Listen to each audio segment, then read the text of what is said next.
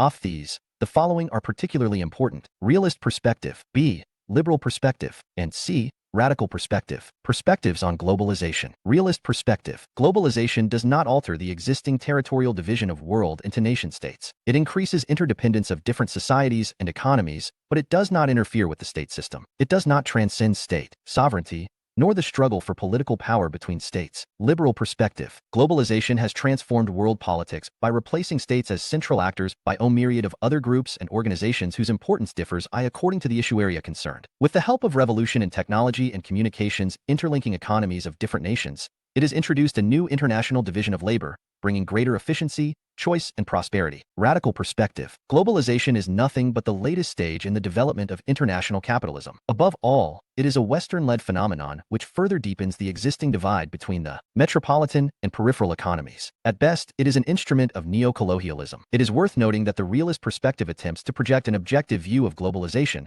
but it largely evades its critical evaluation from the viewpoint of developing nations. The liberal perspective seems to be biased in favor of advanced nations, while the radical perspective sees it as a source of injustice towards developing nations. Resistance to globalization largely comes from the radical circles. Instead of rejecting it altogether, the developing nations must resist only those aspects of globalization which can be proved to imply injustice towards their economy or polity. They should also try to take advantage of new opportunities of economic development thrown open to them by the process of globalization. 10. Diverse perspectives on the state. C. Concept of the state comprises the core of political thought. Political thought has been defined as thought about the state, its structure, its nature, and its purpose. There is a long tradition of political thought. Several political thinkers and schools of thought have developed ideas about the nature and purpose of the state according to different points of view. When new ideas appeared, old ideas were criticized or modified. In the realm of political philosophy, it is not necessary that old ideas be dead before the new ideas become acceptable. Unlike the principles of natural sciences, such as physics, chemistry, and biology, the old and new principles of political theory exist simultaneously, claiming their rightful place. None of the current political ideas can claim absolute authority or validity. Their merits and demerits need constant examination before arriving at any consistent conclusions. An acquaintance with the diverse perspectives on the state would equip us with valuable insights for dealing with public affairs. Of these, the following may be treated as particularly important: A. V. Organic theory of the state. B. Mechanistic theory of the state. C. Liberal individualist perspective. D. Welfare state perspective. E. Class perspective. Communitarian perspective. G. Post-colonial perspective. Gandhian perspective. Feminist perspective. And pluralist perspective. Our purpose should be to bring out complexity of the problem, and not to pronounce any final verdict. Political theory can only provide provisional solution or a working formula in the light of understanding of a given situation, but debate must go on as and when a new genius enters the fray. I. Organic theory of the state. The organic or organismic theory of the state represents the earliest thinking about the nature of the state, although it has received some new interpretations. 231. In recent times. In a nutshell, this theory compares the state with an organism or a living body, and the individuals with its organs. This has two obvious implications. In the first place, since the existence and worth of the organs depend on the existence of the organism, so the existence and worth of individuals depend on the existence of the state. Secondly, different organs are fit to perform different functions within the organism. Some of them are naturally superior to others. Likewise, different groups and classes in society are naturally fit to perform different functions. Some are destined to enjoy a superior position in relation to others in the interests of the entire society. The state as a natural institution. Organic theory of the state regards the state as a natural institution. According to this view, you cannot imagine the existence of man, that is, as a civilized being, without the existence of the state. Thus, ancient Greeks held the view that the state comes into existence for the sake of life, and continues for the sake of good life. In other words, the existence of the state is an essential condition of the existence of man as a civilized being. That is why Aristotle held that man by nature is a political animal. One who lives without the state is, in Aristotle's view, either a beast or a god. The state is so fundamental to human existence that Aristotle declared in his typical style, "State is prior to man." This is not intended to describe a historical fact, but to make a logical point, since you cannot think of man as such, that is, one who is neither subhuman nor superhuman, without thinking of the state, as you cannot think of an organ without thinking of its position in an organism. Thus, Aristotle, Politics, Book I, describes the relation between the individual and the state as follows. The state is by nature clearly prior to the family and to the individual, since the whole is of necessity prior to the part. For example, if the whole body be destroyed, there will be no foot or hand, except in an equivocal sense, as we might speak of a stone hand. For when destroyed, the hand will be not better than that. The proof that the state is a creation of nature and prior to the individual is that the individual, when isolated, is not self-sufficing, and therefore he is like a part in relation to the whole. But he who is unable to live in society, or who has no need because he is sufficient for himself, must be either a beast or a god. The view of the state as a natural institution was challenged by the scientific revolution of the 17th century, which advanced the mechanistic theory of the state. However, towards the end of the 18th century and throughout the 19th century, men became dissatisfied with the mechanistic theory, which looked upon individuals as spare parts of a machine. This led to a renewed interest in the organic theory of the state for a meaningful explanation of the relation between individual and the state. Edmund Burke, 1729-97, the chief exponent of conservatism, argued that the state was the product of a process of historical growth, which he often likened to the growth of a living organism. Like an organism, Burke argued,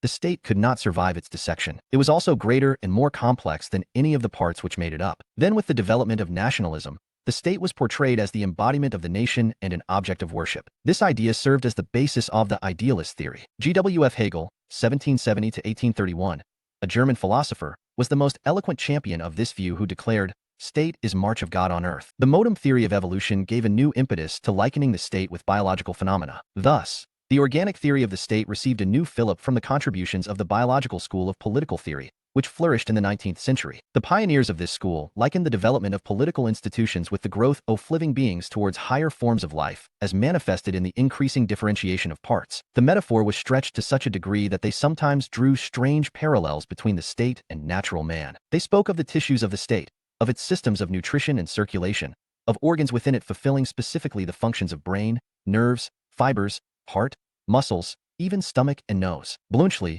1801-81, went to the extent of saying that the state was the masculine sex, while the church was feminine. The state as an ethical institution. The second implication of the saying that the state comes into existence for the sake of life and continues for the sake of good life is that the state is an instrument of good life. In other words, living in a state enables man not only survive but also secure an excellent life. Accordingly, the state has a moralizing effect on the life of man, so that, by performing his duties and enjoying his rights as a citizen of the state, man is able to achieve moral excellence. Thus, the organic theory views the state as an ethical institution. The ethical foundations of the state, as envisaged by the organic theory, rest on the differentiation of functions. Aristotle, like any other champion of the organic theory, believes in the natural differences between the capabilities of different individuals. He declares in clear terms, "From the hour of birth, some men are marked out for subjection and others for rule. Thus, some are destined to be masters and others to be slaves." In this way, Aristotle treats slavery as a natural institution and defends it on the grounds that the masters are endowed with a high degree of virtue which can be preserved by enjoying the leisure, while the slaves can benefit from that virtue by serving their masters. Thus,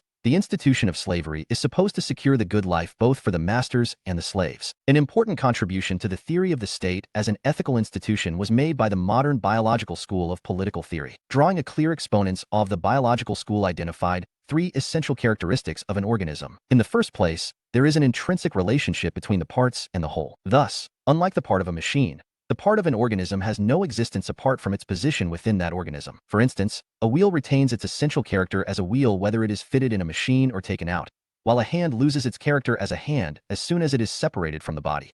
Secondly, an organism shows organic unity of its parts, and it tends to grow from within. In a machine, old parts can be replaced by the new, but an organism cannot be altered by substituting new parts for old, yet it can transform itself gradually through natural growth. And finally, an organism exists as an end in itself, while a machine is, at best, a means to an end which exists outside itself. The exponents of the biological school maintain that the state possesses all the three characteristics of an organism and, therefore, it should be regarded as organic in nature. Thus, they recognized an intrinsic relation between man and the state. As an organism is the real source of life and energy for its parts, so the state is the spring of good life for its citizens. Some writers even claim that the state represents the developed form of the rational nature of man, and therefore eulogize the state as a moral organism, superorganism, and an organism of organisms. Some of them attributed personality to the state and glorified it as a real person or a superperson. As distinct organs of an organism, such as hands, feet, or teeth, can have no real interest of their own apart from the interest of the organism itself, so the interests of individuals could not be distinguished from the interest of the state. Thus, the champions of the organic theory claimed that individuals could have any rights within the state, but they could never have any rights against the state. True freedom of the individual lies in obedience to the laws of the state. One critical estimate. Indeed, the organic theory of the state has been in vogue since ancient times. It was challenged by the mechanistic theory in the 17th century, but its arrival in the 19th century is an ample proof of its strength. The organic theory views the state as the greatest institution which helps man achieve the highest development of his potential. However, in spite of some merit, the weaknesses of the organic theory are quite striking. Subordination of man to the state. In this theory, man is completely overshadowed by the state. His personality is not only subordinated but submerged in the personality of the state. In this scheme, man is treated as no more than a conduit pipe for the divine energy, as a passive creature for whom things must be done, not as a being who finds fulfillment in positive activity. The individual is not allowed to take a stand at the instance of his own conscience, because he cannot rise above his predetermined position within the framework of the state. The organic theory, in fact, visualizes the attributes of an ideal state and prescribes relations between man and the state accordingly. In actual practice, however, the state is represented by a set of men exercising the powers and functions of the state. Now there is no mechanism to ensure that these men will display the same degree of wisdom, sincerity, and responsibility as attributed to an ideal state. Thus, in its actual working, the organic theory subjects men to the authority of state officials, legislators, ministers, judges, bureaucrats, military commanders, etc., who may be as imperfect as their subjects, if not more than they are. At times, state officials may take decisions according to their narrow selfish interests. Disastrous decisions may be taken at whim of the decision-makers, displaying their utter lack of vision. If the authority of such decisions is considered absolute and beyond challenge, and if all citizens are required to sacrifice everything in the name of the state, such decisions are bound to destroy the state itself. The experiences of the Nazi and fascist regimes in Germany and Italy respectively during the period between the two world wars offer a striking example of such an eventuality. Distorted view of freedom. The organic theory postulates that man can have no rights against the state, and thus leaves no safeguards for his liberty. In fact, it reduces the liberty of the individual to obedience to the commands of the state. It ignores the distinction between the state and society while determining the extent of the authority of the state. Robert M. McIlver, The Web of Government, 1965, has, therefore, rightly observed, if we do not distinguish society, with its countless uncentralized relationships and activities, from the state, with its specific centrally coordinated activities, we are on the dangerous road to totalitarianism. Then we shall demand that men surrender themselves, their all, to the state, which means that government becomes the complete master of men. This sort of queer logic has been invoked by several thinkers and statesmen for a complete suppression of man's freedom. As McIlver has Berther pointed out, this is the road Rousseau opened up when he spoke of Orc and GB free. This is the road Fichte and Hegel prepared, me forerunners of the ruinous and finally nihilistic doctrine of fascists and Nazis. This is the road that, under the signs of liberty and unity, invites men to the concentration camp and the death of the creative spirit. Nihilism.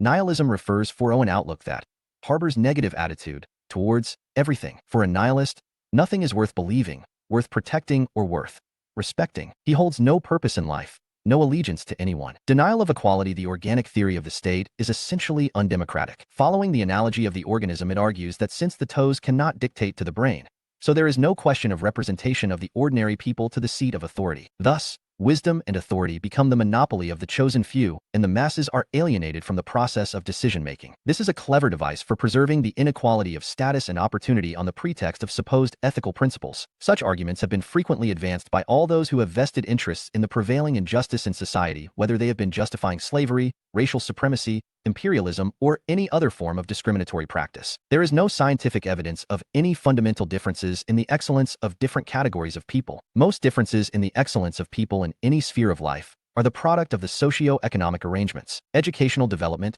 economic opportunities, adequate health care, and cultural participation, wherever provided, have always helped develop their excellence, which was never recognized by the champions of the organic theory of the state. Mechanistic theory of the state. Idea of the social contract. Mechanistic theory of the state, as distinguished from organic theory of the state, arose in a particular historical setting when several factors contributed to its development. The growth of the physical sciences in 17th century Europe tended to transform men's ideas about society and the state. It was now argued that since nature itself behaved like a machine, governed by universal laws to be discovered by observation and reason, so society and the state should also be understood as mechanisms. Thus, the social order came to be understood as a part of the natural order, and any interference with the spontaneous adjustment between individuals was thought to be detrimental to the smooth functioning of the social order. This idea of non-interference highly suited the interests and aptitudes of the new middle class, the merchants and the industrialists who flourished in those days in the climate of a free market society. The philosophy of liberalism emerged against this background, which sought to protect the social and economic interests of this class. RTTI 2. Liberalism. Liberalism refers to a principle of politics which regards liberty or freedom of individual as the first and foremost goal of public policy. Liberty, in this sense, implies liberation from restraints, particularly from the restraints imposed by an authoritarian state. This principle was evolved in the West in late 17th century in order to liquidate feudal privileges of the landowning class and to create favorable conditions for the new entrepreneurial class to enable them to contribute to social progress. This new perspective on the state was particularly strengthened from two sides.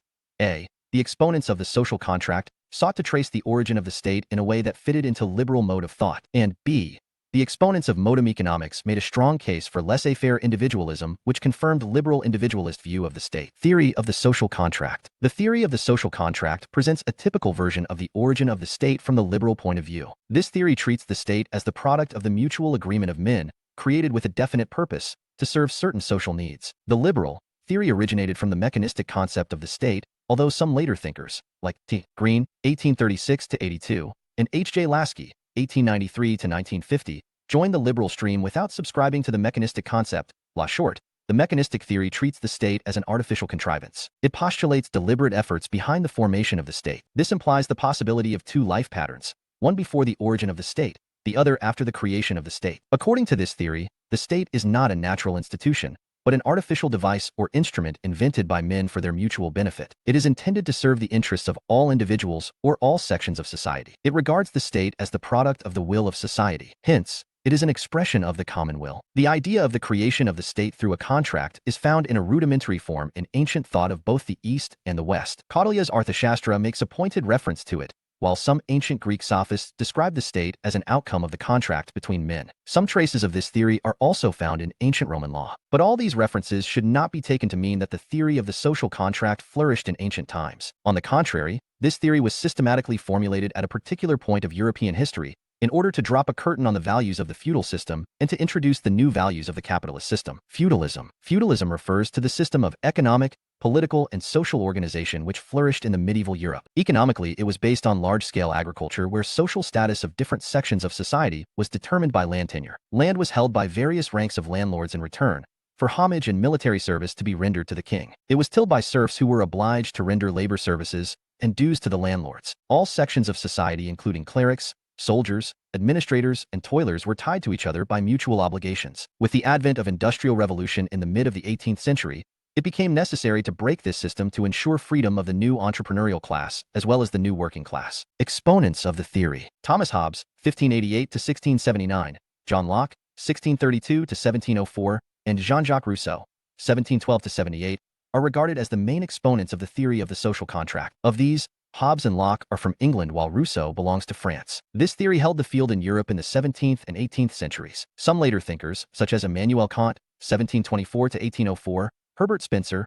1820-1903, John Rawls, 1921-2002, and Robert Nozick, 1938-2002, made use of this theory to elaborate their own systems of thought. Hobbes was a tutor to William Cavendish, the son of Earl of Devonshire. He sought to justify the absolute power of the sovereign in his famous work Leviathan, 1651. He condemned the Civil War of 1642 as he saw in it the forces of disintegration. He sought to establish the absolute sovereignty of the state as an essential condition of social solidarity. Locke, on the other hand, sought to justify the Glorious Revolution of 1688. He was an ardent advocate of constitutional monarchy. In his two treatises of civil government, 1690, Locke argued that if the monarch ever behaved in a despotic manner, the people had the right to remove him from authority. Brought up in the tradition of British conservatism, Locke was not the sworn enemy of monarchy, but he sought to establish it in the consent of the people. Glorious Revolution. In the history of England, Glorious Revolution refers to the momentous event of 1688 when King James II was dethroned. In his place, his daughter Mary and her husband William of Orange were enthroned. James was an absolutist. Mary and William accepted the condition of ruling with the advice of Parliament. In this bloodless revolution, an absolute monarchy in England was replaced by a constitutional monarchy. Rousseau had no such particular purpose to serve, yet he was a brilliant writer whose ideas not only inspired poets and men of letters, but induced the revolutionary upsurge that shook the French polity to its foundations. He is regarded as the source of inspiration of the Great French Revolution, 1789. Outline of the theory. Social contract theory of the origin of the state implies that there was a time when men lived, or would have lived without any recognized civil law, without the state. This stage or life pattern of men is described as the state of nature. Then the state was created through the voluntary agreement of all individuals who constitute the state. Hobbes, Locke, and Rousseau have drawn different pictures of the state of nature, the terms of the contract, and the character of sovereignty which came into existence as a consequence of the birth of the state. It is important to note here that the whole theory of the social contract is based on speculation. It seeks to trace the origin of the state through logic, not through historical or scientific evidence. Locke refers to a historical fact to illustrate this point. The Mayflower Compact, 1620.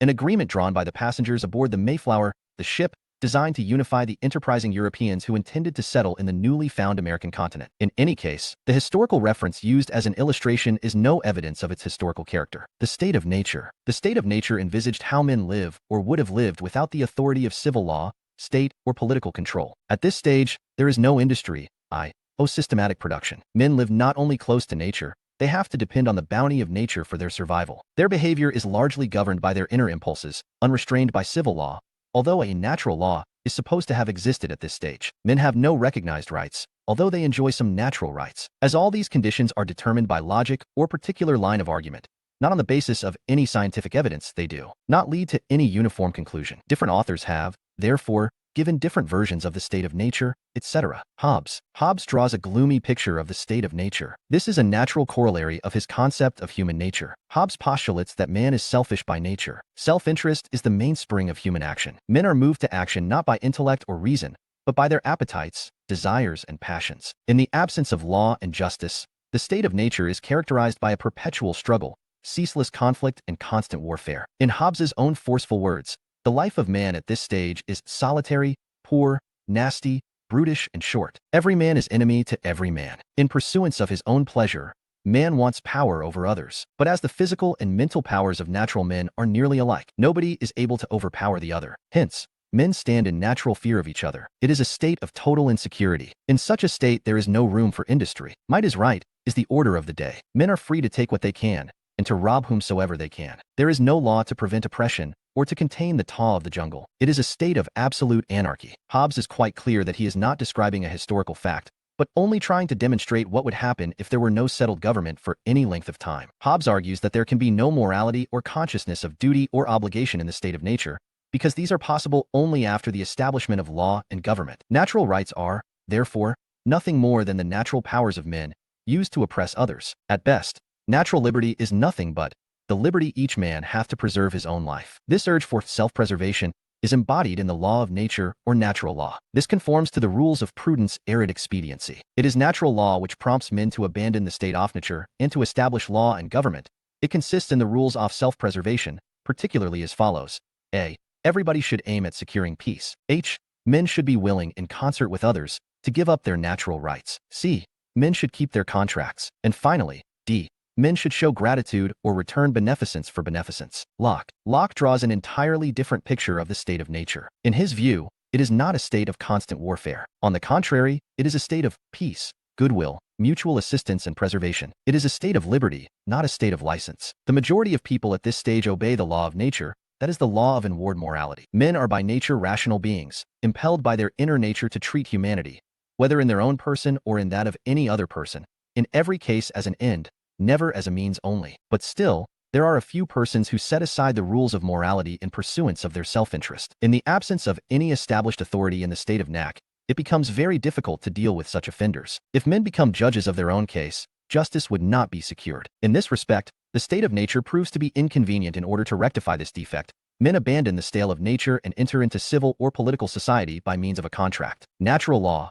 according to Locke, consists in the rules of morality implanted in the human conscience. Natural rights consist in the perfect freedom and equality of every man, not only to preserve his property, that is his life, liberty, and estate, against the injuries and attempts of other men, but to be judge of and punish the breaches of natural law committed by others. When men enter into political society, they surrender their natural rights to be judges in case of breaches of law. This power is now vested in the community instead of individuals, but they still retain their natural rights to life, liberty, and property. Locke's picture of the state of nature is, again, hypothetical, not a historical account. As W. D. Jones, Masters of Political Thought, Volume 2, 1971, has elucidated, Locke means by the natural law a rule for human behavior only, and one which is not a description of how men do behave, but a statement of how they ought to behave. Hence, by his state of nature, paradoxically enough, Locke primarily means something which is not natural or historical. By saying, for instance, that in a state of nature men are free and equal, he does not merely mean that there was a time in the past when men were, in fact,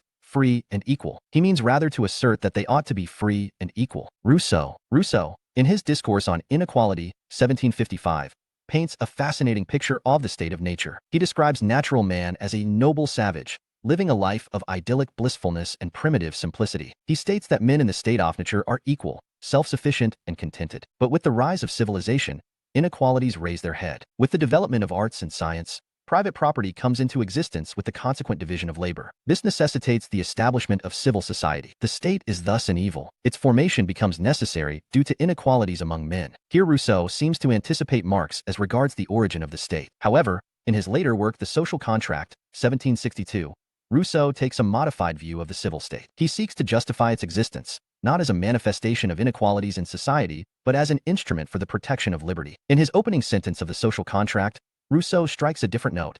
Man is bomb-free, but he is everywhere in chains. He seems to make the point that the civil state has deprived man of his natural liberty, but he immediately proceeds to ignore this question and attempt a justification of this change. He seeks justification of authority in the natural agreement among men. So he observes, since no man has a natural authority over other men, and since might never makes right, it follows that agreements are the basis for all legitimate authority among men. When men abandon the state of nature to enter into civil society through the social contract, their loss is handsomely compensated. As Rousseau asserts, what man loses by the social contract is his natural liberty and unlimited right to all which attracts him and which he can obtain. What he gains is civil liberty and the property of what he possesses. Terms of the contract. Corresponding to their notions of the state of nature, natural law, and natural rights, Hobbes, Locke, and Rousseau have given different interpretations of the terms of the social contract. Hobbes postulates a single contract by which men abandon the state of nature and establish society and state together. Through this historical fiction, he tries to convey a philosophical truth that the government does not rest on sheer force. It rests on the will of the people. The social contract, according to Hobbes, is concluded among the people themselves who emerge from the state of nature. The sovereign is not a party to the contract. According to Hobbes's logic, the sovereign did not exist before the conclusion of the contract. He comes into existence as a result of this contract, hence he cannot be a party to the contract. It is a contract of each with all and of all with each, to set up a sovereign authority. By this contract, every man gave up his natural rights and powers to a common power, who would keep them in awe and give them security. Men entered into the social contract to set up a ruler, as if every man should say to every man, I authorize and give up my right of governing myself to this man, or to this assembly of men, on this condition, that thou give up thy right to him, and authorize all his actions in like manner. Thus the social contract brings a sovereign into existence who enjoys supreme and absolute authority. All men in society, apart from the sovereign himself, become his subjects. All natural rights of men are surrendered to the sovereign once and for all. The powers conferred on him cannot be withdrawn, because if men chose to revive their natural rights, they would revert into the state of nature, characterized by anarchy and total insecurity. One Hobbes, therefore, does not admit people's right to revolt or revolution. On this basis, he condemned the English Civil War of 1642. Since, according to Hobbes, the state and society come into existence together through a single contract, repudiation of the contract would result not only in the overthrow of the government, but the disintegration of society itself. That is why Hobbes treats sovereignty as absolute, indivisible, and inalienable. He creates unlimited political obligation. Hobbes's theory of the social contract would appear flawless only if a perfect and infallible person or assembly could be found and established as sovereign. But how can imperfect mortals justify the exercise of such a universal and absolute authority in the real world? Hobbes cleverly evades this fundamental question. Locke tries to overcome this difficulty by postulating several stages of the contract. As Jeremy Waldron has elucidated, contract and consent have 3 stages in Locke's description. First, men must agree unanimously to come together as a community and pool their natural powers so that they can act together to uphold one another's rights. Second, the members of this community must agree by a majority vote to set up legislative and other institutions. Third, the owners of property in a society must agree, either personally or through their representatives, to whatever taxes are imposed on the people. The Blackwell Encyclopedia of Political Thought, edited by David Miller, 1987. This theory of several stages of the contract marks a clear departure from Hobbes's position. Hobbes postulates that society and state are formed together. They are dissolved together. On the contrary, Locke believes that society and state were created in different steps. Creation of society is the primary step. Setting up of the government is a secondary step. So, if the government is dissolved, society does not disintegrate. Order will be restored by setting up another government in its place. In Locke's system of thought, the nature of government resembles a trust. In other words, a government, like a trust, is bound to act within the terms of its constitution. By drawing a distinction between the process of formation of society and state, Locke places government under the control of society. This leaves no scope for absolutism. As Waldron has significantly observed, absolutism of the kind Thomas Hobbes envisaged is ruled out on the grounds that people hold their natural rights to life and liberty as a sort of trust from God and therefore cannot transfer them to the arbitrary power of another. Since government is set up to protect property and other rights and not to undermine them, the government may not take or redistribute property without consent, ibid. F. While Hobbes creates absolute sovereignty, Locke evolves a constitutional government. Hobbes postulates an unconditional surrender of natural liberty to the sovereign, because in his system of thought natural liberty is the source of constant conflict and consequent anarchy. Locke postulates conditional and partial surrender of natural rights, because some natural rights are fundamental. They cannot be given up because they are the cornerstone of human freedom. According to Locke, people give up their natural right to judge of and punish the offenders of natural law in their own case, or in the case of other persons. This right is now vested in the community, the common power, or the government, which assumes the role of umpire. But this right is surrendered on the condition that their rights to life, liberty, and property will be protected and kept intact. Society retains the authority to watch whether the government is exercising its powers strictly in accordance with the terms of the contract or not. This implies, a, in the first place, that government must govern with the consent of entire people. 1. It is the people who are endowed with the faculty of reason, conscience, sense of morality, knowledge of right and wrong. Government is created by the will of the people, but as an artificial device, it cannot embody superior reason. And t. Secondly, if in any case the government falters from its duty, the people have the right to overthrow that government and set up another government in its place. Thus, Locke recognizes the people's right to revolution. It is on this basis that he justifies the bloodless or glorious revolution of 1688, which had led to the flight of James II from England and the establishment of William and Mary on the throne. It is significant that Locke treats right to property as a fundamental natural right which cannot be surrendered to the government. He proceeds on the assumption that property consists in one's fruit of labor. Locke argues that when an individual mixes his labor with natural resources, this act is sufficient to establish his exclusive right on the product which does not depend on the consent of other people. Locke's theory of taxation is also based on his notion of the citizen's right to property. He postulates that the government should take only what is necessary to carry on its business. It has no power to take anything more without the owner's consent. Rousseau, like Hobbes, postulates a single contract, and thereby creates absolute, indivisible, and inalienable sovereignty. But Rousseau distinguishes himself as an exponent of popular sovereignty. Sovereignty, according to Rousseau, is not vested in a ruler apart from society itself as Hobbes had assumed. Instead, it is vested in the people themselves. When people enter into the social contract, they relinquish their natural rights in their individual capacity. They surrender these rights to their collective whole. Thus,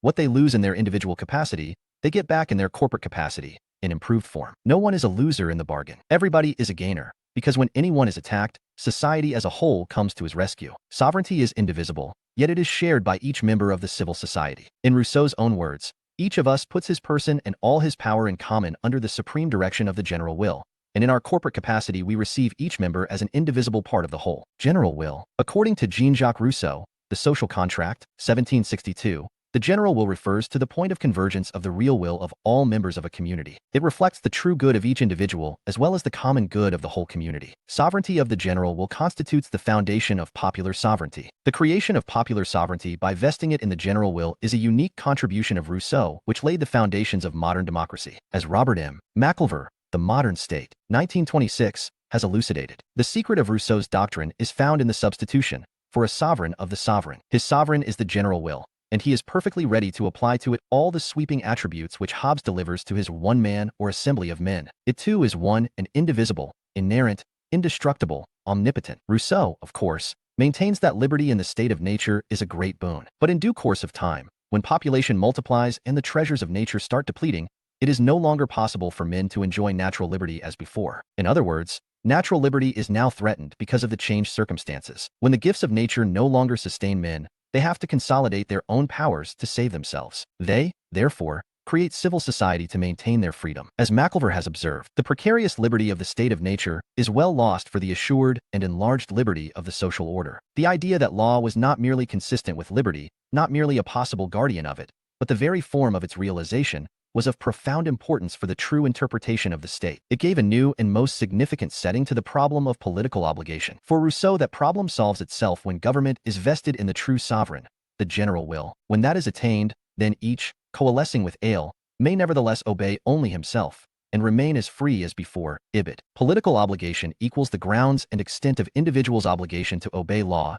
and the commands of political authority. In other words, when man acts in the state against his own will under the direction of the general will, he is not losing his freedom. In fact, the constraint imposed by the general will is instrumental for securing his larger and ultimate freedom, which reconciles freedom of each with freedom of all. Thus, Rousseau, in his typical style, postulates a condition when man can be forced to be free. The concept of the general will is the heart of Rousseau's doctrine, which must be distinguished from other types of human will. As Patrick Riley has elucidated, Rousseau himself insists that the general will is always right, that it is the will that one has as a citizen. When one thinks of the common good, and not of one's own particular will as a private person, the Blackwell Encyclopedia of Political Thought, edited by David Miller, 1987. Subsequent writers have used the distinction between actual will and real will in order to explicate Rousseau's distinction between particular will and general will. The existence of these two types of will is the source of conflict within the mind of man. Actual will is motivated by his immediate, selfish interest. Real will is motivated by his ultimate, collective good. Actual will is reflected in his tower self. Real will is reflected in his higher self. Actual will prompts him towards gratification of his desires. Real will induces him to acts of reason. Actual will is transient,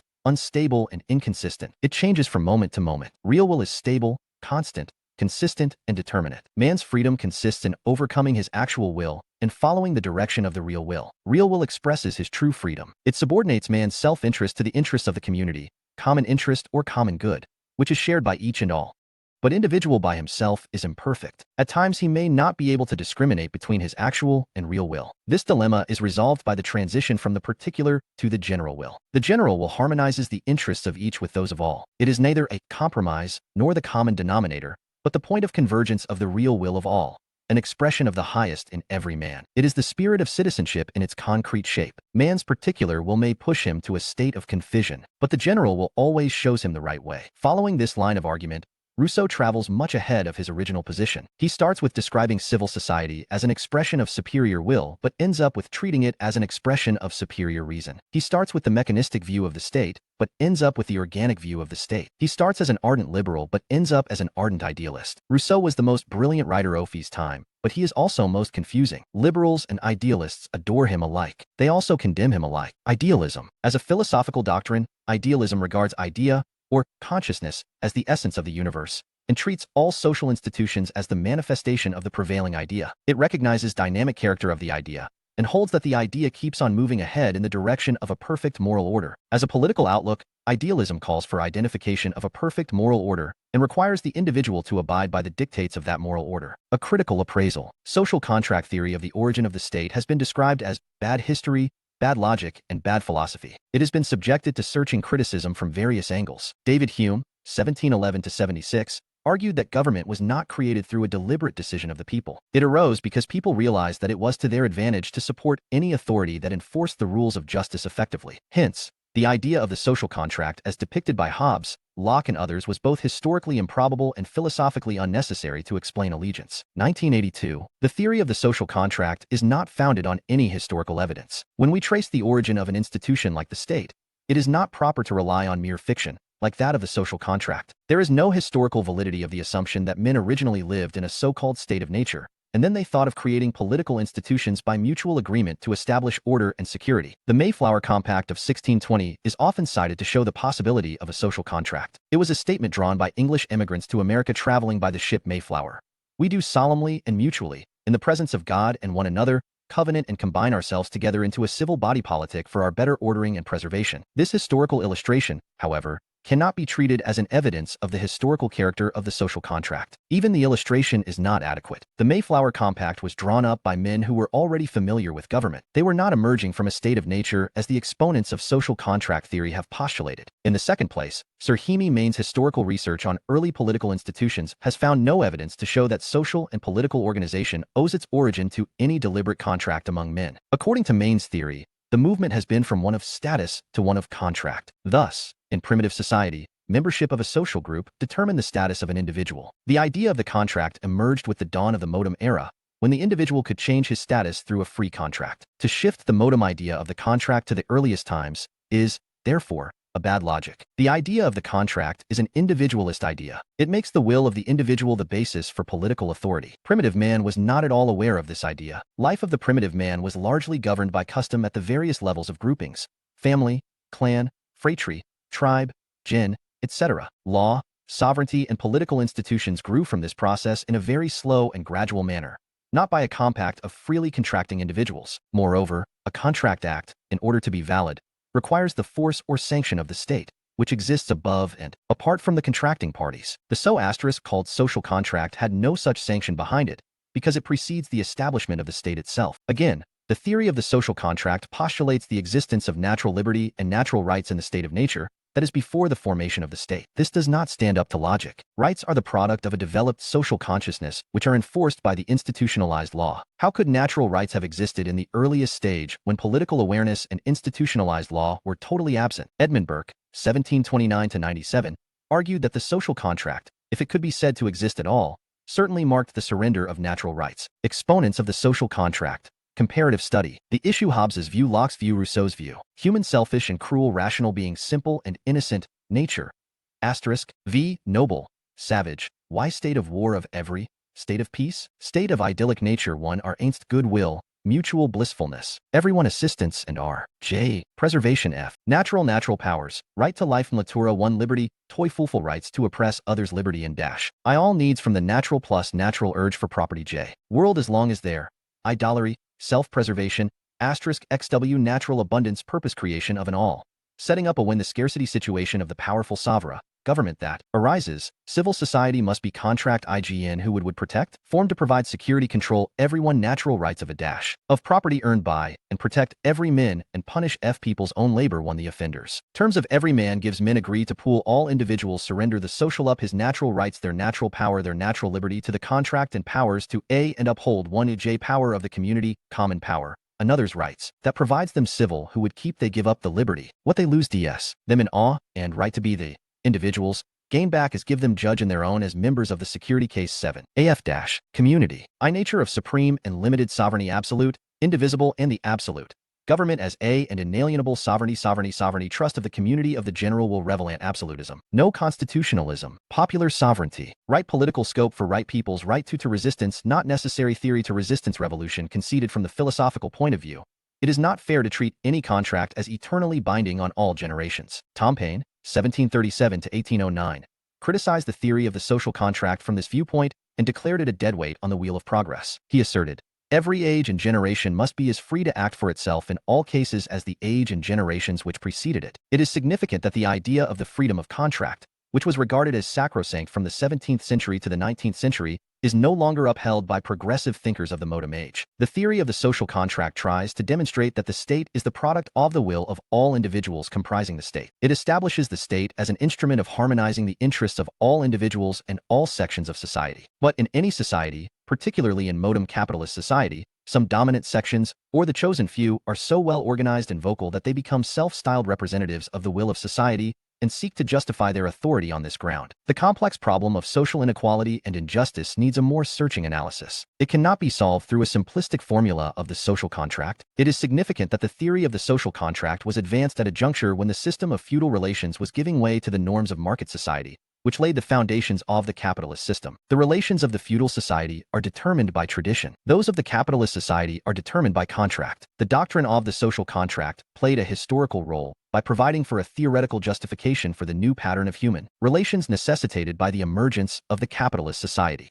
Liberal individualist perspective. Theory of laissez-faire individualism. Theory of laissez-faire individualism was developed by classical liberalism or negative liberalism, which started taking shape in the 18th century and was systematically formulated in the 19th century. It placed individual at the center of its philosophy. It sought to argue that individual is endowed with the faculty of reason, which enables him to find what is most conducive to his interests. Classical liberalism, therefore, advocated individuals' right to freedom of trade, freedom of contract, freedom to bargain, and freedom of enterprise. It postulated private property as the condition of progress, because property was viewed as a product of individuals' labor, ingenuity, and enterprise. Since all freedoms of the individual ensued from the element of reason, they were regarded valuable for society. The profit motive of the individuals and their open competition were, therefore, regarded as functional and, hence, conducive to social progress. The function of the government was to protect individuals' freedom or liberty, to enforce contracts, to guarantee peaceful employment of property, and to provide the external conditions of law and order. With its emphasis on individual as the center of importance,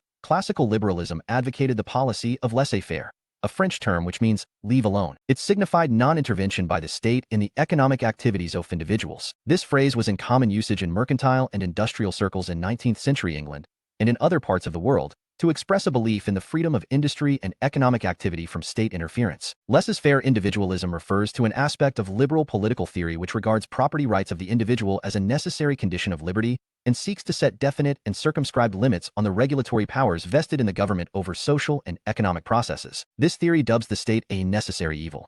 It is evil because it imposes regulations and restricts the freedom of the individual, yet it is necessary because, without its regulation, freedom of the individual cannot be safeguarded. Exponents of the theory. The exponents of laissez-faire individualism include Adam Smith, 1723-90, Jeremy Bentham, 1748-1832, James Mill, 1773-1836, and Herbert Spencer, 1820-1903, British economists and political thinkers. Besides, John Stuart Mill, 1806-73, the famous English economist and political thinker, made an important contribution to the theory of laissez-faire individualism, but the development of his thought marks the transition from negative liberalism to positive liberalism, and thereby he made a unique contribution to liberal theory. Adam Smith. Adam Smith was a Scotsman. He is regarded as the father of the science of economics. His famous work, Inquiry into the Nature and Causes of the Wealth of Nations, 1776, became an important source of the ideas and policies in favor of laissez-faire individualism. Influence of physiocrats. Smith was deeply influenced by the physiocrats, a French school of economic thought which flourished during the 18th century. The physiocrats, who were inspired by Rousseau's early thought, believed in the goodness and bounty of nature and the goodness of man, as he came from the bosom of nature. In their view, government should always strive to conform to nature. So long as men do not interfere with each other's liberty and do not combine among themselves in order to encroach upon the liberty of others, governments should leave them free to find their own salvation. Criminals, madmen, and monopolists should be eliminated. The state should not interfere in the activities of normal and law-abiding citizens. From this followed the doctrine of free trade between nations on grounds of both justice and economy. 4. The greater the competition, the more will each strive to economize on the cost of his labor to the general advantage. Adam Smith learned a lot from the physiocrats, but he sought to eliminate their errors and to develop those ideas which suited his own thinking. He rejected the leading idea of the physiocrats that agriculture was the sole source of the wealth produced. He held the view that commerce and industry, as well as agriculture, were the source of wealth. His main objective was to find out which policy of the state would be conducive to increasing the wealth of a nation and to promoting national prosperity. Concept of economic man. Smith asserted that everyone has a natural propensity to trade. If given a free rein,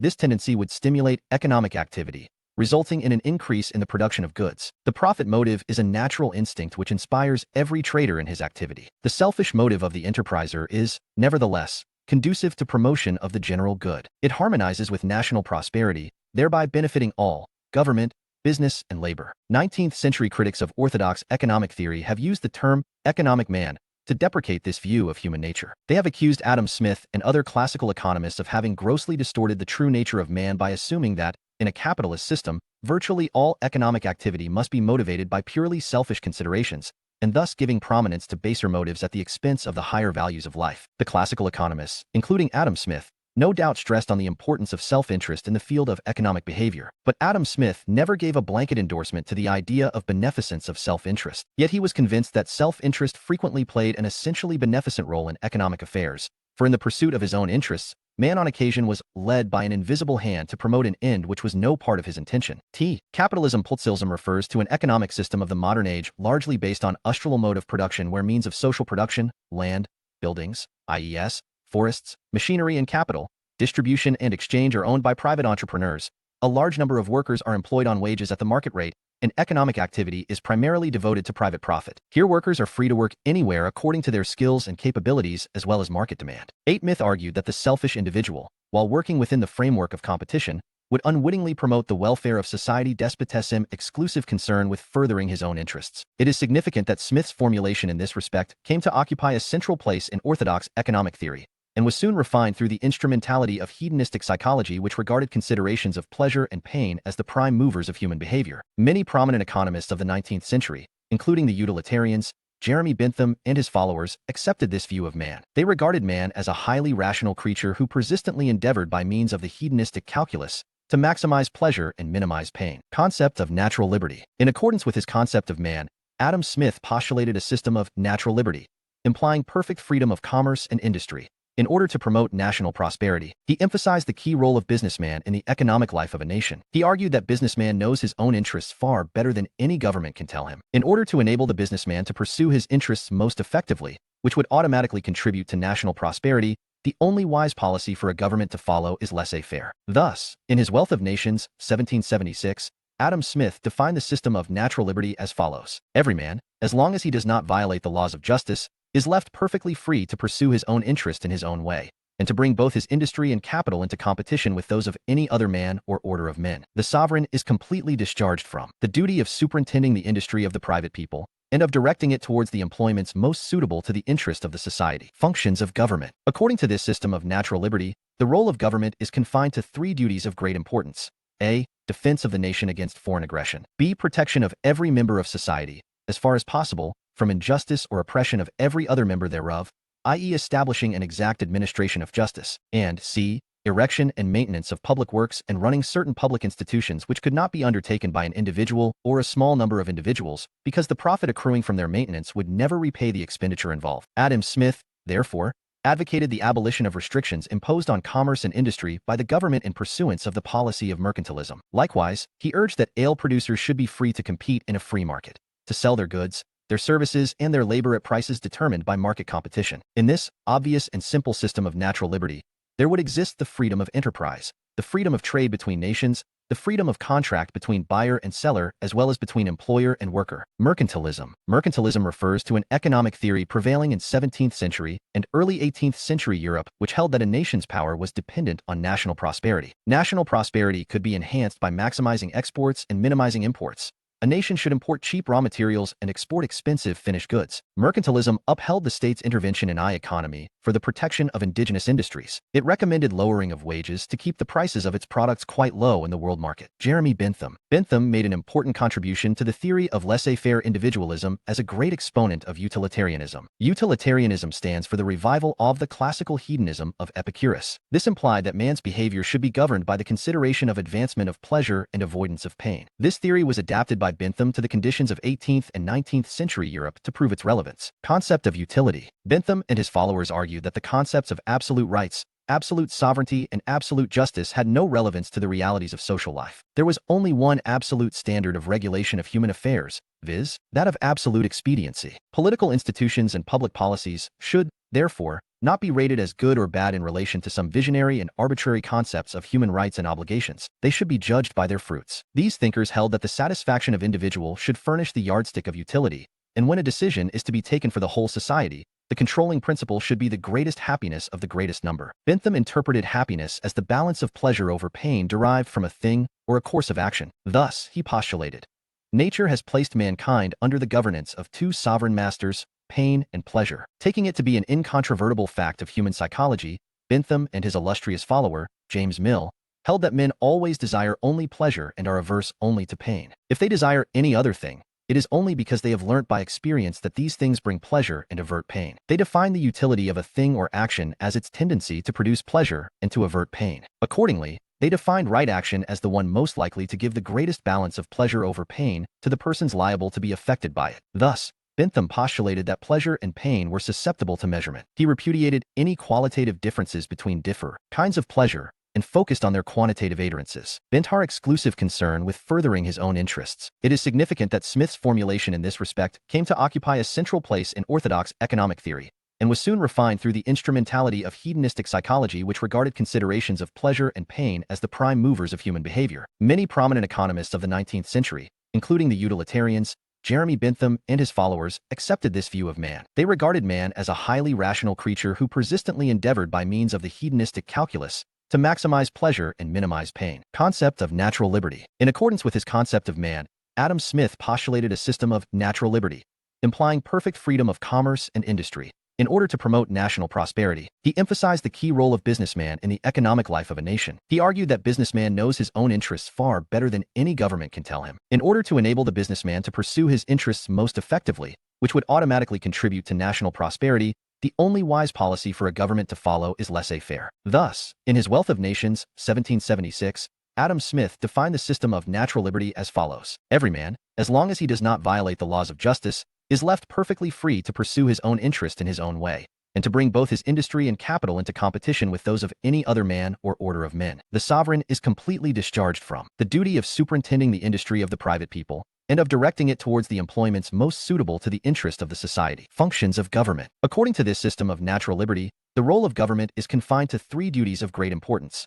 A. Defense of the nation against foreign aggression. B. Protection of every member of society, as far as possible, from injustice or oppression of every other member thereof, i.e. establishing an exact administration of justice. And C. Erection and maintenance of public works and running certain public institutions which could not be undertaken by an individual or a small number of individuals, because the profit accruing from their maintenance would never repay the expenditure involved. Adam Smith, therefore, advocated the abolition of restrictions imposed on commerce and industry by the government in pursuance of the policy of mercantilism. Likewise, he urged that all producers should be free to compete in a free market, to sell their goods, their services, and their labor at prices determined by market competition. In this obvious and simple system of natural liberty, there would exist the freedom of enterprise, the freedom of trade between nations, the freedom of contract between buyer and seller, as well as between employer and worker. 7. Mercantilism. See, mercantilism refers to an economic theory prevailing in 17th century and early 18th century Europe, which held that a nation's power was dependent on national prosperity. National prosperity could be enhanced by maximizing exports and minimizing imports. A nation should import cheap raw materials and export expensive finished goods. Mercantilism upheld the state's intervention in the economy for the protection of indigenous industries.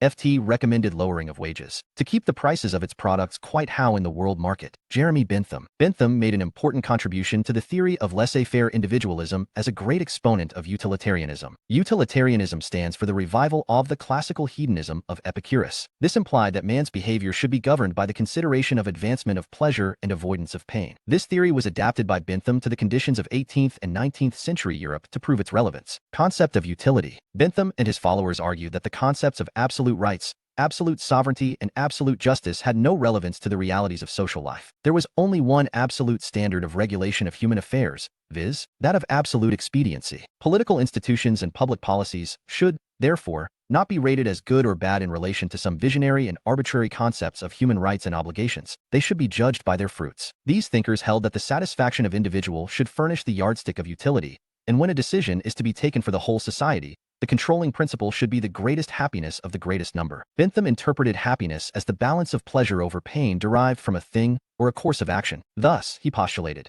nature has placed mankind under the governance of two sovereign masters, pain and pleasure, taking it to be an incontrovertible fact of human psychology.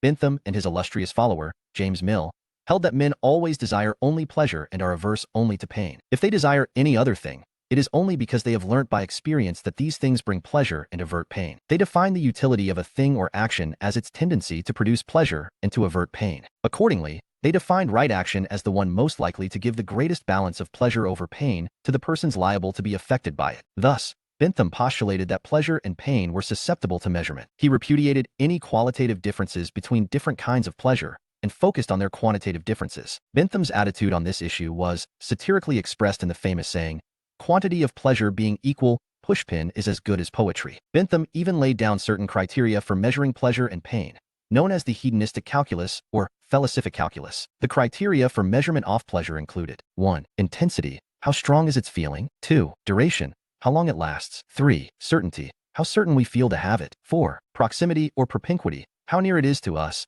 i.e. how early we can have it? 5. Fecundity, does it also produce other types of pleasure? 6. Purity, no pain is mixed with it. And 7. Extent, how many people are affected by it? Of these, the first 6 criteria are meant to judge the utility of a thing or action for the individual, while the 7th criterion, extent, is relevant to judging public policy as expressed in the principle of greatest happiness of the greatest number. Principles of legislation. Bentham rejected the ideology of natural rights and the social contract, yet he subscribed to the sovereignty of reason and proceeded to find a formula for the application of reason to human affairs which should be free from the pitfalls of metaphysical abstraction. H9 repudiated the theory of the general will as something transcending the will of the individual, and defined the interest of the community as the sum total of the interests of the several members who compose it. Thus, he accorded a central place to individual on questions relating to public policy or legislation. He defined the interest of the individual as something which tends to increase the sum total of his pleasures, or to diminish the sum total of his pains. The interest of the community could likewise be discovered by aggregating the interests of all individuals who composed it. Pleasure or happiness should not be taken as a shadowy attribute of some superperson called a social organism, but must find actual expression in the lives and in the experience of definite individuals. With this principle as the guiding star, the legislator is required but to calculate the pleasurable or painful consequences of an action, actual or proposed, and he would know whether it was right or wrong, sound or unsound. Bentham postulated this principle as the sole criterion of determining the greatest happiness of the greatest number, which would serve as a guide to all public policy and legislation. Bentham insisted that in calculating pleasure and pain for the purpose of determining public policy, each individual should be treated as one unit and that none should be given special consideration. Each to count as one, and no one for more than one. Thus he asserted the necessity of treating all men as equals. He did not base his doctrine of equality on natural law. Instead, he proceeded on his original assumption. Men were bound to be happy.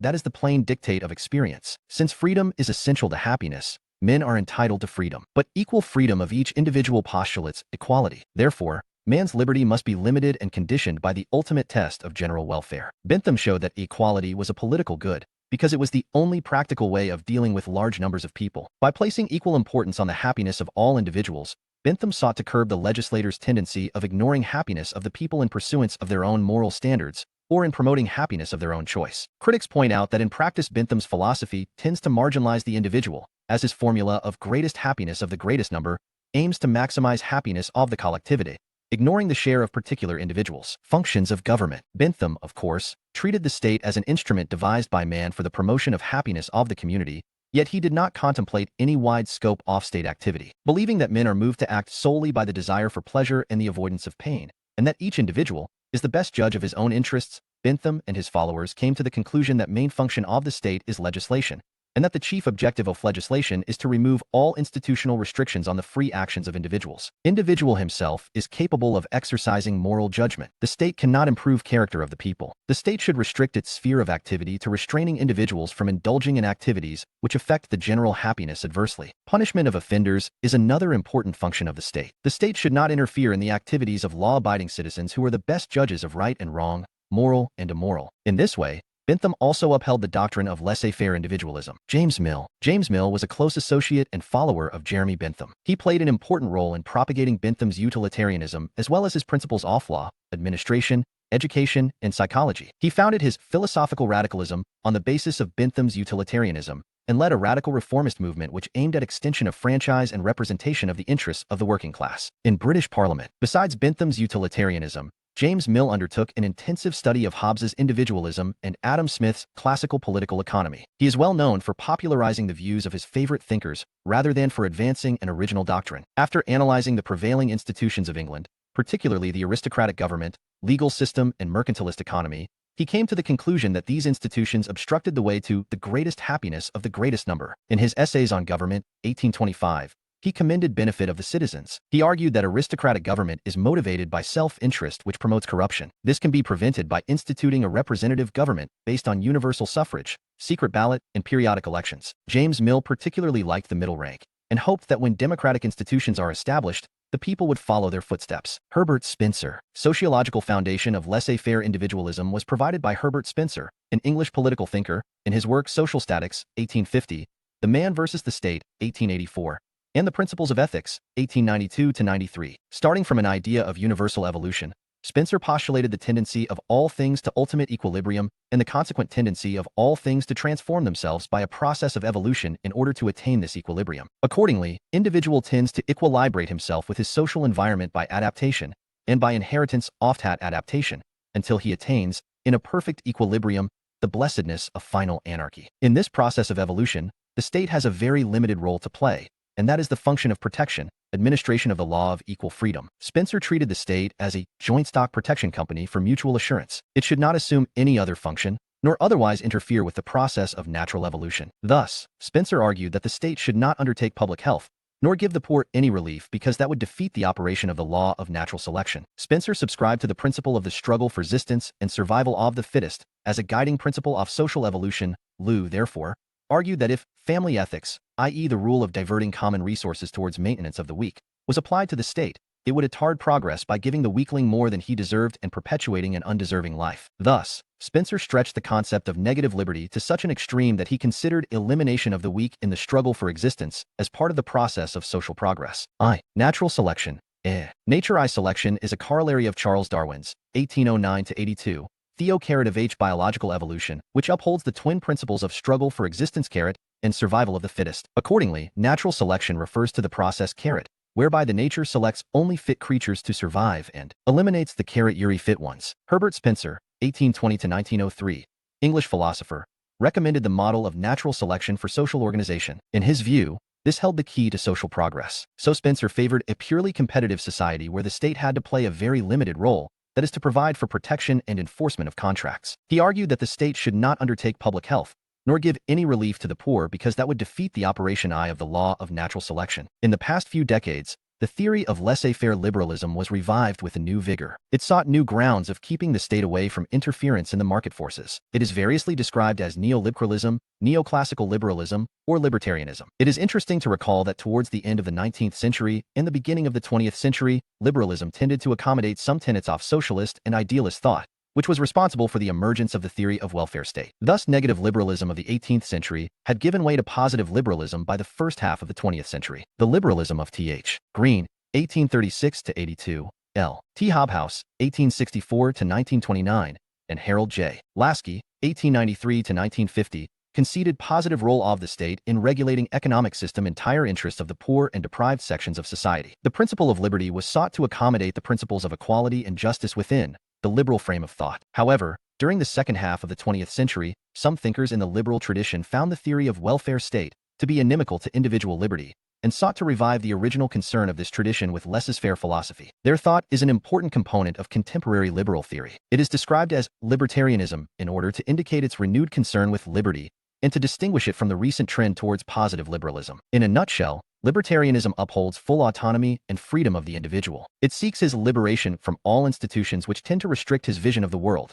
including the institutions of religion, family, and customs of social conformity apart from political institutions. Philosophically, it repudiates the deterministic outlook of human life and maintains that the human personality, character, thought, and actions cannot be construed as an outcome of his circumstances. In other words, it treats man as the maker of his destiny. It is, therefore, hostile to all social and legal restrictions on an individual's freedom of action. In the political sphere, libertarianism particularly insists that man's economic activity must be actively liberated from all restrictions to enable him to achieve true progress and prosperity. Drawing inspiration from the natural rights theory of John Locke, libertarianism holds that certain rights of the individual which precede his political life are indefeasible and these cannot be surrendered in favor of the collectivity. It particularly defends the right to acquire and hold property and the freedom of contract. These rights are by no means the product of the state itself. Hence, the state cannot be allowed to intervene for any artificial balancing of rights. It even condemns taxation of the rich for the benefit of the poor. It argues that taxation for welfare of certain sections of society involves the forced transfer of fruit of one man's labor to another,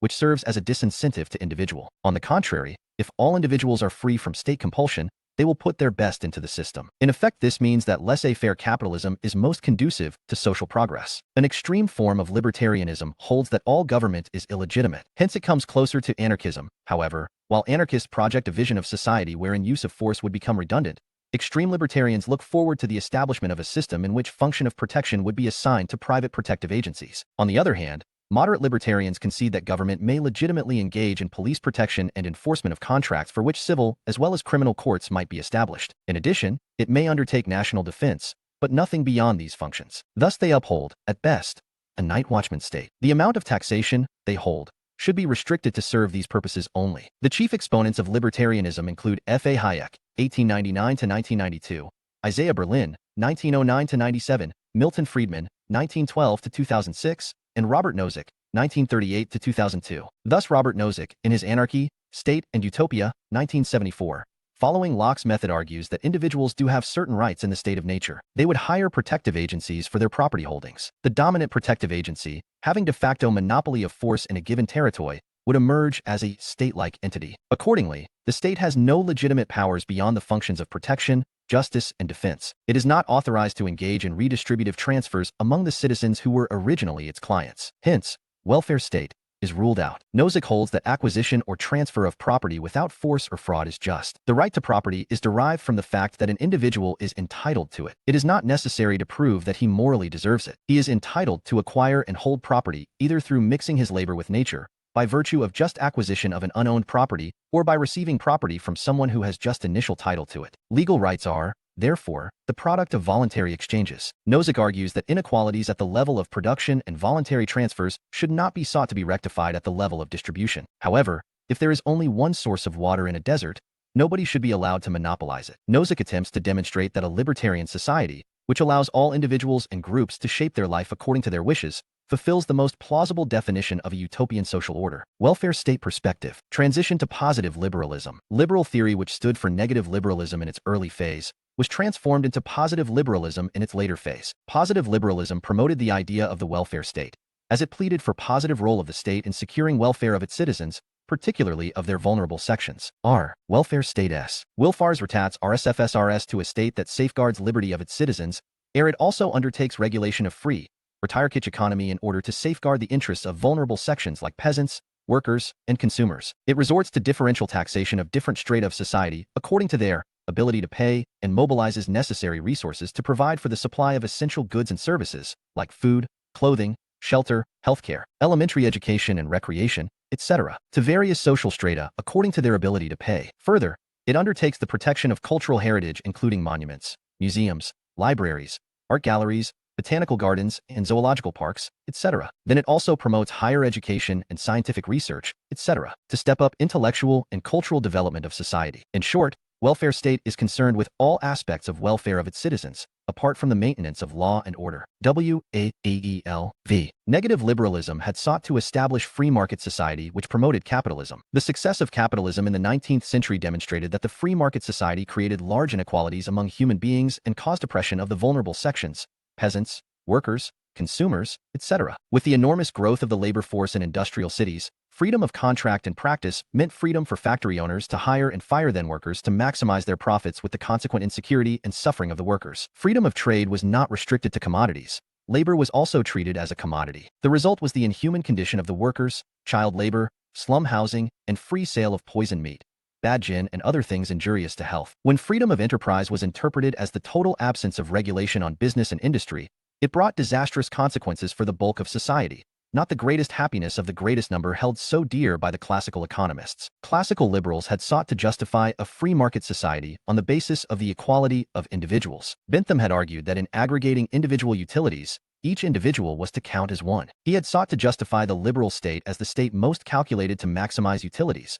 security of life, freedom of individual movement, security of property, etc. He had also postulated that a free market society enabled each individual to maximize his own utility, and therefore brought everyone into productive relations which would thus maximize the aggregate utility of society. But in this process he was caught in a dilemma to reconcile theoretical equality with practical inequality. As C.B. Macpherson, in his Democratic Theory, Essays in Retrieval, 1973, has aptly illustrated, Bentham was clear that the market must be left to determine the allocation of the material product among the individuals who contributed to it by their labor or land or capital, although he saw that Tillies would mean persistent inequality. He acknowledged, indeed, that there was a case for equality of wealth or income. This followed from the principle of diminishing utility, the principle that a second loaf of bread doesn't give a hungry man as much satisfaction as the first loaf, or more generally that the more you have of anything the less the utility to you of any increment. Given this principle, and given that each individual's satisfaction was to count as one, it followed that the aggregate utility of the whole society would be greatest if everyone had equal amounts of wealth. Bentham tried to escape from this dilemma by introducing another element,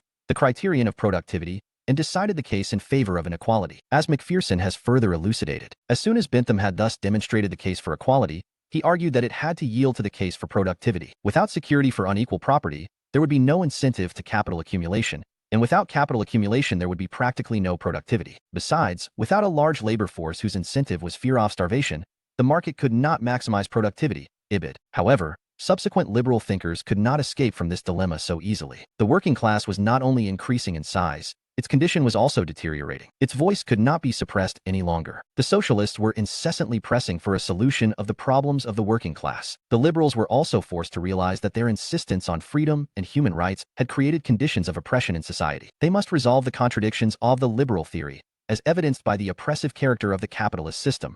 Otherwise, the whole edifice would tumble down. As a result, the tenets of the liberal theory were revised towards the last quarter of the 19th century, and this process of revision went on during the 20th century. Exponents of positive liberalism. John Stuart Mill, 1806-73, was the first prominent liberal thinker who started with a defense of laissez-faire individualism, but on realizing its weaknesses in the light of new socio-economic realities, he proceeded to modify it. In the event, he turned out to be a pioneer of positive liberalism. After Mill, Thomas Hill Green, 1836-82, and L.T. Hobhouse, 1864-1929, Both English political thinkers made important contributions to the theory of positive liberalism. Green and Hobhouse insisted on a positive role of the state in removing social inequalities, and they stated their case eloquently and convincingly. Subsequently, in early 20th century, Harold J. Lasky, 1893 to 1950, English political thinker, and Robert M. McIlver, 1882 to 1970, American sociologist, sought to provide new foundations for the liberal theory, a pluralistic base in lieu of its hitherto individualistic base which was not found to be strong enough. John Stuart Mill. J.S. Mill is the most brilliant of 19th-century liberal thinkers. He played an important role in drawing a distinction between the political and economic spheres,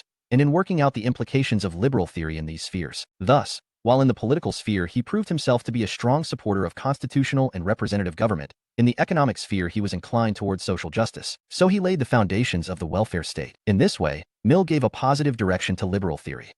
Social justice. Social justice refers to a social policy which seeks to prevent concentration of valuable resources of the community, wealth, prestige, and power, in the hands of the chosen few, and to create a social order which will enable the deprived and underprivileged sections of society to gain a respectable share thereof by virtue of their ability, effort, and need. Revision of utilitarianism. Mill was brought up in the utilitarian tradition of Bentham. He was also an ardent champion of individualism. As C.M. Joad, in his Introduction to Modern Political Theory, 1924, has elucidated, Mill, in common with other utilitarian thinkers, insists on regarding every political question in terms of the happiness or unhappiness of human beings, and not in terms of an abstraction such as the general will or the personality of the state, while conceding, therefore, the contention of the absolutist that since the state is a natural growth or organism, it is only in the state that the individual can enjoy the fullest happiness of which his nature is capable. He goes on to point out that this admission does not mean that the state does not exist for the happiness of individuals. He then proceeds to draw the conclusion that it is the business of government actively to promote the happiness of individuals,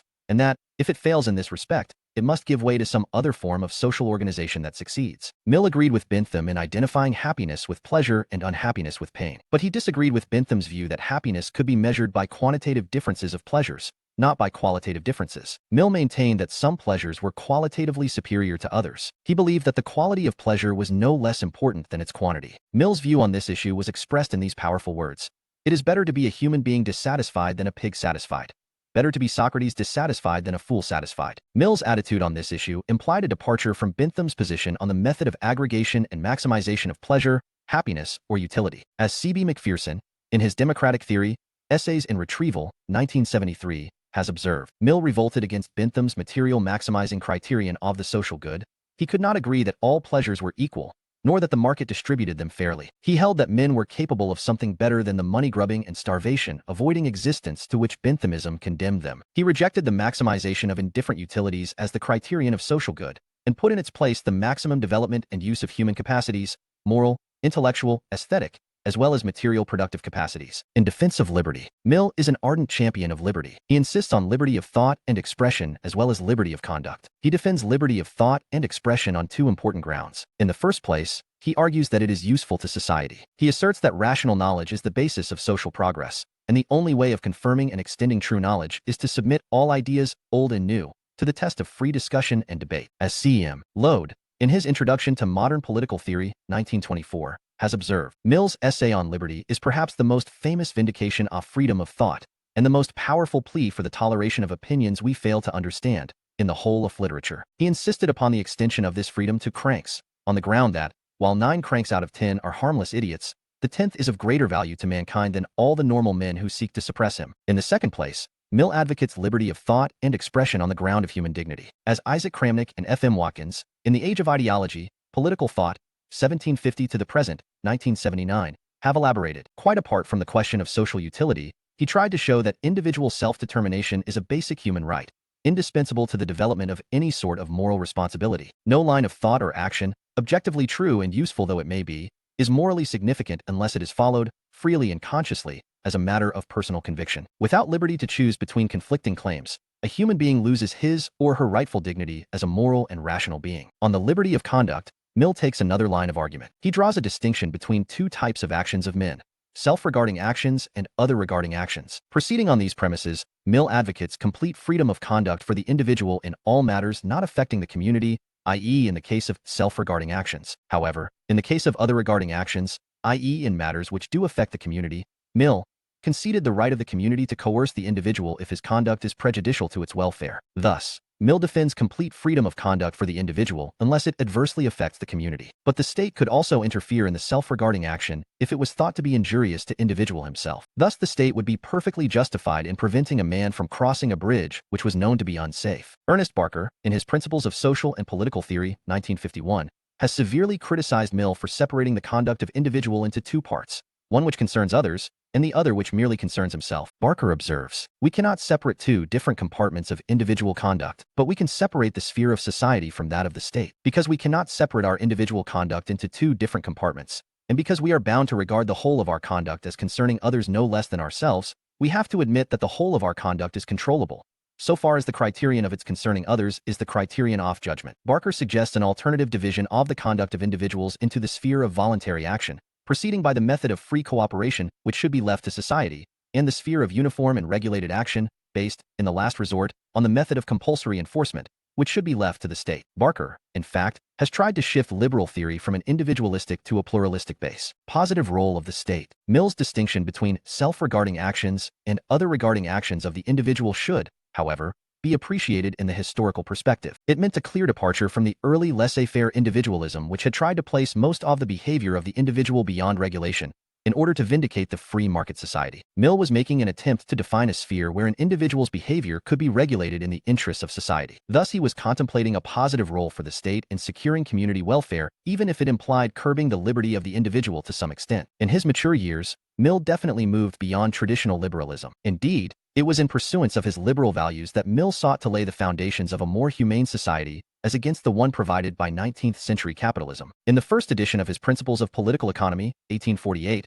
Mill had attacked socialism, but in its last edition, 1866, he revised his views on the right to property as he realized its implications as the basis of the capitalist system. He argued that the right to property was not absolute or sacrosanct, and went to the extent of advocating considerable restrictions on the rights of inheritance and bequest. He maintained that the right to property in land was not sacrosanct because no man made the land. It was the original inheritance of all mankind. Rent was the effect of natural monopoly, not a product of an individual's effort.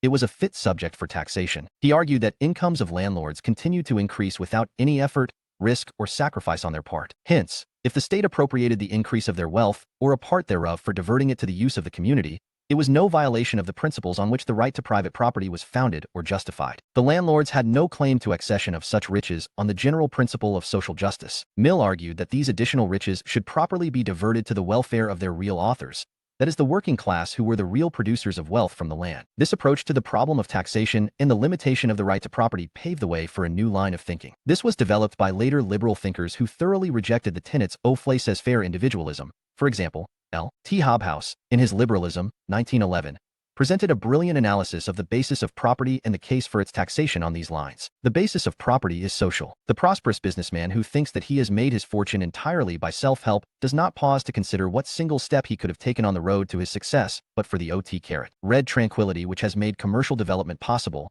the security by road and rail and sea, the masses of skilled labor, and the sum of intelligence which civilization has placed at his disposal, the very demand for the goods which he produces which the general progress of the world has created, the inventions which he uses as a matter of course, and which have been built up by the collective effort of generations of men of science and organizers of industry. If he dug to the foundations of his fortune, he would recognize that, as it is society that maintains and guarantees his possessions, so also it is society which is an indispensable partner in its original creation. Recognizing this social basis of property, Hobhouse proceeds to discover the true basis of the theory of taxation. Thus, he observes, the true function of taxation is to secure to society the element in wealth that is of social origin, or more broadly, all that does not owe its origin to the efforts of living individuals. When taxation, based on these principles, is utilized to secure healthy conditions of existence to the mass of people, it is clear that this is no case of robbing Peter to pay Paul. Ibid. Thus, the idea of social origin of property and its corresponding responsibility towards society, as originally conceived by Mill, foreshadowed the rise of positive liberalism of the later era. Thomas Hill Green. T.H. Green is another outstanding exponent of positive liberalism. He sought to revise liberal theory of the state under the influence of idealist theory, derived from the teachings of Rousseau, Kant, and Hegel. Concept of moral freedom. At the outset, Green recognizes moral freedom as the distinctive quality of man. He proceeds to distinguish between negative and positive freedom. Negative freedom consists in the satisfaction of one's desires, acting according to one's own choice or sweet will. It is the sphere where man enjoys being left alone. On the other hand, positive freedom consists in acting according to reason, achieving self-realization or self-perfection. True liberty or positive freedom of man, therefore, consists in the act of goodwill, whereby man identifies himself with his ideal self or character. Ernest Barker, in his Political Thought in England, 1848 to 1914, 1928, has elucidated Green's concept of liberty as follows. Liberty can only be liberty for this goodwill. It can only be liberty for the pursuit of the objects which such a will presents to itself. Liberty is therefore no negative absence of restraint, any more than beauty is the absence of ugliness. It is a positive power of doing, or enjoying something worth doing, or enjoying. Theory of rights exercise of true liberty, according to Green, postulates rights. Rights do not emanate from any transcendental law as Locke had imagined, but they emanate from the moral character of man himself. Under a system of rights, each individual recognizes in his fellow, and each claims from his fellow, that he shall recognize in him the power of pursuing ideal objects. Since each individual is a moral being, and in this respect all individuals are alike, it follows that the ideal objects of all are the common objects. In other words, rights imply the opportunity to pursue ideal objects, and since these are the common objects of all men, theoretically there is no question of a clash between the rights of different individuals. Since rights exist within a social system, Green argues that there can be no unrecognized rights. Whose recognition do they need? Green concedes that all rights are not legal rights only. He draws a clear distinction between the state and society and holds that rights are not dependent on recognition by the state. They need recognition by the moral consciousness of the community. The consciousness of the community signifies an eternal consciousness. Human consciousness or consciousness of the ideal self is but a part of that eternal consciousness, not of the mechanical order of nature. Therefore, man can pursue his moral end and attain self-realization only in a social community, not in isolation. Thus, Green is concerned not with legal rights, but with ideal rights. These rights can be realized in society when society is properly organized on the basis of goodwill. As Barker has observed with regard to Green's concept of rights, the rights of which Green speaks are relative to morality rather than law, and the recognition of which he speaks is recognition by a common moral consciousness rather than by a legislature. The rights are relative to morality, in the sense that they are the conditions of the attainment of the moral end, and the recognition is given by the moral consciousness, because it knows that they are the necessary conditions of its own satisfaction. Role of the state. The moral consciousness emanating from society, which impels men to pursue ideal objects, is also responsible for the creation of the state. In other words, the state is the product of moral consciousness. According to Green's line of argument, human consciousness postulates liberty. Liberty involves rights. Rights demand the state. The state is, therefore, an instrument of perfection as the liberal theory holds. It is not an embodiment of perfection, as the idealist theory claims. The state owes its origin to the social nature of men. Genuine human personality, essentially a social phenomenon. It is inconceivable that an isolated natural man should be a moral agent. Man exercises his moral freedom within the social organization, for which he needs rights, but rights are maintained by the state. Hence the state serves as an essential foothold for exercising moral freedom. It is important to note that Green favors subordinating individual to the community as Rousseau and Hegel had maintained. He also insists on duty of the citizen to follow the general will and devote himself to the common good. But he does not treat the state and society as coterminous. This marks his departure from the idealist tradition. Again, he adheres to the liberal tradition by insisting on individuals' rights. In his view, state recognizes and maintains rights, but it is not the very source of rights. The real authority behind rights is the moral consciousness of the community. The state must obey that authority. Thus, positive law can be criticized and improved upon in the light of the state's ideal purpose, the moral perfection of men. Green exalts society or the community as the primary and eternal source of moral consciousness. The state is something secondary, a means, or an instrument. The state, therefore, cannot serve the end of moral freedom directly, but it can create favorable conditions for the exercise of moral freedom. The state and its law can regulate only the external order of society. As Barker has elucidated, the supreme limitation on the state lies in its own essence. Its function is essentially, Green conceives, a negative function. It is limited to the removal of the obstructions that hamper human capacity when it seeks to do things worth doing. The state has no positive moral function of making its members better. It has the negative moral function of removing the obstacles which prevent them from making themselves better. Political Thought in England 1848 to 1914, 1928. In other words, the function of government is to maintain conditions of life in which morality shall be possible. Morality consists in the disinterested performance of self-imposed duties, not in obeying the commands of the state. Green tends to describe the function of the state as negative, only to distinguish it from the positive function of the community as the source of moral consciousness. He is by no means a champion of negative liberalism. When compared to laissez-faire liberalism, Green is definitely an exponent of positive liberalism. The state's function of removing obstacles in the way of men's pursuit of ideal objects is a positive function. His conception of the state as an agent for moral development led him to favor the intervention of the state to secure the welfare of citizens. That is why he argued that the state is entitled to make education compulsory. Right to property. As a defender of rights, Green upholds the right to property as a means of realizing a will potentially directed to the social good. On this ground, he even defends property in capital. Barker has summed up Green's views on property in capital as follows. There is nothing in its essence which is antisocial. On the contrary,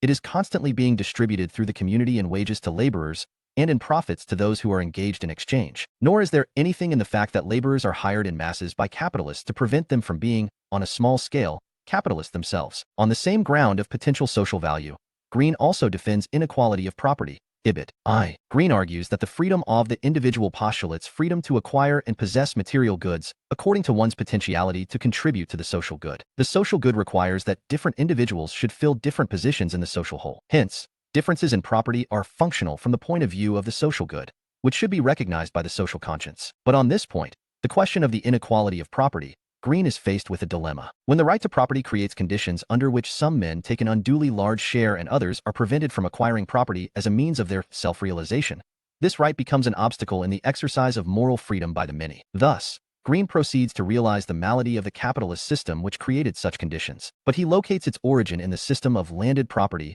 as it existed in England, of which he disapproved. As Barker has elucidated, such proper, he held, is unique. It is unique in that it is limited. The capital gained by one is not taken from another, but one man cannot acquire more land without others having less. It is unique in that it is the basis on which the whole tower of modern society rests. From it alone can be derived the materials necessary for any industry. On it men must find house room. Over it they must pass in communicating with each other. Timms, Green tends to blame the feudal system of the past for all the evils of the present capitalist system, the plight of the proletariat and suppression of their moral freedom. As Barker has noted, it is thus to the system of landed property that Green seems inclined to assign the creation of a proletariat, neither holding nor acquiring property. Green, of course, made a significant contribution to liberal political theory by discovering the moral foundations of social life, and by subordinating the state to the will of society which Ione embodies moral consciousness. But he made a great mistake in locating the ills of the capitalist system.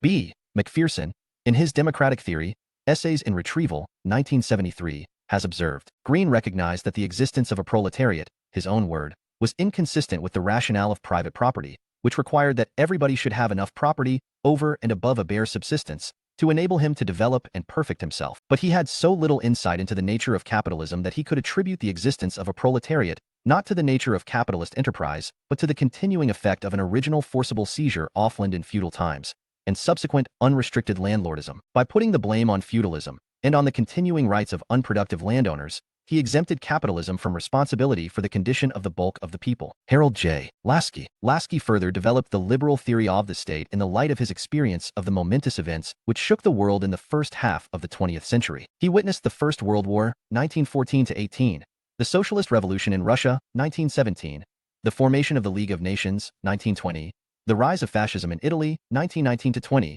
the Great Depression in Europe, 1929, etc., which profoundly influenced his thinking. He was deeply concerned with the crisis of capitalism, yet he saw no promise in the outcome of the socialist revolution. In the event, he sought to achieve the socialist goal through the mechanism of liberal democracy. He was so critical of the capitalist system and its underlying principles that at times he advocated the abolition of the right to property, which was the mainstay of the capitalist system. But he was so deeply attached to liberal democratic values that ultimately he agreed to make necessary changes in the capitalist system so that it would serve as an instrument of social justice. In his State in Theory and Practice, 1935, Lasky talks of the breakdown of capitalism under the conditions of mature capitalism. He observes, "The test of an economic system is the test of its capacity to exploit to the full all the potentialities of its productive power. Judged by that test, it is surely not illegitimate to speak of a breakdown of capitalism both in England and the United States." Illustrating his point from the conditions then prevailing in England, Lasky notes that, with 2 million unemployed, devastated economic areas like South Wales and the north-east coast, the staple export trades, like cotton and coal,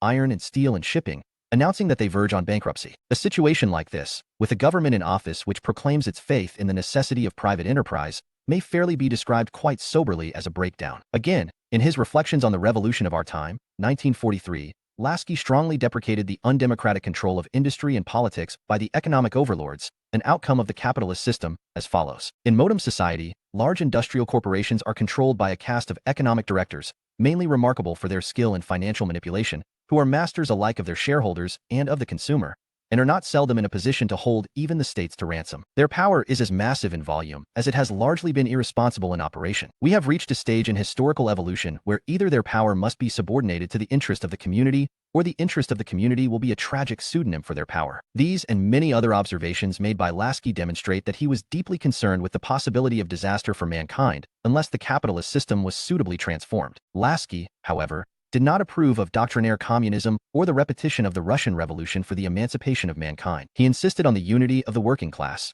but hoped that they could achieve their goal within the framework of a liberal democracy. In fact, he saw no inherent contradiction between the goals of Marxian socialism and the method of political democracy. Lasky, therefore, proceeded to identify certain positive characteristics and tendencies of the modem state, which held some promise for the underprivileged sections. Thus, in his State in Theory and Practice, 1935, Lasky observed, "There is hardly a function of social welfare undertaken by governments today which is not an effort to provide the poor with some, at least, of the amenities that the rich are able to provide for themselves. The state seeks to convince its citizens that its action is unbiased by organizing for them the material conditions of an adequate life, and especially for those of its citizens who cannot afford these conditions for themselves." Illustrating the range of such services provided by the state since 1919, Lasky proceeds, "Health, education, housing, social insurance, the regulation of hours and wages in industry, the control of factory conditions, the provision of meals for poor school children, are only outstanding examples of the range. We may say that it is the outcome of a profounder social conscience." Lasky is so deeply impressed by this softening attitude of the liberal state that he rejects the Marxist interpretation of the state as a class instrument. Thus, in a subsequent paragraph, Lasky comments, "No modem state would subordinate human rights to the interests of property. This is shown by the whole character of modem legislation. When the state concerns itself with the quality of our food, the protection of child welfare, the safeguarding of the unemployed against industrial insecurity, the provision of educational opportunity, all of these services provided at the expense of the taxpayers, it is rhetorical exaggeration to regard it as a class instrument." It is precisely here that Lasky looks for justification of the liberal state. He is not fascinated by the Marxist vision of a stateless society. He undoubtedly insists on a clear distinction between the state and society and warns against vesting society's authority in the agency of the state, which in actual practice is represented by a band of officials, fallible human beings. Yet he pays rich tributes to the institution of the state. In his A Grammar of Politics, 1938, Lasky affirms, "The state is the keystone of the social arch. It molds the form and substance of the myriad human lives with whose destinies it is charged." As a true liberal, however, Lasky does not take the state as such to be an embodiment of perfection, as the idealist theory of Hegel had held. On the contrary, Lasky pins his faith on the perfectibility of the state. In other words, he hopes that if the state is made to fulfill certain functions, it can become an instrument of perfection of mankind. In his State in Theory and Practice, 1935, Lasky spells out the criterion for testing the state as follows. "The claim of the state to obedience rests upon its will and ability to secure to its citizens the maximum satisfaction of their wants. To present this claim as valid, there must be an absence of bias in the performance of this function. Where the effort of the state is seriously perverted to the interest of some special group within the society it controls, sooner or later revolution is likely to occur." Thus, Lasky postulates that the state is not essentially an instrument of class power or class domination or class exploitation. If any such state exists in the real world, it represents a perverted form of the state. Any state can be made to serve the interests of humanity, and if that is ensured, revolution can be averted. In his A Grammar of Politics, 1938, Lasky has presented an elaborate scheme for transforming the political and economic organization of society, with special reference to England. In the political sphere, he attempts at a refinement of the mechanism of liberal democracy. In the economic sphere, he pleads to tone down the rigors of the capitalist system by making it welfare-oriented. He does not advocate total abolition of the capitalist system, probably because he thinks that retention of liberal democracy must imply continuation of some features of the capitalist system. He does not envisage anything like the disappearance of private enterprise, yet he hopes to eliminate the enormous economic disparities of the present system. Thus he proceeds, "Men will still be able to make fortunes, but, especially in the period of transition, they will be subject to heavy taxation upon income, and still heavier duties upon their estates at death. For it must be emphasized that to establish a system of rights involves expenditure by the state, and, particularly in the epoch of change, the wealth devoted to that purpose must largely be derived from the taxation of wealthy men. That is one of the unavoidable privileges of the rich." In short, Lasky seeks to transform the capitalist state by the democratization of economic power, that is by ensuring larger public control over vital instruments of production and distribution, reducing enormous economic disparities by a progressive system of taxation, and establishing a democratic state increasingly concerned with the welfare of its citizens. Robert M. McIver. Robert M. McIver is another 20th century exponent of positive liberalism. With a strong sociological background, McIlver traces the evolution of the state from primitive social structures to its fuller development as a modern democratic state. As regards the origin and nature of the state, McIlver rejects social contract theory formulated by the early exponents of the liberal theory. He tends to agree with T.H. Green, who made a careful distinction between the sphere of law and that of morality, although McIlver differs from Green in making all rights, ethical as well as political, depend on social recognition. However, he approves of Green's distinction between the state and society. Thus, in his The Modern State, 1926, McIlver observes, Green made a careful distinction between the sphere of law and that of morality. Political obligations can and should be enforced, whereas moral duties cannot.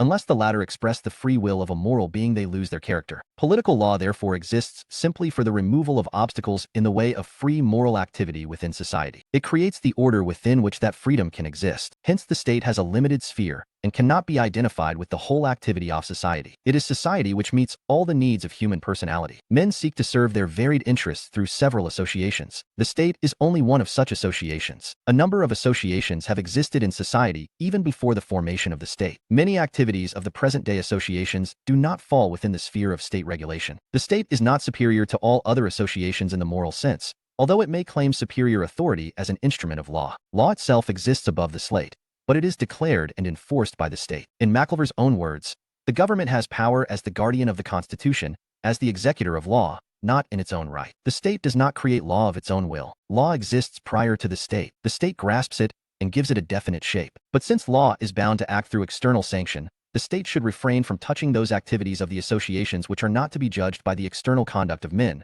but by the spirit behind their conduct. Thus, according to McIlver, the whole creative side of human thought and endeavor, including religion and morality in its proper sense, are outside the sphere of the state. Its place is determined by the fact that law is an instrument of limited range. The state should only, if it is true to its own nature, enforce those acts the doing of which, from whatever motive, is necessary for the good life within society. McIlver, therefore, holds that the state does not regulate the internal affairs of other human associations. It cannot determine their purpose, nor their methods for the most part. The state comes into the picture only when the interests of one group encroach upon another. The state acts only in order to resolve the conflicting claims of different social groups. The state is not entitled to impose its own will on any human association for the protection of the common interest. It can only harmonize different social interests originally expressed through human associations. In his The Web of Government, 1965, McIlver argues that the state should not undertake regulation of those organizations which are formed to serve the emotional and cultural interests of men, but those serving economic interests of different groups cannot be left to make mutual adjustment,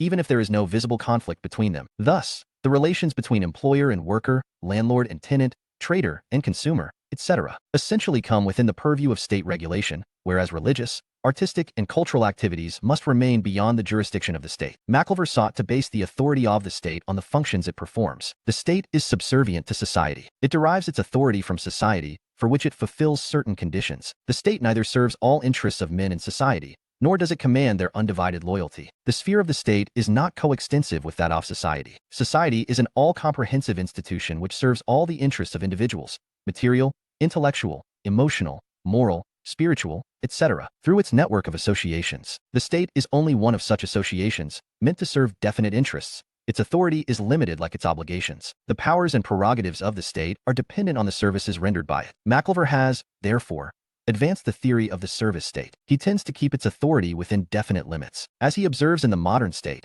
1926, the state commands only because it serves. It owns only because it owes. It creates rights not as the lordly dispenser of gifts, but as the agent of society for the creation of rights. The servant is not greater than his master. As other rights are relative to function and are recognized as limited by it, so too the rights of the state should be. It has the function of guaranteeing rights. The society or community thrives on the unity or solidarity of men. This unity is derived from the feeling and experience of the common interest. It is upheld by the common ways which serve them all. When the community of interests is stronger than the division or clash of interests, social solidarity and social organizations are likely to be highly developed. Perfection of the social organization is reflected in the perfection of the state. Accordingly, the state plays a crucial role in the social life of men. As McIlver himself points out, all the business of life is rendered possible by its aid, and all who live along it must contribute to its upkeep. It is the basis of all social communications. Therefore, whatever else a man may be, he must be a member, or at least a subject of the state. The state is a symbol of the great achievements of civilization. It can prove to be an effective organ of attaining social unity and solidarity,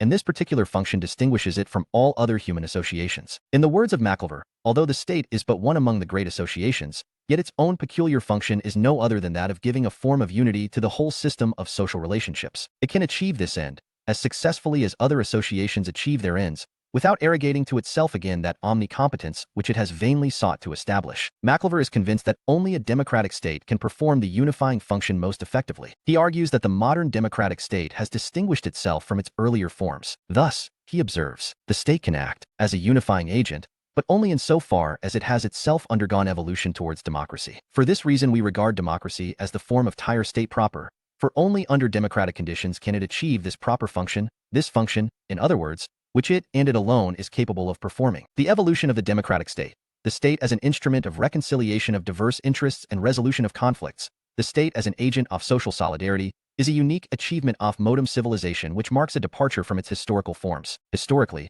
the interest of entire state it is society which meets all the needs of human personality. Men seek to serve their varied interests through several associations. The state is only one of such associations. A number of associations have existed in society even before the formation of the state. Many activities of the present-day associations do not fall within the sphere of state regulation. The state is not superior to all other associations in the moral sense, although it may claim superior authority as an instrument of law. Law itself exists above the state, but it is declared and enforced by the state. In Madver's own words, the government has power as the guardian of the Constitution, as the executor of law, not in its own right. The state does not create law of its own will. Law exists prior to the state. The state grasps it and gives it a definite shape. But since law is bound to act through external sanction, the state should refrain from touching those activities of the associations which are not to be judged by the external conduct of men, but by the spirit behind their conduct. Thus, according to Maclever, the whole creative side of human thought and endeavor, including religion and morality in its proper sense, are outside the sphere of the state. Its place is determined by the fact that law is an instrument of limited range. The state should only, if it is true to its own nature, enforce those acts the doing of which, from whatever motive, is necessary for the good life within society. Maclever, therefore, holds that the state does not regulate the internal affairs of other human associations. It cannot determine their purpose, nor their methods for the most part. The state comes into the picture only when the interests of one group encroach upon another. The state acts only in order to resolve the conflicting claims of different social groups. The state is not entitled to impose its own will on any human association for the protection of the common interest. It can only harmonize different social interests originally expressed through human associations. In his The Web of Government, 1965, Maclever argues that the state should not undertake regulation of those organizations which are formed to serve the emotional and cultural interests of men, but those serving economic interests of different groups cannot be left to make mutual adjustment, even if there is no visible conflict between them. Thus, the relations between employer and worker, landlord and tenant, trader and consumer, etc., essentially come within the purview of state regulation, whereas religious, artistic, and cultural activities must remain beyond the jurisdiction of the state. Maclever sought to base the authority of the state on the functions it performs. The state is subservient to society. It derives its authority from society, for which it fulfills certain conditions. The state neither serves all interests of men in society, nor does it command their undivided loyalty. The sphere of the state is not coextensive with that of society. Society is an all-comprehensive institution which serves all the interests of individuals, material, intellectual, emotional, moral, spiritual, etc., through its network of associations. The state is only one of such associations, meant to serve definite interests. Its authority is limited like its obligations. The powers and prerogatives of the state are dependent on the services rendered by it. Maclever has, therefore, advanced the theory of the service state. He tends to keep its authority within definite limits. As he observes in The Modern State, 1926, the state commands only because it serves. It owns only because it owes. It creates rights not as the lordly dispenser of gifts, but as the agent of society for the creation of rights. The servant is not greater than his master. As other rights are relative to function and are recognized as limited by it, so too the rights of the state should be. It has the function of guaranteeing rights. The society or community thrives on the unity or solidarity of men. This unity is derived from the feeling and experience of the common interest. It is upheld by the common ways which serve them all. When the community of interest is stronger than the division or clash of interests, social solidarity S&D social organizations are likely to be highly developed. Perfection of the social organization is reflected in the perfection of the state. Accordingly, the state plays a crucial role in the social life of men. As Maclever himself points out, all the business of life is rendered possible by its aid, and all who live along it must contribute to its upkeep. It is the basis of all social communications. Therefore, whatever else a man may be, he must be a member, or at least a subject of the state. The state is a symbol of the great achievements of civilization. It can prove to be an effective organ of attaining social unity and solidarity, and this particular function distinguishes it from all other human associations. In the words of Maclever, although the state is but one among the great associations, yet its own peculiar function is no other than that of giving a form of unity to the whole system of social relationships. It can achieve this end as successfully as other associations achieve their ends, without arrogating to itself again that omnicompetence which it has vainly sought to establish. McIlver is convinced that only a democratic state can perform the unifying function most effectively. He argues that the modern democratic state has distinguished itself from its earlier forms. Thus, he observes, the state can act as a unifying agent, but only insofar as it has itself undergone evolution towards democracy. For this reason, we regard democracy as the form of the state proper, for only under democratic conditions can it achieve this proper function, in other words, which it and it alone is capable of performing. The evolution of the democratic state, the state as an instrument of reconciliation of diverse interests and resolution of conflicts, the state as an agent of social solidarity, is a unique achievement of modern civilization which marks a departure from its historical forms. Historically, the interest of the state has been identified with that of the ruling class, military or landed oligarchy, or later plutocracy. The modern democratic state, on the contrary, stands not for the interests of a particular class, but to serve the interests of all society. That is precisely the true function of the liberal state. This line of argument shows that McIlver has no apprehension of the evils of the capitalist system as long as democratic mechanism of the state is kept intact. Some recent champions of the liberal state have even tried to demonstrate that under the capitalist system of production actual power has shifted from the hands of the capitalist class to some other groups, such as a managerial class as James Bumham, 1907-87, has maintained, or to a variety of power elites, as C. Wright Mills, 1916-62, has pointed out. The great merit of the liberal theory of the state lies in evolving institutions and procedures for a constitutional government. Its tragedy is that it is often invoked in order to justify the capitalist system, with its inherent contradictions, the conditions of dominance and dependence it creates in the economic sphere, in spite of its policy of social welfare and incremental change. The needs of social justice demand a thorough transformation of the economic system as well. It is for the genius of the present-day world to evolve more effective structures to secure social justice. V. Class perspective. Class perspective on the state is associated with Marxism. It is different from the mechanistic theory as well as from the organic theory. It treats the state neither as a natural institution nor as an ethical institution, as the organic theory has held. It, of course, treats the state as an artificial device. But unlike the mechanistic theory, it treats the state neither as a manifestation of the will of the people, nor as an instrument of reconciliation of conflicting interests. Marxism refers to a set of political and economic principles enunciated by Karl Marx, 1818-83, and Friedrich Engels, 1820-95, in order to lay scientific foundations of socialism. It seeks to understand the problems of human society through historical analysis, and treats history as a process of conflict between antagonistic forces and classes. This conflict arises from the faults in the mode of production in which one class comes to gain ownership and control of the means of social production, and compels the other class to work on the terms and conditions dictated by the former. This conflict reaches its peak in the age of capitalism when it can be resolved only through a revolutionary overthrow of capitalism, placing all means of social production, land, buildings, mines, forests, machinery, and capital, etc., under social ownership and control, enforcing universal labor and ensuring full development of the forces of production. According to the class theory, the state comes into existence when society is divided into two antagonistic classes, one owning the means of social production and the other being constrained to live by its labor. In other words, it is the emergence of private property that divides society into two conflicting classes. Those owning the means of social production acquire the power to dominate the other class not only in the economic sphere but in all spheres of life. The state as an instrument of the dominant class. With the emergence of private property, society is divided into dominant and dependent classes. The dominant class, in order to maintain its stronghold on economic power, invents a new form of power, political power. The state is the embodiment of political power. It is, therefore, essentially subservient to economic power. Thus, according to the class theory, the state neither originates in the will of the people, nor does it stand for the benefit of all society, but is an instrument devised by a dominant class for its own benefit. It is imposed on society from above to serve the interests of a particular class. The state has not existed from eternity. It came into existence at a particular stage of historical development. It is a product of the conscious effort of the dominant class which first acquires the means of production and thereafter political power. The state is, therefore, by no means a natural institution as the organic theory had maintained. Unlike the organic theory, again,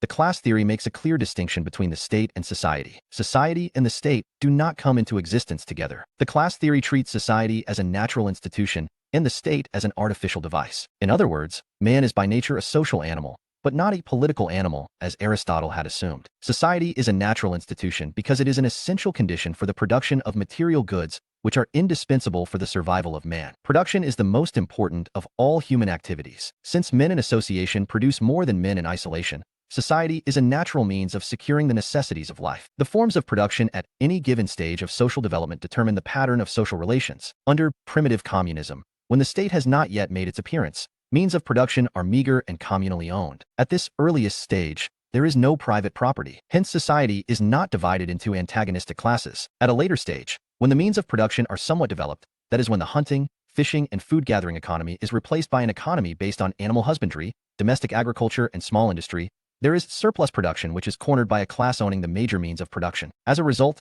dominant and dependent classes come into existence. The structure of society is always determined by the prevalent form of production. The handmill gives you society with tire feudal lord. The steam mill gives you society with the industrial capitalist. The attitudes and outlook of society, the forms of its legal, political, and intellectual relations as well as religious and social institutions, are determined by the material conditions of life. Whatever the form of the state, it is invariably an instrument of the dominant class. The state as an instrument of class exploitation. The dominant class uses the machinery of the state to serve its own interests, which involve the exploitation of the dependent class. The state is, therefore, an instrument of oppression and exploitation, an embodiment of injustice. It does not rest on moral foundations as the organic theory believes. It is not even an instrument of harmonizing the diverse interests of various individuals or groups as the mechanistic theory claims. Instead of being a means of conflict resolution, the state, according to the class theory, is a device for the suppression of class conflict. It maintains order in society not because it is able to secure the willing obedience of its subjects, but because it uses its coercive power to secure compliance from the dependent class. The state also uses its ideological power to create an illusion of consent of the governed, as also to offer moral justification for its existence. Ideological power, ISAAAV, two people that their authority conforms to the accepted ideas regarding the best system of government, FPC A7-F. The pioneers of the class theory of the state, Marx, Engels, and Lenin, have made it amply clear that the state is but an instrument of class rule and exploitation. Marx and Engels, in their famous Communist Manifesto, 1848, observed, political power, properly called, is merely the organized power of one class for oppressing another. Engels, in his Socialism, Utopian and Scientific 11880, confirmed, the state is an organization of the particular class which was pro tempore the exploiting class. Again, in his The Origin of the Family, Private Property and the State, 1884, Engels illustrated, the state of antiquity was above all the state of the slave owners for the purpose of holding down the slaves, as the feudal state was the organ of the nobility for holding down the peasant serfs and bondsmen, and the modem representative state is an instrument of exploitation of wage labor by capital. Then Lenin, in his The State and Revolution, 1917, elaborated. According to Marx, the state is an organ of class rule, an organ for the oppression of one class by another. It is the creation of order, which legalizes and perpetuates this oppression by moderating the conflict between the classes. Since the class theory views the state as an embodiment of social injustice, it looks forward to the emancipation of mankind in a classless and stateless society. Historical forces till the establishment of capitalism have introduced changes in the form of the state, from slave-owning to feudal to capitalist state, but they have failed to transform the class character of the state itself. This is to be achieved by a socialist revolution by which the proletariat, propertyless workers, would expropriate the bourgeoisie, capitalists, and socialize the major means of production. The state would still be retained as an instrument of class exploitation, but the hitherto dominant and dependent classes would change their position. In other words, the socialist state, dictatorship of the proletariat, would use the state apparatus for the suppression of the former capitalists. When all remnants of capitalism are cleared, work is made compulsory for every year, and the forces of production are fully developed, society would become classless, and the state would become redundant. This would result in the withering away of the state. Thus, a classless and stateless society would come into existence which would be characterized by cooperation instead of conflict, equality instead of domination, and justice instead of oppression and exploitation of one class by another. A critical estimate. The chief contribution of class theory of the state lies in discovering and demonstrating the role of economic forces in shaping history. The earlier historians had hardly paid attention to this role. By focusing on this role, Marx opened up new possibilities of historical writing. In fact, class theory of the state was a very powerful attack on the complacency of social thinkers who held that the state existed for the benefit of all social groups, and that the different conditions of the rich and the poor were of their own making. Class theory sought to trace the roots of social injustice in the conditions created by the social system itself, although it claimed to be an instrument of the common good and justice. This theory demonstrated that the poverty of the masses is the outcome of their oppression and exploitation by the property owners. It has also shown how the conditions of this injustice could be terminated by a proletarian revolution, which would pave the way for the emergence of a classless and stateless society. However, the class theory, too, is not free from weaknesses. which need examination. No rigid class division in society. Critics of class theory of the state have pointed out that classes are not fixed and rigidly maintained blocks within society as this theory assumes. Liberal thinkers have pointed to the constant process of social mobility, changing status of men and women by dint of their talents, effort, and changing market demand. The class theory holds that under the capitalist system there will be a sharp polarization in which the middle class will eventually disappear. Some liberal researchers have, however, shown that under the capitalist system the size of the middle class has actually been steadily expanding, without any symptoms of its disappearance. Some thinkers have advanced alternative theories. For instance, James Bumham, The Managerial Revolution, 1941, attempted to demonstrate that at the advanced stage of capitalism power had, in fact, shifted from the hands of capitalists to a new managerial class, a phenomenon never envisaged by the class theory of the state. Capitalism with a human face. Champions of capitalism argue that 20th century capitalism was different from 19th century capitalism when Marxism emerged. These thinkers claim that capitalism had transformed itself by adopting the model of a welfare state, whereby it had become an instrument of social justice.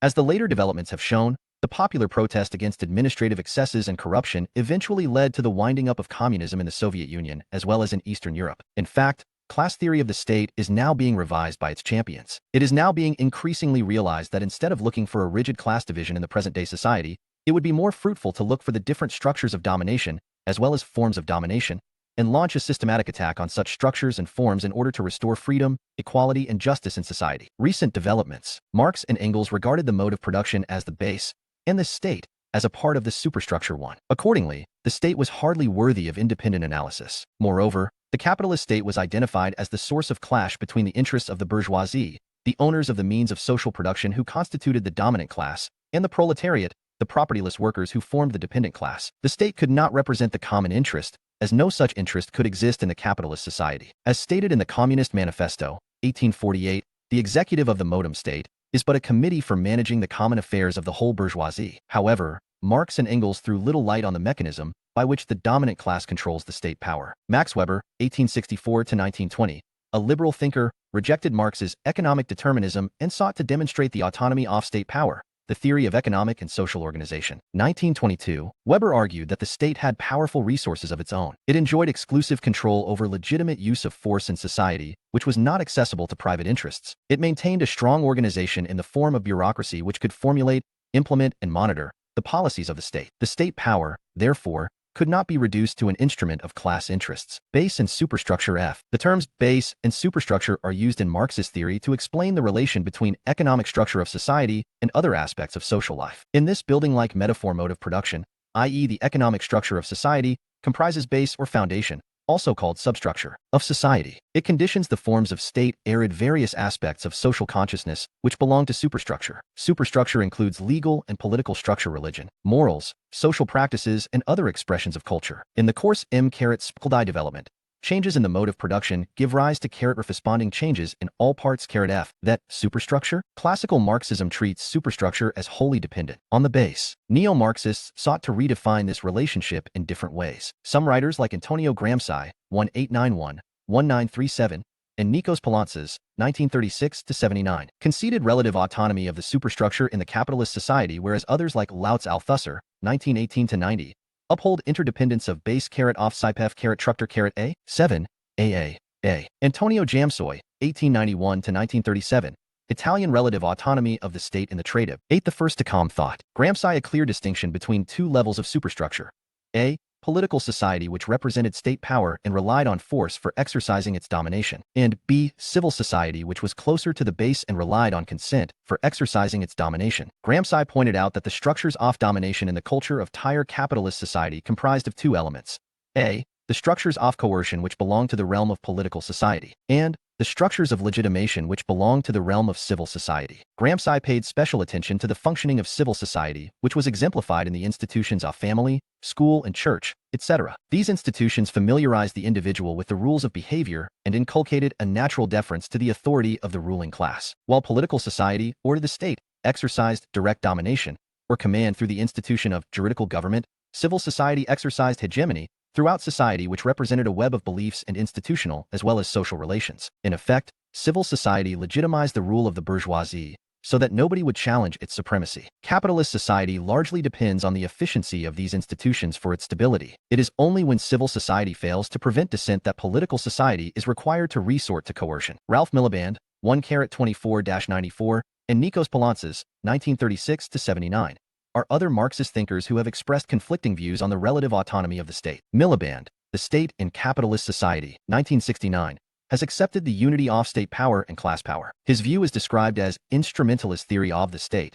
He adheres to classical Marxist position that the state is invariably an instrument of class power. He has argued that class character of the capitalist state is perpetuated by 1. The middle class or upper class background of the state officials, 2. The economic power of the capitalist class, and 3. The inherent desire of the politicians and bureaucrats to continue the existing economic system on which their own position depends. Poulantzas, on the other hand, has drawn a clear distinction between the position of the capitalist class and the state power, political power, and social classes. 1973, his view is described as structuralist theory of the state. He has conceded the relative autonomy of the state. He has argued that class domination is not automatically translated into state power, and the state cannot properly be regarded simply as the instrument of a class. The state enhances its legitimacy by invoking authority of the people. The capitalist class enhances its legitimacy by dissociating itself from state repression. Relative autonomy of the state helps in improving its economic performance on the one hand, and promoting capitalist interests on the other. Rejecting Miliband's concept of the unity of class and state power, Poulantzas treats the state itself as an arena of class struggle. It may be questioned whether overemphasis on the autonomy of state power, as distinguished from the power of the dominant class, does not amount to departure from the original tenets of Marxism. 6. Communitarian perspective. Communitarian perspective on the state indicates a recent mode of thought. It marks departure from the philosophy of liberalism because it places the relation between individual and society in a new perspective. It is based on the philosophy of communitarianism, which contradicts many assumptions of the liberal theory. Liberal theory implied an unencumbered self, detached from pre-existing social forms, as exemplified by the concept of possessive individualism. The term possessive individualism was coined by C.B. Macpherson in his notable work The Political Theory of Possessive Individualism, Hobbes to Locke, 1962, to describe the main assumption underlying modern liberal theory. According to this view, individual is the sole proprietor of his own person or capacities for which he owes nothing to society. Such a view denies his commitment to other individuals, traditions, practices, and conceptions of the good. It holds that self is prior to its ends. It is fully competent to choose its ends as well as its roles and dispositions. In contrast to this atomistic view of individual, communitarianism advances the concept of the situated self, as constituted by his social roles, practices, and situations. In other words, communitarianism holds that an agent's identity is constituted by specific commitments to his social situation. While liberalism insists on liberty of individual, his interests and rights, communitarianism focuses on his social identity and upholds acceptance of authority because it expresses our common will or reflects our common identity, our shared values and beliefs. It is significant to note that the atomistic view of society held by liberalism led to the erosion of the sense of responsibility and the moral standards attached thereto. Communitarianism seeks to restore that sense of responsibility and reconstruct moral standards on that basis. While liberalism chiefly draws on the ideas of Adam Smith, John Locke, and Jeremy Bentham, communitarianism is inspired by the ideas of Aristotle, J.J. Rousseau, G.W.F. Hegel, and T.H. Green. While contemporary exponents of liberalism or libertarianism include Isaiah Berlin, F.A. Hayek, Milton Friedman, and Robert Nozick, contemporary sources of communitarianism may be found in the views of Michael Oakeshott, 1901-90, and Hannah Arendt, 1906-75. Its present-day exponents include Alasdair MacIntyre, After Virtue, 1981, Michael Sandel, Liberalism and the Limits of Justice, 1982, Charles Taylor, Hegel, 1975, Sources of the Self, 1989, and Michael Walzer, Spheres of Justice, 1983. MacIntyre constructs an idea of the narrative self, a notion of personal identity that comes from the web of social and communal bonds. He argues that individuality owes its origin to the framework of an established community. It cannot be the product of an individual's choice. Broadly speaking, communitarians have attacked the liberal mode of thought on the ground that it is too focused on the importance of individual liberty and insufficiently appreciative of the way in which human beings require a place in a well-functioning community in order to flourish. The term community stands for a form of society whose members are informed by the community spirit or a sense of community. It denotes a network of relationships which are characterized by intimacy and durability. It may be distinguished from association, which is based on impersonal and contractual relations. Liberal theory equates society with association,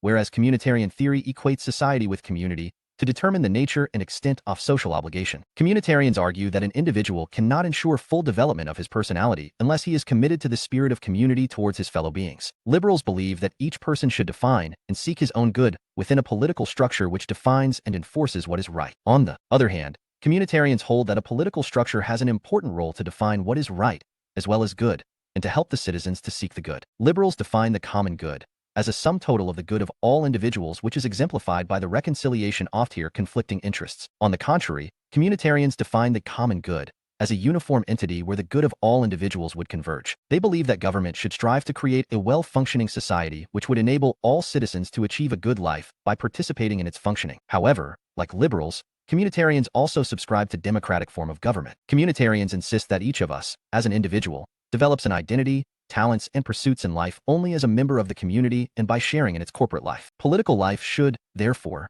focus on the rights of the community, not on those of individual. McIntyre, After Virtue, 1981, ridicules the liberals' concept of individual as an autonomous moral agent disconnected from the social fabric. He argues that individuals flourish only within an atmosphere of socially established cooperative human activity. The state must promote and protect this activity and thereby encourage the development of human excellence. McIntyre and other communitarians believe that if the state treats individuals as disconnected beings and lets them loose to realize their rights, as liberals seem to wish, the result would be social disintegration and moral disaster. Such disaster has already become visible in modern liberal states as evident in the prevalence of crime and violence, the breakdown of the family, and the rampant drug abuse. Michael Sandel, Liberalism and the Limits of Justice, 1982, attacked John Rawls's A Theory of Justice, 1971, for his conception of rational negotiators deliberating as the disconnected and disembodied individuals in the so-called original position who have come together to find out the principles of justice. It is a typical representation of the liberal attitude which tries to understand human beings independently of all activities, desires, ideas, roles, and pursuits that characterize human lives in actual society. Sandel observes that after subtracting all these characteristics, nothing is left of the person whom we want to understand. Sandel asserts that the person can only be understood in the context of his embeddedness in a particular time, place, and culture. Only with this understanding, a political theory can generate laws, institutions, and practices that would be genuinely good for us and conducive to a fully just society. This alone will create a deeper commonality, which will be informed by shared self-understanding, as well as affection. Michael Walzer, Spheres of Justice, 1983, has sought to reconstruct the liberal approach to justice as the problem of determining suitable criteria of distribution by introducing a communitarian approach to this problem. Walzer has argued that the criteria of distribution should correspond to the spheres in which distribution is being considered, so that, for instance, economic justice will be different from political justice. According to Walzer, each sphere of justice will have its own right reason or relevant reasons for distribution of the good that it distributes. Thus, the spheres of politics, or health, or education should not be contaminated by the domination of money, for money properly rules in the sphere of commodities. The sphere of office should not, beyond a certain limited point, be contaminated by nepotism, which belongs to the sphere of kinship and love. The sphere of kinship should not be contaminated by male domination. The market properly conceived as the place for the distribution of various social goods on a reasonable basis should be free for all, as the dominance of money, above all, is incompatible with the integrity of politics, merit, kinship, etc. So the dominance of money in all these spheres must finally disappear. Walzer's vision of a new social order comprehends the appropriate arrangements of a decentralized democratic socialism, a strong welfare state run, in part at least, by local and amateur officials, a constrained market, an open and demystified civil service, independent public schools, sharing of hard work and free time, the protection of religious and familial life, a system of public honoring and dishonoring free from all considerations of rank and class, workers' control of companies and factories, a politics of parties, movements, meetings, and public debate. Charles Taylor,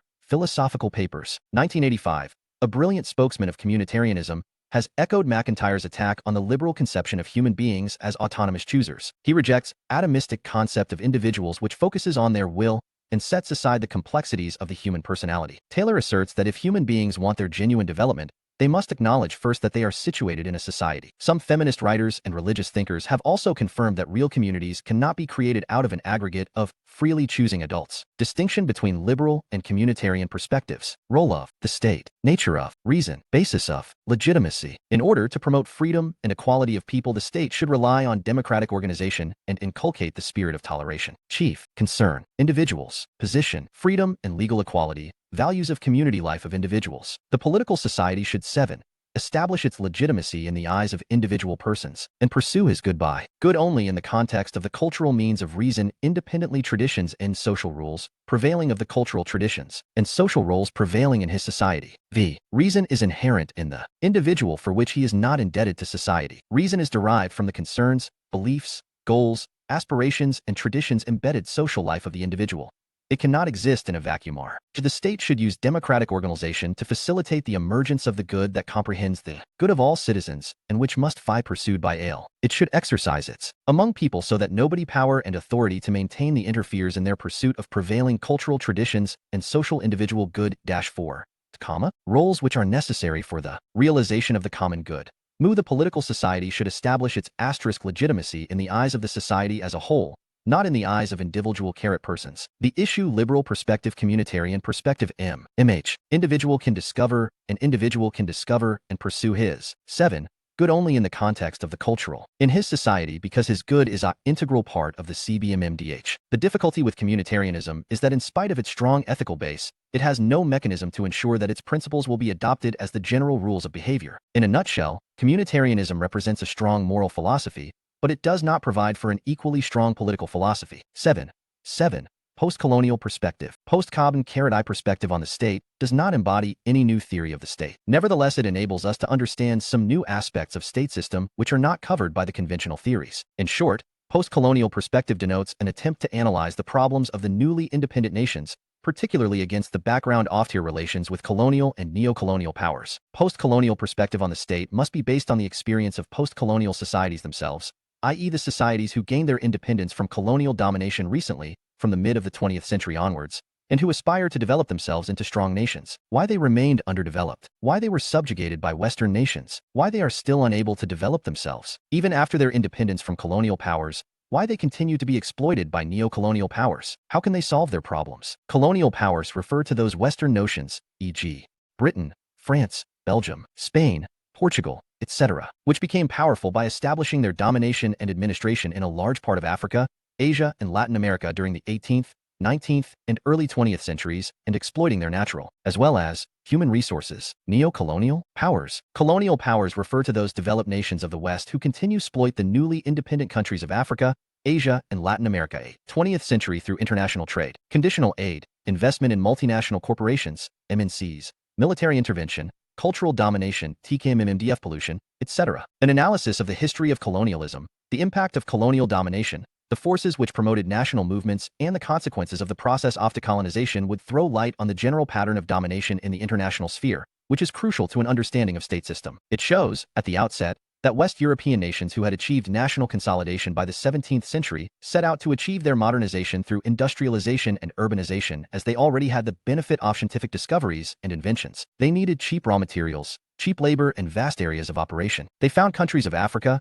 Asia, and Latin America as their easy prey. These countries were rich in natural resources and labor force, but they had little advantage of modern education or national solidarity. Some of these countries had inherited great civilizations of ancient times which had been shattered during the medieval age. For instance, India and Egypt were known for their magnificent past, but they hardly had the potential of national consolidation or their modernization in the mid of the 18th century. Thus, a large part of Africa, Asia, and Latin America fell prey to colonial domination. This shows that enterprising people, after their national consolidation, seek to set up political domination over other countries whom they identify as targets of exploitation. After establishing their political domination and administration in those countries, they project their own culture as superior to the native culture and try to win admiration, respect, and loyalty of the native people. They even claim to be performing the task of civilizing the so-called uncivilized people whom they continue to exploit. They also try to create institutions and elites within the native people who would help them in carrying on their administration. Thus, colonial rulers propagated the idea that Europe was the center of all progress and modernity. It was superior to other regions of the world in terms of history, language, literature, and technology. Its culture, art, political structures, and social conventions were claimed to be so superior that they would have a civilizing effect on the colonized people. Even racial superiority of Europeans over other people was asserted. Champions of colonialism claimed that they were fulfilling the noble responsibility of extending the benefits of civilization to primitive people as exemplified by the notion of white man's burden. They make these claims in such a forceful and convincing style that many of the colonized people hardly suspect their intentions. Colonial powers do promote education, industry, transport, communication, etc., and create administrative and political structures in the colonized territories, and thereby contribute to their progress. But all these measures are deliberately designed to facilitate and stabilize their rule. Macaulay's infamous 1835 Minute on Indian Education had proposed the deliberate creation in India of a class of brown white men educated to value European culture above their own, were created to strengthen the British administration. It is also true that the educational and administrative structures created by the colonial powers promote an awareness and consciousness among the colonized people. They remove their lethargy, dispel superstitions, and prompt them to think in a rational manner. They create an urge for social reform in their mind, which is sometimes reinforced by the revival of their past glory and a sense of protest against their exploitation by the colonial powers. All these factors often give rise to national movement which may culminate in the struggle for independence. When a colonial power is unable to contain this struggle, it may choose to hand over power to the local elite with the hope to have their support after their departure. Moreover, when a colonial power has already taken full advantage of its long rule, its further maintenance may seem to be a costly affair. So it may grant independence to the colonized territory and switch over to new forms of exploitation by neo-colonial methods. It may further be conceded that political independence of the colonized people does not necessarily mean an end to their adherence to the values cherished by their colonial rulers. In many cases, these values may persist, along with political, economic, and cultural models of the colonial regime, even after independence. In the contemporary scenario, some of these values and models have become a part of global culture which are being reinforced through the process of globalization. The new nations, or the developing countries, which comprise the bulk of the Third World, are faced with the gigantic task of nation-building and state-building. Many of these countries have not naturally evolved as nations, but they represent the territorial and administrative divisions made by the colonial powers for their administrative convenience. With their large size, vast population, and cultural multiplicity, the tasks of nation-building and state-building in these countries are quite challenging. Nation-building stands for the process by which people transfer their commitment and loyalty from smaller tribes, villages, or petty principalities to the larger central political system. It involves developing a sense of community among the people within the jurisdiction of a political system and provides for a sense of identification, a common object of their allegiance, an emotional bond, and social solidarity. It gives them a national identity cutting across their group loyalties based on religion, race, caste, language, region, culture, occupation, etc. State building, on the other hand, implies a process whereby a common center of power is evolved in order to establish law and order throughout the state and to extend the defensive and welfare services of the state to each and every part of its territory. Nation building and state building are complementary activities. When people of all categories are sure to benefit from the protective and welfare services provided by the state,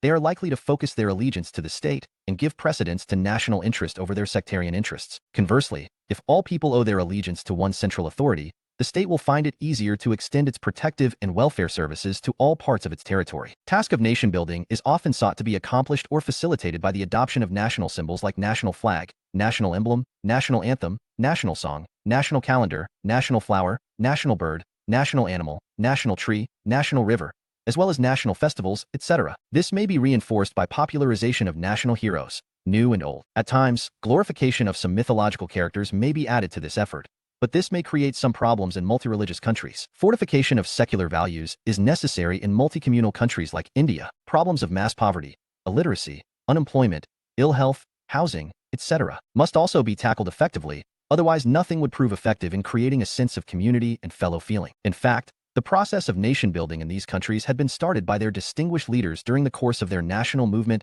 and struggle for independence. These men of high caliber and character were able to mobilize the masses and create social harmony within large sections of the population. They had instilled a hope in the people that the dawn of independence would usher in a new era. It was expected that with the liquidation of foreign domination, post-colonial state would become an instrument of fulfilling needs and aspirations of the masses. However, actual happenings largely belied these hopes. Independence was followed by the multiplication of demands from a myriad of sections of people. Bureaucracy, particularly the police, inherited from the colonial regime, was used to oppression of the people. It proved extremely difficult to make it sympathetic towards people. Again, with the gradual disappearance of national stalwarts, new generations of political leadership hardly matched their caliber and character. Politics became a game of enlisting support of narrow sectional interests and negotiating for a share of power in government. The result is overall deterioration of national life. However, new generations of non-political, brilliant professional elites in the post-colonial societies have contributed significantly to national prosperity and have created widespread awareness of democratic and human rights as well as the needs of social justice. Gandhian perspective. Gandhian perspective on the state is based on the social and political thought of Mahatma Gandhi, M.K. Gandhi,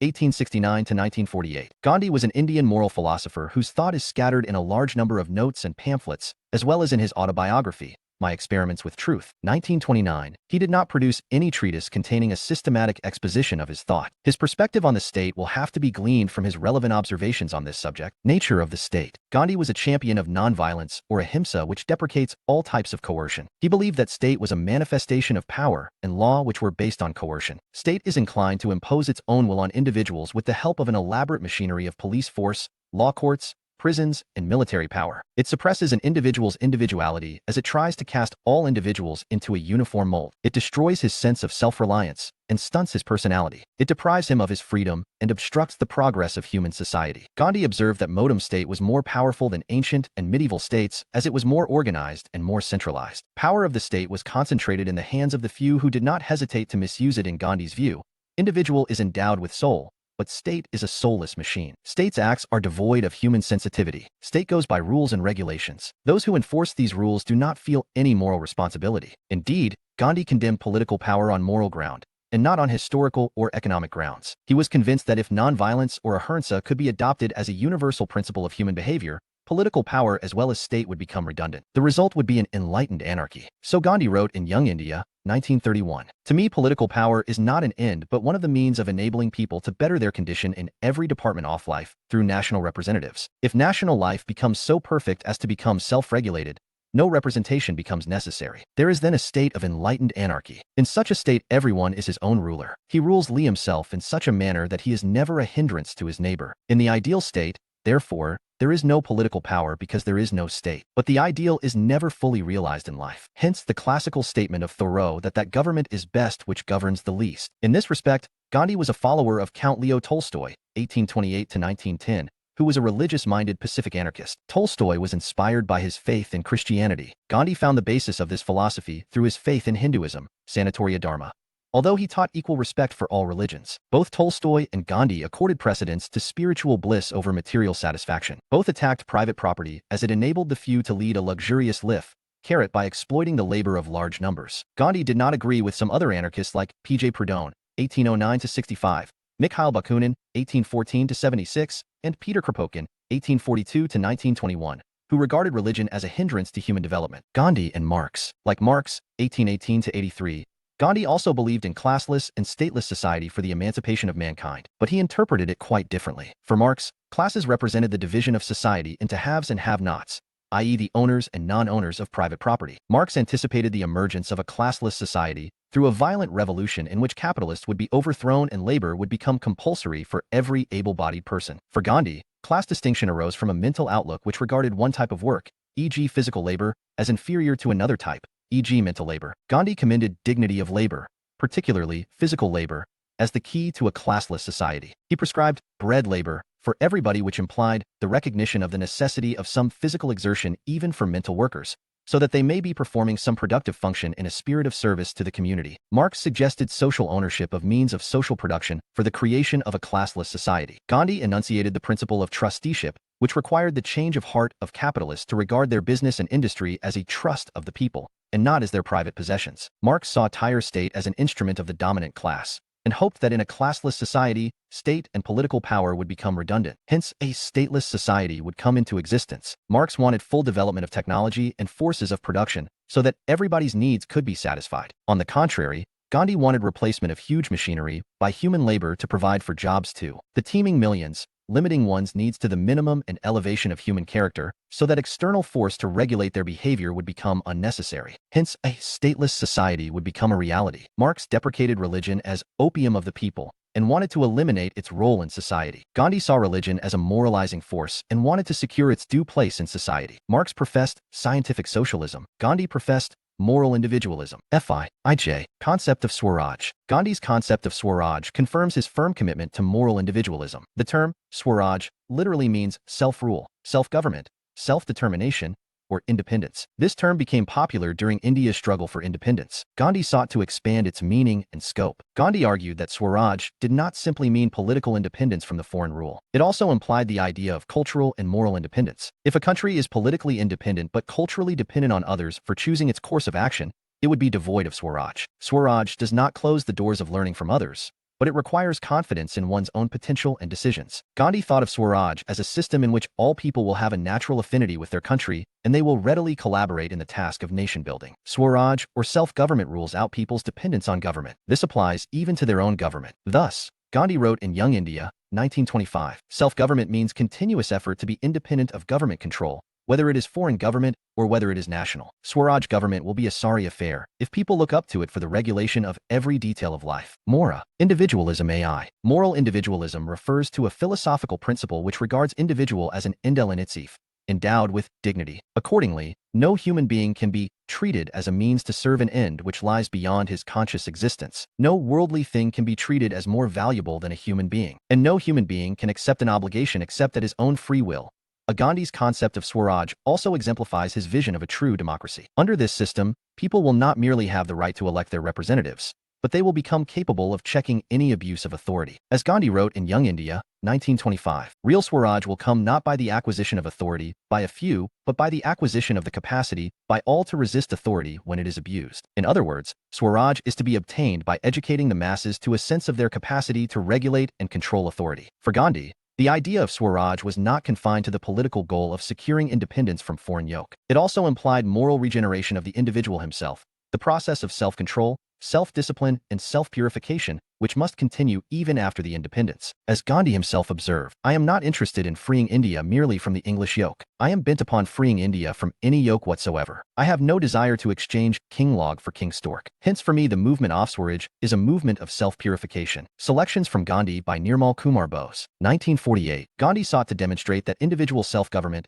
i.e. self-control or self-mastery, was as important as political self-government itself. Thus he wrote in his autobiography, My Experiments with Truth, 1929, self-government depends entirely upon our own internal strength, upon our ability to fight against the heaviest odds. Indeed, self-government which does not require that continuous striving to attain it and to sustain it is not worth the name. I have therefore endeavored to show both in word and deed that political self-government, that is self-government for a large number of men and women, is no better than individual self-government, and therefore, it is to be attained by precisely the same means that are required for individual self-government or self-rule. As a votary of purity of means as well as ends, Gandhi tried to assert that we must rely on nonviolence or ahimsa for the attainment of political self-government as well as individual self-government. Gandhi elaborately dwells on the principle of nonviolence or ahimsa as RHE way to transform individual character, and also as the guiding principle of political struggle. He demonstrates the superiority of nonviolence over violence, at least in the majority of the cases. He asserts that the force of love and pity is infinitely greater than the force of arms. The principle of nonviolence, ahimsa, is founded on soul force, atmable, while violence was founded on body force, sharerbal. The qualities of soul force are akin to love force, prembal, compassion force, diabol, the force acquired by self-suffering, tappable, and moral force, knittable. All these forces become operative when at individual level, at political level. 4. Self-rule, self-government, or home rule. AR. 1. T. Feminist perspective. Control of passions like greed, anger. 1. Characteristic of free nation. Independence from A. Foreign rule. 4. Mind is able to control itself and the passions. An individual endowed with these forces would be naturally inclined to adopt the technique of nonviolent resistance, satyagraha, as his method of political struggle. Only free individuals would constitute a free nation. Gandhian concept of Swaraj R. G-X. Way to national regeneration. 7. Feminist perspective is primarily concerned with the inferior status of women as a characteristic of the state system. It focuses on two crucial aspects of the nature of the state. State as an instrument of regulation of the public sphere, and B. State as an instrument of power. As regards regulation of the public sphere, feminists argue that the dominance of man over woman is not confined to the public sphere. It extends to all aspects of her life, including the most intimate relations like sexual relations. In order to secure justice to woman, the sphere of purely personal relations between man and woman will also have to be regulated. Hence, feminists insist on redefining the term political in this context. Ply's idea is expressed in the slogan, "The personal is political." Kate Millett, 1934 to 2017. Noted American feminist in Sexual Politics, 1971, sought to redefine politics as power-structured relationships, arrangements whereby one group of persons is controlled by another. Her study of some well-known romantic writers revealed that power, not eroticism or sexual passion, was their real subject, and the urge, characteristic of free individual, way to individual regeneration to dominate was at issue in their every written sexual encounter. Again, in the public sphere, state and politics are concerned with the conflict over the distribution of scarce resources, including contests for control of state apparatus and its policies. Here too, women constitute a deprived section. For centuries, they have been deprived of the right to property and right to vote. State is identified as a key actor in meeting the demands of women like protection from male violence, greater reproductive rights, the right to have children as per their choice, changes in family and employment law, provision of pension benefits, and other welfare schemes. As regards the role of the state as instrument of power, feminists have tried to demonstrate how male power becomes embedded in different branches of the state apparatus and in the state policies. Zilla Eisenstein, in her noted work, Phi Radical Future of Liberal Feminism, 1981, has argued that the liberal slate represents itself as fully autonomous so that all positions therein are equally open to all players, including women. Such a state is not bothered to ascertain the actual share of power enjoyed by women. Socialist feminists have attacked the liberal state on many grounds.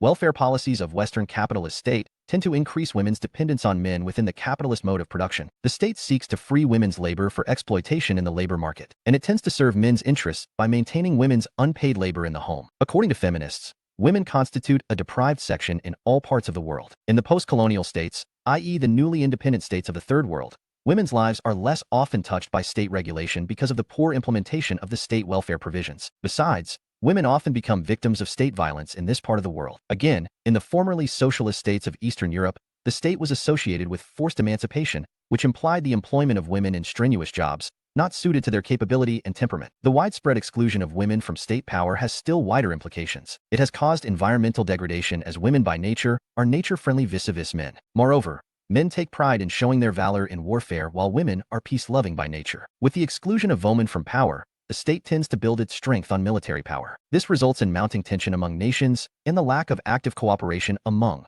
him for securing the interests of entire mankind. Pluralist perspective. Pluralist perspective portrays the state as a mechanism designed to serve the interests of various groups simultaneously. It has descriptive as well as normative overtones. On the descriptive side, it deals with the working of a democratic state in the contemporary world. On the normative side, it prescribes that wherever the interests of some influential sections in society get undue prominence at the expense of other sections, the situation should be suitably rectified. A pluralist state repudiates a single center of power in society. In other words, it is characterized by multiple centers of power. Such a state does not hold supreme power. It must act as an impartial arbitrator between the claims of several social groups for the allocation of the scarce resources of the community. Further, it must justify its authority by proving to be the guardian of justice in society. Only a democratic state, which provides the right to freedom of association to its citizens, would be capable of evolving into a pluralist state. This right would enable the citizens to form independent associations for pursuing their specific interests as well as their common interest. In due course, these associations would become powerful enough to counterbalance the power of the state. The set of associations formed to pursue the larger interest of the community constitute civil society in the contemporary world. Civil society is regarded the bulwark of democratic order. Civil society. Civil society includes a wide range of voluntary associations of citizens which tend to motivate them to participate in civic causes and to solve their common problems through collective self-help rather than reliance on state initiative. LT serves as a medium of crystallizing and publicizing their opinions and interests which would otherwise go unheard. It draws people into cooperative ventures, breaking down their social isolation and making them aware of their wider social responsibilities. Thus it serves as the true source of democratization. In common parlance, civil society acts as an intermediary between the state and citizens. FFF. An authoritarian state does not allow the formation of independent associations of citizens. If some strong associations of citizens happen to emerge in an authoritarian state, that state is likely to give way to a democratic system. For instance, the rise of Solidarity, an independent union of workers, in Poland in 1980, and the emergence of environmental groups and such other associations in the Eastern Europe in 1980s culminated in the collapse of authoritarian regimes in that region. Movement towards pluralism began in early 20th century as a protest against the doctrine of state sovereignty. Leon Duguet, 1859 to 1928, a French legal theorist, contested the idea of sovereignty solely resting with the state. Harold J. Lasky, 1893 to 1950, an English political thinker, and Robert M. McIlver, 1882 to 1970, an American sociologist, made a fervent appeal for treating the various social groups as different centers of power in society. They argued that the state should compete with these groups for winning the loyalty of citizens by serving their interests more effectively. Contemporary concept of the pluralist state was evolved in a different direction. Robert Dahl and Charles Lindblom's Politics, Economics and Welfare, 1953, and Robert Dahl's A Preface to Democratic Theory, 1956, and Who Governs, 1961.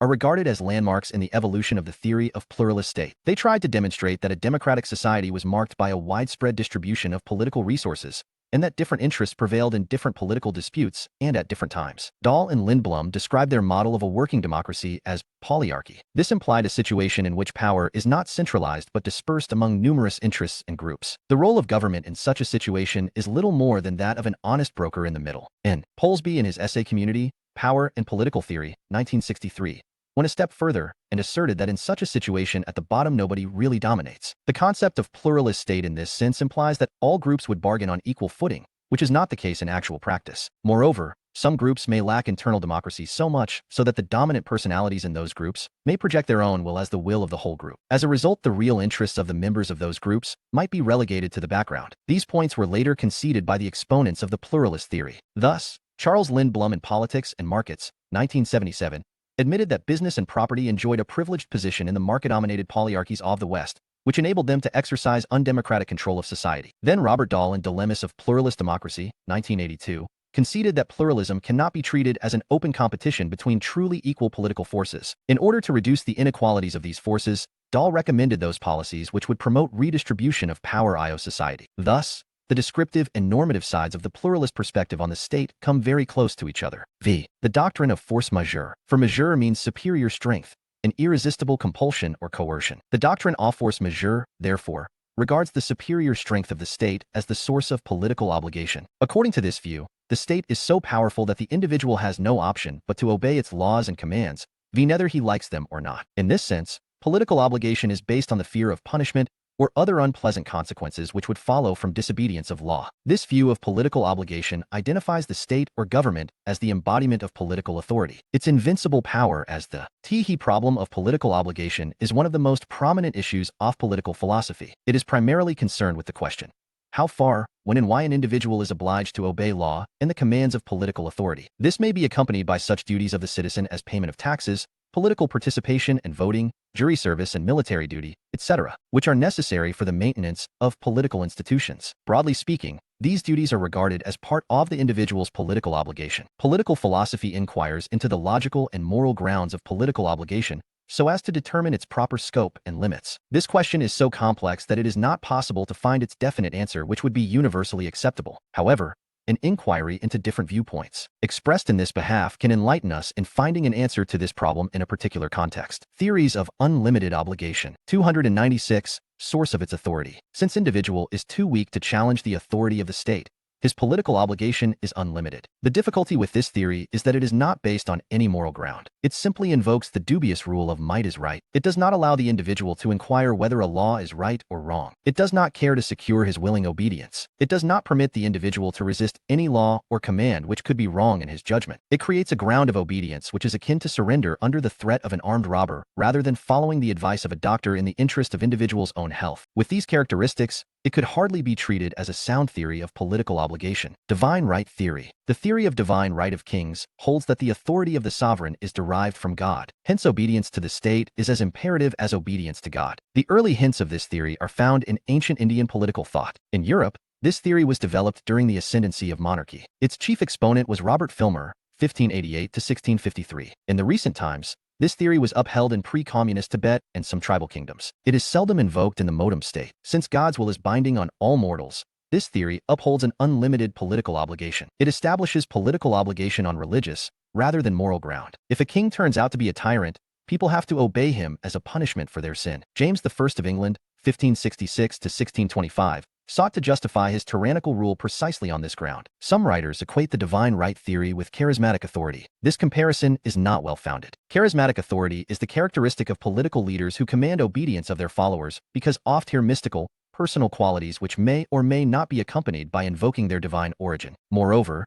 charismatic authority is purely personal which may vanish with the disappearance of the person holding such qualities. But divine right theory concedes inheritance of the same authority. It is, therefore, kin to traditional authority rather than charismatic authority. Since this theory denies any right of the individual to exercise his judgment about right and wrong and to resist any wrong law or command, this too can hardly be treated as a genuine theory of political obligation. Conservative view. Adherents of conservatism uphold obedience to the state or political authority for practical reasons. David Hume, 1711 to 76, argued that the advantages of obedience to any type of political authority outweigh the disadvantages of having no government at all. He, therefore, upheld unconditional political obligation in view of practical utility of a government. Edmund Burke, 1729-97, similarly argued that politics was a matter of prudence and practicability. Defending the case for social continuity, he contended that revolution is evil, not only because it involves violence and destruction, but also because it results in misuse of power by those who manage to capture it. Burke ruled out extreme versions of reform because they destroy the social fabric without providing for the mechanism of its repair. In his view,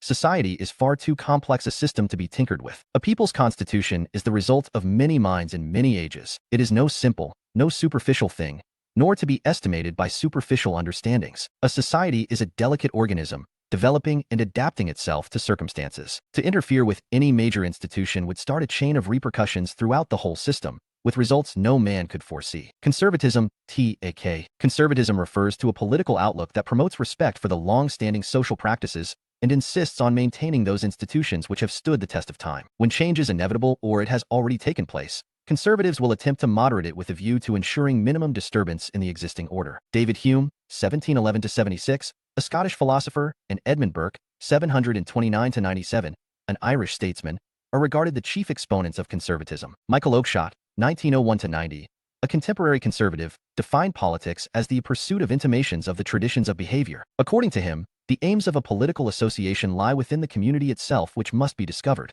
rather than imported from speculative philosophy. Political activity is neither a product of contract nor of any mutuality of purpose. It is akin to the model of informal conversation which develops by its internal logic, rather than a discourse on a well-thought-out subject. Political obligation, then, is a diffuse obligation, like an obligation arising out of friendship which does not follow any fixed pattern, nor emanates from any conditions of a contract. Thus, political obligation is incidental to the political activity which arises from the normal social life, rather than from the pursuit of any transcendental objectives. In a nutshell, the conservative view of political obligation is based on legitimacy rather than on consent or morality. Theories of limited obligation. Principle of consent. Some theories regard individuals' consent as the proper source of political obligation. According to this view, man is bomb-free. He can be expected to obey a ruler only with his consent. In other words, a government can exercise its power only with an explicit or implicit consent of its citizens. Some thinkers argue that if an individual accepts the protection of the prevailing system through abiding by its rules, his tacit consent may be taken for granted. Others hold that mere acceptance of a legitimate authority is not sufficient to explain the source of political obligation.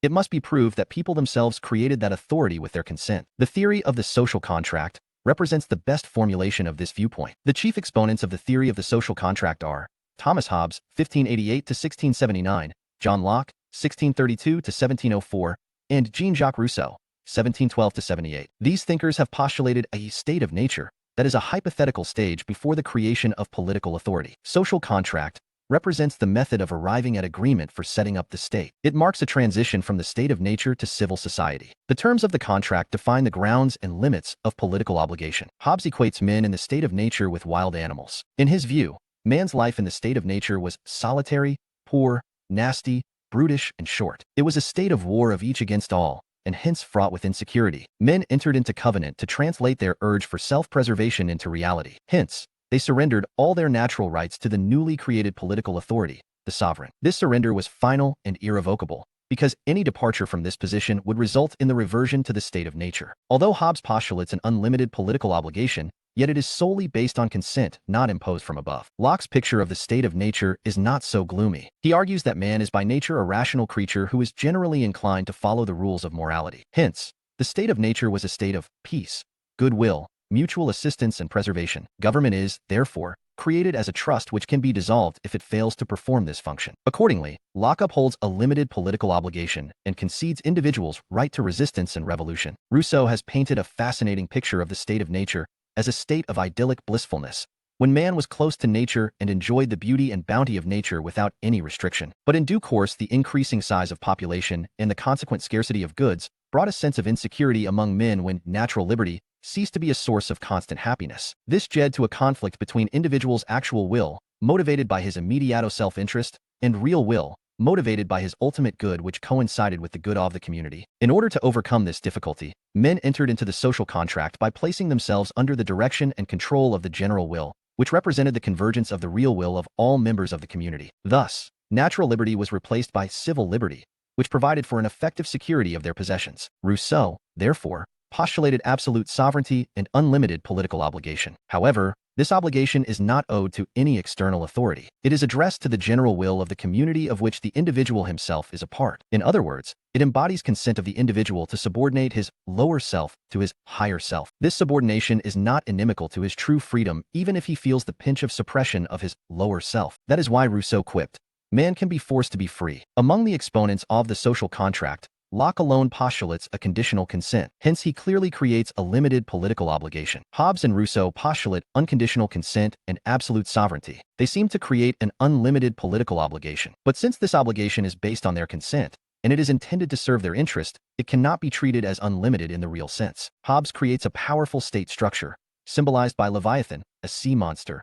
who dominates all others. He provides for no mechanism to curb the state if the actual sovereign turns out to be tyrannical. Rousseau, too, creates an equally powerful sovereign, but it does not stand above the community. Theoretically, this is all right, but in actual practice, sovereignty will be exercised by a government consisting of a group of persons who might project their selfish and foolish designs as the expression of the general will. Rousseau, of course, favored small communities governed by direct democracy where such a situation would not arise. But this is not practicable in modern times. So Rousseau's solution does not show us the way to prevent the abuse of force by government. In fact, the whole idea of consent, given once for all, is not a sound basis of political obligation. A government based on consent must be dependent on the continuous consent of a vigilant electorate to be renewed and re-expressed at regular intervals. In this light, Locke's formulation of the social contract may be treated to be on the sound footing. Moralist view of political obligation is a double-edged sword. It can be invoked for vindicating limited as well as unlimited obligation. Morality is based on our sense of right and wrong, which impels us to do what is right and to avoid what is wrong. We attain knowledge of the rules of morality from our inner self, our conscience. We obey these rules of our own volition. We regard these rules as the mainstay of our social system. We respect others' person and property because we expect them to respect our own person and property. We try to maintain public order because it is beneficial for ourselves as well as others. Ideally, laws and commands of public authority should conform to the principles of morality. If they do, we will certainly respect them. As Keith Hyams has significantly observed, the law forbids us to steal, to murder, to rape, and to do a number of other things that most of us would not dream of doing anyway, even if the law were not to exist. So it looks as though much of the law simply tells us to do, or not to do, things that we already think we should or should not do out of an independent sense of right and wrong. Perhaps, then, our duty to obey the law amounts to nothing more than a duty to obey the rules of morality, which distinguish right from wrong, political authority and obligation, Issues in Political Theory, ed. by Catriona McKinnon, 2008. Accordingly, when the provisions of law coincide with the rules of morality and receive our spontaneous approval, then we feel naturally obliged to obey law and the commands of public authority. This argument can be invoked to vindicate unlimited political obligation. On the contrary, if a particular law or a command of public authority does not coincide with our moral judgment, we are not obliged to obey it. In other words, if a law compels someone to act against his conscience, a clash may arise between legal obligation and moral obligation. For example, if a worker is morally committed to a trade union which has given a call for strike, but the strike has been legally banned, he will have to face the consequences of acting against law if he chooses to honor his moral commitment. Thus, from the moralist point of view, individuals' obligation to obey political authority is conditional and not absolute. This argument can be invoked to vindicate limited political obligation. As Keith Hyams has illustrated, this argument only requires obedience to just laws. The citizens of Nazi Germany or present-day Burma, for example, would not be required to obey the oppressive laws imposed by their governments. But even liberal democracies tend to do a lot more than just enforce the basic rules of morality. Disagreements about the roles of justice and equality in morality have implications for the permissibility of redistributive taxation. When citizens realize that an existing or a proposed law or administrative action is wrong, they may decide to defy it. They may even launch a systematic campaign to oppose it, not to speak of obeying it against their conscience. This point was further developed by the idealist view of political obligation. Idealist view. The idealist school of thought originally created an unconditional and unlimited obligation, but later it was modified to admit a note of caution. G.W.F. Hegel, 1770 to 1831, famous exponent of idealism, eulogized the state as the incarnation of divine reason and the march of God on earth. He argued that when individual obeys the state, he essentially follows divine reason and thereby exercises his freedom. Hegel, therefore, postulated an unlimited political obligation without drawing a clear distinction between the state, which was an abstract entity, and government, which consisted of a group of fallible persons exercising actual authority. It is unfortunate that fascist regimes invoked Hegel's argument to demand unconditional obedience from their citizens and led them to the path of untold disaster. Fascism. Fascism refers to an anti-democratic theory advanced by Benito Mussolini I,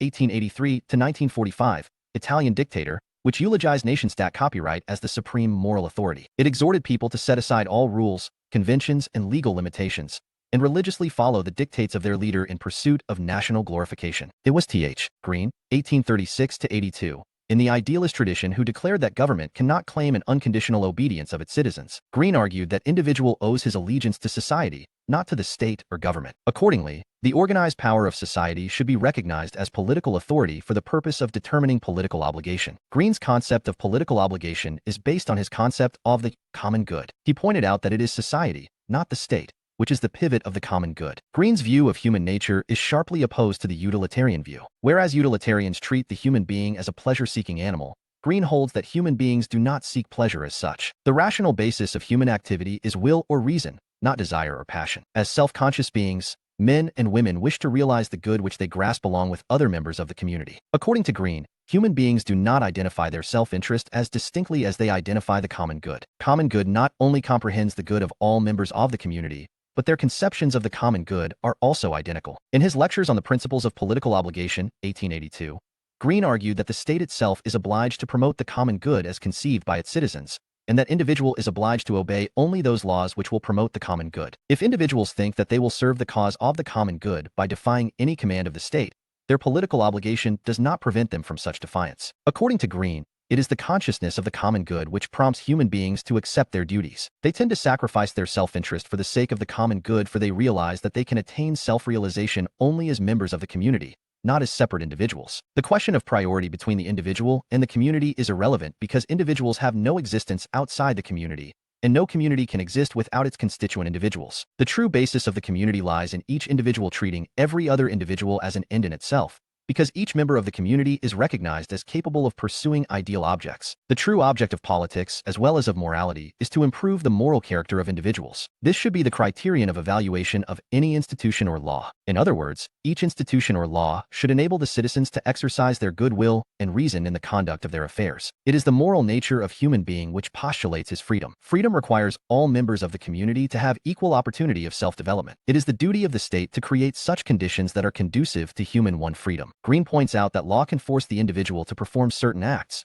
but these would be external acts only. No, law can make them moral because morality is dependent on something freely willed. In Green's words, will nor force is the basis of the state. Thus, Green's view of political obligation banks on the moral nature and capacity of human beings. It reduces the state to an instrument of securing the common good as conceived and defined by its citizens. By recognizing the organized power of the community rather than the state as the object of political obligation, Green rules out the claim of any government to demand unconditional obedience from its citizens. Likewise, Harold J. Lasky, 1893–1950, ruled out unconditional obedience to any government by drawing a distinction between the state and government. He argued that if a government claims allegiance of human beings, it will have to compete with other human associations in securing their highest welfare. Marxist view. According to the Marxist view, the state is by no means the organized power of the community. It is indeed the organized power of the dominant class, particularly the class owning the major means of production. Its purpose is not the general welfare, but helping the strong competitors to increase their wealth and power by exploiting the weak competitors as well as the dependent class. In a class-divided society,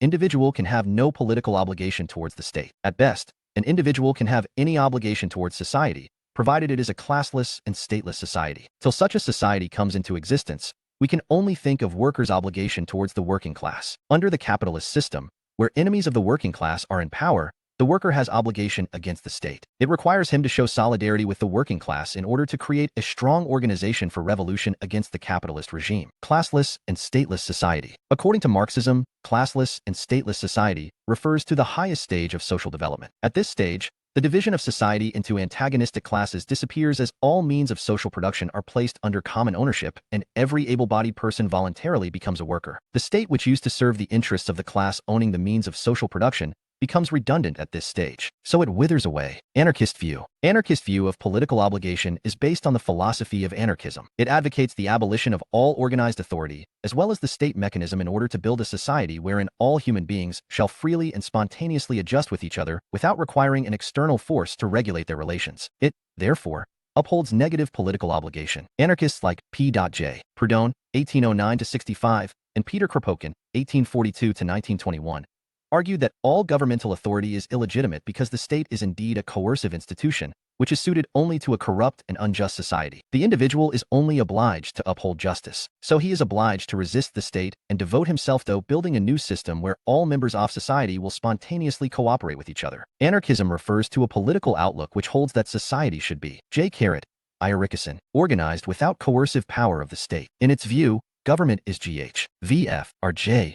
1. Unnecessary evil. Men are benign by nature. Society is a natural institution. Men are capable of organizing themselves into a just society through voluntary cooperation, but they are corrupted by the intervention of the coercive power of the state. Anarchists reject all forms of authority, including authority of the state, that interfere with the spontaneous associations and actions of individuals. It is important to note that Marxian and Gandhian views, as upholders of stateless society, come closer to the anarchist view of political obligation. Mahatma Gandhi, 1869 to 1948, Indian social philosopher and activist, recognized severe limits of political obligation, as his principle of civil disobedience indicates. Civil disobedience implies the act of deliberately disobeying an unjust authority and breaking an unjust law. The duty of civil disobedience to an unjust law is the counterpart of the duty of civil obedience to a just law. Civil disobedience may be resorted to as a protest against an unjust policy of government or in order to draw attention of the government to a demand for political reform. The term civil disobedience was originally coined by an American writer, Henry David Thoreau, 1817-62, who published an essay in 1848 to explain why he had refused to pay taxes to the state for several years, for which he had to undergo imprisonment. Thoreau argued that people must register their protest against any injustice perpetrated by their own government. Harold J. Lasky has cited the case of conscientious objectors to military service during the period of the First World War, 1914-18, who had to undergo punishment for refusing to render military service as they believed in peaceful solution of all human disputes. Mahatma Gandhi sought to combine the principle of civil disobedience with his principle of nonviolent struggle and satyagraha, the principle of insistence on truth, during India's struggle for independence. Gandhi set a practical example of civil disobedience when he led the march to the seashore in 1930 to defy the ban on making salt by the Indians. This ban was imposed by the British colonial rulers, which was thought to be unjust by Gandhi and his followers. Gandhi firmly believed that civil disobedience was based on a profound respect for law in general. Only unjust law should be broken. That, too, when all methods of persuasion and petition for withdrawal of such law had been tried and had failed. The act of civil disobedience should be performed non-violently and in full public view, and penalties entailed by this act should be accepted willingly. Disobedience to be civil must be sincere, respectful, restrained, never defiant.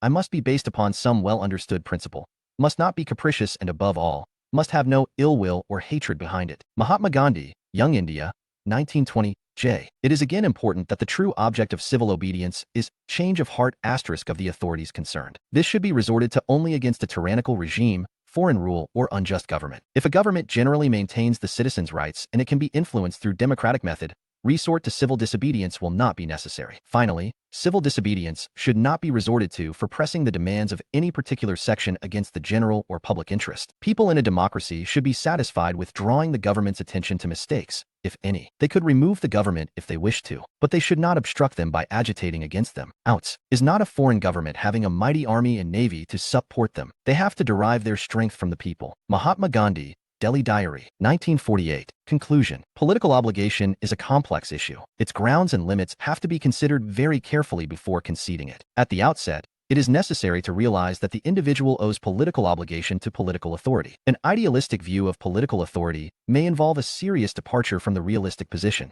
Rousseau postulated political obligation to the general will. Hegel projected a divine image of the state as the object of political obligation, and Green suggested political obligation towards the organized power of society, as distinguished from the state. But how do we encounter these abstract entities? In real life, philosophically, we may owe political obligation to any ideal object, but in actual life such obligation is always demanded by a band of government officials, which must be considered with utmost caution. As Lasky has succinctly pointed out, the state's claim to preeminence always means, in fact, the sovereignty of a government composed of fallible men whose intentions alone are not a sufficient justification for so vast a claim. A grammar of politics. It is important to remember that government is only an external agency. A good government is the product of human ingenuity. However, the power of reasoning is still retained by human beings themselves. It cannot be transferred to the instrument created by them. So the individual himself or herself remains the best judge as to whether a law is just or not. At the same time, no single individual can become wiser than all others. So when a law or government order is thought to be unjust,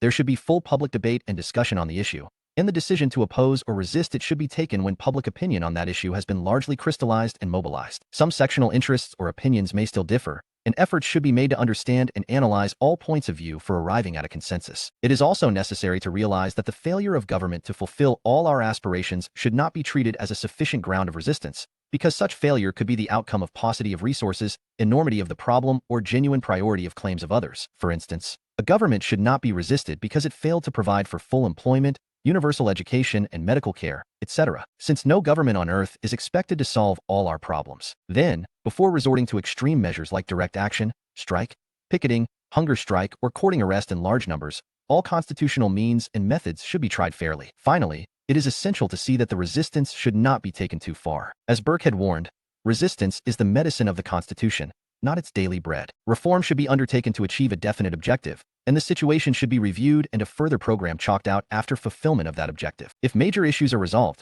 minor issues could be left to take care of themselves. Revolution is not ruled out, but it should be undertaken as a long-term program, not as a sudden overthrow of the system. A. Paterai, The Substance of Politics, 1975, has rightly suggested, while the conscientious individual who leads the resistance may often be motivated by the highest moral purpose, he must remember that he may be followed by others less conscientious who may take advantage of the opportunity to gain their selfish ends. If change is accompanied by chaos and confusion, the situation is most likely to be exploited by antisocial elements. If old order is destroyed indiscriminately without leaving the foundations for the construction of a new order, the result would be disastrous, because to destroy is easy, to reconstruct is difficult. 12. Concept of law. LAW is the characteristic of a situation where an object or individual behaves uniformly under specific conditions, indicating regularities of behavior. Law is responsible for all orderliness in the universe and society. To understand the nature of law, it is essential at the outset to distinguish between two types of law: A. Descriptive, or scientific law, and prescriptive, or stipulative law. Descriptive or scientific law exists and operates in the universe, independently of our will. We can only discover it, but cannot alter it nor escape from it. No external agency is required to enforce it. Since it is beyond our control, its test is true or false. The terms right or wrong may be applied in its case only in the factual sense, as alternatives of true or false, and not to invoke any moral standards. In any case, we can apply our knowledge of scientific law to serve human purposes. The examples of descriptive or scientific law are law of gravitation in physics and law of diminishing returns in economics. These laws can be applied for making mechanical devices or improving industrial production. A scientific law can be challenged or redefined only by a new scientific discovery and a proof supported by experimentation. On the other hand, prescriptive law determines what an individual should or should not do under specified conditions. Each organization makes some rules for its members which are binding on them. These rules are enforced by sanctions, so that any deviation or departure from these rules makes one liable to punishment, denial of some benefit or privilege. The existence of an organization is dependent on observance of such rules. The set of such rules applicable to the larger society or community comes in the category of prescriptive law. Prescriptive law is, therefore, man-made law, adopted by human society for regulating its behavior, although it may be based on some forceful considerations, such as long-standing custom, human conscience, the prevailing level of social consciousness, or dominant public opinion. However, this can be changed according to our needs and mode of thinking. For instance, a penal code which prescribes punishment for various types of offenses represents the prescriptive 308 law. Since this type of law can be altered according to our sense of justice, its test is right or wrong in the moral sense. But when applied objectively, say, by lawyers and law courts, its test is valid or invalid, although some doctrines of fairness, reasonableness, due process, etc., may be invoked in its interpretation. In other words, the letter of law may be supplemented by the spirit of law during the course of its interpretation and in the process of adjudication. In political science and all other social sciences as well as jurisprudence, the term law is throughout applied to indicate prescriptive law, unless otherwise indicated by the context. The nature of law has been described differently by different schools of thought in view of different applications of this term. The principal schools of thought as prevalent in the Western tradition are A. Natural law school, analytical jurisprudence, C. historical jurisprudence, and J. sociological jurisprudence. Natural law school. This school of thought sees law as representing binding obligations arising from the moral sphere. It holds that positive law or enactment draws its sanctity or authority from a higher law, the law of nature, or natural law, which exists independently of our will, and which can be discovered by the human faculty of reasoning. It is, however, different from scientific law because its character is normative rather than positive. It postulates the existence of a universal system of justice or right, as distinct from human enactments and rules. 1. Positive law. Positive law refers to the law that expresses the will of the sovereign. Usually it is duly enacted by a legislative body and recognized by the judiciary. It is binding on all those coming within its jurisdiction, and its violation is effectively met with punishment. Positive law is judged by its legal validity, and not by its conformity to morals, customs, or conventions unless these are enshrined in the body of law itself. This view of law has been prevalent in the West since ancient times, particularly since Stoic philosophers, c. 300 BC. In Roman jurisprudence, it was recognized as a standard against which all civil law should be judged. In the medieval times, it was equated with divine law. In the 18th century, it was developed, particularly by Immanuel Kant, 1724 to 1804, as an objective standard to which all rational nature should conform. In the contemporary world, it is particularly invoked in the arguments concerning universal human rights. Analytical jurisprudence. Analytical jurisprudence, or legal positivism, regards positive law as the only real law. It owes its origin to the Anglo-American legal tradition which flourished entire 19th century. It sees all law as a positive and direct command of a competent authority enforceable by effective sanctions. It focuses on the nature of law in the technical sense of the term, as distinguished from its conception as a moral standard. It denies the status of law to the rules that are based on a body of conventions or expectations without the presence of a proper authority to enforce them effectively, such as international law, which is largely based on international courtesy and mutual understanding between the civilized nations. It rejects the natural law doctrine as unscientific, grounded on mythical entity, and rooted in confusion between law and morality. John Austin, 1790 to 1859, an English jurist, is regarded the chief exponent of this school of thought, who tried to discover the key doctrines and ideas underlying a formal legal system. International law. International law refers to a set of general principles and specific rules which are duly recognized by the members of the international community in their dealing with each other. International law is primarily concerned with the regulation of their mutual relations, peaceful settlement of their disputes, and the rights of belligerent as well as neutral nations during the times of war. Austin defined law as a command of the sovereign person or body, as promulgated in a particular political society. He argued that international law was not law in the real sense because it was neither promulgated by a sovereign nor enforced by a political superior. At best, international law could be described as an expression of positive morality, as distinguished from positive law. Subsequent thinkers in this tradition sought to modify Austin's formulations as regards the criteria of validity of positive law. Hans Kelsen, in his General Theory of Law and State, 1961, argued that validity of law is derived from its proper promulgation as well as from its conformity to a basic norm. Kelsen postulated a hierarchy of norms to which sanctions are attached. The lower-level norms derive their validity from higher-level norms, so that there is a basic norm at the top of this hierarchy to which entire legal system must conform. In spite of his insistence on the normative character of law, Kelsen remains a positivist because he separates the questions of morality and moral obligation from those of legal validity and legal obligation. Norms. In sociology, the norm refers to a standard or the short expectation of behavior that is considered culturally desirable or appropriate. Norms of a society are regarded almost as prescriptive as the prevalent rules and regulations, although they do not enjoy the formal status of rules. For example, looking after one's parents in the old age would be a norm, though there might be no law to enforce this obligation. H.L. Hart, another major thinker of this school, in his Concept of Law, 1961, argued that Austin's conception of law as based on coercive order was too narrow as it was largely derived from the model of criminal law. If viewed in proper perspective, the scope of law is not restricted to the acts of command and punishment. While criminal laws embody a set of coercive orders, civil laws and procedure cannot be compared to it as they also provide for certain private arrangements, such as contracts, marriages, and wills. Different types of law serve different purposes. Besides punishing offenders,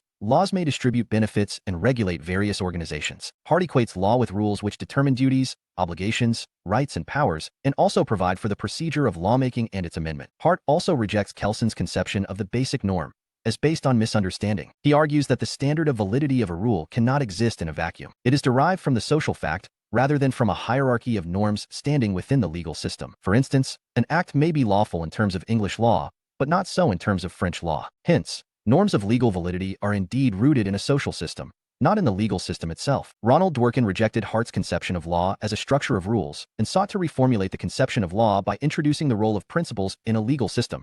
In Taking Rights Seriously, 1977, Dworkin argued that Hart's model cannot be applied to the analysis of all aspects of a legal system, particularly in the context of disputed cases where application of rules does not give a clear answer. In difficult cases, judges have to rely on certain principles for reaching a decision. These principles are by no means extra-legal criteria as they are used by judges as part of law. An outstanding example of this situation is the principle which holds that a man should not benefit from his own wrong. This principle was invoked to prevent a murderer benefiting from his victim's will. Positivists, who conceive of a legal system exclusively in terms of rules, have no answer to deal with such a situation. Pointing to the distinction between rules and principles, Dworkin observed that rules are precise and their applications can be specified, whereas principles are not so precise and different principles may conflict with each other. Judges have the discretion to choose a befitting principle for reaching a decision in a particular case. It is by no means an easy task. Moreover, principles can be invoked only to suggest reasons or justifications for the decision, but the decision itself cannot be derived from the application of a principle. Different principles are independent of each other. Unlike norms behind the rules,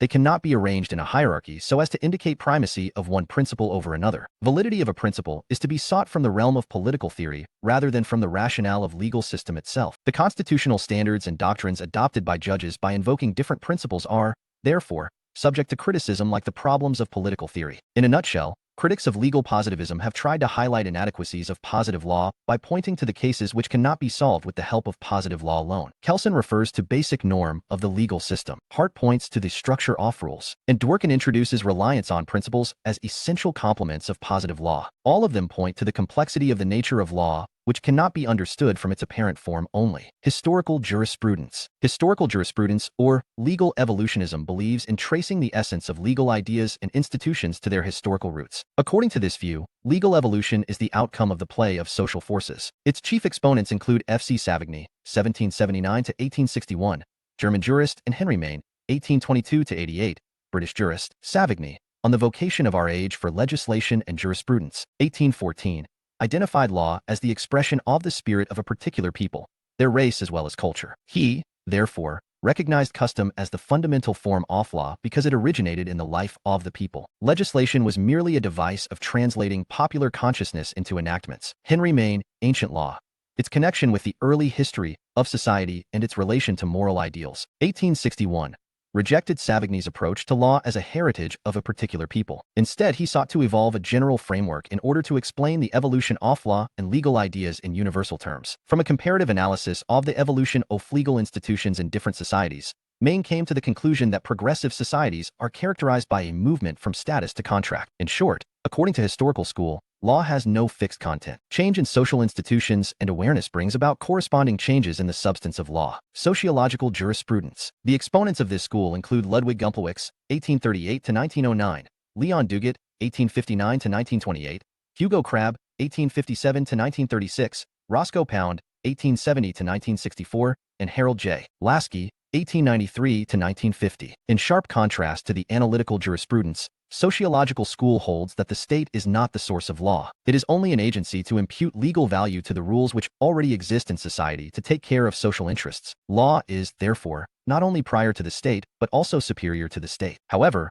law has a unique importance in society as an instrument of solving social problems and achieving social progress. Thus, Roscoe Pound, The Spirit of the Common Law, 1921, insists on assessment of law according to the defined social purpose. In order to achieve social progress, law should be open to interpretation and revision in the light of changing levels of social consciousness. Pound holds that the proper function of law is social engineering. In a nutshell, according to sociological school, substance of law is to be determined with reference to the social purpose which it is designed to serve. While the historical school tends to discover the essence of law from the social institutions of the past, the sociological school largely seeks its significance in our vision of the future. In a technical sense, law is the command of the state, recognized by various organs of the state, and enforced by sanctions. In this sense, the state is apparently the source of all law. However, the state does not make law by itself, at its own will. Pluralists like R.M. McIlver, 1882 to 1970, believe that law existed even before the emergence of the state. The state does not create law but only declares il. In what forms does law exist,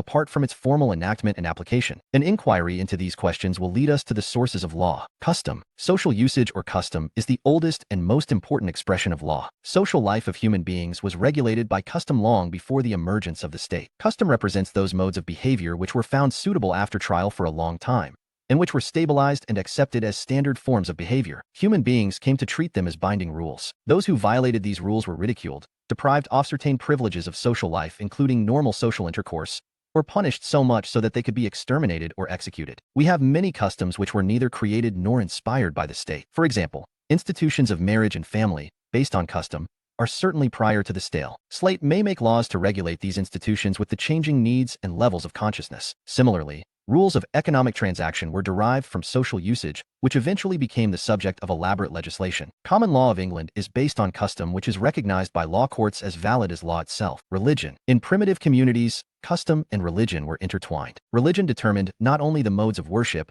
but also a good deal of custom regulating social life. In a traditional society, the close links between the priest and the king are an ample proof of close relations between religion and politics. Ancient Roman law is largely grounded in a set of religious pries. Ancient Indian codes of law cannot be distinguished from scriptures. Hindus and Muslims in India even today have their separate personal laws based on their religious beliefs and practices, particularly for regulating marriage and inheritance. Scientific commentaries. Several publicists and eminent jurists have written treatises giving interpretation of the substance of law prevailing in different countries. In these works, they have raised questions on which the law is either silent or vague or uncertain. They have advanced their well-built arguments and proofs to deal with such situations. They have expressed their opinions so effectively and convincingly that these are treated as authentic as law itself. It is true that very few of such treatises have won due recognition, yet they constitute an important source of law. In England, opinions of Edward Coke, 1552 to 1634, and William Blackstone, 1723 to 80, are treated as authoritative as law. In America, works of Joseph Story,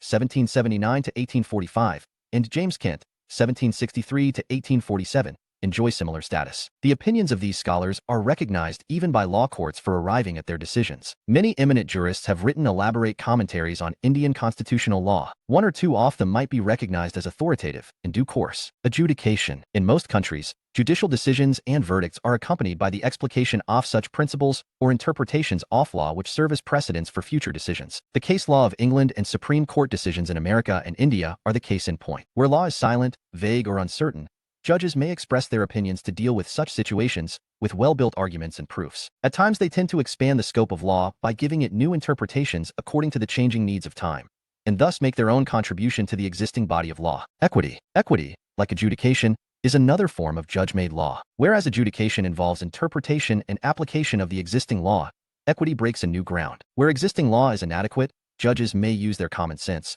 or their own understanding of fairness to give relief to a disadvantaged party. Equity is derived from the principles of natural justice rather than from the letter or the spirit of law. Equity was used in ancient Roman law. In the modern age, equity is often invoked in the cases involving law of contract. Natural justice. Natural justice refers to a set of those principles of justice which belong to the unwritten part of law. These principles are invoked when the judges act according to their own sense of justice. On the procedural side, natural justice largely requires as follows.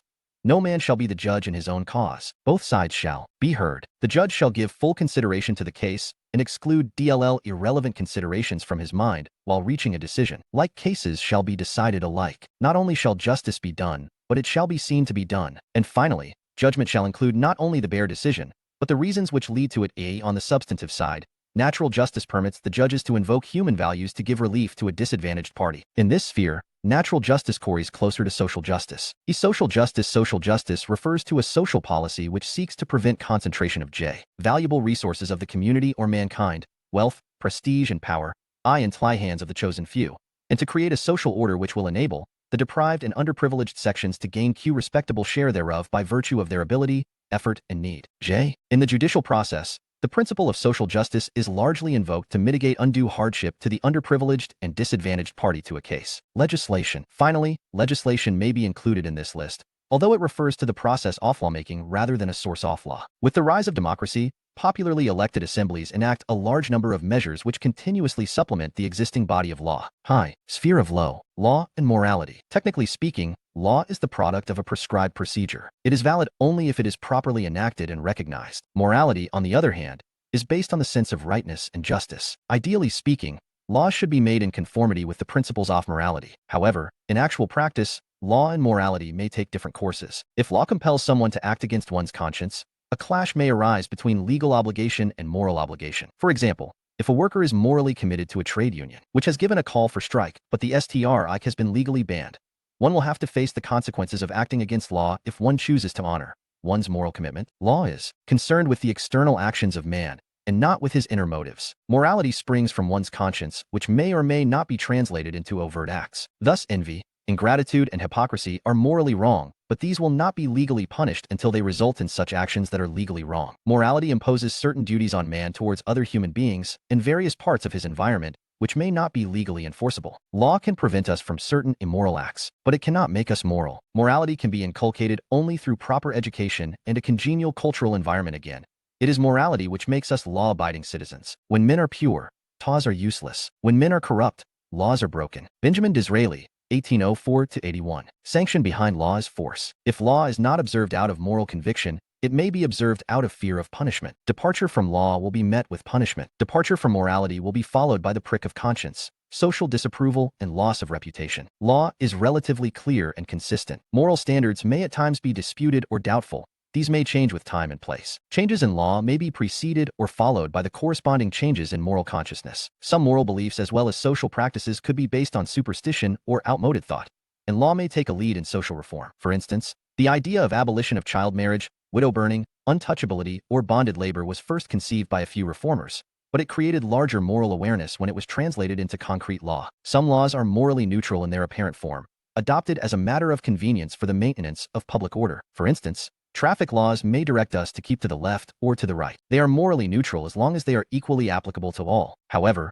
observance of such laws is also inspired by our moral sense, that is equal concern for the convenience and safety of all road users. Since our social life is practically regulated by law, it is imperative that laws should be adjusted with the changes in our moral consciousness. Otherwise, laws will prove to be tyrannical. Such laws will not only be frequently violated, but the whole system of law will be overthrown. Law and liberty. Liberty or freedom is formally defined as absence of restraint. Law, on the other hand, imposes restraints on certain activities of individuals. Does law, then, curtail liberty, or can it be reconciled with liberty? It is a complex issue. It is possible that a tyrannical state may make tyrannical laws and destroy liberty of individuals. However, under democratic and welfare state purpose of law is to protect and promote liberty. How does law perform this function? When liberty is accepted as a universal principle, it is imperative that liberty of one individual does not endanger the liberty of another individual. This necessitates restriction on liberty of individual, so as to allow equal liberty to all. Law is precisely the means of imposing such restriction. For either of these reasons, the restrictions of law may be desirable,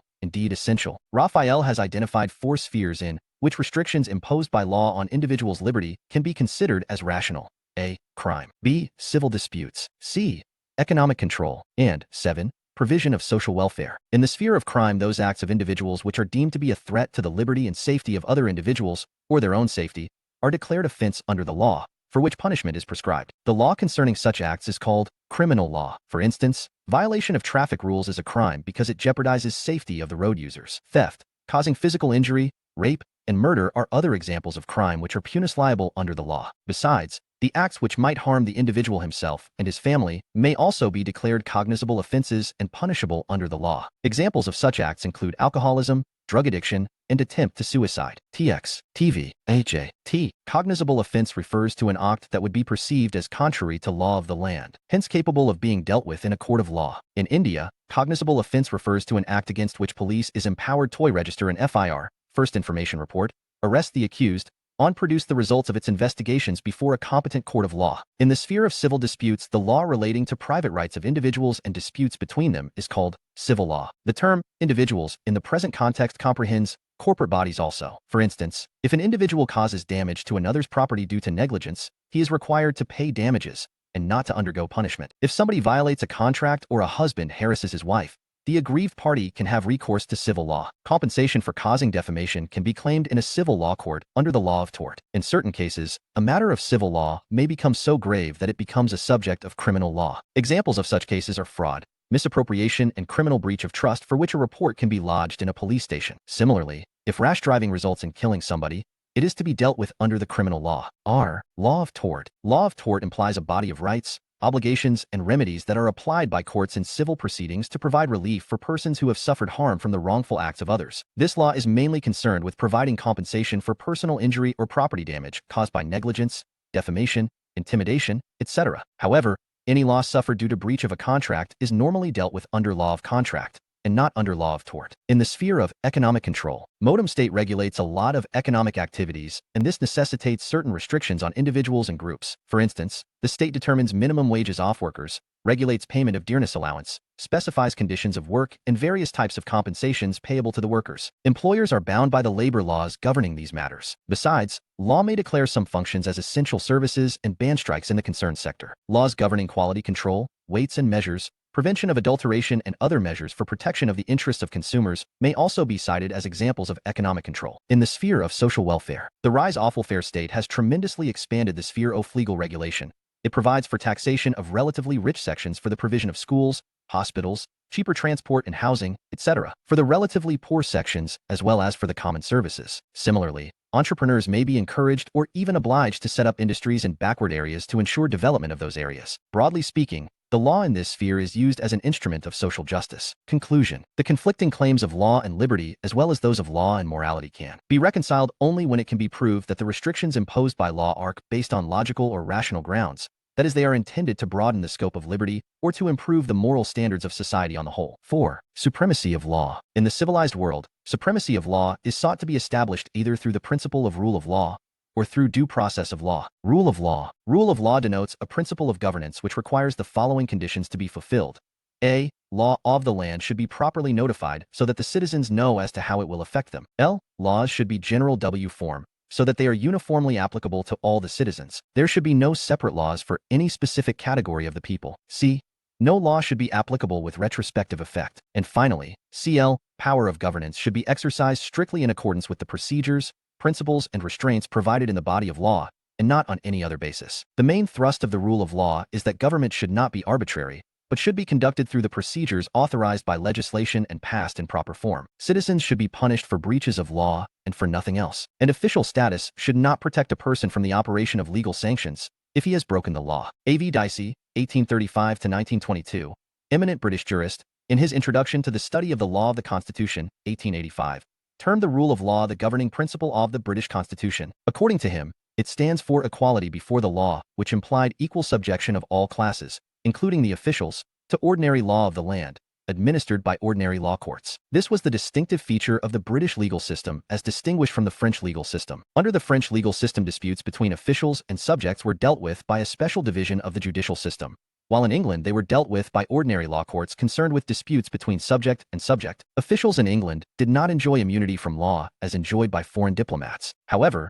Dicey's reference to French legal system should not be interpreted to mean that the French maintain an administrative law, which is not the part of their ordinary law. In fact, French administrative law is very much the part of their legal system which is the basis of its validity. It would be wrong to say that French civil and criminal law is the part of their ordinary law, but their administrative law does not fall in this category. The only distinctive feature of the French is that in France the disputes between officials and ordinary citizens are dealt with by a specialized branch of their judicial system, whereas such disputes in England are dealt with by ordinary law courts. The precise distinction between the two lies in their respective judicial organization and not between the nature of their legal systems. Rule of law in England also implies that since there is no provision of constitutional guarantee of the rights of the citizens, because of its unwritten constitution, the remedies, benefits, and liberties provided in their ordinary law are the foundation of their constitutional system. Dicey's critics argue that the rule of law simply regulates the legal procedure. It is silent as regards the content of law. It has no mechanism to contain the unlimited sovereignty of the British Parliament. If the Parliament enacts an unjust or discriminatory law,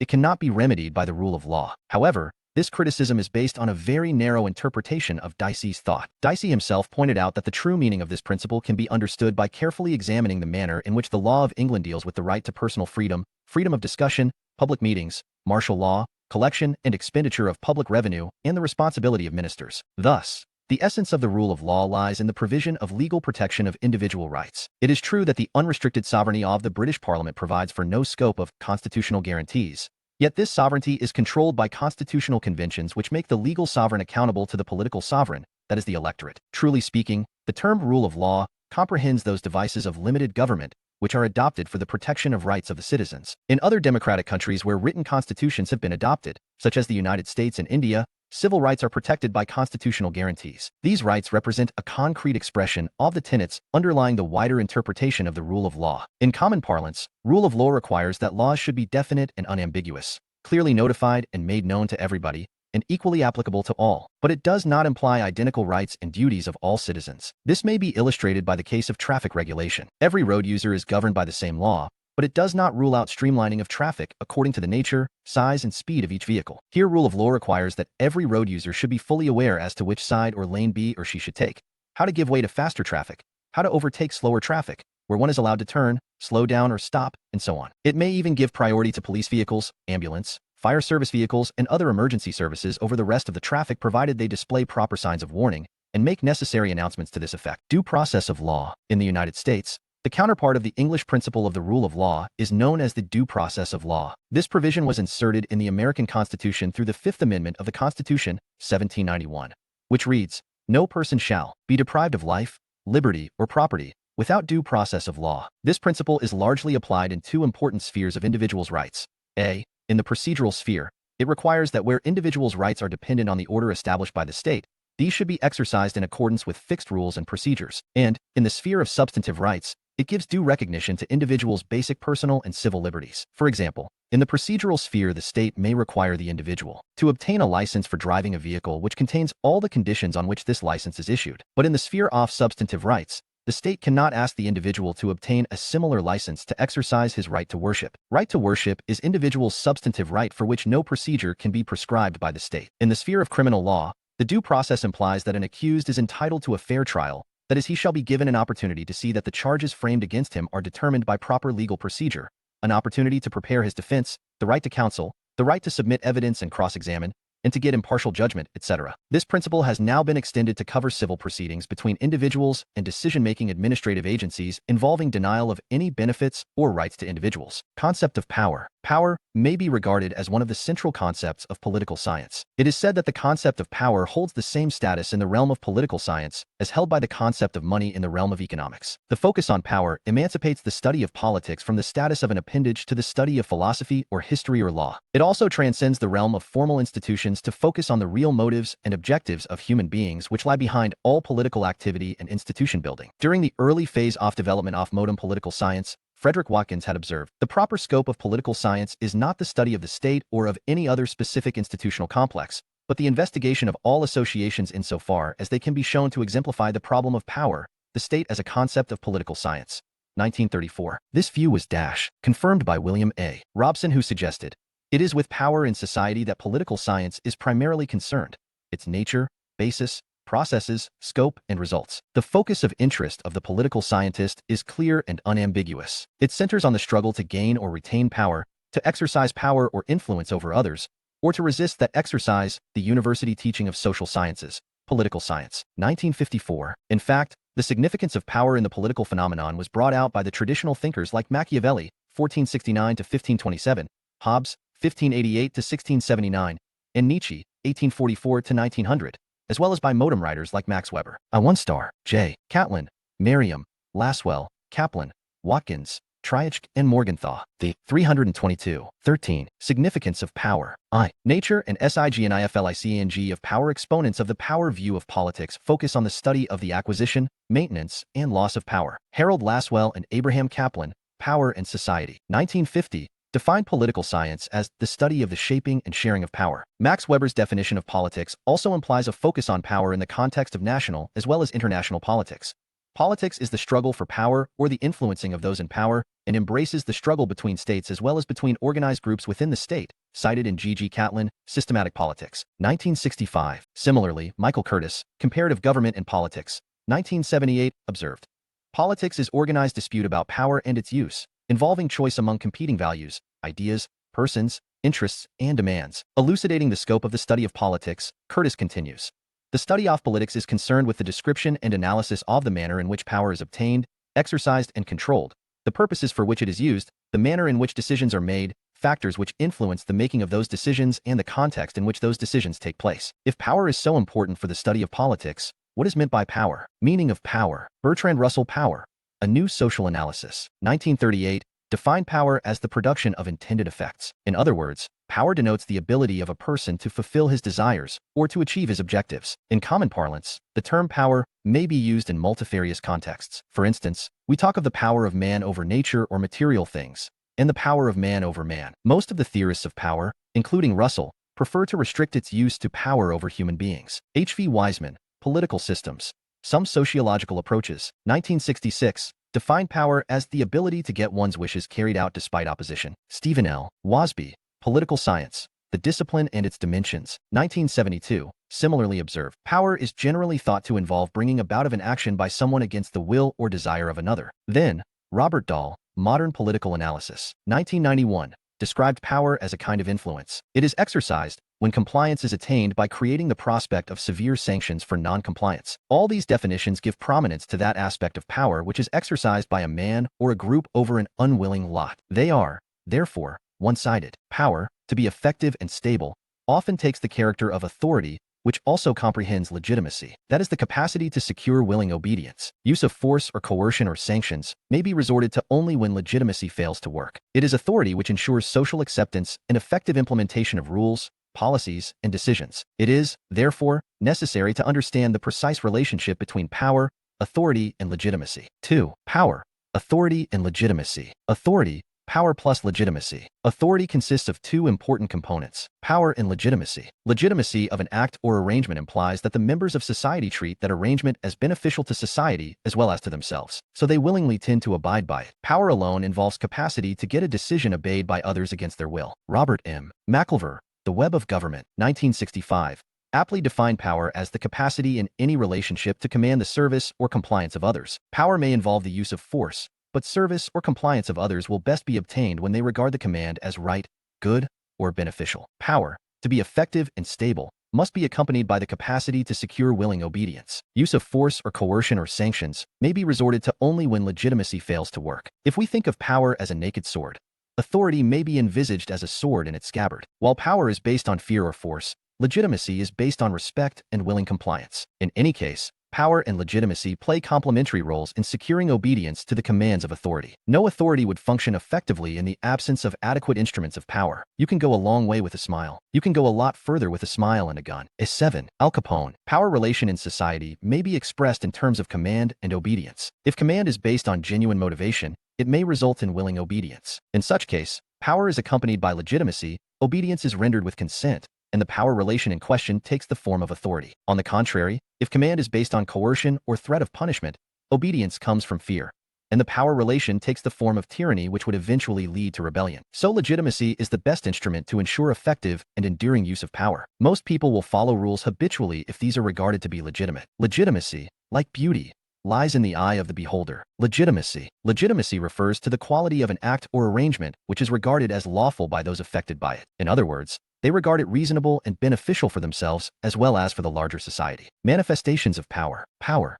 exercised through coercion plus obedience rendered out of fear are manifested in tyranny. Tyranny refers to a situation in which people are forced to live or work under very unpleasant or harsh conditions as they are obliged to submit to the arbitrary will of their master. In politics, tyranny is manifested in an unjust and cruel rule where ruler or ruling group is armed with absolute power, and it tends to terrify or oppress the people in order to secure obedience to its arbitrary commands. Max Weber, 1864-1920, German sociologist, identified three prominent types of authority. In the first place, charismatic authority grows out of personal charm or extraordinary gift of grace one of the leader, whether in the religious or in political sphere. In the religious sphere, it is exemplified by Jesus Christ. In the political sphere, it may include the examples of Oliver Cromwell, 1599-1658, in England, Adolf Hitler, 1889-1945, in Germany, and Mahatma Gandhi, 1869-1948, in India. Secondly, traditional authority implies the right to rule as established by tradition, such as in the case of hereditary or dynastic rule. Finally,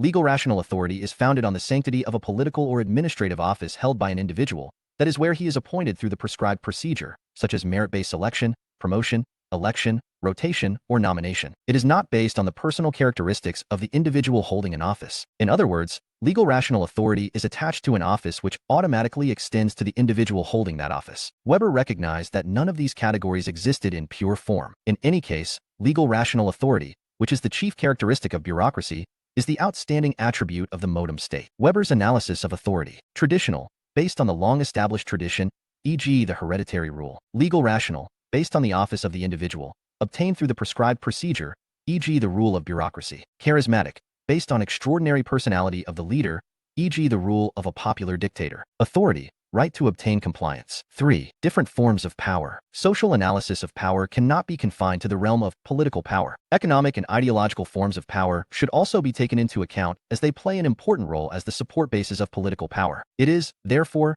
necessary to distinguish between these three major forms of power. Political power. According to Alan Ball, Modern Politics and Government, 1988, the concept of political power is a key concept in the study of politics, for if politics is the resolution of conflict, the distribution of power within a political community determines how the conflict is to be resolved, and whether the resolution is to be effectively observed by all parties. In order to identify the nature of political power, it is essential, at the outset, to distinguish between the formal and informal organs of such power. Legislature, executive, and judiciary are the traditionally recognized organs of power in a state. They represent the formal organs. The obedience secured by these organs, backed by sanctions, is an important form of political power. Executive and legislature, taken together, make laws, policies, and decisions regulating the allocation of values in a society. They impose taxes and use a vast machinery for the collection of taxes. They issue licenses, permits, and regulate a large variety of citizens' actions, such as keeping vehicles and arms, running certain businesses, maintaining the quality of products, working conditions of the labor,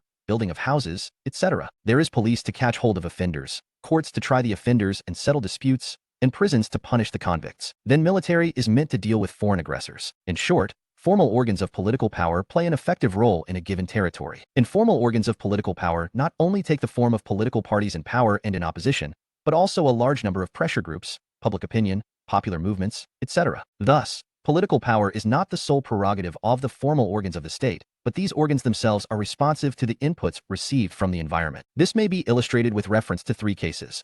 In independent states, public opinion, popular movements, and organized interests directly influence the decision-making. In democracies, the ruling party is bound to seek a fresh mandate from the people at regular intervals. 2. In the colonies, dependencies, and dictatorships, the struggle for independence and strong popular movements are sooner or later able to secure not only substantial concessions, but even to win their independence. And 3. In the international sphere, organized groups of nations do exercise their influence on the authoritative allocation of values. The constant pressure exercised by third world countries on the superpowers to change their economic and foreign policies is a case in point. Economic power. Economic power is the power derived from the possession of material things, especially the major means of production and distribution. It is a potent factor behind politics. For instance, big landlords, industrial tycoons, and business magnates are able to influence public decisions regarding the fixation of priorities in the economic development in a liberal democracy. In India itself, the organized economic interests have been able to secure priority of color TV for the urban rich over drinking water for the rural poor. The possessors of economic power in a liberal democracy exercise their influence on politics in several ways. Their pressure groups are stronger, more organized, and more vocal. For instance, in India, the chambers of commerce and industry are very strong. The workers' unions are not as strong. Peasants' unions are less strong, and consumers' organizations are the weakest lot. The major newspapers and TV channels are owned by a handful of big business houses who take full advantage of these media to promote opinion which suits their interests. Besides, the big business houses extend a large amount of financial help to political parties, often clandestinely, and to the candidates seeking elections. The recipients of such help play a dual game. They pay lip service to the interests of the masses, but are secretly committed to safeguarding the interests of their financiers. Ideological power. Ideological power provides a more subtle base of political power. The ideas upheld and promoted by the ruling classes in a given society regarding the best system of government constitute political ideology. Ideology may be defined as a systematic set of arguments and beliefs used to justify an existing or desired social order. Joseph Dunner, ed. Dictionary of Political Science, 1965. An outstanding feature of political ideology is that it provides legitimacy to the ruling classes and helps them maintain their stronghold on political power. When people are made to believe that a particular system of government is the best system, they will not be inclined to challenge the authority of the ruling classes. When people have learnt to respect their laws, the need for coercion to secure their obedience would be eliminated, or, at any rate, minimized. Political ideology involves not only a set of beliefs, it is always action-oriented. It puts forward a cause, for which people are prepared not only to fight, but to make a lot of sacrifices. As Alan Ball, Modern Politics and Government, 1988, has elaborated, individuals are prepared to fight for causes, often realistically hopeless causes, or to undergo ill treatment and torture in the belief that some political values are superior to others. Ideology is often devoid of reason. It picks up certain convenient formulae and elevates them to the level of absolute truth by exploiting people's sentiments. Thus, some ideas are held sacrosanct by a particular group while others remain indifferent or even disdainful towards those very ideas. Ideological power represents the manipulative power of the dominant classes which holds sway on the thinking and emotions of the people. Ideology even creates an illusion of consent. Under an ideological spell, the people express their approval to the rule of particular persons and policies. They are led to believe that they are being governed with their consent, while they actually continue to be governed according to the designs of the dominant classes. Marx and Engels, The German Ideology, 1846, had noted that the ideas of the ruling class are in every epoch the ruling ideas. According to them, the class which owns the means of material production in any society also controls the means of mental production. Antonio Gramsci, 1891 to 1937, an Italian Marxist, gave the concept of hegemony to explain the phenomenon of ideological domination, particularly of the capitalist class, in the contemporary society. Hegemony, in this sense, denotes a form of rule where power is apparently exercised with the consent of the ruled. Hegemony. According to Antonio Gramsci, 1891 to 1937, Italian thinker, hegemony refers to the ability of the ruling classes to create a web of beliefs and institutional as well as social relations which are projected as acceptable to all parts of society. Hegemony is an outstanding characteristic of capitalist society where family, school, church, and other primary groups play a leading role in creating consent. It keeps the system going. Use of force is resorted to only when the instruments of consent fall to work. Why *** role of power in society. 7 types of power. DWWM, R, et al. 1. WMV. Politico, I. Formal organs, informal organs by I. 1. Economic ideological I. 1. Ownership of means of inculcation of beliefs about social production best system of government. 1. Legislature public opinion. Executive, pressure groups plus bureaucracy.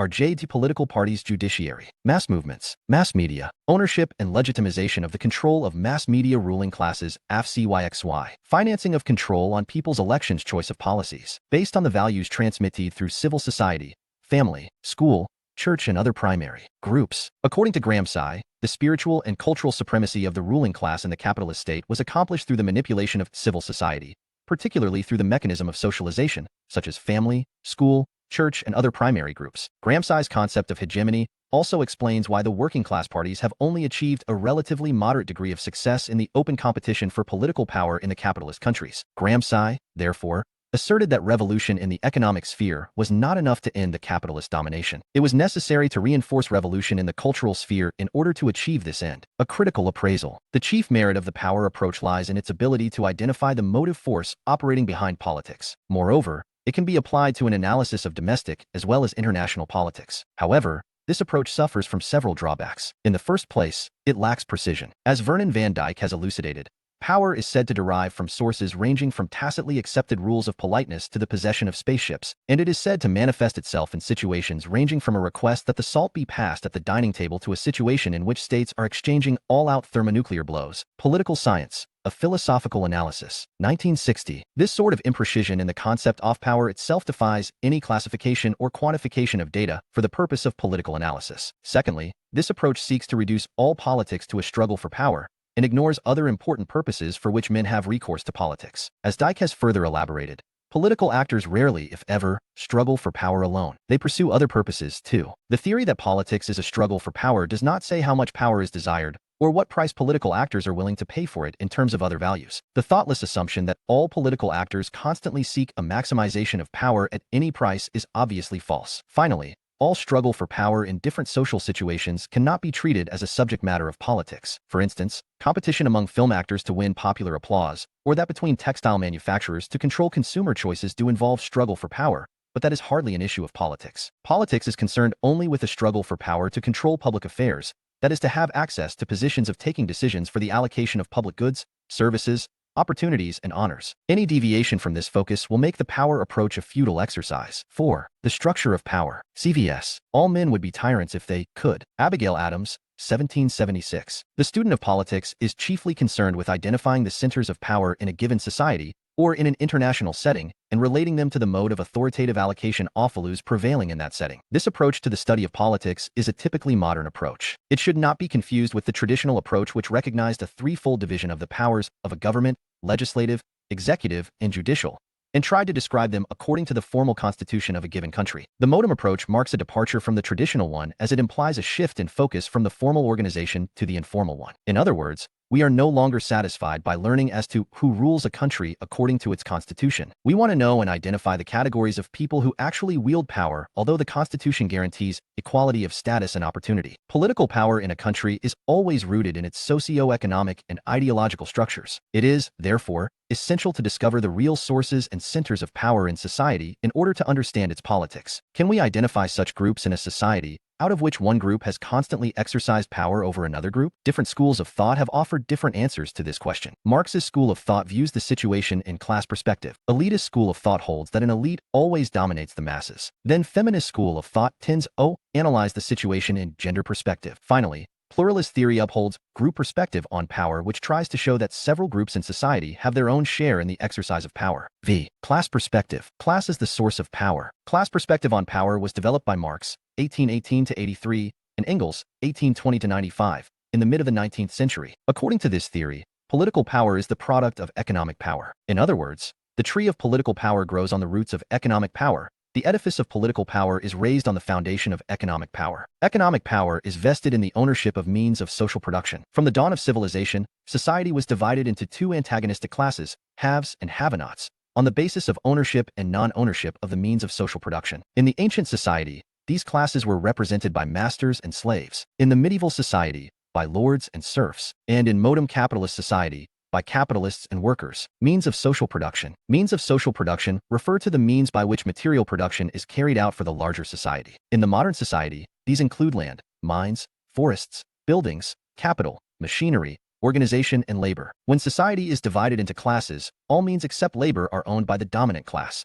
Labor alone is retained by the dependent class. This theory recognized class as the organizing category for exercising power in society. Those who managed to grab ownership of the means of social production organized themselves into the dominant class and forced the rest of society to do hard work on the terms and conditions determined by the market situation. This part of society was reduced to dependent class. Thus, the society was divided into two antagonistic classes whose interests could never be reconciled. The dominant class resorted to intense exploitation of the dependent class in order to strengthen its power and position. The history of all hitherto existing society is the history of class struggles. YF. Marx and Engels. Communist Manifesto. 1848. In any case, the conditions prevailing in the past ages did not permit or enable the dependent class to organize itself fully so as to enter the phase of a decisive class struggle. It was only under capitalism that the working class found an opportunity to build its strong organization to fight against its oppressors, with little communication among themselves. In medieval feudal society, the serfs were similarly scattered to distant agricultural estates. But in modern capitalist society,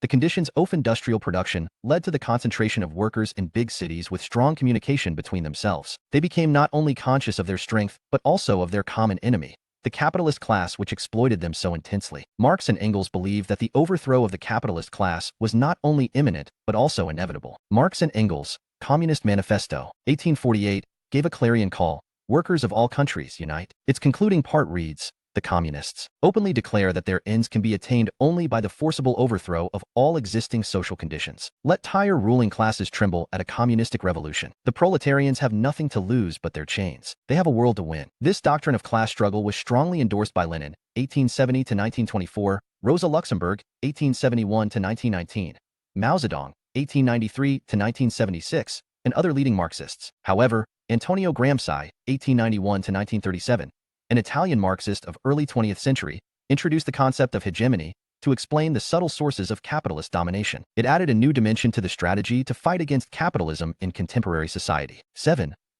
Capitalism. Capitalism refers to an economic system of the modern age, largely based on industrial production where means of social production, land, buildings, mines, forests, machinery, and capital, distribution and exchange are owned by private entrepreneurs.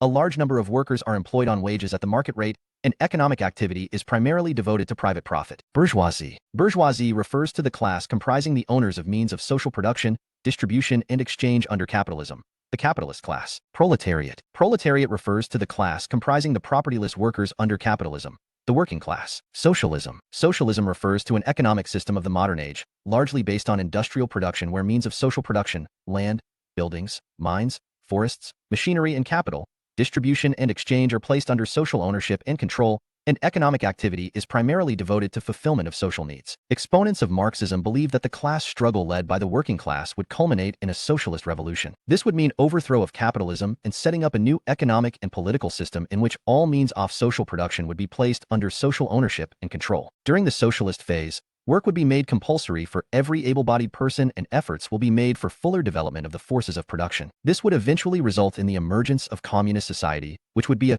classless society. With the abolition of the division of society into dominant and dependent classes, the use of power will become redundant. Power and hegemony. Antonio Gramsci, 1891 to 1937, admired the Bolshevik Revolution, 1917, of Russia as a victory of the willpower over economic conditions. But he also warned that this strategy would not be suitable under the conditions prevailing in Western society, where the working class had come to accept the existing arrangements. He set aside certain assumptions of classical Marxism and produced a new analysis of the capitalist state. Gramsci noted that the real source of strength of the ruling classes in the West is manifested in their spiritual and cultural supremacy. These classes manage to inculcate their value system in the mind of their people through the institutions of the civil society. Gramsci particularly focused on the structures of domination in the culture of the capitalist society. The conventional Marxist theory had held that economic mode of production of any society constituted its base, while its legal and political structure and various expressions of its social consciousness, including religion, morals, social custom, and practices, constituted its superstructure. It believed that the character of the superstructure was determined by the prevailing character of its base. During the course of social development,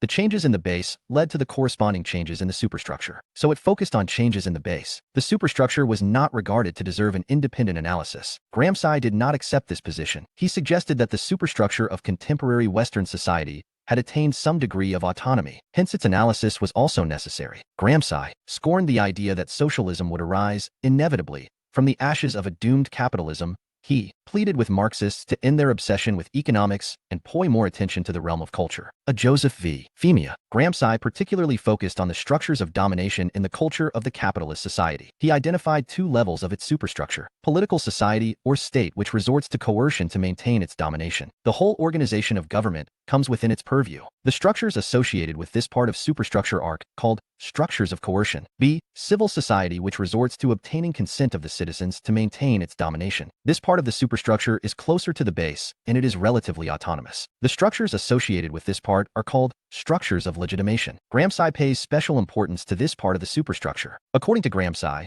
the institutions of civil society, family, school, and church familiarize the citizens with the rules of behavior and teach them to show natural respect to higher authority of the ruling classes. These structures lend legitimacy to the rule of the capitalist class, so that even injustice involved in this rule would carry the impression of justice. That is why these are called structures of legitimation. They enable the capitalist society to function in such a manner that the ruling classes seem to be ruling with the consent of the people. When the power is apparently exercised with the consent of its subject, it is called hegemony. Base superstructure: civil society, political society, family, school, church, etc. Governmental organization: structures of legitimation, structures of coercion. Capitalist mode of production: legal and political structures, religion, morals, social practices, etc. Gramsci's analysis of hegemony in capitalist society, structures of domination. Gramsci points out that the structures of legitimation within the capitalist society usually prevent any challenge to its authority. Capitalist society largely depends on the efficiency of these structures for its stability. It is only when civil society fails to prevent dissent that political society is required to make use of its structures of coercion,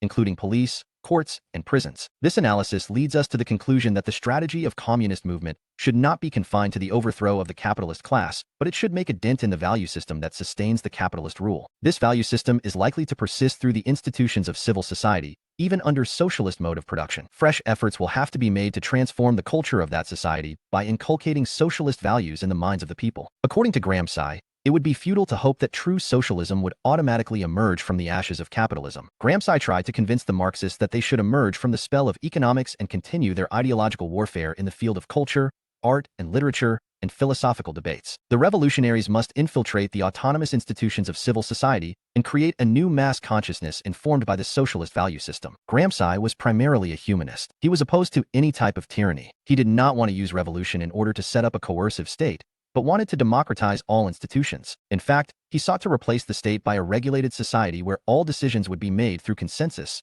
and not by means of coercion. 6. Elite theory. Elite theory of power was advanced in early 20th century by three famous sociologists: Pareto, Mosca, and Michaels. The term elite, as a category of sociological analysis, was introduced by Pareto, while the idea associated with this theory was floated earlier by Mosca. The term elite was derived from the French, where it meant to be something excellent. Accordingly, the elite theory tends to divide society into excellent and ordinary, people who are placed in different positions. So, like class theory, elite theory accepts a broad division of society into dominant and dependent groups. But unlike class theory, elite theory treats this division as somewhat natural and functional. It regards competence and aptitude, and not the emergence of private property, to be responsible for bus division. Again, while class theory held that the division of society into dominant and dependent classes could be set aside through a socialist revolution, elite theory sees little prospects of a thoroughgoing change in this position. Vilfredo Pareto, 1848–1923, an Italian sociologist, in his The Mind and Society, 1915–19,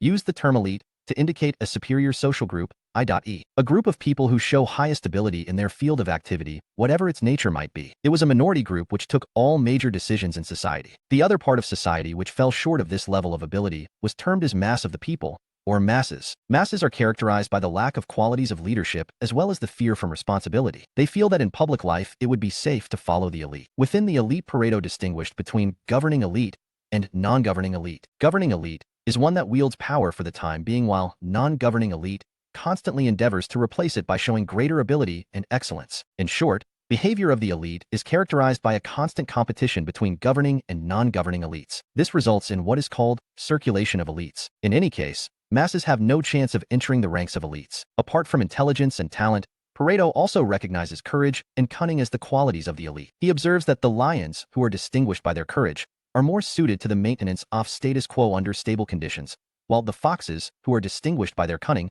are adaptive and innovative and cope better during periods of change. Gaetano Mosca, 1858 to 1941, was also an Italian sociologist. In his noted work, The Ruling Class, 1896, he postulated that the people are necessarily divided into two groups, the rulers and the ruled. The ruling class controls most of the wealth, power, and prestige in society. The ruled are not competent to replace it. Whatever form of government might be adopted, it is always this minority which exercises all power in society. Mosca defined ruling class as a political class that represents the interests of the important and influential groups, especially in a parliamentary democracy. In any case, the ruling class tends to invoke moral and legal principles in order to win consent of the ruled. While Pareto regards intelligence and talent as the outstanding qualities of elite, Mosca's ruling class was distinguished by its capacity of organization. Of die two Italian elitists, Mosca is more democratic. He believed that leadership could emerge at all levels, including the grassroots level. Each stratum of society has the potential of producing good organizers for itself. They need not look for outsiders for their guidance and control. Mosca argued that the dominance of the ruling class was essential to provide for proper organization of the unorganized majority. Members of the ruling minority always enjoy a high degree of esteem in the eyes of the people because of their outstanding qualities. Mosca also held that a constant competition between the upper and lower strata of society led to something like the circulation of elites. While class theory held that the division of society into classes was based on exploitation, elite theory believed that the division of society into elite and masses was functional. They compensate each other in sustaining the social organization. This division does not give rise to any injustice in society. Hence, the masses need not rise in revolt against the ruling class. Under this system, social change, if any, would be confined to the circulation of elites. In this process, an outmoded elite may be replaced by a more dynamic elite, but masses will have no opportunity to come to power. Robert Michels, 1876 to 1936, a German sociologist, made important contribution to the development of the elite theory. In his famous work Political Parties, a sociological study of the oligarchical tendencies of modern democracy, 1911, Michels propounded his iron law of oligarchy. He proceeded to demonstrate that every organization, whatever its original aims, is eventually reduced to oligarchy. That is the rule of the chosen few who tend to use their authority in self-interest. He held that majority of human beings are apathetic, indolent, and slavish. They are permanently incapable of self-government, so they have to bank upon their leaders for pursuing their social objectives. Trade unions, political parties, and other organizations are the vehicles of such leadership. Michels points out that any organization may be set up with democratic aims, but as the organization grows in size and complexity, its management is left to the professional experts. In due course, these experts or leaders become indispensable for the organization. They use their manipulative skills, including oratory, persuasion, and playing upon sentiments of the people in order to perpetuate themselves in power. They become so prominent by virtue of their expertise and experience that it becomes very difficult to replace them at periodical re-election. In exercising their undisputed power, they set aside the original aims of the organization. The growth of oligarchy in every organization is so inevitable as if this process is governed by an iron law. Tin's iron law of oligarchy rules out the possibility of circulation of elites as envisaged by Pareto and Mosca. It belies all hopes of democracy in any society or organization. All forms of government are also destined to be reduced to oligarchy. However, critics of Michels' iron law of oligarchy point out that this law cannot be uniformly applied to all organizations. Members of some organizations could be more vigilant, vocal, and assertive than those of others. Again, some organizations by their nature could be more democratic than others. For example, political parties may offer more options to their members than trade unions. In any case, Michels' observations could serve as a warning to those who sincerely believe in democratization of institutions. This view was subsequently applied to the practical situations by some leading sociologists. Oligarchy. Oligarchy refers to a pattern of organization in which a small group of the chosen few makes all decisions largely in its own interest, mostly by means of its manipulative skills. This group is also called oligarchy. R. Max Weber, 1864–1920, German sociologist, inspired by this theory, came to reject the prevalent definition of democracy as government by the people. He sought to redefine democracy as a competition for political leadership. In his essay on his socialism, 1918, Weber emphatically pointed to the relative independence of political power from social classes. He argued that if socialism is sought to be established through a socialist revolution, it was destined to become the dictatorship of officials rather than the dictatorship of proletariat as envisaged by the Marxist theory. Weber asserted that the inequality of political power is in no way diminished or eliminated by the abolition of classes. In other words, even in the so-called classless society, all power was bound to be concentrated in the hands of the chosen few. A democratic form of government was preferable because it provided for an open competition for political leadership. This model of democracy was adopted and further developed by Joseph Schumpeter, 1883–1950, American economist and social thinker. C. Wright Mills, 1916–62, American sociologist, presented a new version of the elite theory in his famous work The Power Elite, 1956. He preferred the term power elite to ruling class. While Marxian concept of the ruling class implied that an economic class would exercise all political power in society, Mill's concept of power elite implied a combination of several groups who exercised all power by virtue of their high status in all important spheres of social life. It signified an inner circle of power holders in modern American society. Mills observed that modern American society was ruled by a set of three loosely interlocking groups who had come to occupy the pivotal positions of power: the captains of industry, military leaders, and prominent politicians. These three groups, taken together, constituted the power elite. They not only share their cultural and psychological orientations, but also often share their social origins. In other words, the top groups in economic, military, and political organizations in the United States were linked by ties of family and friendship and shared common social backgrounds. According to Mills, the power elites do not owe their power to fulfilling social demands. They themselves are capable of creating such demands. They occupy the strategic command posts within the social structure. The power elite constitute a self-conscious class whose members help each other on the basis of mutual understanding, tolerance, and cooperation in order to strengthen each other's power and position. They project their image of high moral character only with a view to commanding respect in society, but they are scarcely sensitive to their moral or social responsibility. 7. Gender perspective. Gender perspective on power is represented by the feminist theory. It recognizes the division of society into two broad groups on the basis of gender: men and women who were biologically, and also perhaps psychologically, fit to perform different functions. This division was created by nature for sustaining the human race and to enable the human beings to build up an excellent civilization and culture, but it is society which placed men and women in dominant and dependent positions respectively. Feminists demand a thoroughgoing change in this arrangement and wish to liberate women from the undue dominance of men. The age-old and universal dominance of man over woman is manifested in the concept of patriarchy. Friedrich Engels, in his The Origin of the Family, Private Property and the State, 1884, observed that in the antiquity, when the institution of marriage was not invented, lineage of a person could be reckoned only through the female line. Consequently, women as mothers were treated with a high degree of consideration and respect. The transition to monogamy, in due course, where the woman belongs exclusively to one man, implied the erosion of that respect. In Engels' own words, the overthrow of mother right was the world historic defeat of the female sex. The man seized the reins in the house also. The woman was degraded, enthralled, the slave of the man's lust, a mere instrument for breeding children. The first effect of the sole rule of the men that was now established is shown in the patriarchal family. Literally, patriarchy means rule of the father. The term was originally used to describe the social organization based on the authority of male heads of households. In the contemporary usage, it has come to mean male domination in general. It is now used to describe a social system in which men dominate, oppress, and exploit women. It comprehends the various ways in which men exercise power over women. Broadly speaking, the social relations involving reproduction, violence, sexuality, including the use of pornography, and work culture are identified as parts of the patriarchal system. Modern theories of patriarchy postulate that there is a fundamental division of interest between most men and most women as a result of social structuring of gender relations. Some writers focus on biological differences between men and women as the basis of patriarchy. For instance, they point out that men show their greater physical strength in warfare, and women are constrained by nature to perform an elaborate role in the reproductive function. Others see sexuality as an instrument of control of women by men. Still others focus on male violence as the basis of this control. Again, some feminists have asserted that men benefit from women's labor,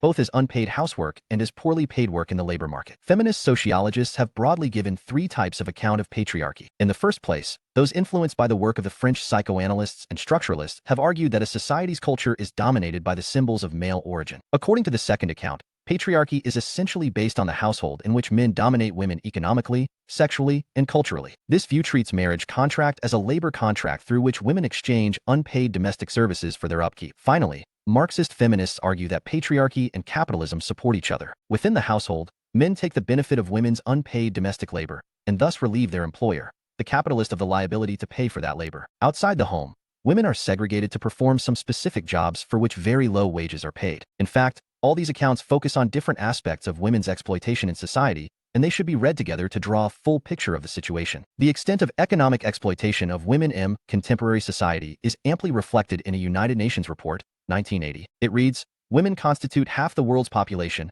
perform nearly 2/3 of its work hours, receive 1/10 of the world's income, and own less than 1/100th of the world's property." Present-day situation in this matter is not very different from the foregoing description. In other spheres of life, e.g. cultural and social spheres, similar data to show the extent of exploitation of women by men might not be available, but a general awareness about this exploitation led to strong protests manifested in women liberation movement, which emerged in the United States since the early 1970s. Soon this movement also spread to Europe *, other parts of the world. This movement focused on equal rights and status for women in a male-dominated society. Some prominent organizations associated with this movement were National Organization for Women, NOW, Boston's Bread and Roses, Berkeley Women's Liberation Group, Women's Radical Action Project, Women's Equity Action League, WHEEL, National Women's Political Caucus, NWPC, etc. Broadly speaking, women liberation movement demanded truly equal treatment of men and women. It required that many of society's myths, values, and beliefs concerning status and role of women in society should be fundamentally reassessed and changed. These changes must embrace the patterns of work and family life, social behavior, decision-making, politics, religion, and education. Even the more personal and private domain of sexuality needed to be redefined. These demands led to a widespread debate on diverse issues concerning women. These include daycare facilities for children, the development of a non-sexist vocabulary, e.g. the term chairman should be replaced by chairperson, and the representation of women and their roles in the mass media, including advertising. These debates have not only led to the enactment of new laws in some countries, but also to the worldwide acceptance of new norms protecting dignity of women. In India, some important legislation concerning the protection of women include the Immoral Traffic Prevention Act, 1956, Dowry Prohibition Act, 1961, Indecent Representation of Women Prohibition Act, 1986, the Commission of Sati Prevention Act, 1987, Hindu Succession Amendment Act, 2005, which gives equal rights to daughters in joint family property, and Protection of Women from Domestic Violence Act, 2005. 8. Group perspective, or V1. Group perspective on power corresponds to pluralist theory, whereas class perspective, elite perspective, and gender perspective on power maintain that the exercise of power divides the society into two broad categories,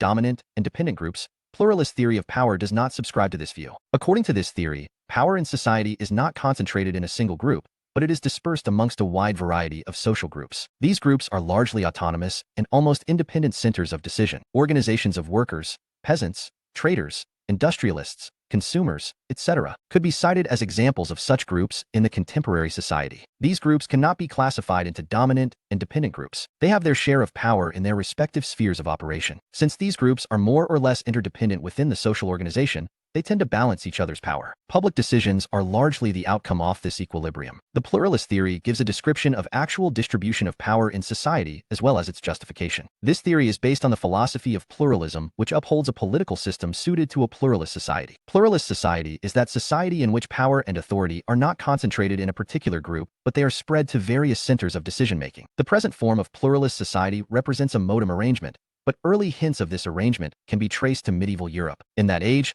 monarchy and church regulated different spheres of human life, while craft corporations and feudal lords commanded obedience from their subjects in their respective spheres of authority. But this system cannot be likened to the modem version of pluralist society. In fact, medieval society was characterized by several competing centers of power and legitimacy which simultaneously demanded loyalty from the same set of persons. Their social and political life was intertwined. However, modem pluralist society does not seek to mix up social life of citizens with their political life. It encourages them to form autonomous groups. These groups are not required to compete with tine authority offer state. They are designed to serve as intermediary bodies between individuals and the state. They seek to convey the sentiments of their members to government and try to influence the process of policy formation and decision-making. In a pluralist society, individuals may be divided into several competing groups according to their status and interests, but politically they continue to be the members of the same community. They owe allegiance to the same state. They are governed by the same law and public policy. They enjoy equal rights as citizens. Hence, Pluralist society represents a social system which provides for the coexistence of a variety of social customs, cultural traits, and religious beliefs. They participate in the political process under uniform political institutions. French writer Alexis de Tocqueville, 1805-59, observed that the absence of intermediary groups in France was responsible for the French Revolution, 1789, whereas the United States was able to maintain democracy due to the presence of such groups. Tocqueville suggested that in order to protect democracy, these intermediary groups should be kept free from state interference. However, modern pluralists insist that these groups should be allowed to exercise their influence on government in the process of policy formation, and government should also seek cooperation of these groups in the process of decision-making. The publication of Robert Dahl and Charles Lindblom's Politics, Economics, and Welfare, 1953, Robert Dahl's A Preface to Democratic Theory, 1956, and Who Governs, 1961. It was based on the assumption that there was a widespread distribution of political resources, and that different interests prevailed in different political disputes and at different times. Dahl's model of democracy, described as polyarchy, postulated that society is controlled by a set of competing interest groups, with the government functioning as little more than an honest broker in the middle. Then N. Polsby, in his Community, Power, and Political Theory, 1963, pointed to an unspoken notion in pluralist research that at bottom nobody dominates. Interest groups. In a liberal democracy, interest groups refer to groups of people who organize themselves for pursuing their specific, collective interest. They try to serve their interests through obtaining the support of public opinion by publicizing their viewpoint widely and pleading to government to mold its policy to suit their interest. Examples of interest groups are trade unions, lawyers' associations, and chambers of commerce and industry. Critics point out that pluralism focuses only on the decision-making process. It overlooks those issues on which no decision could be taken, though some of those issues might be very important. Moreover, even if different groups bargain on equal footing, some groups may lack internal democracy. As a result, leaders or spokespersons of those groups may play a dominant role. Leeuwenhoek, in his Power, a Radical View, 1974, has pointed to a third dimension of power. It implies that power holders can so manipulate the wants of others that their real interests are suppressed. These points of criticism have led to some modification in the pluralist theory in its later phase of development. Thus, Charles Lindblom, in his Politics and Markets, 1977,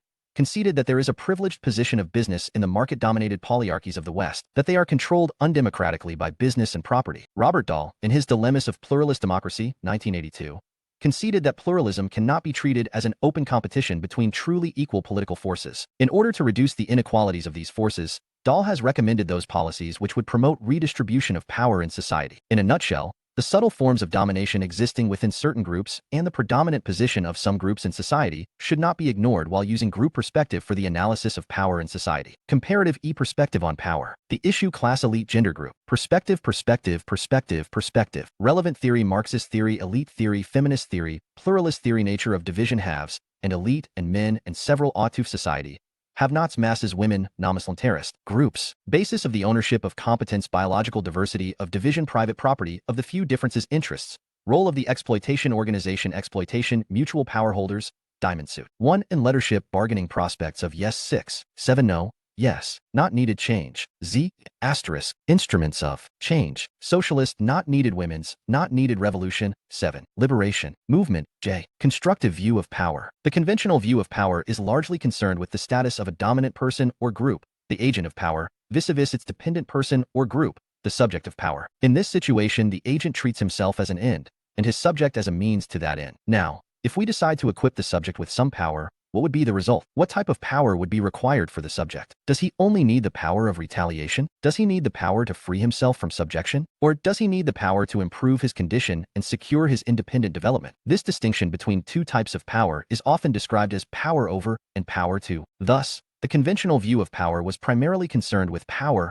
of the agent over his subject. This view cannot be set aside in any meaningful analysis of power. However, the modern view insists on including in this analysis the concept of power of the subject to achieve a goal of his own choice. When we insist on empowerment of vulnerable sections, e.g. empowerment of women or of the poor, we, in fact, demand to equip them with power to resist their oppressors and gain an opportunity and ability to utilize their capacities for self-development. Some contemporary thinkers have paid due attention to the analysis of this type of power also. Of these, Hannah Arendt, C.B. Macpherson, and Mahatma Gandhi are most important. Hannah Arendt, 1906-75, modern American philosopher, who was originally a German Jew, distinguished between violence and power to arrive at a constructive view of power. In her view, when rulers use force to fulfill their design against the wishes of the people, it may be called violence. On the other hand, power essentially belongs to the people. Analysis of power in society is not concerned with the question, Who rules whom? It has nothing to do with command-obedience relationship. Hannah views political institutions as manifestations and materializations of power. In other words, when people act according to the principles of power, their achievements take the form of political institutions. In her notable work on violence, 1969, Hannah Arendt gives some hints of her very complex concept of power. She suggests that power is not the property of an individual. It corresponds to the human ability not just to act but to act in concert. She believes that power relations are essentially cooperative. Power in this sense belongs to a group and remains in existence only so long as the group holds together. Power is the quality of individuals acting and speaking together. While the outcome of their power may be retained in the shape of various political institutions, power itself cannot be stored or held in possession. These characteristics of power give us a clue to the further distinction between violence and power. Arendt holds that power keeps the public realm together. Violence threatens its existence. Here we must distinguish between the public realm and the state. When people voluntarily behave in such a way that they create congenial conditions for each other, they create the public realm. When they are forced to behave in a particular way by an external agency, they are under the state. According to Arendt, power is the quality of the people constituting the public realm. Violence is the property of the state which is used against the people. Violence relies on the instruments of its application, hence it can be held in possession. Arendt warns, where genuine power is absent, violence may emerge to fill the gap. In Arendt's terminology, authority and power also belong to different spheres of action. Authority is linked with command-obedience relationship. It gives rise to a hierarchical order. It is based on violence, hence it corresponds to the sphere of the state. On the other hand, power belongs to the people. It creates an egalitarian order. It is based on consensus and persuasion. Hence, it corresponds to the public realm. In Arendt's view, only power but never violence can create legitimate authority. Again, she warns, violence can destroy power. It is utterly incapable of creating it. The public character of power and its significance was brilliantly brought out by Hannah Arendt in her essay on public happiness, 1970. Illustrating her position from the American experiment in democracy, she observed that the fundamental assumption underlying popular political participation in that country was that no one could be called happy without his share in public happiness, that no one could be called free without his experience in public freedom, and that no one could be called either happy or free without participating and having a share in public power. The Frontiers of Political Theory, ed. by Henry Carriel, 1970. In a nutshell, Arendt's concept of power condemns the use of force or violence by the state and exhorts the people to cooperate in order to create and sustain a social order that would be conducive to their common happiness and freedom. Action, as distinguished from fabrication, is never possible in isolation. To be isolated is to be deprived of the capacity to act. Under conditions of tyranny, it is far easier to act than to think. There are no dangerous thought. Thinking itself is dangerous. A 5v. Hannah Arendt. C.B. Macpherson, 1911-87, a political philosopher from Canada, has given a fuller analysis of power in his Democratic Theory, Essays in Retrieval, 1973. He makes a distinction between two components of power: extractive power and developmental power. Extractive power represents the familiar concept of power, viz., a person's ability to use others' capacities to serve his own purpose or power over others. It implies the ability to extract benefits from others. It is interesting to note that the Western tradition of political thought from Machiavelli, 1469 to 1527, to James Mill, 1773 to 1836, has broadly focused on this concept of power. This attitude was not a product of intellectual carelessness, but it was a factual description of power relations in a market society. Developmental power, on the other hand, denotes a person's ability to use his own capacities for the fulfillment of his self-appointed goals. The use of extractive power in modern capitalist society is exemplified by the power of owners of land and capital. By virtue of this ownership, they can buy and use the manual and intellectual capacities of others for their own benefit. The workers and ordinary people who do not own land and capital or other means of social production would be benefited only if they win developmental power for themselves. It is important to note that Macpherson not only introduced the concept of developmental power, he also paid special attention to elaborate it. Thus, developmental power of a person enables him to develop his truly human capacities. Some examples of such capacities are capacity for rational understanding, for moral judgment and action, for aesthetic or artistic activity, for love and friendship, and, of course, the capacity for materially productive labor. The concept of developmental power is based on the moralist view of human nature. While the utilitarian view considers man simply as a consumer of material things or utilities, the moralist view regards him as a doer and creator. It requires that he should not face any impediments or constraints while using his human capacities to achieve his objectives. Macpherson points to three impediments to the maximization of a person's developmental power.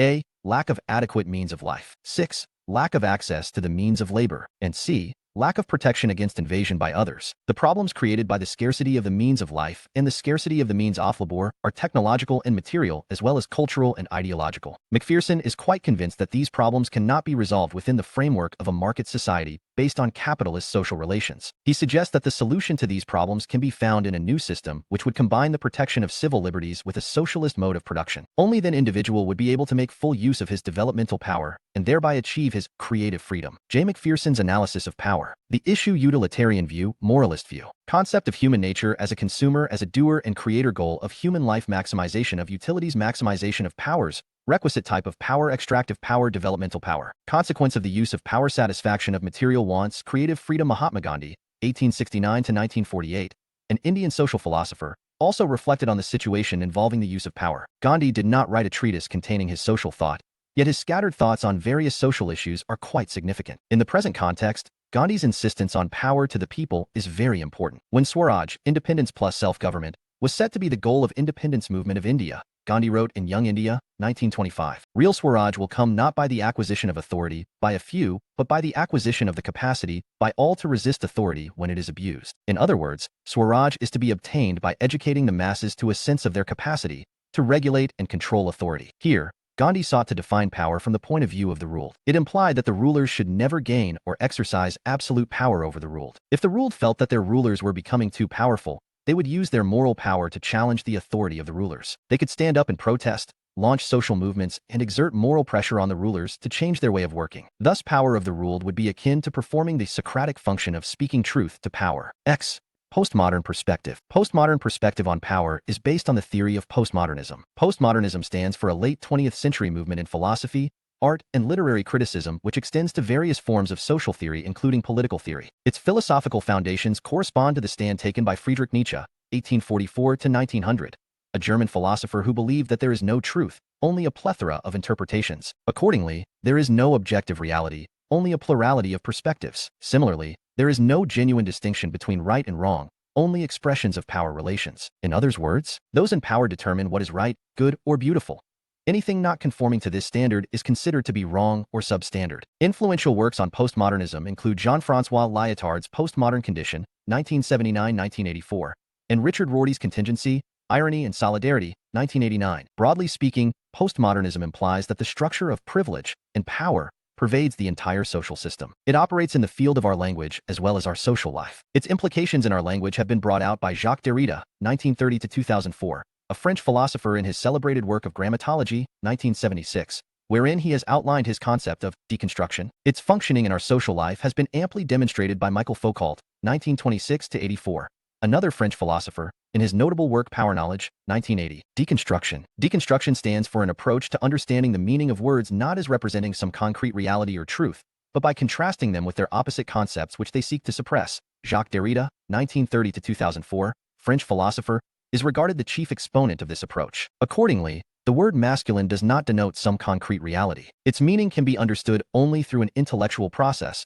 called deconstruction, that is by contrasting it with the word feminine, which refers to the subordinate position. Similarly, the word transcendental would be meaningful only in relation to empirical, and the word sacred only in relation to profane. In each case, one category is regarded as culturally superior in relation to another. Foucault, another exponent of postmodern perspective on power, has made an important contribution to political theory by challenging many traditional assumptions. He has argued that political theory and discourse continue to assume a paradigm of power derived from pre-modern experience. Old paradigm of power, dating from 18th century, conceived power as the repressive force. It is embodied in the rules which prescribe as to what is allowed and what is forbidden. However, the new concept of power operates through disciplinary norms rather than through command and obedience relationship. In the modem regime, the rulers and their agents do not reach out from a center to control unruly subjects through fear. Instead, people are now ruled through social institutions which rise up from the ground and reach out to people through various social channels. These institutions set up disciplinary norms and make people conform to the prevailing standards of reason,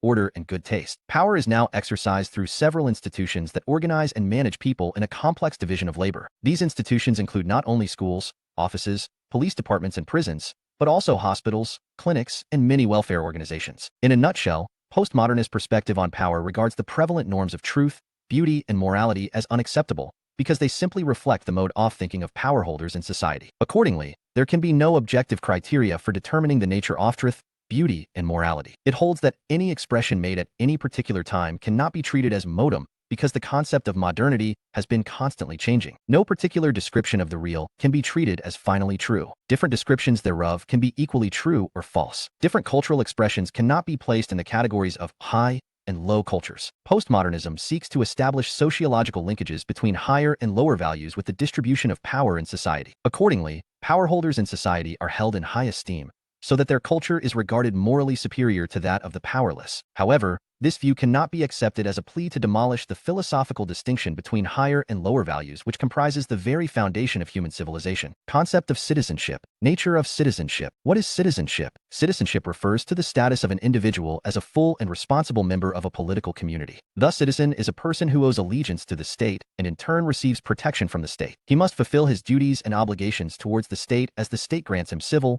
political, and social rights. Hence, citizenship implies two-way relationship between individual and the state. 350. In order to understand the significance of citizenship, distinction must be drawn between a subject and a citizen. A subject is usually subservient to the state where the right to rule is reserved for a privileged class, but citizens themselves constitute the state. Citizenship is the product of a community where the right to rule is decided by a prescribed procedure which expresses the will of the general body of its members. While ascertaining their will, nobody is discriminated on grounds of race, religion, gender, place of birth, etc. T.H. Marshall, in his Citizenship and Social Class, 1950, observed that citizenship implies full membership of a community. Those who possess this status are equal with respect to the rights and duties associated with it. Marshall adds that different societies will attach different rights and duties to the status of citizen, for there is no universal principle which determines necessary rights and duties of citizenship in general. It is possible that some groups of the citizens of a state are not satisfied with their existing rights. These persons are regarded to be citizens of their state only in a formal sense of the term, but they do not enjoy substantive citizenship as some of the rights of citizenship are denied to them in actual practice. These groups can resort to a social movement for the restoration of their rights. This movement may combine conventional forms of political participation, such as voting, pressure group tactics, and lobbying with unconventional political activities, such as protests, sit-ins, demonstrations, and rallies. Examples of some of such citizens' movements are abolitionist movement and civil rights movements of America, working class movements of Europe, and Adivasi, tribal, and Dalit, depressed classes, movements of India. Indeed, the original concept of citizenship exclusively focused on the sense of duty where the question of rights was relegated to the background. But in the contemporary society, citizenship is primarily concerned with certain rights. In this scheme, duties of the individual are accepted only as long as they are considered to be essential for the maintenance of those rights. Historical development. The idea of citizenship in its early form is found in ancient Greek and Roman state systems. It is worth noting that the form of ancient Greek community was entirely different from the present-day political community of democratic nation-states. In a modem democratic state, all members of a community are regarded as its citizens. But in ancient Greek city-states, very few inhabitants, about 10%, enjoyed the status of freemen who were treated as full citizens. These citizens were equal among themselves as regards their rights. There was no discrimination between the rich and the poor among freemen. The rest of the community comprised of slaves, women, and aliens who had no rights of citizenship. That is why Aristotle regarded citizenship as a privilege of the ruling class. In this sense, citizenship stood for effective participation in the exercise of power. In any case, in ancient Greek political tradition, this privilege of the ruling class was also regarded to be the part of tier duty. All citizens were expected to perform this duty in order to secure good life for themselves as well as for the non-citizens. After the decline of Greek city-states, a new definition of citizenship was evolved in the Roman Empire. Initially there, too, citizenship was confined to power holders. Later it was extended to the ordinary people and those vanquished in war. Thus, diverse types of people came within the ambit of citizenship. Only the people of lowest rank and women were excluded from the benefit of citizenship. However, different categories of citizens were entitled to different types of rights, a practice that does not fit into the modem concept of citizenship. Roman practice was different from the Greek, as citizen was no longer defined to be the protector of law, but as one who was under the protection of the laws. During the medieval Europe, political authority was eclipsed by ecclesiastical authority. Temporal citizenship was no longer considered to be important. In the 15th and 16th centuries, with the advent of modem thought, the idea of citizenship again occupied the center stage in Italian republics. Niccolò Machiavelli, 1469 to 1527, famous Italian thinker, gave a new lease of life to this idea. In 17th century England, James Harrington, 1611 to 77, and John Milton, 1608 to 74, redefined the idea. Harrington drew a picture of an ideal system of the future which would be an empire of the laws, not of men. The exponents of the Glorious Revolution, 1688, of England particularly popularized the idea of citizenship. In the 18th century, this idea became very popular during the days of American Revolution, 1776. The idea of citizenship reached its zenith with the French Revolution, 1789, and the consequent Declaration of Rights of Man and Citizen. This declaration echoes the views of Jean-Jacques Rousseau, 1712–78. Rousseau, in his Social Contract, 1762, wrote that citizen is a free and autonomous person. He is entitled to participate in all those decisions which are binding on all citizens. On seeing the rise of commercial society in Europe, Rousseau realized that the clash between the common good and the private interest was inevitable. This clash would undermine the social unity. Rousseau deliberately gave prominence to the common good over private interests. In the 19th century, the ascendancy of liberalism gave rise to market relations which promoted a new notion of citizenship. Now the idea of natural rights came to be regarded as the basis of citizenship. The idea of natural rights in this sense was advanced by John Locke, 1632–1704, in England. Locke had argued that the right to life, liberty, and property was the mainstay of natural rights. The citizens set up the state for the protection of these rights. If the state fails to protect these rights, the individual would be free to exercise his right to resistance against the state. Under the influence of these views, citizenship came to be regarded as indicative of rights against the state. In any case, this notion of negative rights made a significant contribution to the development of liberal democratic societies. Eventually, the notion of positive rights was evolved in these societies, which brought the idea of citizenship to its logical conclusion. In a nutshell, absence of restraint on certain activities of the individual within the state constitutes his negative rights. On the other hand, when the state extends its support to individual in his self-development, it constitutes his positive rights. Components of citizenship: civil, political, and social rights. Period of development form of citizenship. Nature of rights: protective institutions, courts, representative institutions, social services, and schools. 18th century, 19th century, 20th century. In the present-day society, substantive citizenship is defined in terms of three important components: civil, political, and social rights. T.H. Marshall, in his Citizenship and Social Class, 1950, analyzed the concept of citizenship in an evolutionary perspective. He identified three stages of development of the rights associated with citizenship in England since the 18th century. At the first stage, civil rights, constituting civil citizenship, were evolved in the 18th century. These included equality before the law, liberty of the person, freedom of speech, thought, and faith, the right to own property and conclude contracts. At the second stage, political rights, constituting political citizenship, were evolved in the 19th century. These included the right to take part in elections, the right to serve in bodies invested with political authority, whether legislatures or cabinets. Finally, at the third stage, social rights, constituting social citizenship, were developed in the 20th century. These included the right to a certain standard of economic and social welfare, the right to a full share in the social heritage. Four sets of public institutions were equipped to take care of these three types of rights: the courts, representative political bodies, the social services, and schools. The courts protect the civil rights of the citizens. Representative political bodies protect their political rights. Social services and schools provide for their social rights. In short, the evolution of citizenship was completed with the development of welfare state. Devolution of substantive citizenship in England. Marshall's analysis. Social citizenship, social rights. Civil citizenship, civil rights. Political citizenship, political rights. Welfare state. Fr. 7 Voltaire Stats refers to a stole that safeguards liberty of its citizens and also provides for various types of social services for them, e.g. social security, financial assistance in the case of loss of job or any other source of income, heath of the breadwinner, prolonged illness or physical disability or any other calamity, free education, public health, poor relief, supply of essential goods and services like food, grains, milk, fuel, and transport to the needy at subsidized v/es. LT undertakes the protection of cultural heritage including monuments, museums, libraries, art galleries, botanical gardens, and zoological parks, etc. It also promotes higher education and scientific research, etc. to step up intellectual and cultural development of society. It makes use of public resources and taxation of the relatively rich to provide for a vast network of socialized services and social security. These components of citizenship, viz., civil, political, and social rights, have to be developed in each state that claims to be humane and progressive. The scope of these rights can be elaborated further, keeping in view the logic behind them. An effective provision of civil rights requires that the benefit of these rights should be extended equally to minorities and majorities. In other words, while making provision of these rights, no discrimination should be made between different citizens on racial, religious, linguistic, gender, or any other similar ground. If any group, particularly a minority group, faces such discrimination, it can resort to a civil rights movement to secure restoration of these rights. For instance, the American Negroes, the black citizens, had to resort to such movement. They had to fight for the enforcement of those rights which existed in law but denied to them in actual practice. The American Supreme Court had allowed them unrestricted use of public property and unrestricted entry into public institutions way back in 1954. But they had to endure a prolonged struggle for the enforcement of these rights throughout the United States. As a result of their mass movement, Civil Rights Act was passed in 1964 forbidding racial discrimination in employment, education, or accommodation. Similarly, An effective provision of political rights requires that all citizens should be eligible to gain political office through a prescribed procedure. Ordinary people should be able to elect the rulers of their choice, to replace the unwanted rulers, to influence public decisions, to criticize public policies, decisions, and actions, and to offer alternative policies and programs. In communist countries, like the People's Republic of China and the former USSR, political power remained the monopoly of one party, the Communist Party. They held regular elections, but the ruling party had the exclusive right to nominate candidates. Ordinary people in these countries indeed had no choice, nor the capacity to replace the power holders. So the citizens did not have political rights in the true sense of the term,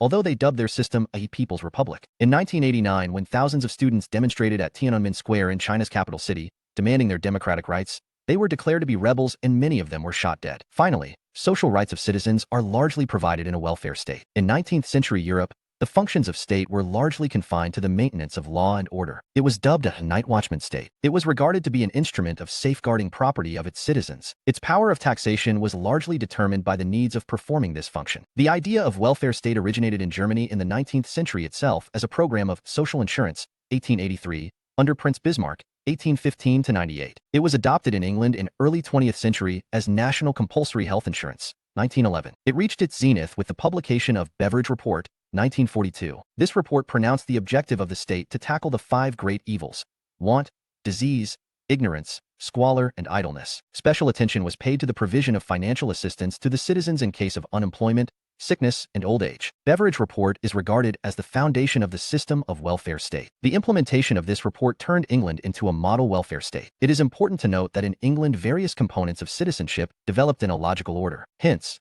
the structure of citizenship in England can serve as a model for other countries. Initially, the evolution of civil rights in England created an atmosphere which paved the way for the evolution of democracy. Democracy secured political rights of the citizens, which enabled them to participate in public life and to influence public decisions. This led to the evolution of welfare state, which secured their social rights. On the other hand, the concept of citizenship in the United States hardly developed beyond the provision of civil rights. Even their implementation was not extended to all citizens. Hence, the women as well as the Black Americans had to resort to mass movements for the enforcement of their civil rights. It is again worth noting that after the Second World War, 1939 to 45, the concept of citizenship developed in different directions in Eastern and Western parts of Europe. In Western Europe, initially civil and political rights were established under liberal democratic systems. Subsequently, social rights were introduced under welfare state system in order to curb the inegalitarian tendencies of the capitalist economy. But in Eastern Europe, initially elaborate provision of social and economic rights of citizens was made under communist dictatorships, and their civil and political rights were heavily curtailed. From 1989,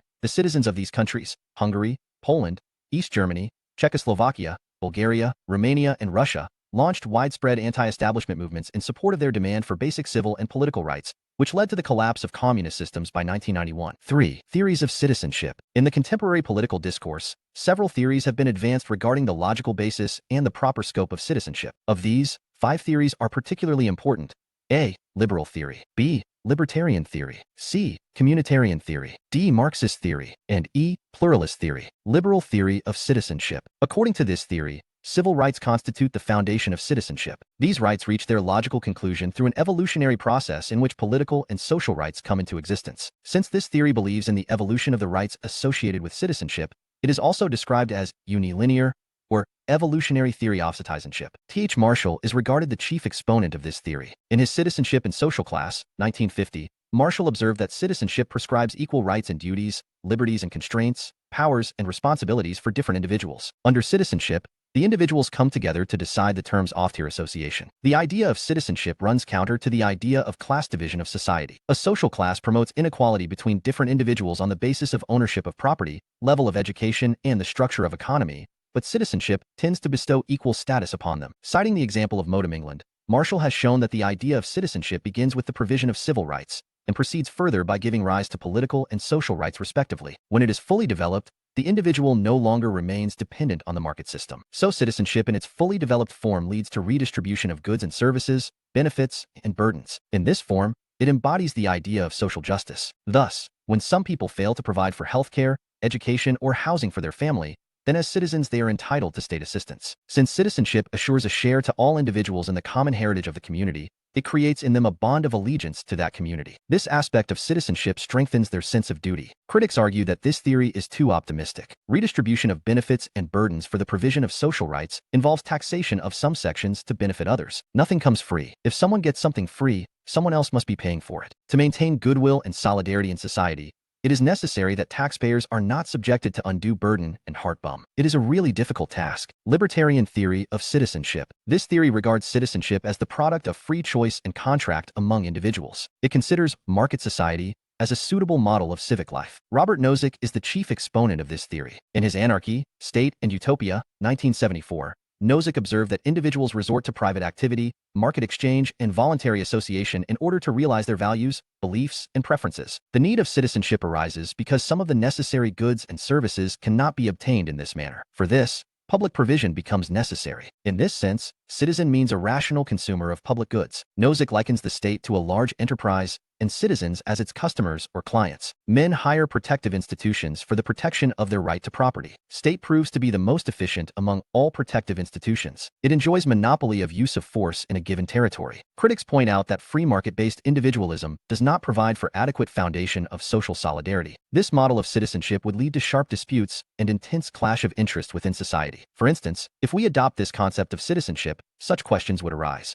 Why should those who do not avail themselves of the services of government hospitals or government schools be forced to pay for them? And why should those who do not own property be forced to pay for the maintenance of the huge police force largely meant to protect private property? Again, why should those who do not love their country be forced to pay for the maintenance of the huge military force? This argument may be extended to hold that the people should avail themselves of the services of private insurance companies, not of state, for necessary assistance in old age, theft, accident, and other unforeseen calamities. In this way, by government would become redundant and the idea of citizenship would become irrelevant. Communitarian theory of citizenship. As against the libertarian theory, the communitarian or Republican theory of citizenship insists on a strong bond of affinity between individual and the state.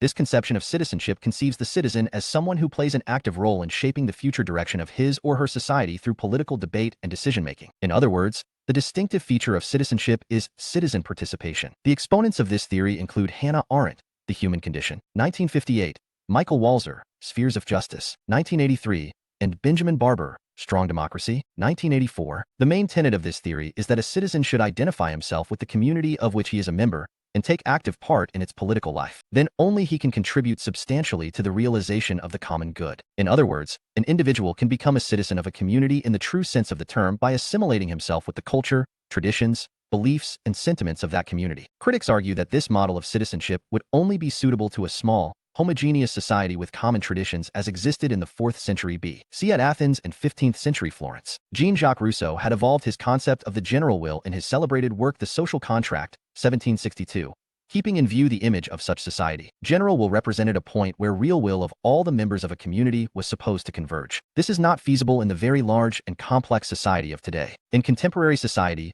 broad issues of consensus may be discovered through a widespread debate, but it would not be possible to identify the existence of the general will, which pervades the entire community. Marxist theory of citizenship. Marxist theory sees citizenship as the product of class conflict. According to this view, citizenship is founded on those rights which a class happens to win for itself after suppressing the rights of its antagonistic class. Anthony Giddens is the chief exponent of this theory. In his two important works, A Contemporary Critique of Historical Materialism, 1981, and Profiles and Critiques of Social Theory, 1982, Giddens has sought to contradict Marshall's view in order to vindicate the Marxist view of citizenship. He has particularly raised 3 issues. 1.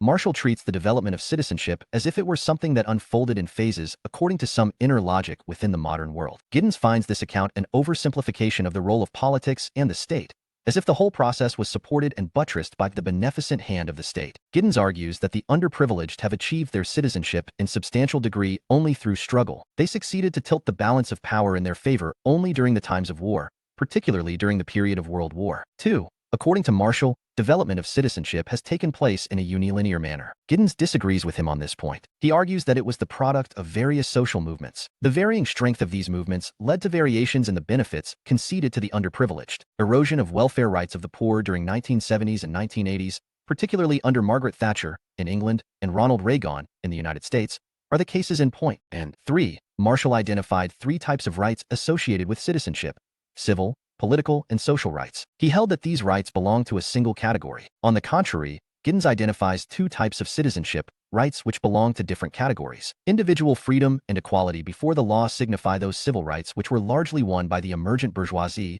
through their struggle against the feudal privileges. These rights helped to consolidate industrial capitalism and modern representative state. And Z. Economic civil rights signify those rights for which working class and trade union activists fought against bourgeois system of power. These include workers' right to form their union, expand its activities, right to bargaining, and right to strike. These rights sought to challenge the dominance of the capitalist system. HTQF. Class conflict. In Marxist theory, class conflict refers to the constant conflict between dominant and dependent classes which began with the emergence of private property. The dominant class comprised the owners of means of social production. The dependent class, which thrives on its labor power, is oppressed and exploited by the dominant class. The antagonistic interests of these classes cannot be reconciled. The class conflict is bound to continue until the abolition of private property through a socialist revolution and the consequent emergence of a classless society. 3s. Bourgeoisie. In Marxist theory, the term bourgeoisie stands for the class of modern capitalists, owners of the means of social production and employers of wage labor. According to Giddens, development of citizenship mid-modem democracy began in late 16th century with the expansion of state sovereignty and administrative build-up. This paved the way for the extension of the state's capacity for surveillance, which implied the collection and storing of information about members of society. This type of supervision increased the state's dependence on cooperative forms of social relations. It was no longer possible for the modem state to manage its affairs by force alone. More opportunities were generated for subordinate groups to influence their rulers. Giddens has termed this phenomenon as two-way expansion of power. In his later work, The Nation-State and Violence, 1985, Giddens has conceded that contemporary capitalism is different from 19th century capitalism. Labor movements have played a prominent role in its transformation. In most of the capitalist countries of today, welfare capitalism has come into existence, which safeguards the civil rights of the working class. These civil rights have helped to consolidate industrial capitalist system. Thus, Giddens has departed from the original tenets of Marxism and has come round the view that citizenship rights can be maintained within the structure of liberal democracy. Pluralist theory of citizenship. Pluralist theory of citizenship treats the development of citizenship as a complex and multidimensional process. Accordingly, it cannot be attributed to a single cause. In order to understand it, we must pay attention to the role of diverse factors that are responsible for its development. David Held, in his Political Theory and the Modern State, 1989, observed that from the ancient world to the present day, citizenship meant a reciprocal relationship between individual and community. In other words, individual is entitled to certain rights against the community. He also owes certain duties to the community. Thus, rights and duties are interdependent. They are two sides of the same coin. An individual's rights imply duties of others. His duties imply rights of others. Essence of citizenship lies in participation in the life of the community. It would be misleading to regard citizenship only as an outcome of evolution or a product of class conflict. As Held has elucidated, citizenship is about involvement of people in the community in which they live, and people have been barred from citizenship on grounds of gender, race, and age, among many other factors. To analyze citizenship as if it were a matter of the inclusion or exclusion of social classes is to eclipse from the view a variety of dimensions of social life which have been central to the struggle over citizenship. Political theory and the modem state, 1989. Pluralist theory insists on inquiring into all types of discrimination against people, whether on grounds of gender, race, religion, property, education, occupation, or age. In the contemporary world, so many social movements have been launched against different types of social discrimination. These include feminist movement, black movement, religious reform movements, workers' movement, children rights movements, Dalit movement, Adivasi movement, and ecological movement, among others. Pluralist theory recommends that the problem of citizenship should be analyzed in the context of all these movements. Since these movements are steadily spreading to new directions, analysis of citizenship becomes a subject of continuous research. Pluralist theory does not provide for any fixed framework for the analysis of the problem of citizenship. It largely deals with the ever-expanding scope of this problem in the contemporary scenario. The theory itself is in the process of formation. The direction for its advancement was indicated by B.S. Turner, Citizenship and Capitalism. The Debate over Reformism, 1986. Comparative Perspective on Citizenship. The Issue Liberal Happy Face, C-FCCC Perspective. Libertarian Perspective, Communitarian Perspective. Marxist Perspective, Pluralist Perspective. JZ, P.I. Nature of Individuals, Mir Dyr. I megaloctine 0. Rational active participants, members of diverse consumers in pursuit of the class groups, the terms of public T common good fighting for fighting. X. PF their asso goods J. Their rights against dis AAA elation. KR caret dash V. R. V. Against the crimination. R. VJ. Dominant on various. AEV. One seat T class grounds. Model of caret welfare competitive close-knit workers, pluralist their orga, state market. I community state society. Nization, a goal of citizens. Society, provision of the common workers' coexistence. Citizenship, welfare necessary good rights without dis. Method of rational, public goods. J. XX paying the citizens class, crimination, diverse social, Goladon allocation of state for its participation conflict movements, mint benefits, and W. Burdens caret, exponents T. H. Marshall, services, Robert Hannah Arendt, Anthony B.S. Turner Nozzle, Michael Walzer, Giddens. V. Ibn Amlam Barber 4. Nature of democratic citizenship. In the present-day world, citizenship is sought to be extended to all the members of a nation-state without discrimination on grounds of race, region, religion, or sex, etc. This attitude brings it closer to the idea of democracy, which seeks to establish legal and political equality among all sections. Ancient Greeks had equated democracy with the rule of the many who lacked education, culture, and wealth. They, therefore, sought to confine citizenship to those who had the right to take public decisions by virtue of their superior knowledge, education, ability, and excellence. Then ancient Romans sought to modify this view as they maintained that the democratic popular will could actually give greater power to a state. Bernard Crick has succinctly expressed their view as follows. Good laws to protect all are not good enough unless subjects become active citizens making their own laws collectively. Politics as a form of rule. Politics, Citizenship, and Democracy, and What is Politics? Edited by Adrian Leftwich, 2004. This argument was based on the view of man as an active individual, a maker and shaper of things, not just a law-abiding, well-behaved acceptor or subject of a traditional order. In modern times, a new view of democracy in relation to citizenship emerged in 18th century Europe. It originated in the writings of Jean-Jacques Rousseau, 1712-78, followed by the French Revolution, 1789. It held that everyone, regardless of education or property, had a right to make his or her will felt in matters of public policy and the state. Rousseau's concept of the general will postulated that the common good was better understood by well-meaning, simple, unselfish, and ordinary people from their own experience and conscience, rather than by the overeducated elite living in artificial surroundings of high society, who tended to elevate their biased understanding of things to the pedestal of reason, the only source of knowledge of truth. Since this view eulogized the wisdom of ordinary people, it could profitably be invoked to secure the liberation of a class or a nation, whether from oppression, ignorance, or superstition. But as Bernard Crick has pointed out, the upholders of this view in 18th and 19th centuries Europe, who cared so much for liberty, did not call themselves Democrats at all. Rather, they called themselves constitutionalists or civic republicans. Rousseau's faith in popular sovereignty did not match with the idea of representative government. French Revolution. In European history, French Revolution refers to the culmination of the series of violent political and social upheavals in France, 1789-99, caused by the revolt of the middle classes against the prevalent regime. It resulted in the overthrow of King Louis XVI, the end of monarchy along with the supremacy of nobility and clergy, followed by the establishment of popular sovereignty. General Will 11. According to Jean-Jacques Rousseau, The Social Confrade, 1762. The general mise refers to the point of convergence of the real will of all members of a community. It reflects the true interest of each individual as well as the common interest of the whole community. Sovereignty of the general will constitutes the J foundation of popular sovereignty. I2 equals popular sovereignty. EV 7. The idea of popular sovereignty is based on the view that ordinary people are the real source of sovereignty, that is the supreme legal authority of a state. Jean-Jacques Rousseau, 171-78, French philosopher, sought to locate sovereignty in the general will, which represents the point of convergence of the real will of all members of a community. Real will is the will which directs them towards the attainment of good of each of them. Since their good lies in the common course of action, their real will directs them to the fulfillment of the same objectives. Civic republicanism refers to a political outlook which holds that individual dreidburn can only be achieved through political participation. At the outset, this principle concedes the necessary interdependence of human beings. It follows that in the face of mutual vulnerability, we share common fate. Political participation is the key to determining that common fate and making concerted effort to secure a meaningful freedom for all of us. Finally, the close linkage between democracy and citizenship appeared in American Constitution, 1787, many new constitutions of 19th century Europe and South America, as well as in the new West German Constitution, Japanese Constitution, and Indian Constitution, which were framed after the Second World War,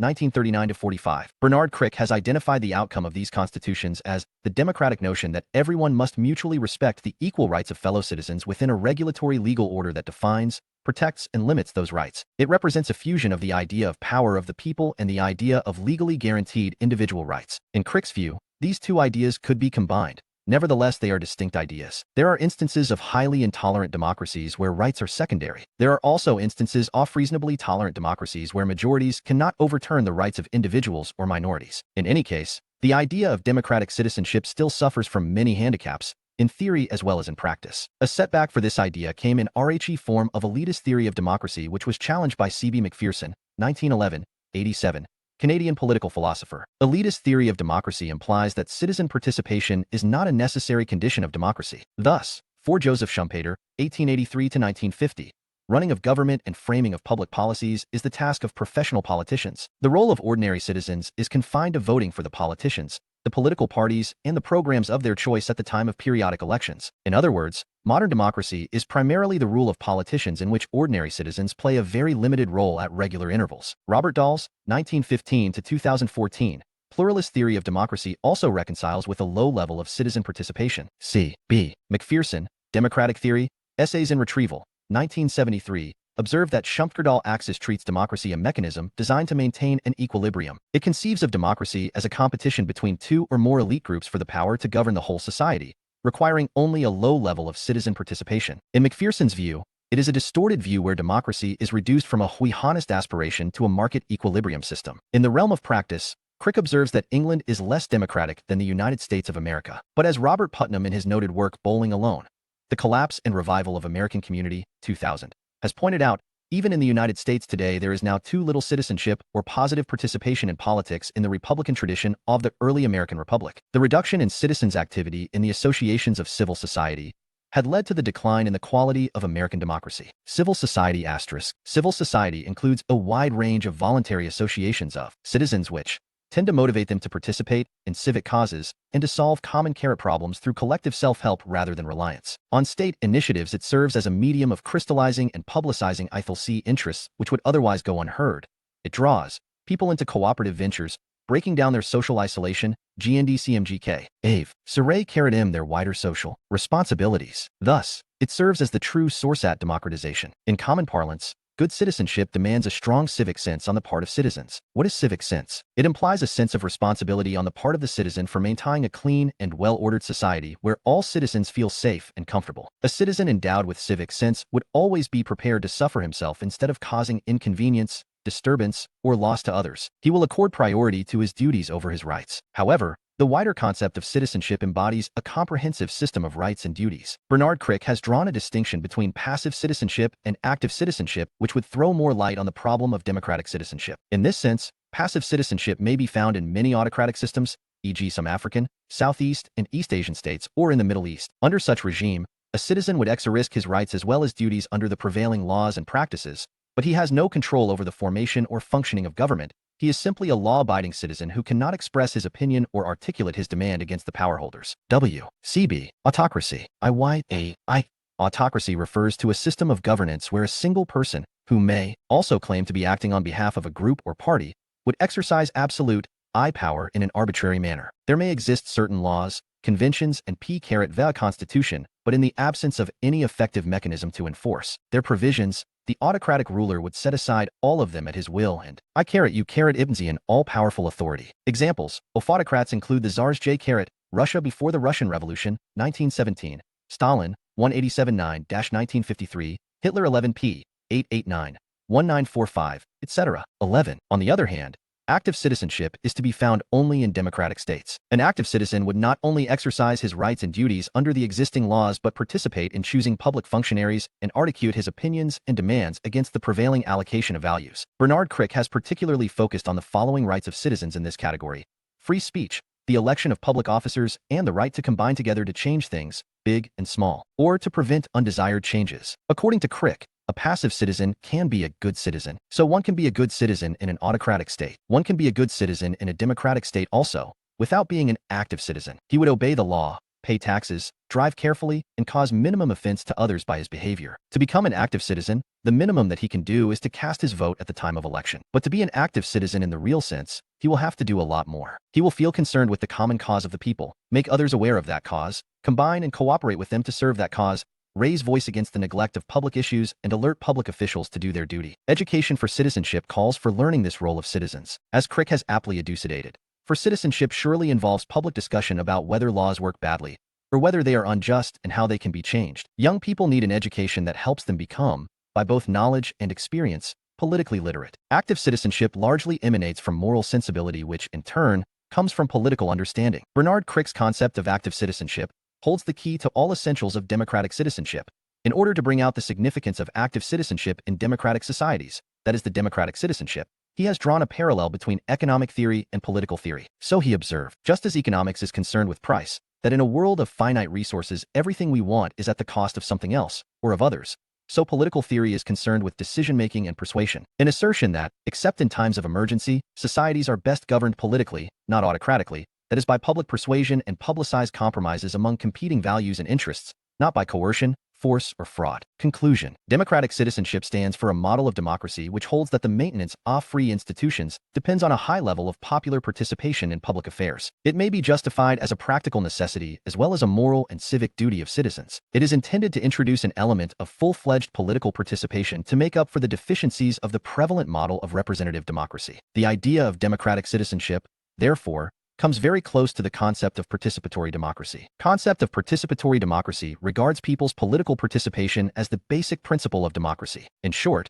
political participation denotes the active involvement of individuals and groups in the governmental processes affecting their lives. In other words, when citizens themselves play an active role in the process of formulation and implementation of public policies and decisions, their activity is called political participation. Conventional mode of political participation includes voting, contesting for public office, campaigning for a political party, or contributing to the management of a community project like public safety, cleanliness drive, or the maintenance of a public park, etc. Interestingly, an act of opposition or public protest also involves political participation. For example, signing a petition, attending a peaceful demonstration, joining a protest march, procession, or demonstration against a public authority, or forming a human chain, etc., come within the purview of political participation. Indeed, the various acts of public protest in a non-democratic setup, like passive resistance, civil disobedience, and satyagraha, also qualify as political participation. They are the manifestation of a strong awareness of public interest. Passive resistance, or resistance, refers to a method of peaceful protest against an unjust edu dem order. It may involve picketing at a prominent place where the law or order is sought to be enforced, ceremonial march, holding public meetings, shouting slogans without causing provocation, distributing posters and literature, etc. Civil disobedience. Civil disobedience refers to an open and intentional act of breaking an unjust law and undergoing the prescribed punishment in order to draw public attention to an issue of public importance. It also includes the formal violation of prohibitory orders and courting arrest, etc. For a similar purpose, satyagraha sophiagraha refers to a technique of fighting against injustice. This technique was evolved by Mahatma Gandhi, 1869 to 1948, Indian social philosopher and political activist. Literally, it means insistence on truth. Gandhi defined it as the use of soul force, or truth force, against various forms of brute force. He sought to use this method particularly in three areas which represented stark embodiment of injustice.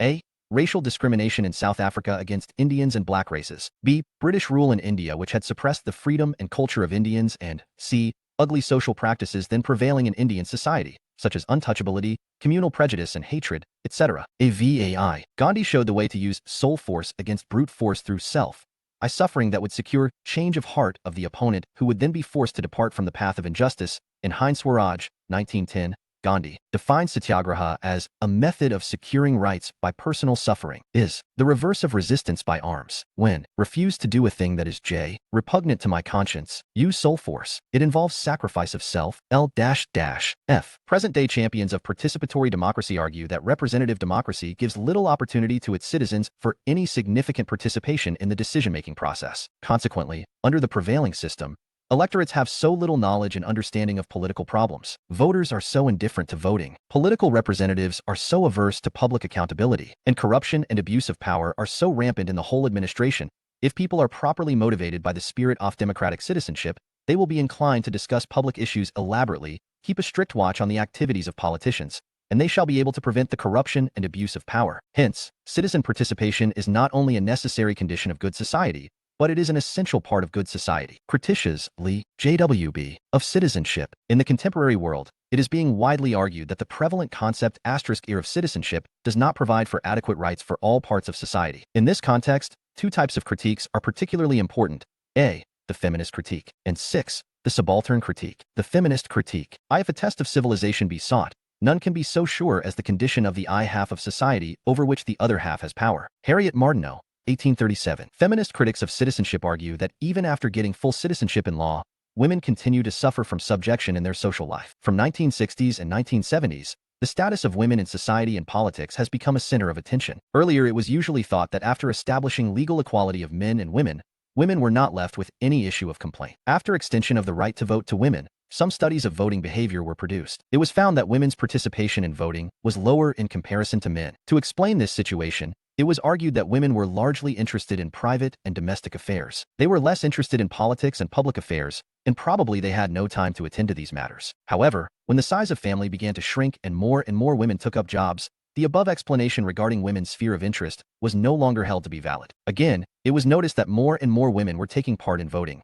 but their share at various levels of political authority had remained insignificant. While the electorates of various countries of the world had nearly 50% women, their share at the level of political representation was far below that of men. However, women's share in legislatures of the world has been steadily increasing in the recent decades. In the Western countries, it has risen from less than 10% to an average of 30%. In Scandinavian countries, Sweden, Norway, Denmark, it ranges between about 40 to 45%. According to Grant Thornton International Business Report, 2011, women currently hold 20% of senior management positions globally, down from 24% in 2009, and up just 1% from 2004. Across the world, Thailand has the greatest percentage of women in senior management, 45%, followed by Georgia, 40%, Russia, 36%, Hong Kong, and the Philippines, both 35%. The countries with lowest percentages are India, the United Arab Emirates, and Japan, where less than 10% senior management positions are held by women. In the sphere of international politics, the representation of women is still meager. In November 1990, 34 heads of government of European countries gathered to sign the historic Charter of Paris for the new Europe. The gathering marked the end of the Cold War. In newspaper headlines, it was described as the end of an era. But feminists ask, which era had come to an end? In any case, it was not an end of the patriarchal era. In the group photo of these 34 heads of government, only 2 women could be spotted after a thorough search. These were Oro Brundtland, Prime Minister of Norway, and Margaret Thatcher, Prime Minister of Britain. 2 days after this conference, Mrs. Thatcher also resigned, and a man replaced her as Prime Minister. In this situation, what is the consequence of granting full citizenship to women if their representation in public life remains so negligible? Happily, the situation has now improved on this front. Some outstanding women, all over the world, including the countries of Asia, Africa, Latin America, Europe, New Zealand, and Canada, have held the positions of Prime Minister, President, or similar category. Some women have been chosen for the prestigious Nobel Prize also. Then, some women have excellent record of performance in various important positions like those in legislatures, cabinets, bureaucracy, diplomacy, journalism, legal profession, fine arts, academics, and scientific research, etc. This record is an ample proof of the potential of woman power, but it is no proof of opportunities open to women, as their share in these positions continues to be far from satisfactory. It has now been proved beyond doubt that the biological differences between man and woman do not account for the inferior status of women. The present status of women is chiefly the product of social arrangements. Women often spend most of their time in domestic work and in rearing the children. Most women do not get an opportunity to develop their own personality. They are made to believe that the proper sphere of their activity is within home and that they need not take interest in public life. From the beginning, girls are taught to pay more attention to personal relations, not to personal success. Boys are taught to be firm, assertive, and aggressive. Girls are taught to be obedient, shy, and submissive. Boys are encouraged to become doctors, engineers, and lawyers. Girls are encouraged to become school teachers, nurses, or secretaries. In short, the experience gained by women in their own professional life does not help them to take up a political career. Feminists, therefore, assert that until the condition of equal participation of women in public life is fulfilled, the concept of citizenship cannot be brought to its logical conclusion. In India, a beginning in this direction has been made by making reservation of 1/3 of the seats in panchayats for women. This will encourage women to join politics at grassroots level. By and by, their representation at this level can be increased to 1/2, and provision can also be made for their adequate representation in legislative assemblies and parliament. The opening up of vast opportunities of higher education would also prove to be instrumental to their larger representation in administration and high profile. Woman is shut up in a kitchen or in a boudoir, and astonishment is expressed horizon degree n is limited. Her wings are dipped, and it is round deplorable that she cannot fly. YC 7 foot. Simone de Beauvoir, 1908-86, One Professions. In this way, the idea of citizenship can be realized fully from the feminist point of view. The subaltern critique. The term subaltern literally means someone of inferior rank. In social life, superior and inferior ranks are quite common. Their identification would be a simple matter. However, problem would arise when people are supposed to be equal as citizens in the legal formal sense, but they are treated as superior and inferior in actual practice. Subaltern critique of citizenship deals with such situations. The concept of subaltern was introduced in social theory by Antonio Gramsci, 1891-1937, an Italian Marxist, in his analysis of capitalist system. It was applied to those groups in society who were subject to the hegemony of the ruling classes. Hegemony implied the ability of the ruling classes to create a web of beliefs and institutional, as well as social relations which are projected as acceptable to all parts of society. In other words, It refers to the tactics adopted by the ruling class to convince the subject classes that their rule catered to the common interest. The subject classes were made to believe that they were being ruled with their consent. Under the capitalist system, apparently equal rights were granted to all citizens. But in actual practice, capitalists performed the function of the ruling class. Peasants, workers, and other subordinate groups who were denied access to hegemonic power were described by Gramsci as subaltern classes. Similarly, earlier historical stages had their own ruling classes and subaltern classes. Both types of classes played their role in building up human civilization. But history as a discipline focused on the role of the ruling classes and ignored the role of the subaltern classes. Gramsci observed that this history was one-sided and incomplete. He insisted on an inquiry into the role of the subaltern classes to have an unbiased view of history. In other words, study of history should include the support extended by the subaltern classes to the ruling classes, the contribution made by the subaltern classes independently, and the organizations and movements started by the subaltern classes to oppose the ruling classes. In contemporary social analysis, the scope of subaltern theory has been considerably expanded. It is now conceded that all the groups who suffer from discrimination on any irrelevant grounds, that is the grounds which disregard their human status, can be treated as subaltern groups. In a way, the treatment meted out to subaltern groups is closely linked with the question of human rights. Thus, any social group that is treated inferior to others on grounds of gender, age, vocation, class, caste, race, region, religion, language, culture, etc., comes within the purview of subaltern groups. The members of these groups may be regarded as full-fledged citizens in the formal sense, but they may be looked down upon by the dominant groups because of some deep-rooted hatred,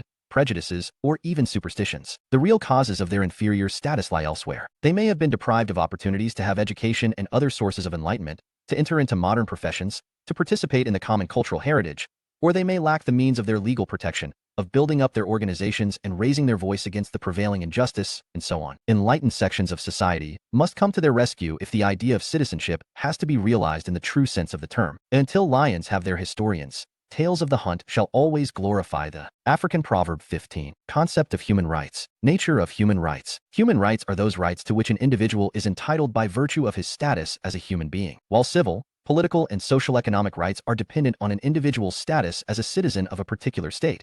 His human rights are not determined by this condition. Thus, the scope of human rights is very wide. They set the standards for the provision and expansion of civil, political, and social economic rights. Again, where an individual's civil, political, and social economic rights are exhausted, he can still hope to get some relief under the umbrella of human rights. For instance, a foreigner, a refugee, a prisoner of war, or a proclaimed offender may have been left without ordinary rights, yet the beneficent hand of human rights will not be withdrawn from over his head. 372. Human rights constitute the very source of all rights of human beings. They embody the scheme of ideal rights. They provide for moral foundation of any system of rights. In a way, they are akin to the concept of justice. As the idea of justice determines the principles on which law should be based, so the idea of human rights sets the standards on which all other rights should be based. Moreover, when ordinary rights are reinterpreted in the light of human rights, they enter the ever-expanding domain of human welfare. For instance, the right to life in this context may be interpreted to include the right to live on uncontaminated land, to breathe in clean air, and to consume clean water. And government may be held responsible to satisfy these conditions. Nevertheless, human rights can only be realized as rights. In other words, human rights, like any other rights, have to be enforced by a state or an international tribunal which should be capable of enforcing them. Anybody who claims any human rights must prove himself to be law-abiding and must submit himself to law for appropriate justice. In order to understand the true character of human rights, it would be worthwhile to inquire into the nature of rights as such. Concept of rights. Meaning of rights. The idea of rights provides for an essential tool of analysis of the relations between individual and the state. The state claims authority over individual, but when the state is viewed as an instrument of society, it is essential that authority of the state is made to depend on the function it performs. In other words, when the state is regarded as a means and the individual as the end, the state cannot be armed with absolute authority over individual. If the state claims authority, individual must claim rights. Individual owes allegiance to the state and obeys its commands because the state serves his interests. What does individual claim from the state? An answer to this question will elucidate the concept of rights. Rights essentially belong to the sphere of conflicting claims between individual and the state. Any political theory which holds that an individual cannot have rights against the state is no theory of rights. It is important to note that the benefits which flow automatically from the existence of the state do not constitute rights. Rights come into the picture only when authority of the state is sought to be limited, or when individuals and their groups demand a positive role of the state to secure better conditions of life. Thus, Thomas Hobbes, 1588 to 1679, J.J. Rousseau, 1712 to 78, and G.W.F. Hegel, 1770 to 1831, may have paid rich tributes to the state, in their own ways, for creating congenial conditions for the happiness of men, but they have failed to evolve any concept of rights. Absence of rights makes the happiness of individuals depend on the chance benevolence of the powers that, if there are no rights of individuals to curb the authority of the government and to prescribe functions of the government, the state assumes unbridled power. It may soon degenerate into absolutism, authoritarianism, despotism, and tyranny. Glorification of the state, without an inbuilt mechanism to curb authority of the state, means complete subordination of individual to the ruler or the ruling groups, thereby opening the floodgates of corruption, oppression, exploitation, and injustice. The concept of rights, or human rights, therefore, originates from the voice of protest against oppression perpetrated by the dominant groups in society. Rights are meant to safeguard the individual dual from the irresponsible and arbitrary use of power by the ruling class. As Robert M. Maclever,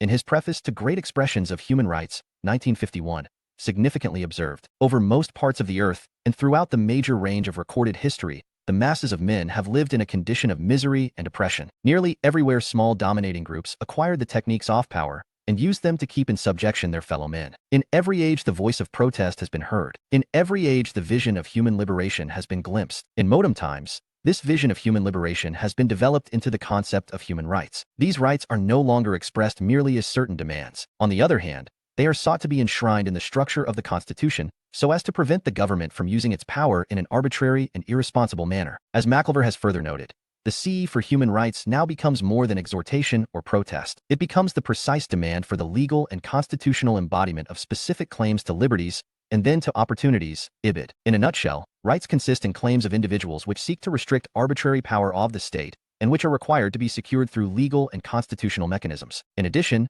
these may include some benefits which the state may extend to its citizens to improve the quality of their life. Negative and positive rights. The concept of rights is a dynamic concept. With the development of social consciousness, rights are subjected to continual review and redefinition. It is interesting to note that rights are always demanded and even granted as the rights of men, but their beneficiaries are usually those classes which articulate this demand, because they formulate the demands of rights in a manner best suited and calculated to serve their own interests. However, with the spread of modern consciousness, the concept of rights has been modified in two important directions. It is now admitted that a. The advantages of rights should not be confined to a tiny class which is placed in a privileged position by virtue of its money and manipulative power, and that b. Rights should not be confined to delimiting the sphere of state activity and authority, but should also prescribe the functions and responsibility of the state so as to make them beneficial to the bulk of society. This trend indicates a shift of focus from negative to positive rights. Negative rights suggest the sphere where the state is not permitted to enter. They suggest the sphere of freedom of individual which shall not be encroached by the state. Positive rights, on the other hand, prescribe the responsibility of the state in securing rights of individuals. They require the state to take positive measures for the protection of the weaker and vulnerable sections, or those placed in a vulnerable position. In fact, the negative and positive rights should be treated as parts of a continuum, not as distinct entities. Continuum. Continuum refers to a logical device for representing a rang hashtag of variables which fall between two opposites. It is based on the assumption that though the two opposites are situated on extreme positions like the two ends of a straight line, yet they are directly linked with each other so that they provide easy access from one extreme to the other. Broadly speaking, negative rights indicate as to which acts of the individual shall not be restricted by the state. Thus, freedom of thought and expression implies that the state shall not impose any restriction on individuals' thought and expression. So it comes in the category of negative rights. But if we say that the state shall provide universal education to promote its citizens' faculty of thought and expression, it will be described as their positive right. In short, positive rights indicate the responsibility of the state to improve the life of its citizens and to help them in their oneself development. For example, right to medical care, right to work, right to legal aid, etc. also qualify as positive rights. A capitalist state gives precedence to negative rights, while a socialist state gives precedence to positive rights. A welfare state aims at combining negative rights with positive rights as far as feasible. Conventional theories of rights. Conventional theories of rights seek to identify the basis on which the familiar rights of human beings are founded. Of these, the following are particularly important. A. Theory of natural rights. B. Theory of moral rights. C. Theory of legal rights. D. Historical theory of rights, and E. Social welfare theory of rights. L. Theory of natural rights. Theory of natural rights represents an early expression of the liberal perspective on rights. It was very popular in 17th and 18th century political thought. It treats the rights of man as a corollary of natural law. In other words, these rights are not granted by the state, but they come from the very nature of man, his own intrinsic being. This theory was broadly developed on two important bases. the contractual basis, and the teleological basis. Natural law. Natural law refers to a set of rules of good conduct which exist independently of conventional law. These are directly derived from nature, which can be discovered through moral intuition and by the application of human faculty of reasoning. Champions of natural law regarded as superior to any other law.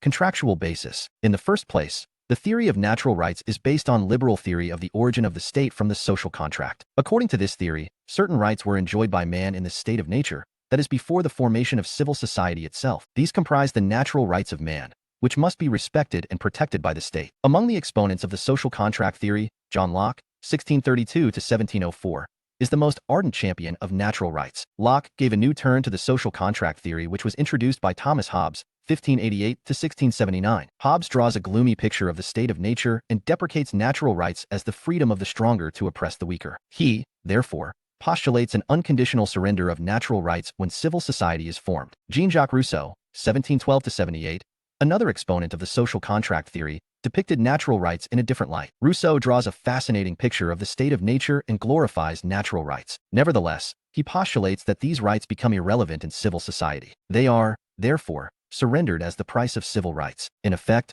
both Hobbes and Rousseau do not think that natural rights would be maintained by the state. Locke, however, postulates that man surrendered only some of his natural rights, particularly the right to be the judge of his own acts, on the condition that his fundamental natural rights, viz., the rights to life, liberty, and property, shall be protected by the state. If the state failed to maintain these rights, man had the right to overthrow government and to set up a new government in its place. Thus, it was Locke who tried to demonstrate how natural rights, that is, the rights derived from the state of nature, constitute the basis of the principal caritas of governance. Teleological basis. Teleology means the doctrine of the final causes. It refers to the view that any developments in human life are the product of the purpose or design that is served by them. The teleological view of rights, therefore, seeks to relate the rights of man with the purpose of human life. These rights do not depend on any institutional arrangements, but ensue from the very nature of man and serve the purpose of his life. These are, therefore, natural rights. Tom Paine, 1737 to 1809, in his Rechtsoffmann, 1791, enunciated the theory of natural rights on teleological basis. Paine rejected the doctrine of the social contract as it was eternally binding, and hence a clog on the wheel of progress. He insisted that every generation should be free to think and act for itself. But rights to liberty, property, security, and resistance of oppression, which are the proud possessions of man in a civil society, derive their sanction from the natural rights pre-existing in the individual. Evaluation. The theory of natural rights played an important role in modern history. It served as a source of inspiration for the American and French revolutions. The American Declaration of Independence, 1776, expressed this idea as follows: "We hold these truths to be self-evident, that all men are created equal, that they are endowed by their Creator with certain inalienable rights, that among these are life, liberty, and the pursuit of happiness, that to secure these rights, governments are instituted among men, deriving their just powers from the consent of the governed, that whenever any form of government becomes destructive of these ends, it is the right of the people to alter or to abolish it, and to institute new government, laying its foundation on such principles and organizing its powers in such form as to them shall seem most likely to affect their safety and happiness." Similarly, the French Declaration of the Rights of Man and of the Citizen, 1789, expressed the idea as under: "Men are bom and remain free and equal in rights. Social distinctions can be based only upon public utility. The aim of every political association is the preservation of natural and imprescriptible rights of man. These rights are liberty, property, security, and resistance to oppression." However, in spite of the historical significance of natural rights theory, it remains an ambiguous theory. The doctrine of natural rights was put forward at a historical juncture with a view to securing favorable conditions for a free market society. Hence, natural rights were interpreted in such a manner that they could be instrumental to its establishment. It follows that natural rights can be interpreted in order to uphold the values of the particular class which invokes these rights. Natural rights are claimed to be eternal and immutable, but, in actual practice, they are capable of immense variations. Aristotle saw slavery as natural, as he said, "From their hour of birth some men are marked out for subjection, and others for rule." This view is no longer upheld. Some people treat man as naturally superior to woman. Others treat them equal by nature. The right to property was for long treated as a natural right, but this view was radically modified under the influence of socialist thought. In short, the concept of natural rights is a subjective concept. Their character depends on the views and values of the class which grasps, interprets, and articulates them. In any case, natural rights constitute an essential element of logic. Any class which rises against some prevailing injustice may invoke natural rights to prove as to what stands to reason. Natural rights comprise a dynamic concept. There can be no fixed natural rights. Their interpretation depends on the nature and degree of the prevailing social consciousness. It is because of these limitations that natural rights are now rarely invoked for building up a rational system of rights in contemporary society. Modern states as well as international organizations and movements widely invoke human rights instead of natural rights to determine their policy objectives or goals. Human rights are based on recognition of human dignity, which cannot be exchanged for any type of substantive benefit. A broad consensus is found in society about the contents of human rights. A series of international declarations and conventions concerning human rights have substantially contributed to the formation of this consensus. Theory of moral rights. Like theory of natural rights,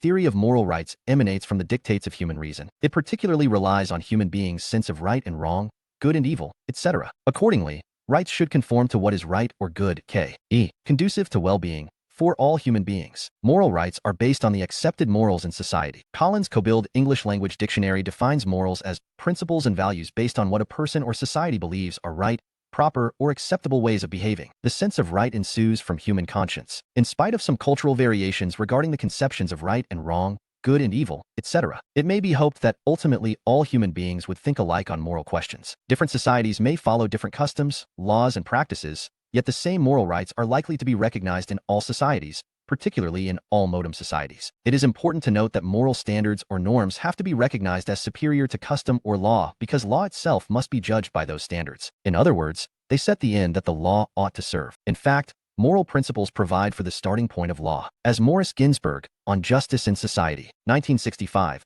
has significantly observed, there is a moral element in all law as soon as the notion emerges that no one ought to be a judge in his own cause, and methods are provided for settling disputes by reference to general rules without the use of force by the parties concerned. Moral factors gain in strength in the course of social development, and legislation comes more and more to rely on fact-finding inquiries and scrutiny of the ends which the law ought to serve. Exponents of the theory of moral rights sought to build this theory on teleological basis, as done by some exponents of the theory of natural rights. Immanuel Kant, 1724 to 1804, German philosopher, sought to build a bridge connecting the moral realm to the political-legal realm. He argued that reason is the distinctive feature of man and of human agency. It impels him to treat himself and all other persons as ends, and not as means only. If all persons had a good will, then they would respect all others as ends, indeed as members of a kingdom of ends. But such conditions are not present in nature, hence political community becomes necessary to aid the man to ascend towards reason. That is how political-legal realm comes into existence, which should be responsible to protect moral rights of man. Th. Green,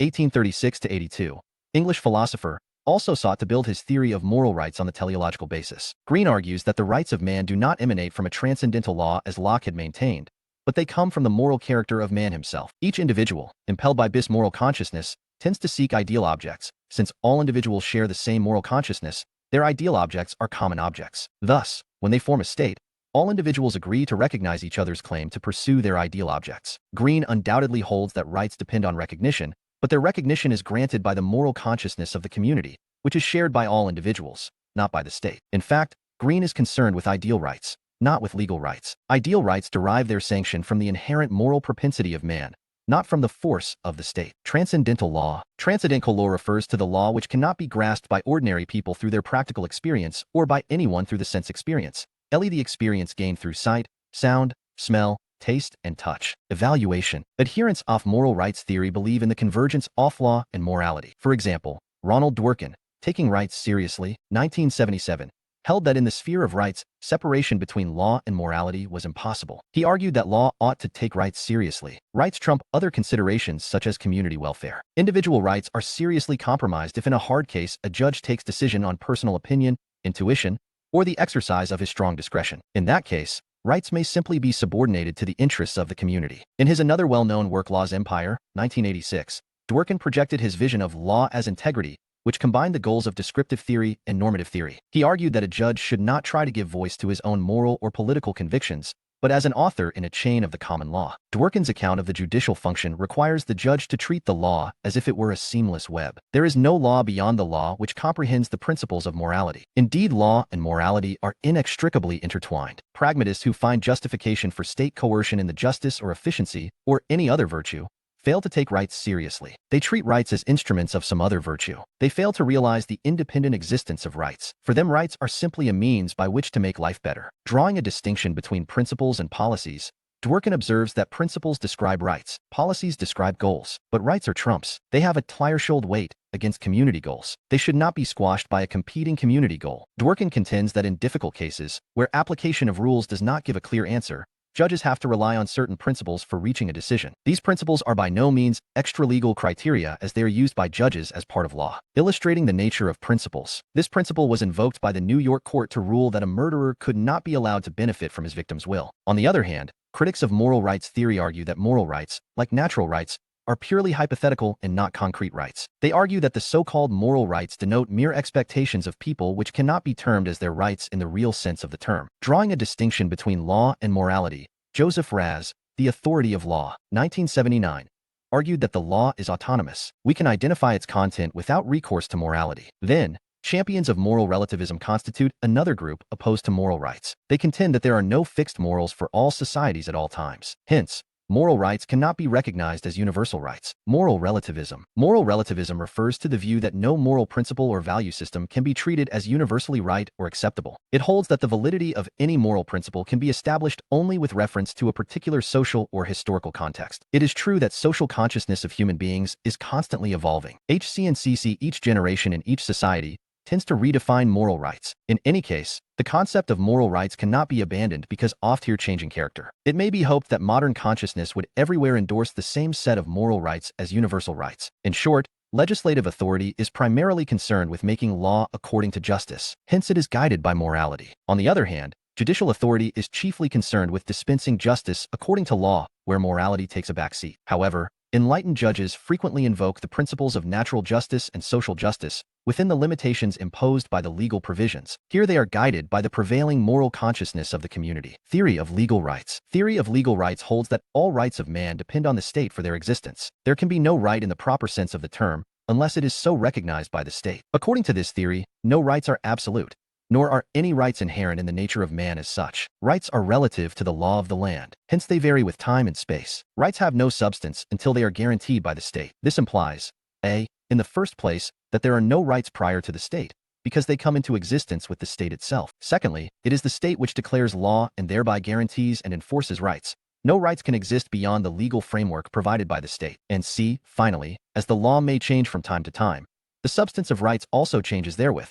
There can be no fixed rights in any society, not to speak of eternal or universal rights. Hobbes argued that the only fundamental right of the individual, viz., the right of self-preservation, is better maintained by the state than by the individual himself. Hence, man must depend on the state for the maintenance of his rights. He is free to do anything which is not restrained by the state. In other words, man can have no rights against the state. Jeremy Bentham, 1748 to 1832, is the greatest champion of the theory of legal rights. He rejects the doctrine of natural rights as unreal and ill-founded. In his Principles of Legislation, 1789, Bentham observed, rights, properly so called, are the creatures of law properly so called. Real laws give birth to real rights. Natural rights are the creatures of natural law. They are a metaphor which derives its origin from another metaphor. What there is natural in man is means, faculties. But to call these means, these faculties, natural rights is again to put language in opposition to itself. For rights are established to ensure the exercise of means and faculties. The right is the guarantee. The faculty is the thing guaranteed. How can we understand each other with a language which confounds under the same term things so different? Bentham condemns natural rights as an invention of fanatics, which are dogmatic and unintelligible, devoid of reasoning. About their upholders, Bentham remarks, instead of examining laws by their effects, instead of judging them as good or as bad, they consider them in relation to these pretended natural rights. That is to say, they substitute for reasoning of experience the chimeras of their own imaginations. Chimera, an unrealistic idea or false imagination, exemplified by a mythological monster with the head of a lion, the body of a goat, and the tail of a serpent. It is thus evident that the theory of legal rights was advanced with a focus on political reality and to repudiate the imaginative character of natural rights theory. Evaluation. Harold J. Lasky, in his A Grammar of Politics, 1938, criticized the theory of legal rights as follows. So purely legalistic a view has nothing to contribute to an adequate political philosophy. A legal theory of rights will tell us what in fact the character of a state is. It will not tell us, save by the judgment we express upon some particular state, whether the rights they're recognized are the rights which need recognition. In other words, the theory of legal rights takes account of the factual position only. It takes note of what rights are legally recognized and guaranteed in a particular state. Political philosophy would like to inquire as to what rights must be recognized by the state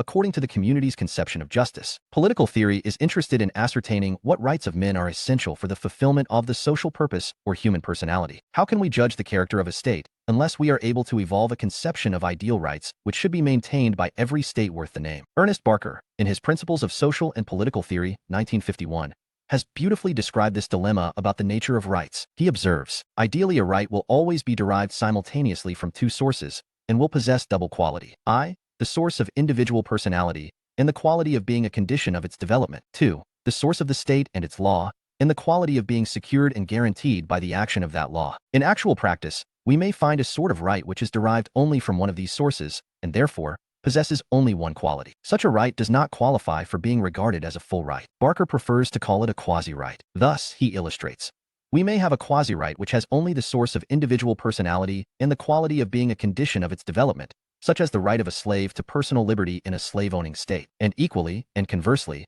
we may have a quasi-right which has only the source of the state and its law and the quality of being secured and guaranteed by the action of that law, such as the right of a slave owner in a slave-owning state to the enjoyment of property and persons. Such a situation demonstrates the difference between the ideal and the actual position. The gulf between legal and ideal rights can be bridged by fixing responsibility of the state in securing ideal rights. Once ideal rights are conceived by the community through its moral consciousness, steps must be taken to secure legal sanction for those rights. Otherwise, such rights are bound to remain, but in an empty form. Historical theory of rights. Historical theory of rights holds that rights are the product of a long historical process. They differ from state to state and from time to time because of the different levels of historical development of society. Rights grow out of custom which stabilize through usage in several generations. This theory originated in 18th century conservative political thought. Its upholders defended evolutionary change and deprecated revolution. At best, they supported a revolution inspired by the established order of society. Edmund Burke, 1729–97, the greatest champion of historical theory of rights,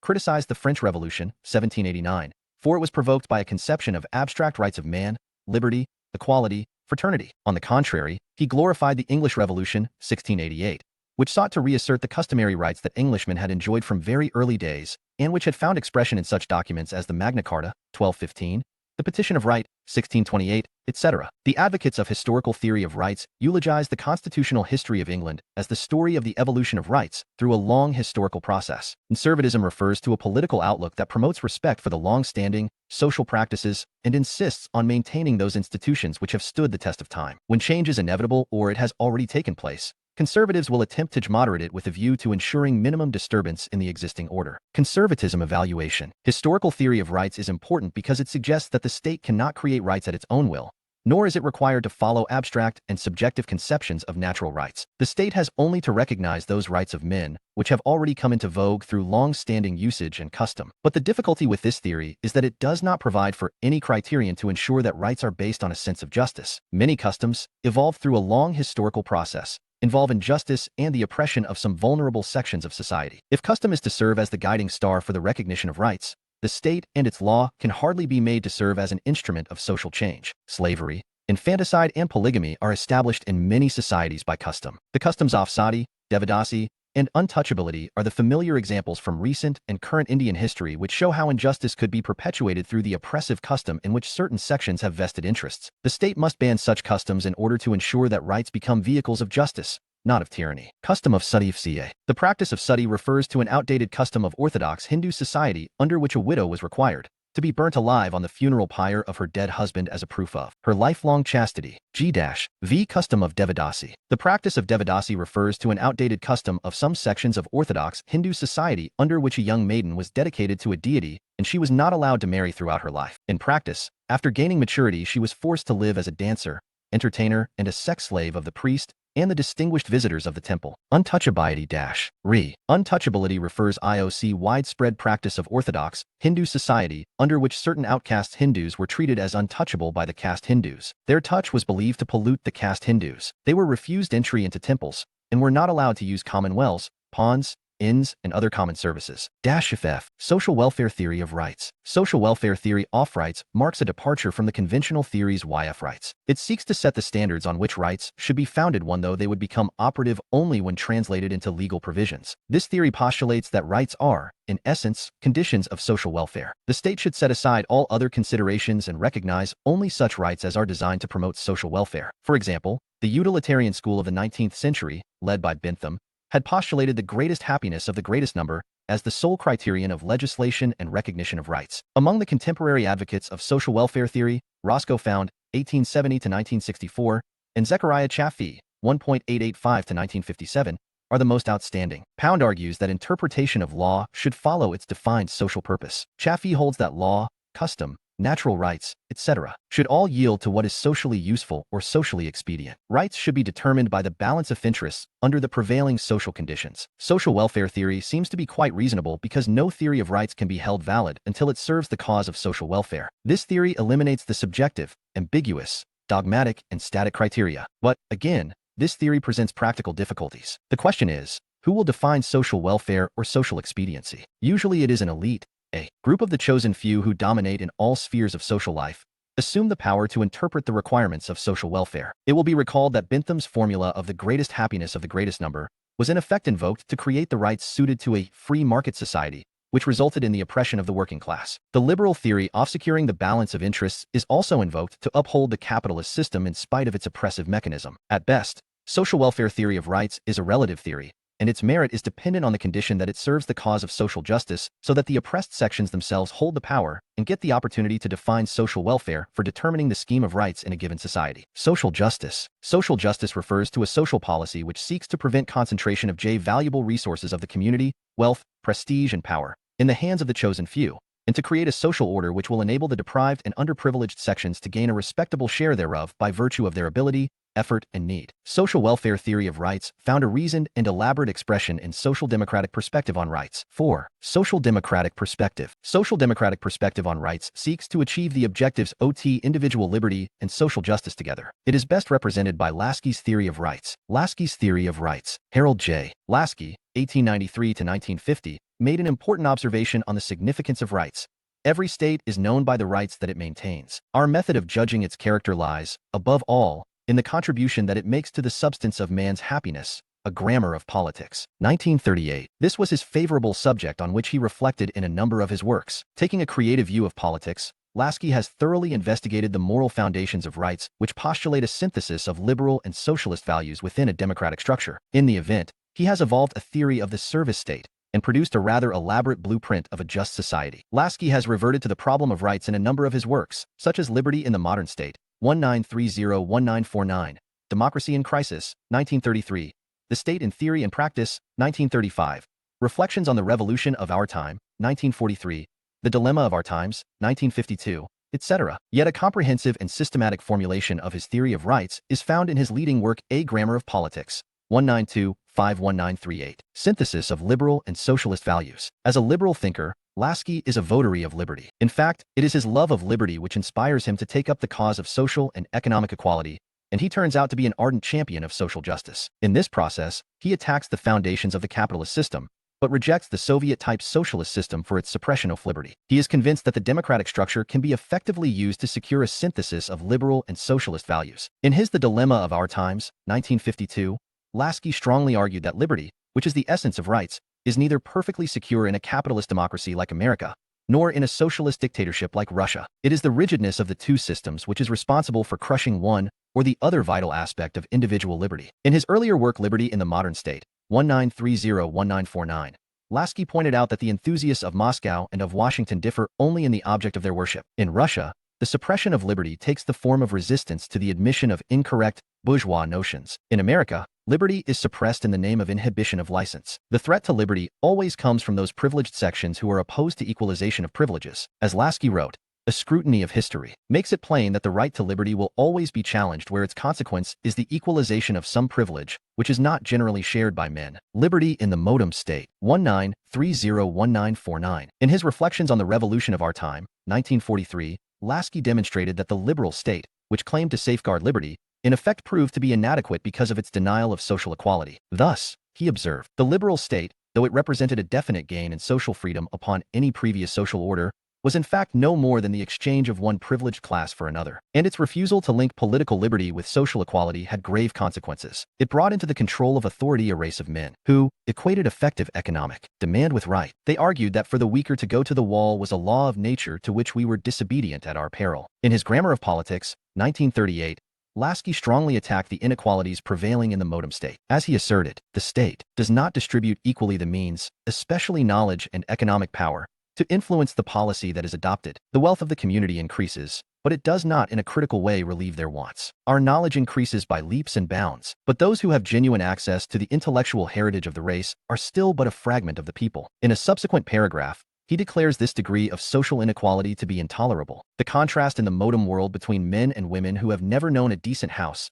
a decent meal, and clothing that barely protects them against the elements, and those who have never known what it is to have unsatiated a want that the possession of property can supply is an intolerable one. Laski, therefore, pleads for establishing a service state, where industrial production is undertaken in order to meet the social needs, not for private profit. He is inclined to suggest a socialist solution. Either the state must control industrial power in the interest of its citizens, or industrial power will control the state in the interests of its possessors. The first need of the masses is to realize the right to adequate payment for their effort. The first principle, therefore, of industrial organization is a system of institutions directed to that end. Moral foundations of rights. Laski, like T.H. Green, 1836-82, erects his theory of rights on moral foundations. However, he is seriously concerned with the satisfaction of material needs of the masses. Laski is much ahead of Green in dealing with the maladies of the capitalist system. Thus, Laski holds that rights are not concessions granted by the state. On the contrary, they are superior to the state, because they provide for a standard to judge the state itself. He, therefore, proclaims, rights, in fact,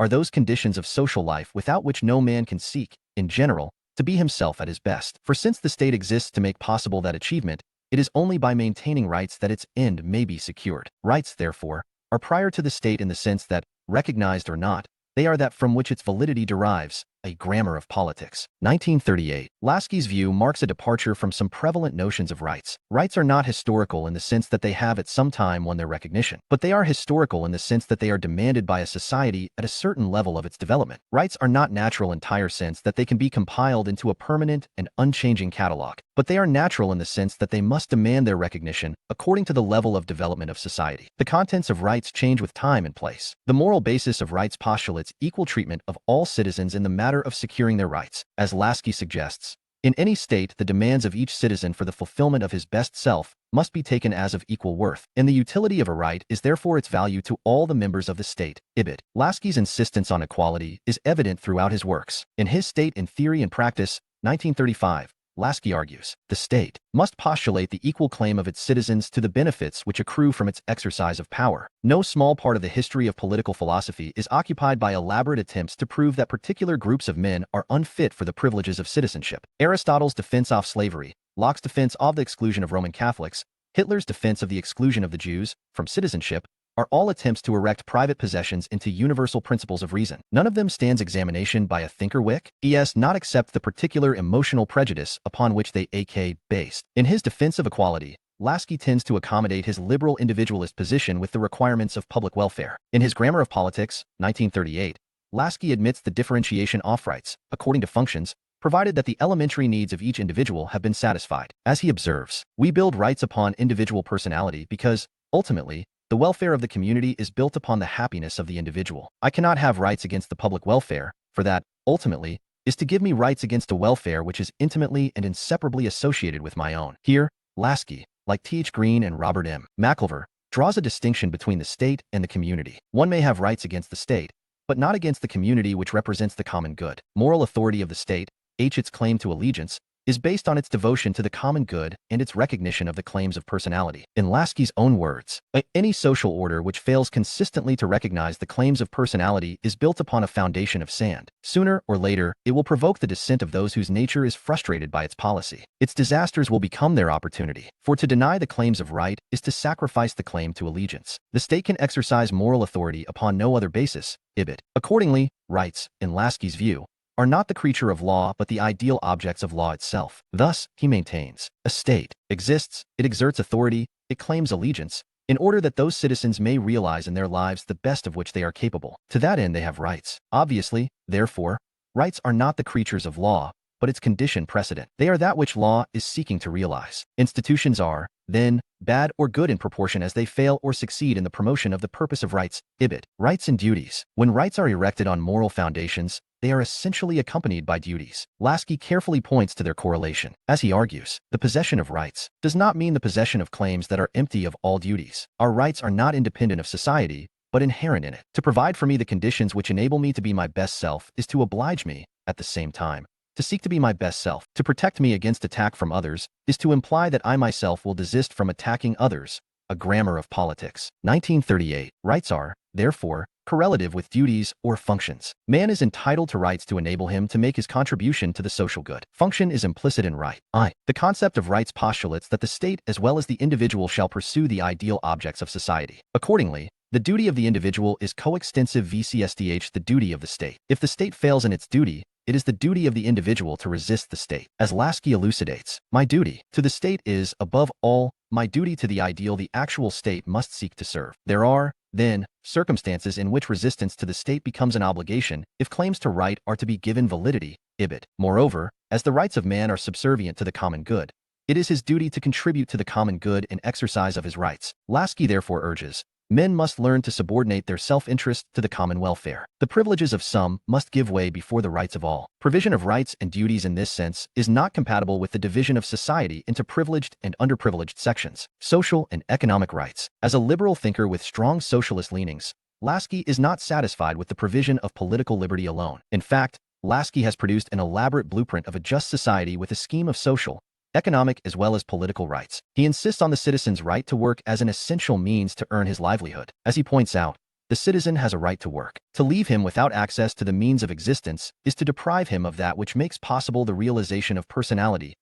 On the same principle, Lasky demands provision of insurance against unemployment, although he is against parasitism. Lasky also pleads for humane conditions of work and fair wages under the present industrial system of production. Besides, the workers should have a share and voice in industrial management in order to save them from the tyranny of capitalism. As Lasky points out, any theory of rights in the modern state must realize that the institution of private property leaves the control of the industrial machine to the owners of capital, and that individual freedom, as when the single handicraftsman worked for the master, is no longer possible. Obviously, in such a background, we must prevent that ownership of capital from degenerating into dictatorship. Then Lasky advocates the citizen's right to such education as will fit him for the tasks of citizenship. Coming to political rights, he insists on the citizen's right to political power, with three derivative rights: right to franchise, right to be chosen as governor, and right to be chosen for political office. Lasky, as a true liberal, is an ardent champion of freedom of speech and expression, which should be extended to all the citizens. This implies the freedom of criticism of the government, which is the cornerstone of democracy. As Lasky argues, a government can always learn more from the criticism of its opponents than from the eulogy of its supporters. To stifle that criticism is, at least ultimately, to prepare its own destruction. As a positive liberal and being extremely conscious of the tyranny of the capitalist system, Lasky has radical views on the right to property. Like all rights, it must be related to the function performed. As Lasky suggests, if property must be possessed in order that a man may be his best self, the existence of such a right is clear. But it is also obvious that such a right is immediately susceptible to stringent limitations. Rights are the correlative of functions. I have the right to property if what I own is, broadly speaking, important for the service I perform.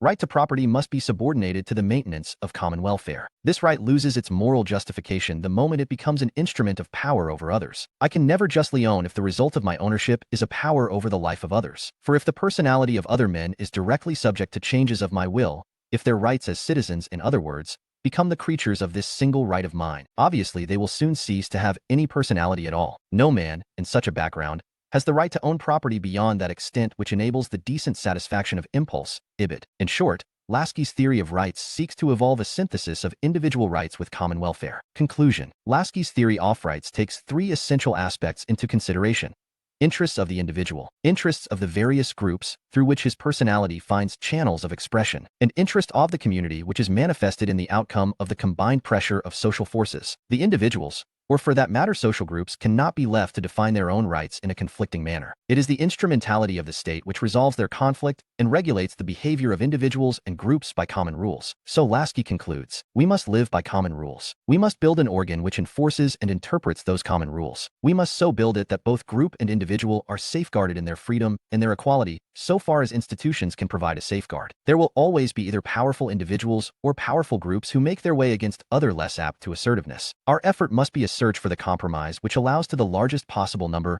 a life that is worthy of our resources. Ibid. Thus, Lasky attempts the fusion of the liberal individualist, liberal pluralist, and liberal socialist theories. He tries to fit liberty and equality in a common scheme. His scheme is most fascinating. In any case, he comes to believe that the present liberal capitalist system can somehow be remodeled so as to secure the ends of social justice. He presents elaborate plans for the decentralization and democratization of power, economic as well as political power. But the question is, who will tame the manipulators of power? Will they just be prepared to relinquish their privileged position on the fascinating prescriptions of an expert political scientist? How can a substantive social change be effected without strong pressure from the oppressed classes themselves? Lasky's scheme needs to pass the test of political reality. In any case, Lasky has given valuable hints for the reorganization of society according to the principles of social justice. His ideas constitute important tenets of modem consciousness. His views are thought-provoking and a source of inspiration for intellectuals. They can take up the cause of the oppressed and vulnerable sections with a view to working for the establishment of a just society. Conventional theories of rights,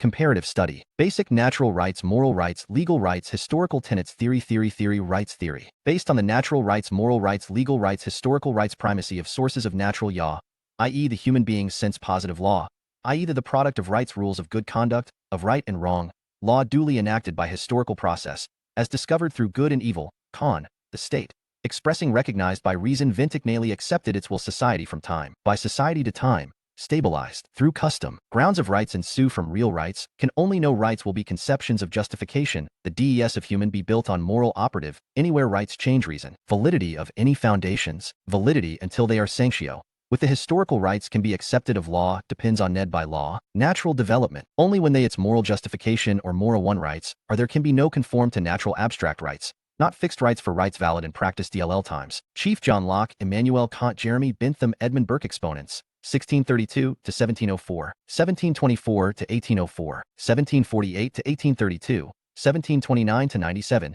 Tom Paine, Th. Green. Points of 1737 to 1809. Thinkers at different. 1836 to 82. Moral rights are only legal rights are? Why many customs? Criticism ages differ on what is speculative. Adherence only operative F and social. In natural rights of moral relativism rights. Political practices involve are abstract rights argue that there are philosophy seeks social injustice, which cannot be no fixed morals for to determine the end oppression. Operative unless a all societies for principles on which historical rights sanctioned by law all times. Rights should be do not provide. Base the standards. LF. On which rights should be founded on. Marxist perspective. Strictly speaking, there is no Marxist theory of rights. Exponents of Marxism basis of social organization, not with reference to their implications as the rights of man. In practice, however, socialist states have evolved elaborate schemes of rights which can be discussed in the context of the Marxist theory of rights. Concept of rights C. It will be recalled that the cause of the rights of man was initially taken up by the exponents of the liberal individualist theory in 17th and 18th century Europe. Marxist theory arose in the mid-19th century when liberal individualist rights had largely been established, but these mainly served as the foundation of the capitalist system. Marx, 1818 to 83, and Engels, 1820-95, realized that the so-called rights of man had nothing to offer to man as such. These rights were designed to serve the interests of a particular class, the bourgeoisie, the capitalist class, the owners of the means of social production. These rights were secured by law, but law was nothing but a part of the superstructure raised on the foundation of the material conditions of life, the mode of production, determined by the prevalent property relations in society. The state and its law could not escape the thrust of its class character. In other words, howsoever rich tributes may be paid to the dignity or rights of man under the liberal capitalist system, the rights secured by it are bound to support a system of exploitation of the common man, the worker, by the captains of business and industry. The liberal individualist rights, ranging from the freedom of trade, freedom of contract, freedom of thought and expression to the right to vote, had, therefore, no substantive advantage for the common man so long as society was divided into antagonistic classes, dominant and dependent, oppressor and oppressed, exploiter and exploited classes. Marxist theory even repudiates the liberal individualist concept of man, an atomized and alienated individual, motivated by enlightened self-interest, a possessive individual, seeking to attain a special status and privileged position in society. This image of man perfectly fitted into the scheme of a free market society, which sought to glorify the exploits of man. It was inclined to identify social interest with the sum total of the interests of different individuals and, in the event, establish the hegemony of a handful of enterprising individuals, rich in money and manipulative power. The liberal individualist theory reduced the rational man into an expert in the calculation of self-interest and its pursuance at the expense of others. On the other hand, Marxist theory sought to secure the freedom of man from these conditions of injustice and exploitation. It insisted on the sociable nature of man. In its view, man by nature tends to seek his fulfillment through a rational social organization. A normal man does not aspire to distinguish himself from society to attain a superior position, but to contribute to the good of society in a free and cooperative effort. This view of man is not conducive rights under the capitalist system. Rights under the capitalist system are the product of the demand of equality raised by the new middle class, the bourgeoisie, the merchant industrialist class, in the 17th century. This class invoked the principle of equality against the feudal system, which blocked the development of productive forces of the emerging capitalist system. The exponents of the liberal theory saw the justification of the struggle for human rights in the social equality of all men. The demand for liberty, equality, and fraternity became the watchword of the French Revolution, 1789, in late 18th century. But when this new middle class, the bourgeoisie, came to power, it refused to extend the principle of equality in substantive terms to the working class, the proletariat. As Engels, in his Anti-Dilring, 1878, observed, this equality reduced itself to bourgeois equality before the law. Bourgeois property was proclaimed as one of the essential rights of man, and the government of Friesen came into being as a democratic bourgeois republic. The great thinkers of the 18th century could, no more than their predecessors, go beyond the limits imposed upon them by their epoch. In other words, the bourgeoisie sought to dilute the revolutionary content of the demand for social equality by preserving private property in the means of production, and thereby legalizing an exploitative system of social relationships. Marx and Engels, however, appreciated the advantage of civil liberties and representative institutions evolved by the bourgeois democracy, which enabled the working class to organize itself, to propagate its ideas, and to learn the art of government. They, however, insisted on bringing the principles of freedom and equality to their logical conclusion, in replacing the capitalist system by the socialist system and ultimately bringing about a classless society. Rights under the socialist system. According to Marxist theory, the socialist system, which is established by the proletariat after overthrowing the capitalists in a violent revolution and socialization of the major means of production, is much more conducive to establishing equality as a principle of social organization. But the socialist system itself is a transitional stage. Perfect equality and justice are possible only under communist society, which is characterized by the abolition of classes and the withering away of the state. The governing principle of communist society will be, from each according to his ability, to each according to his need. But this is not practicable under the socialist system, which is still stamped with birthmarks of the old society from whose womb it comes. Its governing principle, therefore, is not perfect equality, but a workable form of equality. From each according to his ability, to each according to his work, different in some important respects. V.I. Lenin, 1870 to 1924, in his State and Revolution, 1917, admits that this principle embodies a bourgeois right, which implies an equality. Yet it marks an advance over the capitalist system. The first phase of communism cannot yet provide justice and equality. Differences and unjust differences in wealth will still persist, but the exploitation of man by man will have become impossible because it will be impossible to seize the means of production, the factories, machines, land, etc., and make them private property. Marx shows the course of development of communist society, which is compelled to abolish at first only the injustice of the means of production seized by individuals, and which is unable at once to eliminate the other injustice, which consists in the distribution of consumer goods according to the amount of labor performed and not according to needs. Lenin, on the authority of Marx, calls it a defect of the socialist system, but treats it as inevitable because rights can never be higher than the economic structure of society and its cultural development conditioned thereby. And so, in the first phase of communist society, usually called socialism,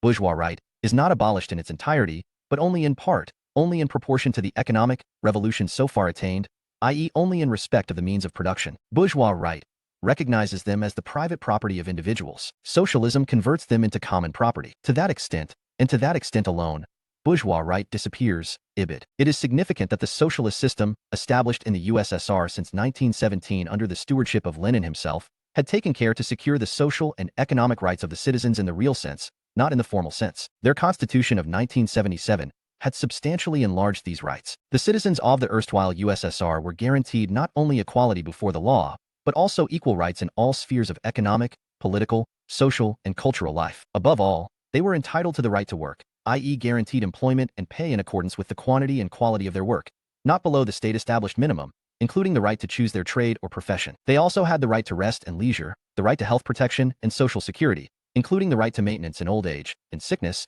and in the event of complete or partial disability or loss of the breadwinner. Then they had the right to housing, right to education, right to enjoy cultural freedoms, freedom of scientific, technical, and artistic work in accordance with the aims of building communism. Theoretically, they were also entitled to freedom of speech, of the press, and of assembly, meetings, street processions, and demonstrations, in accordance with the interests of the people and in order to strengthen and develop the socialist system. They had the right to associate rights under the capitalist system. Rights under the capitalist system are the product of the demand of equality raised by the new middle class, the bourgeoisie, the merchant industrialist class, in the 17th century. This class invoked the principle of equality against the feudal system, which blocked the development of productive forces of the emerging capitalist system. The exponents of the liberal theory saw the justification of the struggle for human rights in the social equality of all men. The demand for liberty, equality, and fraternity became the watchword of the French Revolution, 1789, in late 18th century. But when this new middle class, the bourgeoisie, came to power, it refused to extend the principle of equality in substantive terms to the working class,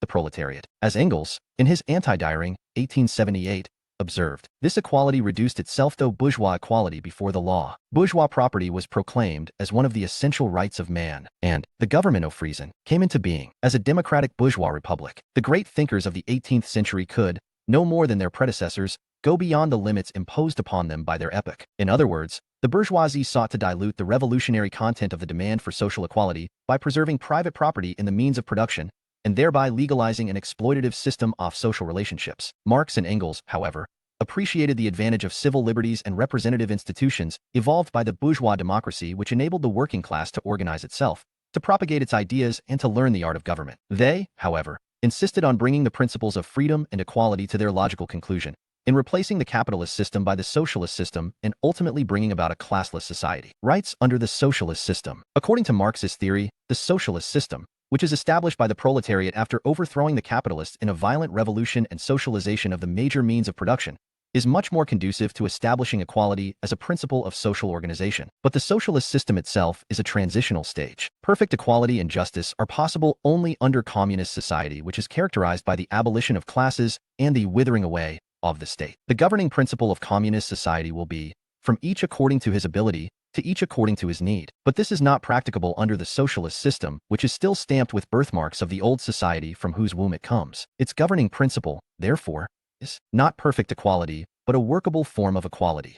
From each according to his ability, to each according to his work, different in some important respects. V.I. Lenin, 1870–1924, in his State and Revolution, 1917, admits that this principle embodies a bourgeois right, which implies inequality. Yet it marks an advance over the capitalist system. The first phase of communism cannot yet provide justice and equality. Differences and unjust differences in wealth will still persist, but the exploitation of man by man will have become impossible because it will be impossible to seize the means of production, the factories, machines, land, etc., and make them private property. Marx shows the course of development of communist society, which is compelled to abolish at first only the injustice of the means of production seized by individuals, and which is unable at once to eliminate the other injustice, which consists in the distribution of consumer goods according to the amount of labor performed and not according to needs. Lenin, on the authority of Marx, calls it a defect of the socialist system, but treats it as inevitable because rights can never be higher than the economic structure of society and its cultural development conditioned thereby. And so, in the first phase of communist society, usually called socialism,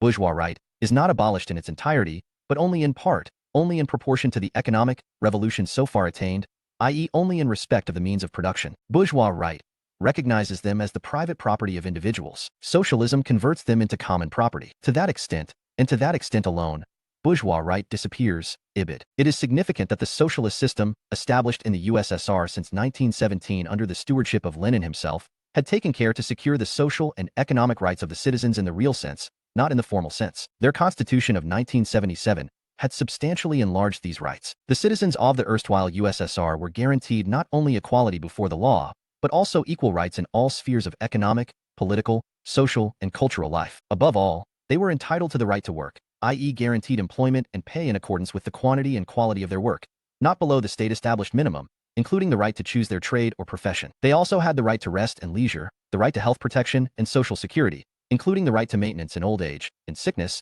and in the event of complete or partial disability or loss of the breadwinner. Then they had the right to housing, right to education, right to enjoy cultural freedoms, freedom of scientific, technical, and artistic work in accordance with the arms of building communism. Theoretically, they were also entitled to freedom of speech, of the press, and of assembly, meetings, street processions, and demonstrations, in accordance with the interests of the people and in order to strengthen and develop the socialist system. They had the right to associate, etc., in accordance with the aims of building communism. They also had the right to profess or not to profess any religion, and to conduct religious worship, etc. In actual practice, however, no liberal democratic rights were allowed to be exercised during the ascendancy of socialism. The Soviet system was severely criticized for its suppression of freedom of opinion and protest. Western countries branded it a country behind the Iron Curtain. The new rights granted to the citizens, especially the freedom of speech, assembly, association and demonstration, etc., were apparently conditional, as governed by the aim of building up communism. The prerogative to judge whether a particular activity conformed to this aim or not rested with the state, especially the authorities of the Communist Party. It is only after the collapse of communism in the former Soviet Union, 1991,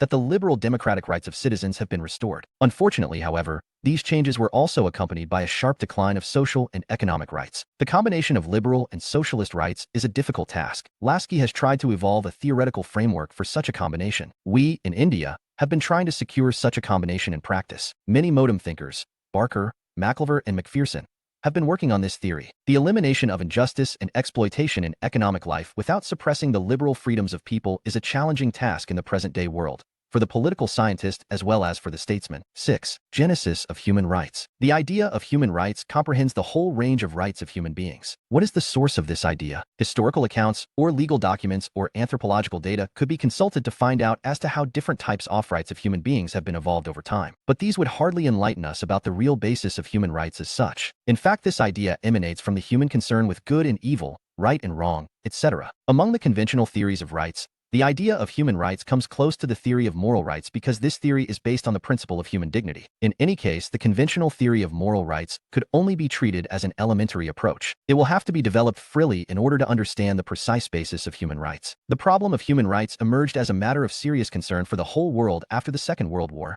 1939-45. During Nuremberg trials, 1946, some German Nazis were tried for crimes against humanity, apart from war crimes. The most barbarous and inhuman atrocities committed by the accused on the Jews of their country were termed crimes against humanity. This action was based on the assumption that human rights are valid by themselves. These are above the law of any nation. Violation of these rights would be treated as crime against humanity. In 1948, the United Nations issued an elaborate list of human rights, known as Universal Declaration of Human Rights. It advised its member nations to give a wide publicity to these rights in their respective countries, particularly in schools and other educational institutions. This declaration is best suited to building up a free, democratic, welfare state. It embodies an excellent scheme of human rights. 7. Universal Declaration of Human Rights. This declaration contains 30 articles, apart from its preamble. Its preamble states that the recognition of the inherent dignity and equality of all human beings and their inalienable rights is the foundation of freedom, justice, and peace in the world. Disregard and contempt for human rights have resulted in barbarous acts which have outraged the conscience of mankind. The advent of a world in which human beings shall enjoy freedom of speech and belief in freedom from fear and want is the highest aspiration of the common people. If man is not to be compelled to have recourse, as a last resort,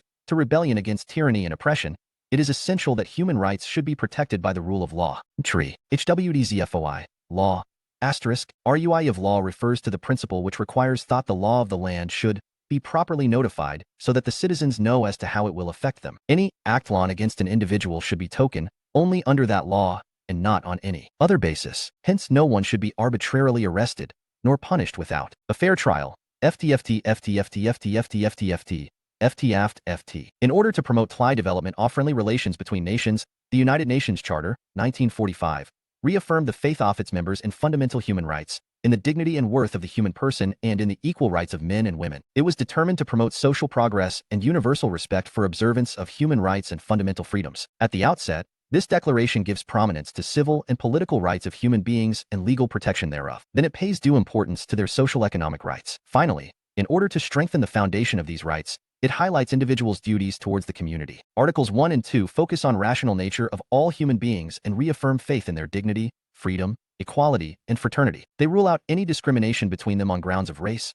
color, sex, language, religion, political or other opinion, national or social origin, property, birth, or other type of status. Articles 3 and 4 provide for everyone's right to life, liberty, and security of person. Prohibition of slavery, slave trade, and servitude. Article 5 rules out torture, cruel, inhuman, or degrading treatment or punishment to any person. Articles 6 to 11 provide for equality before the law, equal protection against any discrimination, legal remedy, freedom from arbitrary arrest, detention, or exile, and adherence to fair legal procedure in case a person is accused. Article 12 rules out arbitrary interference with any individual's privacy, family, home, or correspondence, and attacks upon his honor and reputation. Articles 13 and 14 provide for the right to freedom of movement and residence, and the right to seek asylum from persecution in other countries. Article 15 provides for the right to a nationality. Article 16 for the right to marry and found a family with the free and full consent of the intending spouses. And Article 17 for the right to own property. Articles 18, 19, and 20 provide for the right to freedom of thought, conscience, and religion, the right to freedom of opinion and expression, and the right to freedom of peaceful assembly and association. Article 21 provides for the right to take part in the government of one's country through one's chosen representatives and the right of equal access to public service. It also recommends that the will of the people, expressed in periodic and genuine elections, by universal and equal suffrage, by secret voting, shall be the basis of authority of government. In this way, this article regards democratic form of government as an essential feature of human rights. It is worth noting that Articles 1 to 21 of the present Declaration embody an elaborate scheme to provide for civil, political, and legal rights of all human beings all over the world. On the other hand, Articles 22 to 26 provide for social and economic rights of the individual. These include the right to social security, right to work, to free choice of employment, to just and favorable conditions of work, equal pay for equal work, just and favorable remuneration, right to form trade unions, right to rest and leisure, adequate standard of living, special care and assistance during motherhood and childhood, and right to education. Article 27 provides for cultural rights, including the right to participate freely in the cultural life of the community,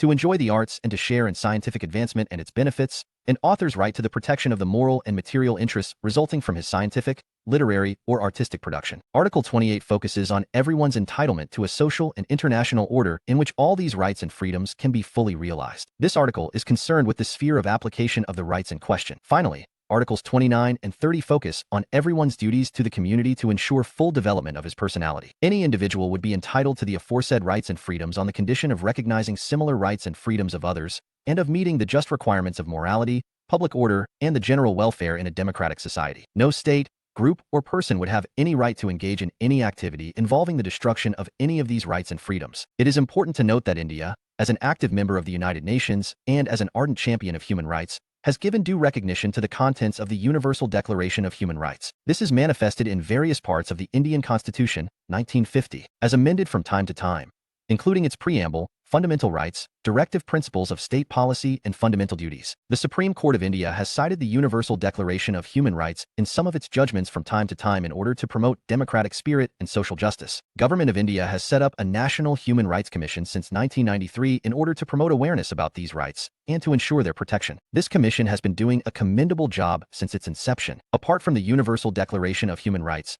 leading nations of the world have expressed their resolve to respect human rights through several international compacts. Of these, European Convention on Human Rights, 1950, International Covenant on Civil and Political Rights, 1966, International Covenant on Economic, Social, and Cultural Rights, 1966, American Convention on Human Rights, 1969, Helsinki Accords, 1975, and African Charter on Peoples and Human Rights, 1981. Are particularly important. Besides, citizens of many countries have formed non-governmental organizations, NGOs, for the protection of ordinary people's human rights. For example, in India, we have People's Union for Civil Liberties and People's Union for Democratic Rights who have done a good work in this sphere. The most prominent non-political humanitarian organization, Amnesty International, with headquarters in London, inquires into the cases of injustice due to political, religious, and racial persecution the world over and submits its reports to the United Nations and the Council of Europe at regular intervals. Its reports get wide publicity in the mass media and generate awareness of human rights everywhere. Evolution of rights and the corresponding political order primacy of the relevant corresponding category of rights: political order, natural rights, night watchman state, civil rights, constitutional government, political rights, democratic state, social economic rights, welfare state, human rights, humane world order. A. Scope of human rights. The concept human rights is subject to continuous evolution. It is not possible to indicate the full range of human rights. If we try to identify some broad categories of human rights, some of them would be overlapping each other. For the sake of convenience, we may discuss them under four headings. A. Right to life. 6. Right to property. C. Civil liberties and democratic rights. And J. Social, economic, and cultural rights. Substance of these rights must be interpreted with due regard to the need to maintain humane conditions of living and to protect human dignity. Right to life. It implies that an innocent person shall not be caught, detained, subjected to physical torture or death. Up to this point, it is a negative right. With the growing consciousness of human rights, positive aspects of right to life are being increasingly highlighted. Accordingly, the state shall not only protect human life from the onslaught of various offenders and natural calamities within the country as well as foreign aggressors, but also provide for a clean and pollution-free atmosphere as well as uncontaminated land, and take care of public health. It will also save human life from starvation, disease, and adverse weather conditions. Right to property. It implies the right to own material things acquired by an individual through legal means. The state must protect this right of the individual. This right is the foundation of security of one's fruit of labor, day-to-day comforts of life, and one's means of a decent livelihood. However, modern consciousness nowhere regards the right to property an absolute right. The property that enables a person to establish control over lives of others will always be subject to compulsory acquisition by the state for public purpose. Compensation for this acquisition would be determined by public authority in view of the needs of social justice. K. Civil liberties and democratic rights. The terms civil liberties and democratic rights are sometimes used interchangeably. It is believed that civil liberties can be effectively provided only under a democratic system which safeguards democratic rights of the individual. Again, AI times the term democratic rights is applied synonymously with human rights. Although these three terms are closely interrelated, it would not be proper to use them loosely. At the outset, it may be realized that the term human rights denotes a wide range of rights. It comprehends civil liberties, democratic rights, and a lot of other measures intended to maintain human dignity. Democratic rights broadly suggest a set of those rights which enable the individual, as a full citizen of his community, country, or nation, to take part in public life, to elect government of his choice, to influence government decisions, and to acquire political office through the prescribed procedure. This is primarily the arena of political rights. Civil liberties, on the other hand, belong to the arena of legal rights. It is true that civil liberties can be maintained most effectively under a democratic system. Democratic system is a necessary, but not a sufficient condition of maintaining civil liberties. In any case, a democratic system would be deemed to be faulty if it fails to maintain civil liberties. In short, civil liberties are best secured by democratic rights, and democratic rights are in turn best secured by human rights. Besides, only a democratic government enables the citizens to buy their own freedom by electing new officials if government infringes on our civil liberties. Then what is meant by civil liberties? Broadly speaking, civil liberties include freedom of thought and expression,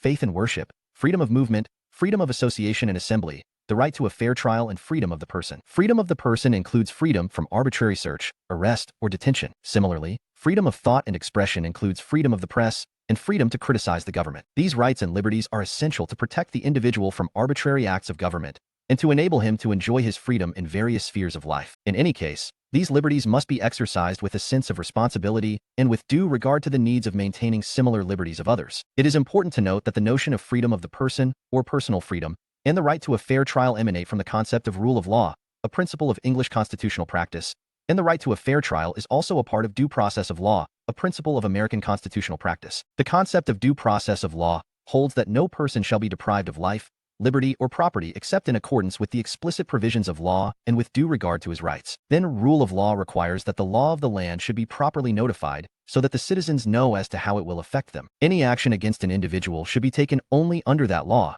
and not on any other basis. Hence, no one should be arbitrarily arrested nor punished without a fair trial. The principle of human rights further requires that no arbitrary law should be enacted, and no one should be subjected to inhuman treatment under false pretense of legal action. Cases of undertrials languishing in jails for over a decade, even without charges being framed against them, involve a gross violation of human rights. No one should be subjected to extreme insult or torture for confession of a crime or disclosure of a secret. Even when someone's offense is proved, he should not be subjected to extremely cruel and disgraceful punishment. For instance, if a woman has committed a heinous crime, she should not be forced to a naked parade or outrage of her modesty as a measure of punishment. Such inhuman punishment would be degrading not only to that particular individual, but to womanhood as such and to humanity at large. Similarly, when a criminal is awarded a death sentence, he should be subjected to a peaceful death, not to an extremely painful death like being burnt alive or being thrown into boiling oil. Such inhuman acts cannot be permitted in a legal system of a civilized society. On the same logic, the use of atomic, biological, and chemical weapons in war is banned under international law as it brings untold suffering upon the population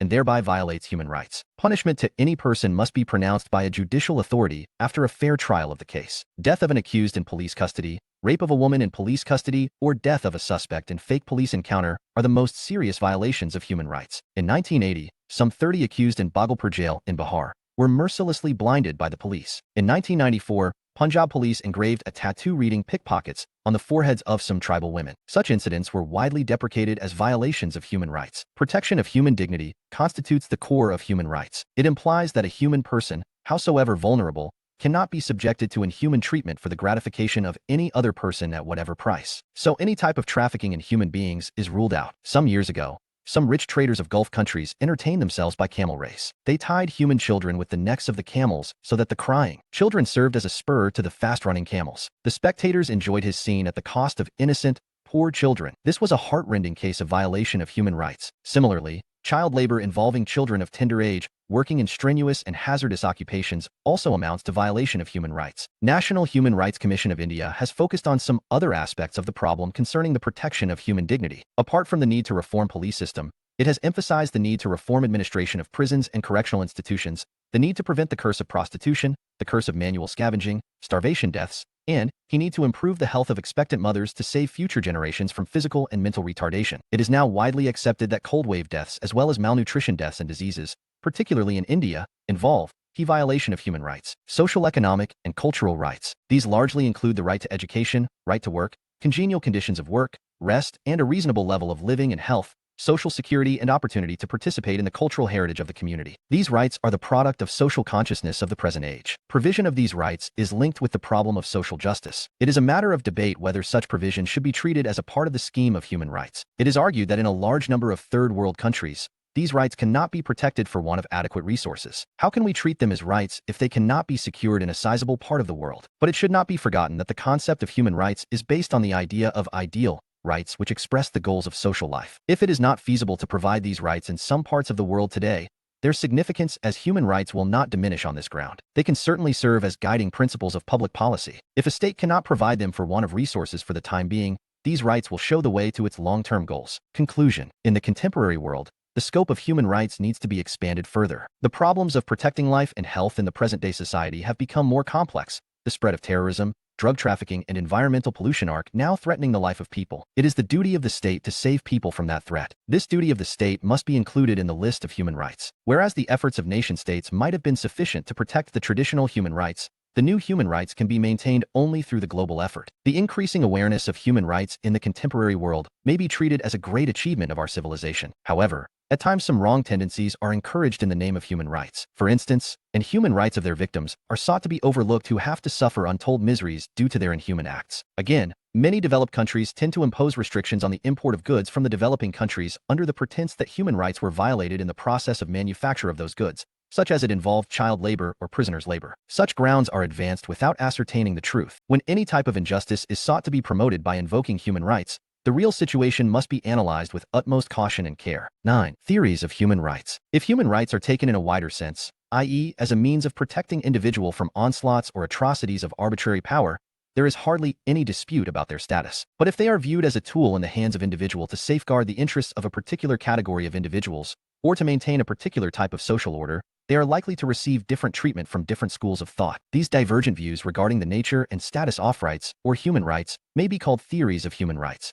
These liberal, libertarian, Marxist, communitarian, and feminist theories are most important. Liberal theory of rights, as expounded by John Locke, 1632 to 1704, focuses on rights of individual against the state. Although Locke makes a distinction between society and state, and sees no serious conflict between individual and society, his theory of rights deals with a possible conflict between individual and the state. He postulates that individuals form the state as a trust for the protection of their natural right to life, liberty, and property. If the state fails in this duty, individuals can resist it. If it still fails, they can dissolve it. In fact, Locke does not make a distinction between state and government. That is why society will not disintegrate with the dissolution of state or government. In short, liberal theory of rights treats individual as the end and state as the means. Libertarian theory of rights, as expounded by Robert Nozick, 1938 to 2002, gives more prominence to the individual. It maintains its faith in the natural rights of individual and treats the state as a private firm. Individuals hire the state, chiefly for the protection of their property holdings. The state has no authority to engage in redistributive transfers among citizens who were originally as clients. Marxist theory of rights, as expounded by Karl Marx, 1818 to 83, and V.I. Lenin, 1870 to 1924, holds that the rights maintained by any society are the rights of its ruling class or dominant class at the expense of the dependent class. So the capitalist society protects the rights and interests of capitalists at the expense of the working class. Workers will have to overthrow capitalists and socialize the major means of production in order to create a new order that would protect the rights and interests of the working class. Communitarian theory of rights, as advanced by Alasdair MacIntyre, 1929, focuses on individuals' commitment to the community which represents the common good. This theory refuses to recognize independent interests or rights of the individual. Finally, feminist theory as represented by Shulamith Firestone, 1945, and Sheila Rowbottom, 1943, among others, insists on restoring the rights of women in a male-dominated society. It seeks to transform the prevalent system of rights which has been responsible for the subordination of women to men in all societies and all ages. Comparative perspective on human rights. The issue liberal fifth Y theory, libertarian A theory, Marxist theory, communitarian theory, feminist theory, status of individual holder of member of integral portive varies with rights Y rights a class the community gender, nature of aggregate divided into source of all sphere of male the com of individuals, dominant in social life domination munitic aj, I dependent F, classes, status of, subservient like a private instrument authority, to individual service agency of exploitation of the of male, I, common good domination, self-interest class, interest the common women's commitment, X, good rights and interests, status of most 7, most instrument of rights M, prominent of class of the common resisting male. Exponents John Locke, Robert Nozick, interest, Karl Marx, good, Alastair, domination, S, Firestone, V.L. Lenin McIntyre S, Rowbottom, X. 3 generations of rights AI, A. Concept of rights embodies a dynamic idea. As society becomes more concerned with individual safety and development, list of the existing rights is suitably revised and enlarged so as to create favorable conditions to achieve these objectives. In the contemporary world, the list of rights thus recognized has become quite comprehensive. The ever-growing rights are now identified as 3 generations of rights. A. First-generation rights include civil and political rights. B. Second-generation rights include social and economic rights. And C. Third-generation rights include the newly recognized human rights, such as cultural rights of minorities in a multicultural society or nation. Multicultural society T. These groups must have freedom to preserve the salient features of their respective cultures, e.g. language, symbols of identity, religion, places of worship, custom, dress code, eating habits, styles of living, art and craft, etc. Within the larger society, none should be forced to assimilate into the dominant culture. Besides these, third-generation rights are also regarded to include the rights enshrined in Article 28 of the Universal Declaration of Human Rights, 1948. It reads, "Everyone is entitled to a social and international order in which the rights set forth in this declaration can be fully realized." These solidarity rights have been interpreted to include the rights to social and economic development, to participate in and benefit from the resources of the earth and space, scientific and technical information, which is particularly important for the developing nations, the right to healthy environment, peace and humanitarian disaster relief. Identification of the 3 generations of rights suggests the sequence of the evolution of different categories of rights. However, these 3 generations will have to coexist to provide for a meaningful scheme of rights. It is important to note that the Universal Declaration of Human Rights comprehends all the 3 generations of rights, although third-generation rights figure there only in a symbolic sense. First-generation rights. First-generation rights comprise civil and political rights of the citizen, including freedom of thought and expression, freedom of movement, freedom of association, religious freedom, etc. These rights are, for the most part, rights of the individual against government interference. The legislation providing for these rights requires government to do no more than simply restrain its own executive arm. Initially, these rights were evolved in pursuance of the policy of liberalism. However, by and by, they became an integral part of democratic rights of citizens and paved the way for evolution of the second-generation rights. For example, the courts in India sought to expand the scope of the right are second-generation rights. Liberalism I. Liberalism refers to a principle of politics which regards liberty or freedom of individual as the first and foremost goal of public policy. Liberty, in this sense, implies liberation from restraints, particularly from the restraints imposed by an authoritarian state. This principle was evolved in the West in late 17th century in order to liquidate feudal privileges of the landowning class and to create favorable conditions for the new entrepreneurial class to enable them to contribute to social progress. Second-generation rights. With the growing consciousness among disadvantaged sections and their sympathizers, it was realized that the first-generation rights were not sufficient to take care of all sections of society. Hence, some new rights were added to the list which required the state to play a positive role in extending tangible help to the needy sections. These were termed as second-generation rights. These included such provisions as right to education, right to work, right to medical care, right to housing, etc., which could be secured only through social welfare programs and social legislation. Second-generation rights are best protected by a welfare state. Social legislation. Social legislation refers to the process of making laws giving relief to high poor, weaker, and vulnerable sections of society. Examples of social legislation include the laws providing for special assistance to the orphans, the aged, the sick, the disabled, and the unemployed, etc. Apart from anti-dowry laws, laws concerning abolition of prostitution, emancipation of the bonded labor, etc. Second-generation rights have been recognized by many states through their constitutions or international covenants. For example, International Covenant on Economic, Social, and Cultural Rights, 1966, which came in force from 1976, urges on the member states to recognize the right of everyone to an adequate standard of living for himself and his family, including adequate food, clothing, and housing, and to the continuous improvement of living conditions. Similarly, the Indian Constitution, 1950, includes an elaborate part on directive principles of state policy, urging the state to secure welfare of the people. For example, Article 41 included in this part provides, the state shall, within the limits of its economic capacity and development, make effective provision for securing the right or work to education and to public assistance in cases of unemployment, old age, sickness and disablement, and in other cases of undeserved want. In short, second-generation rights are given due recognition in a very large part of the world. Third-generation rights. Many nations of the world have a sizable portion of cultural minorities due to historical reasons. Members of these minorities owe allegiance to the state,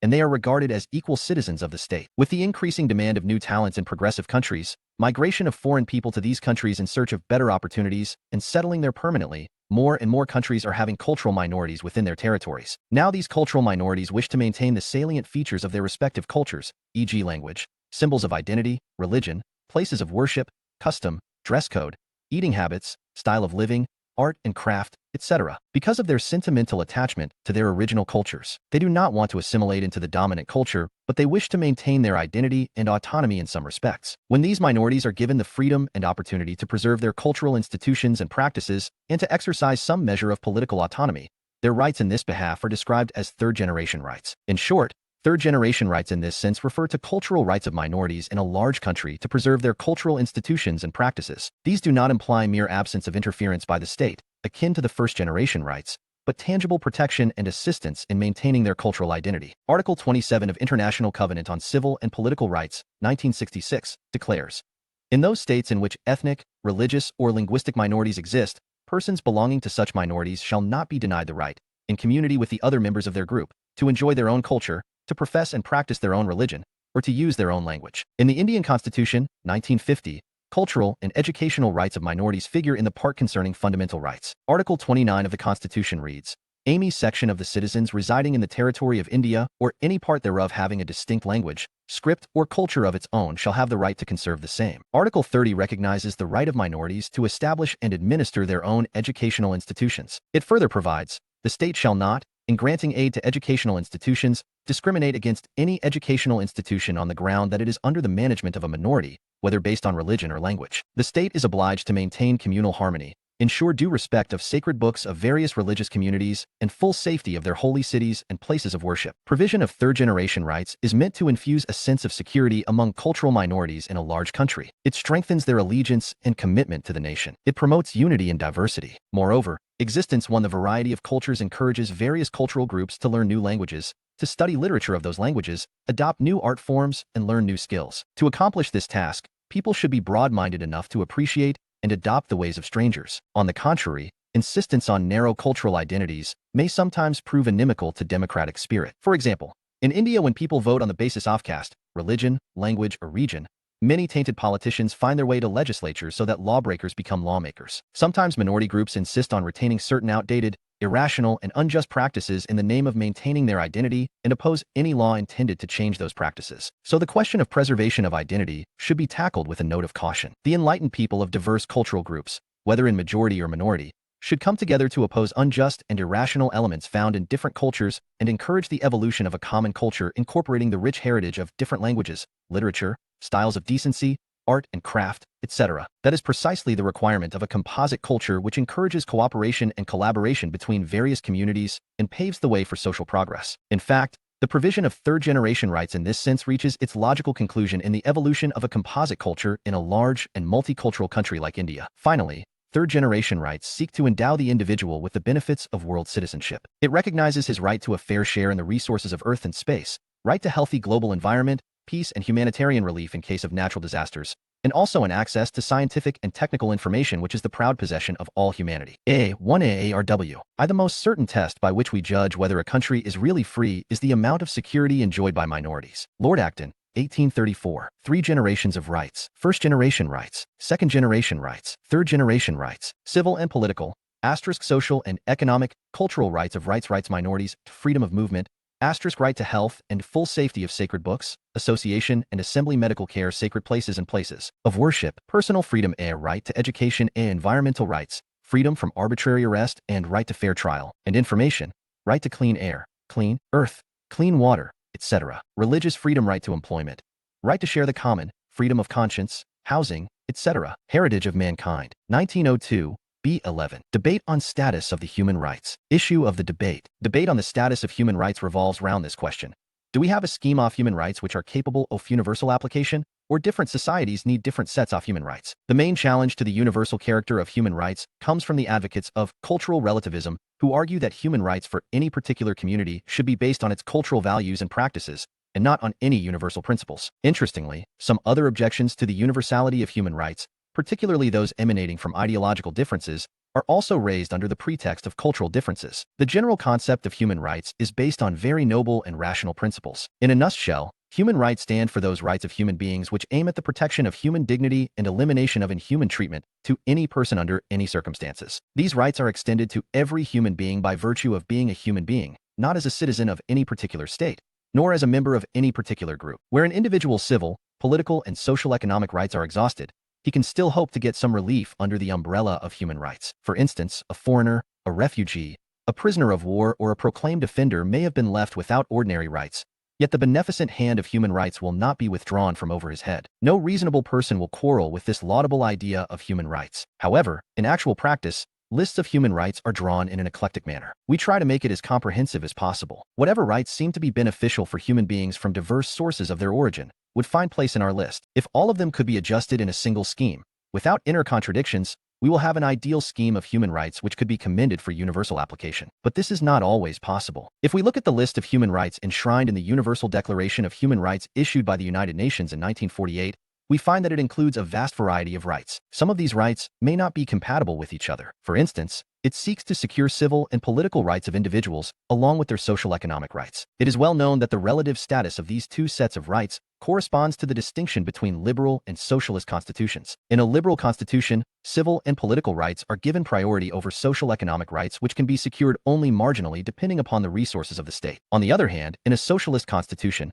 like that of the former USSR, social economic rights are given priority over civil and political rights because they can be protected only marginally under a command economy. In India, we are quite familiar with this dilemma. In our constitution, 1950, we have separate provisions on fundamental rights, mainly dealing with civil and political rights, and directive principles of state policy, mainly concerned with social economic rights of citizens, with different legal status. Command economy. An economy where crucial economic processes are largely determined by the government, and not by market forces. Government exercises its control over the economy through a planning body which implements society's major economic goals. Such economy may be able to solve the problems of unemployment and idle capacity of industrial plants and take care of the basic economic needs of the community, but it may not be able to give wider choice to the citizens in the sphere of their economic and political aspirations. Further, the Universal Declaration of Human Rights provides for the protection of civil liberties and democratic rights of citizens. While these rights are very important to ensure freedom of the individual, critics of these rights argue that they tend to create and sustain the institutions of liberal democracy and a market model of society which are not conducive to the values cherished by some societies,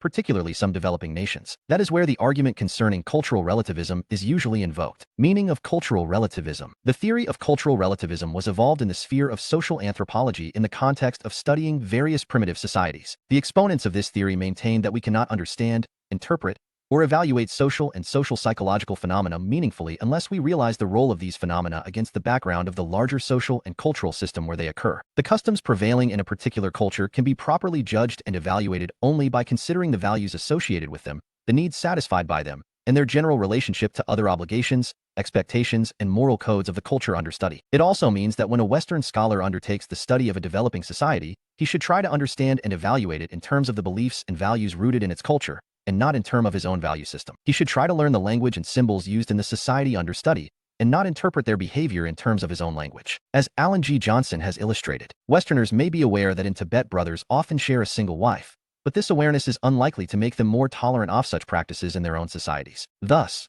the consequences produced by a culture hold within that culture regardless of how differently things might be done elsewhere. Cultural relativism. The Blackwell Dictionary of Sociology, 1995. The awareness generated by the idea of cultural relativism makes us broad-minded towards our own as well as others' culture. We become less blind and arrogant in relation to other societies, and less rigid and dogmatic in evaluating and changing our own attitudes. We are convinced that none of the ways of living observed by us is natural or universal or sacrosanct, but different societies may evolve different cultural patterns which may have their own merits and demerits. It would enable a vegetarian to appreciate the lifestyle of a non-vegetarian, and vice versa. It would enable fair-complexioned people to appreciate black aesthetics and social symbols. We can go a step further and try to understand the socio-economic causes behind certain cultural traits. Thus, we may realize that certain dirty habits of a community are the outcome of its poverty. Its economic amelioration would be necessary in order to cultivate clean habits therein. Black aesthetics. Black aesthetics refers to the set of standards of beauty and art forms as prevalent in the culture of the black races historically. White rides herd managed to gain dominant position in they W.P. Their standards of beauty and art were projected as universal standards. Now black races have not only achieved independence, they have also shown that they are no less intelligent, talented, and competent. Their aesthetic standards are no longer considered as inferior to those of the white races. Some communities admire their traditional culture for certain positive features. For example, they may be proud of their style of simple living and high thinking, cooperative spirit, and respect for elders, etc. It is alleged that the new scheme of human rights, described as universal human rights, seeks to promote individualism based on the spirit of self-assertion and pursuit of self-interest, a competitive social order based on market society model and consumerism. This is bound to vitiate their culture and disturb their peace. Some critics deprecate the new scheme of human rights as an attempt at westernization of the new nations. Some commentators argue that the new human rights promote greed among people, which results not only in various types of social conflicts, but also in environmental degradation. All such allegations must be thoroughly examined before accepting any of them. A critique of human rights. Any critique of human rights should be based on an objective assessment of their merits and demerits. They cannot be set aside merely on the ground that they are alien to our culture. It is true that the growing awareness of human rights has disturbed the existing equilibrium of many societies. We should try to find out whether this disturbance is positive or negative. If it has smashed some superstitions,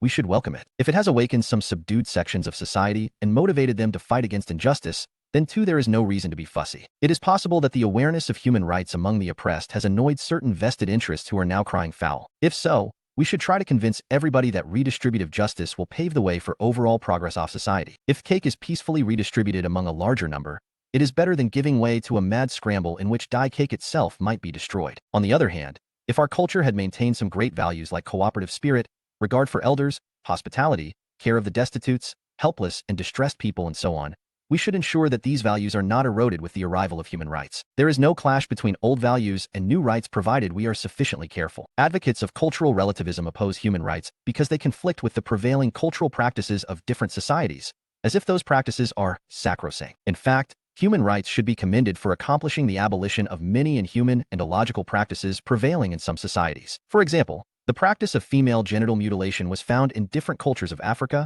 Asia, and South America. It is neither mandated by any religion, nor based on any apparent logic, but became a part of blind tradition. With the awareness of human rights, it was widely condemned by the international community as a violation of girls' and women's rights, and outlawed in some countries. The inhuman and retrograde practices of child sacrifice, infanticide, and female foeticide are being strongly opposed by human rights activists. In India, the initiative taken by Raja Ram Mohan Roy, 1772 to 1833, in seeking ban on widow burning on the pyres of her dead husband, the practice of san, may be regarded as a precursor to the philosophy of human rights. In some cases, human rights were opposed as conflicting with religious beliefs. For example, in 1981, the Iranian representative to the United Nations contended that the Universal Declaration of Human Rights embodies a secular understanding of the Judeo-Christian tradition, which could not be implemented by Muslims without trespassing the Islamic law. In early 1990s, the former prime ministers of Singapore, Lee Kuan Yew, and of Malaysia, Mahathir bin Mohamad, both claimed that Asian values were significantly different from Western values. They argued that Asian values included a sense of loyalty and a spirit of foregoing personal freedoms for the sake of social stability and prosperity,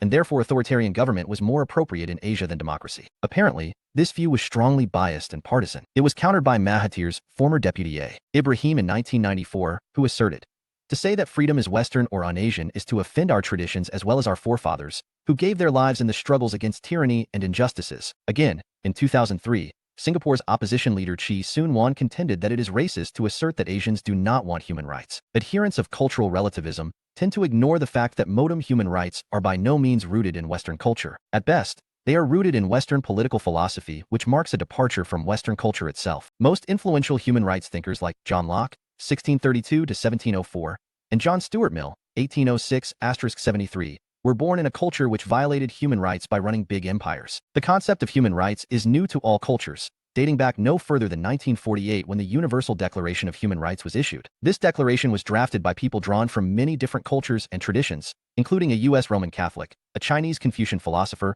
a French Zionist, and a representative from the Arab League, among others, and drew upon advice from thinkers like Mahatma Gandhi. Michael Ignatieff in his paper published in 2001 argued that opposition to human rights under the pretext of cultural relativism comes exclusively from those who commit human rights abuses because of their powerful position in particular cultures. Their victims are the vulnerable sections within those cultures. In other words, the universal character of human rights is largely opposed by the vested interests and not on strong logical grounds. It is further important to note that the World Summit held in 2005 reaffirmed the international community's adherence to the principle of the universal nature of human rights and freedoms. Beyond question, the original list of human rights provided in the Universal Declaration of Human Rights, 1948, has now been expanded under several conventions, charters, and protocols, etc., which reaffirm their universal character and sphere of application. The newly recognized human rights include environmental rights, rights of future generations, lesbian, gay, bisexual and transgender rights, right to international trade, and right to water. In 2002, the United Nations Committee on Economic,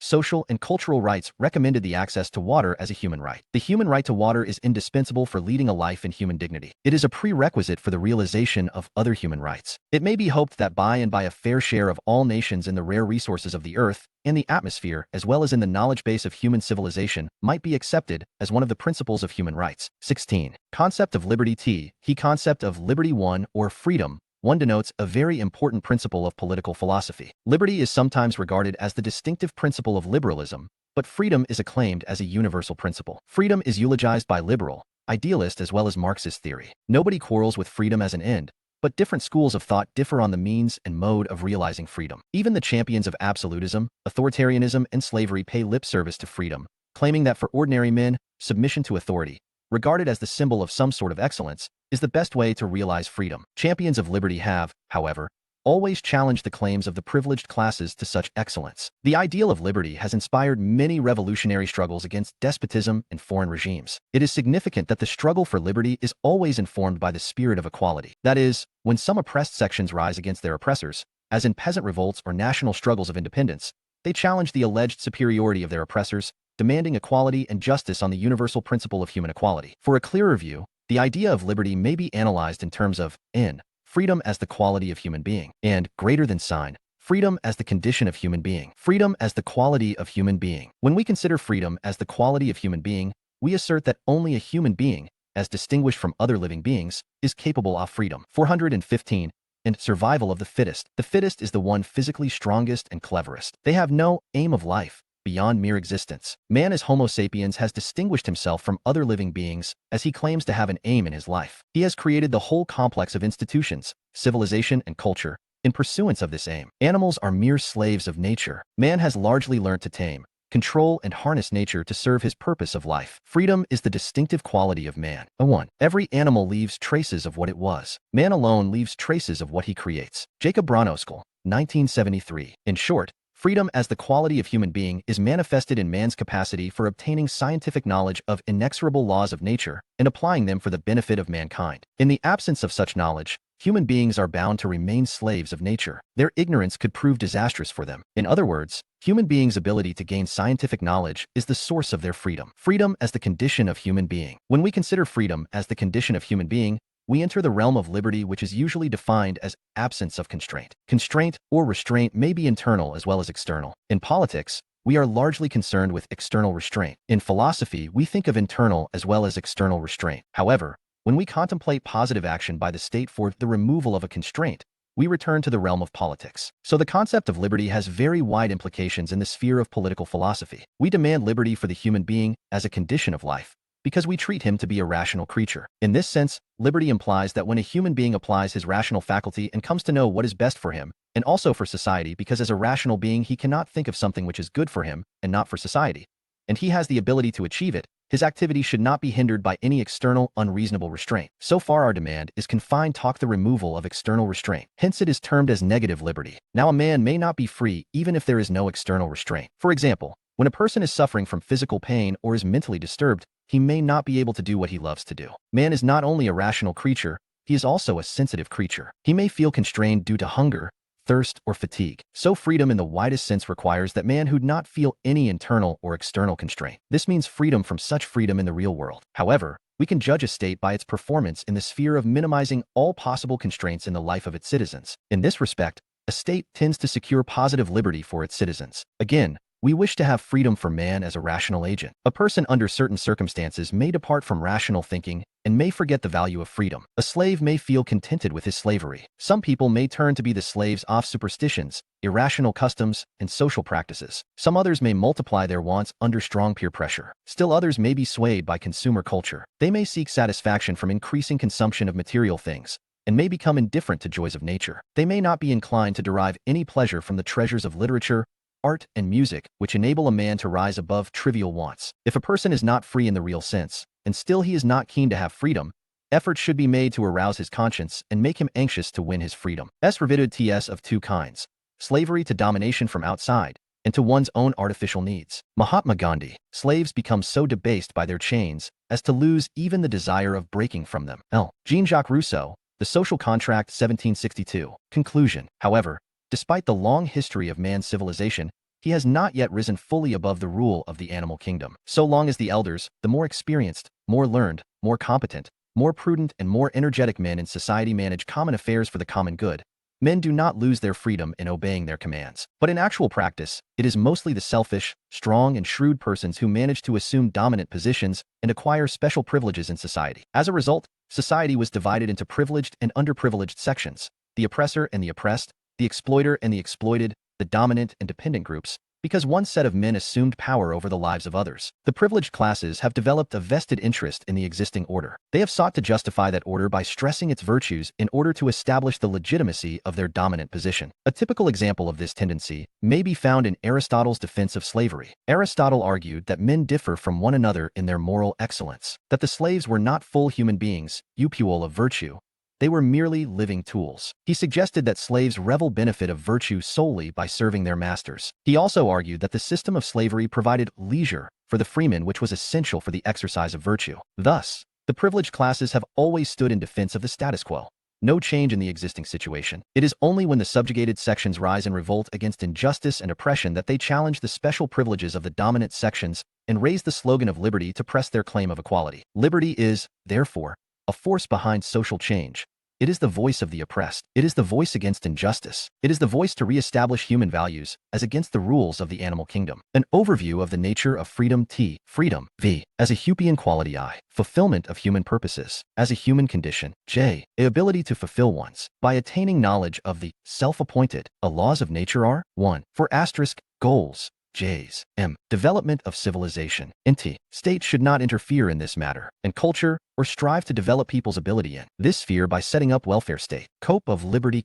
The problem of liberty involves the adjustment of claims between individual and society, or community. The state comes into the picture because it is the instrument or agency for regulating their relations. If the claim of the individual is stretched to an extreme in utter disregard of the interest of society, liberty would be reduced to license. On the other hand, if liberty of the individual is increasingly restricted in the supposed interest of society, the result would be an unconditional submission to authority, hence the loss of liberty, amounting to tyranny. It is, therefore, essential to draw a distinction between liberty and license on the one hand, and to fix the proper frontier between liberty and authority on the other. Relation between liberty and authority. Liberty and license. Undue expansion, due restriction, undue expansion.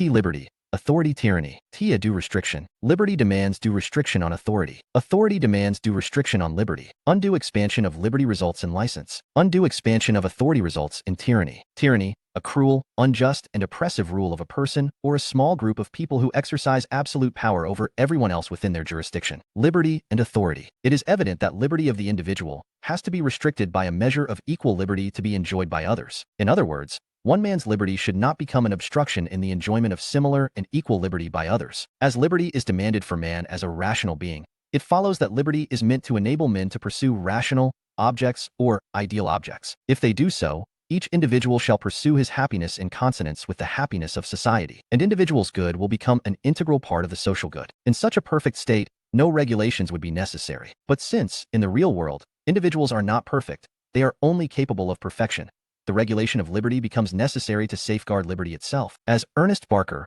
Principles of Social and Political Theory, 1951, has observed, liberty within the state is thus a relative and regulated liberty. It is the greatest common measure of liberty which is possible for all, as determined and defined, L, by the need of each to enjoy similar and equal liberty with others, and 2, by the need of all to enjoy the specific liberty of realizing specific capacities. This view of relative and regulated liberty does not dismiss or dilute the essence of liberty. On the contrary, it provides for a more substantive foundation thereof. As Barker has elucidated, a relative and regulated liberty, actually operative and enjoyed, is liberty greater in amount than absolute liberty could ever be, if indeed such liberty could ever exist, or ever amount to anything more than nothing at all. Regulation of liberty implies the recognition of authority of the state over the individual. If liberty of the individual cannot be permitted to be absolute, can we allow the authority of the state to become absolute? Thus, the conflict between liberty and authority is no less grave than the conflict between absolute and regulated liberty. In other words, if we deny absolute liberty to the individual because no individual is perfect, we cannot accord absolute authority to the state because no state on earth is perfect. The conflict between liberty and authority has remained a thorny issue in political theory, as D.D. Raphael, in his Problems of Political Philosophy, 1976, has illustrated. Most political theorists recognize that individual liberty and state authority conflict with each other, and that a balance has to be struck between them and the values they represent. Some, like Hobbes, are prepared to say that liberty must be severely limited to make way for the benefits of state authority. Others, like Locke and J.S. Mill, think that state authority should be markedly limited so as to leave as much room as possible for liberty. In any case, limitations on the authority of the state have to be laid down to make authority more meaningful with reference to its social purpose. A state may possess unlimited legal powers. For instance,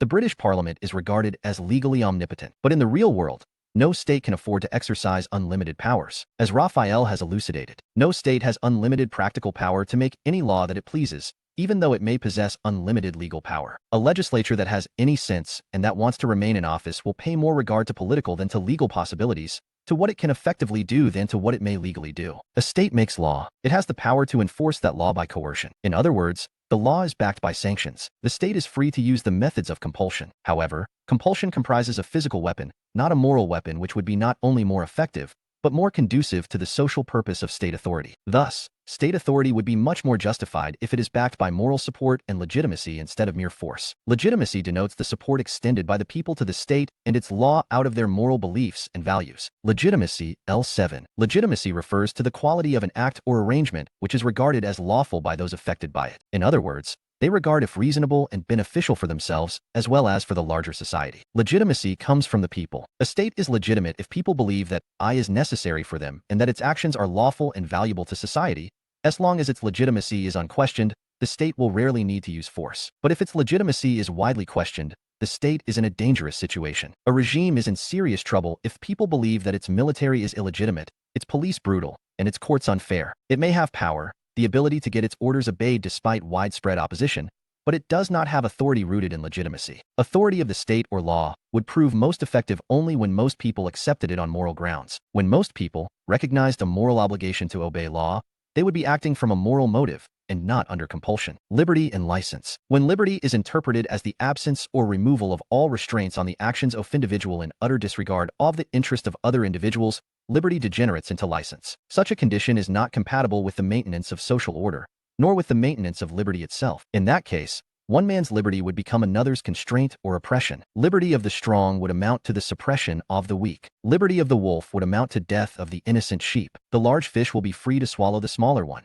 and there would be a still larger fish to swallow the former. A thief's liberty to take away anybody's property would become a threat to everybody's security. A driver's freedom to drive at any speed in any direction at his own whim would endanger the life and liberty of all users of the road. Such a situation is obviously self-contradictory. It cannot be permitted in a civil society. Otherwise, it would defeat the very purpose of social organization. If freedom is not to become a prerogative of a single individual, or for that matter of a group of individuals, it must be regulated in such a way that none shall use his freedom so as to destroy the freedom of others. As L.T. Hobhouse, in his Elements of Social Justice, 1922, has pointed out, the unchartered freedom of one would be the conditional servitude of all but one, and conversely a freedom to be enjoyed by all must impose some restraint upon all. Ernest Barker, in his Principles of Social and Political Theory, 1951, has sought to apply this principle in the wider socio-economic context. The need of liberty for each is necessarily qualified and conditioned by the need of liberty for all. The liberty of the owner of capital to determine the conditions of work in the factory which he owns is a relative liberty which must be adjusted to the liberty of the worker to do his work under such conditions as leave him still a free agent, and give him also a share in the determination of the conditions of work. Because the liberty of each is, thus, relative to that of others, and has to be adjusted to that of others, it must always be regulated. And indeed, it would not exist unless it were regulated. In a nutshell, for maintaining liberty in society in the real sense, it is necessary to maintain proper balance between liberty and authority so that it is not reduced to tyranny, and also to prescribe its proper limits so that it does not degenerate into license.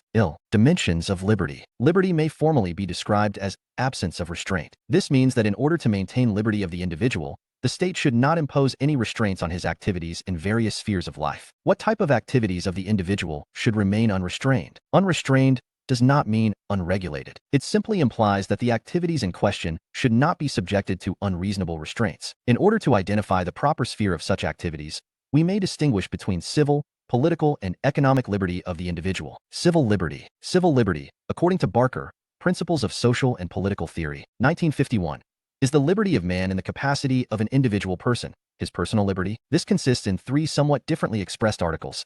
A. Physical freedom from injury or threat to the life, health, and movement of the body. 6. Intellectual freedom for the expression of thought and belief. And C. Practical freedom of a person to enter into mutual obligations with others in consideration of their mutual benefit, that is the freedom of contract. Of these, the first article is almost non-controversial. Freedom of movement, etc., should not be restricted except in the interest of public safety, law, and order, which are themselves essential conditions of freedom. Physical injury, etc., should not be inflicted on anybody except as a punishment for a crime duly proved, and in accordance with the prescribed law and by the prescribed authority in this behalf. As for the second article concerning the freedom of thought and belief, various reasons may be advanced in its defense. J.S. Mill, 1806-73, the most ardent champion of liberty, has brilliantly demonstrated the importance of this freedom from the point of view of the individual as well as for the society in his famous essay on liberty, 1859. The permanent interests of man as a progressive being, according to Mill, depend upon or at least can be furthered by the advancement of knowledge, which flourishes best in an atmosphere of free discussion. In order to direct social policy wisely, it is necessary that there should be freedom to criticize the existing institutions and to put forward unpopular opinions, no matter how offensive they may be to the prevailing attitudes. The peculiar evil of silencing the expression of an opinion is that it is robbing the human race, posterity as well as the existing generation, those who dissent from the opinion, still more than those who hold it. If the opinion is right, they are deprived of the opportunity of exchanging error for truth. If wrong, they lose what is almost as great a benefit, the clearer perception and livelier impression of truth, produced by the collision with error. The third article of civil liberty mentioned by Barker, viz., the freedom of contract, however, needs closer examination. It is generally conceded that people enjoy the freedom to enter into contracts for their mutual advantage, provided that no damage is inflicted on a third party. But the difficulty arises when this freedom is exploited by a stronger party in a bargain to impose very disadvantageous terms on the weaker party. L.T. Hobhouse, in his Elements of Social Justice, 1922, therefore, insists on the initial equality of the contracting parties in this matter. Freedom of contract is insufficiently defined when it is regarded as consisting solely in the absence of control. Freedom of contract implies such a substantial equality between the parties as on the whole leaves to each a real choice between concluding and rejecting the bargain. Where no such equality exists, one party acts under a degree of compulsion. Absolute freedom of contract, in an extreme case, may be used to allow a man, or even force him, to sell himself to slavery and thereby deprive him of his freedom in perpetuity. Modern judicial thinking, therefore, always views the freedom of contract as a right which should operate under reasonable limitations. It is important to note that various elements of civil liberty are now clubbed together and described as civil liberties. Protection of civil liberties is regarded an essential feature of liberal democracy. Political liberty. Whereas a man enjoys civil liberty in the capacity of an individual person, he enjoys political liberty in the capacity of a citizen. To William Blackstone, 1723-80, political liberty meant the power of curbing government, from which it follows that he conceived of government as something external. But in modern democracy, where government is constituted by the people themselves, political liberty is a liberty not of curbing government, but of constituting and constituting it by a general act of choice or election, in which we all freely share on the basis of universal suffrage. I. Civil liberties.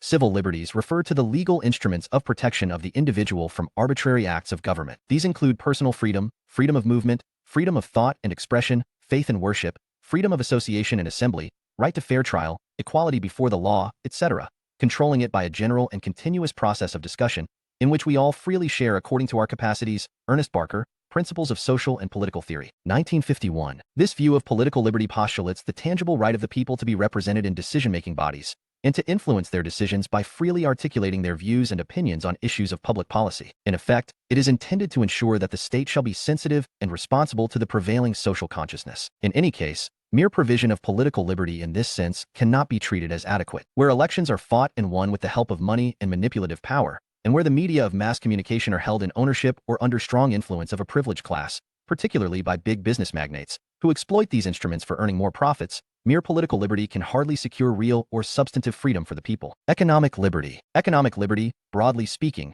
belongs to man in his capacity as a worker, whether with hand or brain, engaged in some gainful occupation or service. In this sense, Barker suggests that economic liberty is implied in the articles of civil liberty already enumerated. In fact, however, economic liberty is a ticklish issue. It is capable of conflicting interpretations by conflicting parties: employer and worker, trader and consumer, landlord and tenant, etc. One party would interpret it as the freedom to secure maximum profit. The other would insist on reasonable terms, reasonable price and quality, reasonable rent, etc. Under such circumstances, if the stronger party is not curbed to safeguard the interests of the weaker party, the principle of liberty will be reduced to mockery. This is the sphere where the adjustment between the claims of liberty and equality becomes most essential. As R.H. Tawney, in his Equality, 1938, has significantly observed, when liberty is construed, realistically, as implying not merely a minimum of civil and political rights, but the securities that the economically weak will not be at the mercy of the economically strong, and that the control of those aspects of economic life by which all are affected will be amenable, in the last resort,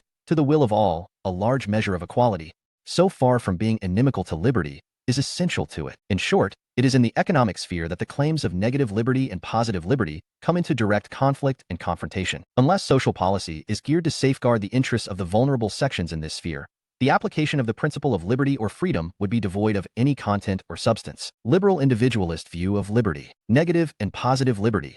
The early debate. Liberal writers use the terms liberty and freedom synonymously. For them, liberty or freedom is the supreme value which must be the guiding principle of all public policy. It is generally the liberty of individual which they wish to protect, and it is defined as the absence of restraint, or the absence of constraint or coercion. What types of constraints beset the man which are sought to be removed in pursuance of the principle of liberty or freedom? To illustrate this point, we may refer to the Atlantic Charter, 1941, a declaration of 4 freedoms, which was drawn up during the Second World War, 1939-45, by President Roosevelt of the United States and Prime Minister Churchill of the United Kingdom to indicate their war aims. The 4 freedoms were freedom of speech, freedom of worship, freedom from fear, freedom from want. Can we classify these 4 freedoms on the basis of some common features? D.D. Raphael, in his Problems of Political Philosophy, 1976, has identified 2 pairs comprising these 4 freedoms. The first pair of freedoms specify 2 kinds of action which should be free or unrestrained. They answer the question: freedom to do what? Freedom of speech is freedom to say what one likes. Freedom of worship is freedom to practice whatever religion one chooses. The second pair of freedoms in the Atlantic Charter specify 2 kinds of restraint which should be removed or prevented.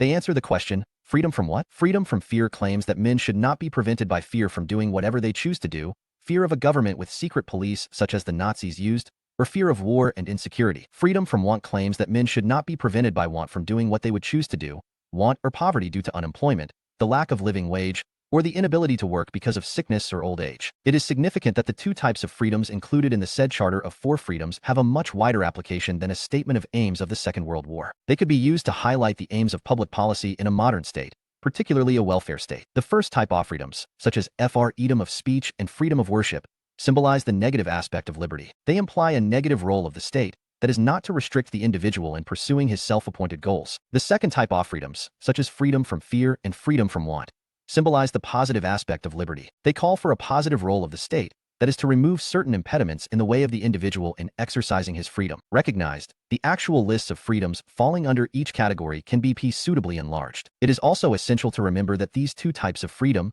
namely negative liberty and positive liberty, are not opposed to each other. In fact, they are complementary. They are 2 sides of the same coin. They are incomplete without each other, although some thinkers accord primacy to one over the other. It is also important to note that the struggle for liberty started in 17th century Europe with the rise of a new merchant industrialist class which raised the demand of negative liberty, particularly in the economic sphere. It was intended to pave the way for the establishment of capitalism against the prevailing forces of feudalism. As Norman P. Barry, in his An Introduction to Modern Political Theory, 1989, has elucidated, the negative conception of liberty flourished at a time when individuals were struggling to be free from the unnecessary restraints of arbitrary government, and when individual choice determined the allocation of resources. The main political axiom of the negative liberty doctrine was that everyone knows his own interest best, and that the state should not decide his ends and purposes. The champions of negative liberty not only believed in individual choice of resources and techniques, but also the choice of parties to deal with in their transactions. Thus, freedom of contract was recognized as an essential requirement of liberty. Henry Sidgwick, 1838 to 1900,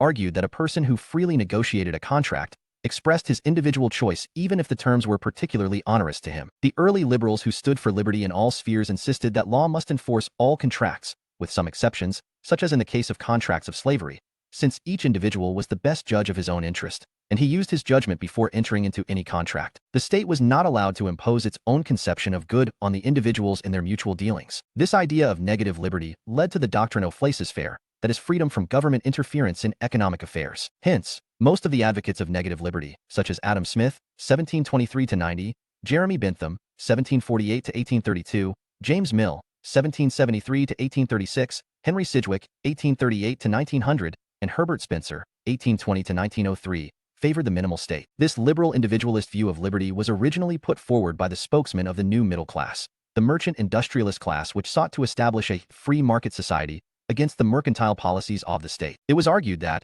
in an atmosphere of non-intervention, the interaction between self-interest of each individual would result in the promotion of social interest as a whole. The exponents of laissez-faire individualism saw society as an aggregate of atomized, alienated individuals, joined together by a bond of mechanical unity. Liberty was seen as the freedom of trade, freedom of enterprise, freedom of contract, a free competition of the market forces of supply and demand. The state was viewed as a negative state, a necessary evil, to maintain their liberty by protecting their person and property from the onslaught of other individuals. Mercantile policy. Mercantile policy refers to the policy which advocated state intervention in economy for the protection of indigenous industries to ensure import of cheap raw materials and export of expensive finished goods. These steps were thought to be necessary for enhancing national prosperity. V. Laissez-faire individualism. Laissez-faire individualism refers to a political outlook which holds that individual is endowed with the faculty of reason. It enables him to find what is most conducive to his interest in a given situation. This outlook upholds non-intervention of the state in the economic activities of individuals. It,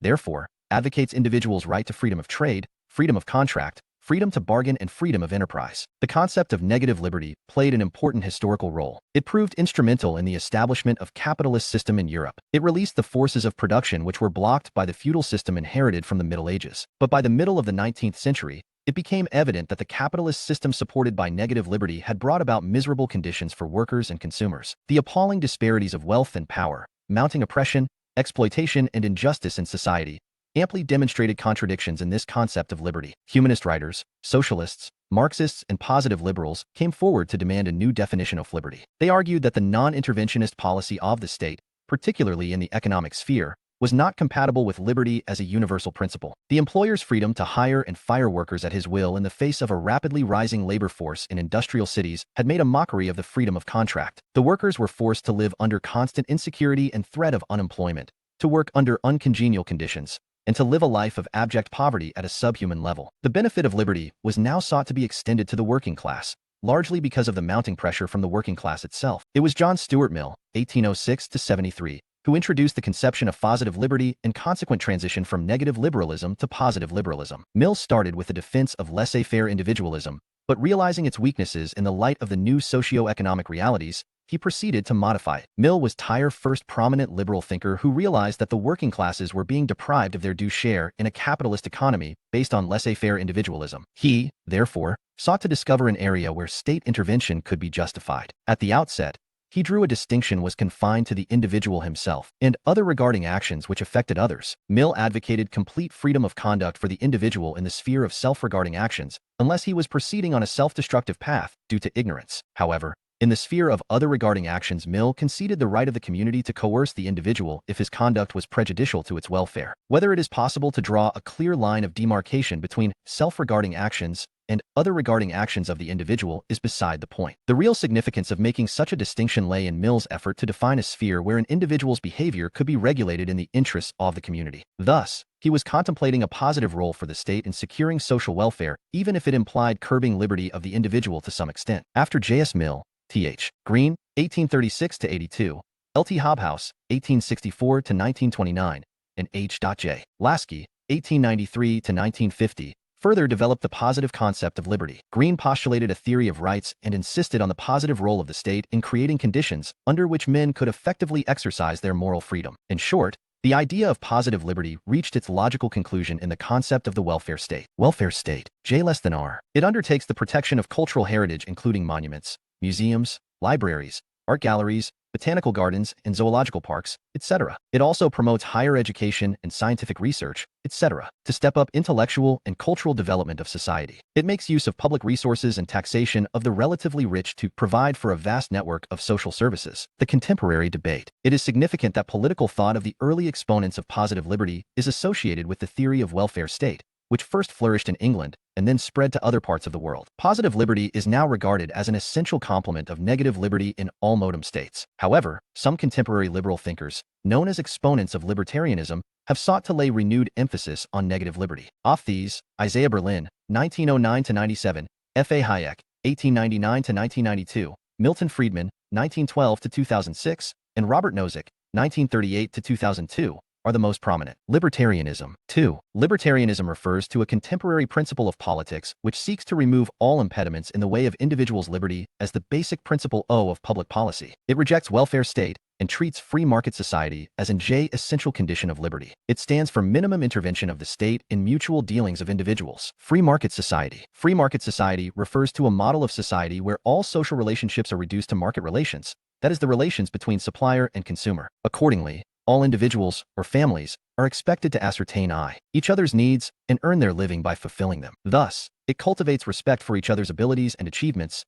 and encourages their dealings for mutual advantage. However, since its organization is based on the cruel forces of demand and supply, KT has little room for humane considerations or a sympathetic treatment towards disadvantaged people. Views of Berlin. Isaiah Berlin, in his Two Concepts of Liberty, 1958, sought to give a new turn to the distinction between negative liberty and positive liberty. According to Berlin, negative liberty of individual consists in not being prevented from attaining his goal by other human beings. On the other hand, positive liberty treats individual as his own master. In both cases, liberty implies an absence of restraint. Political liberty belongs only to the sphere of negative liberty. In other words, the state can only secure negative liberty to the individual by ensuring that he is not prevented from choosing his course of action. On the other hand, positive liberty belongs to individuals' own will and capacity, which is beyond the scope of the state. If one cannot fly like an eagle or swim like a whale, one is by no means deprived of political liberty on this count. Similarly, if a man is too poor to afford something on which there is no legal ban, a loaf of bread, a journey round the world, recourse to law courts, he cannot complain that he has been deprived of political liberty. The capacity or incapacity to fulfill one's desires belongs to man himself. The state is not concerned with this sphere. Berlin has thus taken the position that the availability or non-availability of means is entirely an individual's own concern, and that the state has no responsibility of making the required means available to him. Accordingly, the existing social inequalities cannot be questioned from the point of view of liberty. Berlin's position on this point is itself questionable. On closer analysis, it becomes clear that Berlin has confused the two spheres of positive liberty, namely the moral sphere and the material sphere. In the moral sphere, Berlin's conception of positive liberty is very illuminating. Non-N.P. Barry, in his An Introduction to Modern Political Theory, 1989, has elaborated Berlin's view as follows. Positive liberty does not interpret freedom as simply being left alone, but as self-mastery. The theory is a special theory of the self. The personality is divided into a higher and lower self, and a person is free to the extent that his higher self, the source of his genuinely rational and long-term ends, is in command of his lower self, wherein lie his ephemeral and irrational desires. Thus, a person might be free in the sense of not being restrained by external forces, but remain a slave to irrational appetites. As a drug addict, an alcoholic, or a compulsive gambler might be said to be unfree. It is obvious that in the moral sphere,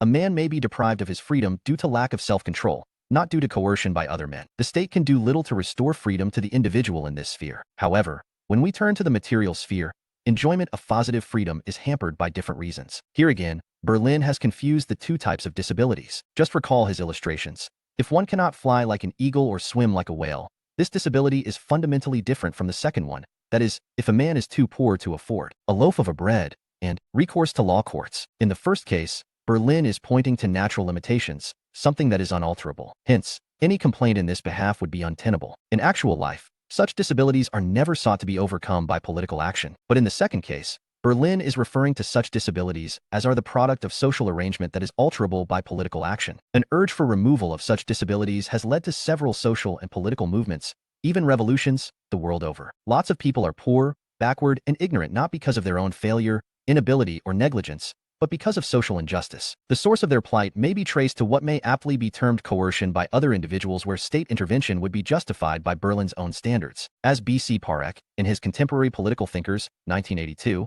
has significantly observed, it is not clear what Berlin would say if an individual thought that his lack of means was the result of social arrangements and therefore amounted to an interference by other men. C.B. Macpherson has criticized Berlin in his Democratic Theory, Essays in Retrieval, 1973, on similar lines. The division Berlin makes between negative and positive liberty will not bear the weight he puts on it, ultimately because each of the two concepts is defined in a way which neglects or understates the role of those impediments, namely, lack of access to the means of life and the means of labor. His negative liberty is, for that reason, too narrowly conceived, and it is at bottom a mechanical, inertial concept of freedom which is fully appropriate only to a complete market society. In asserting positive liberty as the desire of the individual to be his own master, to be self-directed, to be moved by his own conscious purpose, Berlin saves the individual from the authoritarian claims of the idealist theory, and thus makes further contribution to the liberal individualist theory. In any case, Berlin's concept of positive liberty does not correspond to positive liberals' concept of positive liberty. Idealist theory of freedom, WSDSFS, to the theory of freedom chiefly advanced by G.W.F. Hegel,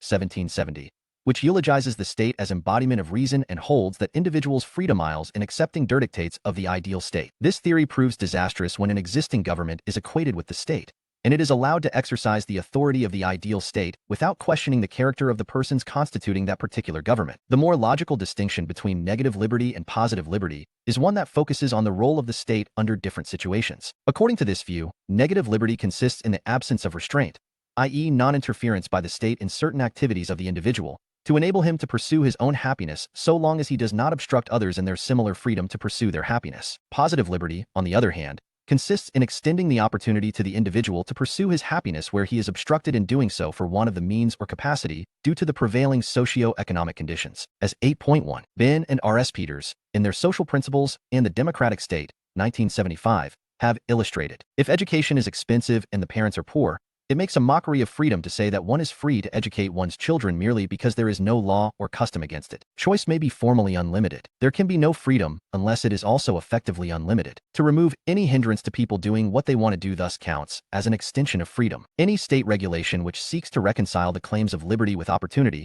in fact, signifies the transition from negative liberty to positive liberty. To provide a cripple with an artificial leg, an ignorant man with education, an unemployed man with a job, all count as positive extensions of freedom. Legal compulsions are then a small price to pay for positive freedoms of this sort, for we yield a little only to receive back more, and the absolute goodness of freedom remains intact. Ibid. It is significant that positive freedom in the present sense deals with the social dimension of freedom. In other words, negative liberty denotes an absence of restraint, so that the state shall abstain from imposing unreasonable restraints on the individual. Positive liberty signifies removal of constraints which are the product of the social setup and which are capable of being removed by making necessary changes in the social setup. If a man is faced with dire lack of capacity in the fulfillment of his desire, he will not make it a political issue until he is convinced that his incapacity emanates from the socio-economic conditions, and that it can be removed by making necessary changes in those conditions. If one cannot fly like an eagle or swim like a whale, one does not make it a political issue because one's incapacity in this matter is not a product of socio-economic conditions,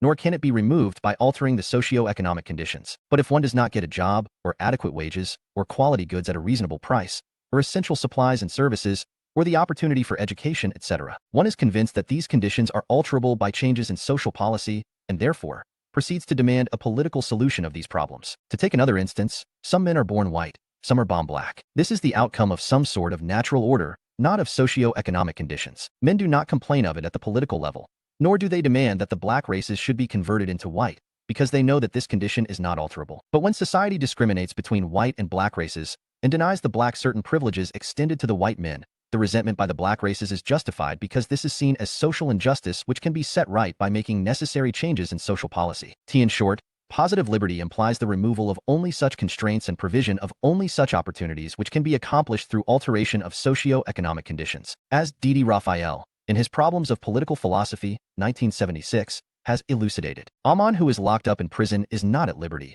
because he is restrained by the action of other persons. And we may speak of freedom from want, or of freeing mankind from the scourge of cancer, when we mean that the impediments to which we refer, although not imposed by human action, are capable, we hope, of being removed by human action. But we should not say that a man is unfree because he is restrained by a natural impediment which cannot be removed by human action. Views of Hayek. F.A. Hayek, in his Constitution of Liberty, 1960, used the terms liberty and freedom interchangeably. He argued that a man possesses liberty or freedom when he is not subject to coercion by the arbitrary will of another. This is the essence of individual freedom, which should not be confused with any other meaning of freedom. Hayek particularly sought to contrast individual freedom with three other meanings of freedom, which represent political freedom, inner freedom, and freedom as power, respectively. Political freedom allows participation of men in the choice of their government, in the process of legislation, and in the control of administration. This does not necessarily coincide with individual freedom. Thus, Hayek argues that a non-democratic order may be permissive and a democratic order may be restrictive. Hence,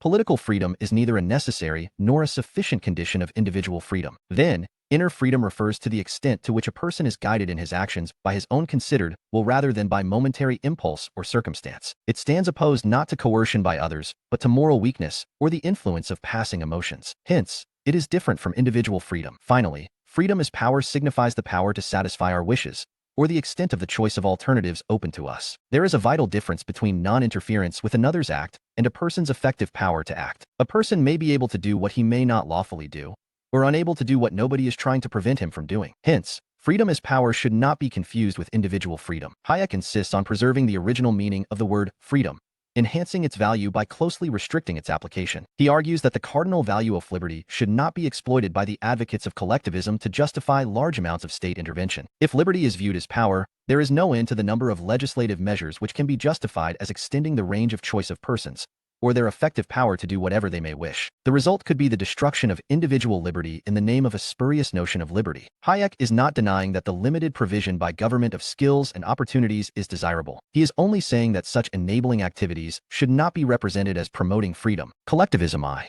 Collectivism refers to a principle which holds that society should be organized on the basis of collective control of economic production and political decisions. Generally, this control is to be exercised through state institutions. Collectivism is directly opposed to individualism. It is closely related to various forms of socialism, communism, and syndicalism, etc. In short, Hayek identifies freedom as freedom from constraints of the state, in the tradition of James Madison, 1751 to 1836, Alexis de Tocqueville, 1805 to 59, and Lord Acton, 1834 to 1902. Hayek defines and defends liberalism as a doctrine which emphasizes the minimization of the coercive powers of government. He argues that the state should positively promote competition and should undertake non-coercive service functions, as the market mechanism does not provide for all needs. The state should ensure minimum income to each individual or family, but should not make market itself an instrument of distributive estis. Dwelling on the antithesis between liberty and equality, Hayek argues that individuals differ greatly in their skills and abilities, and this natural tendency towards inequality can be countered only by the authoritarian suppression of individual talents and aspirations. Thus, he observes,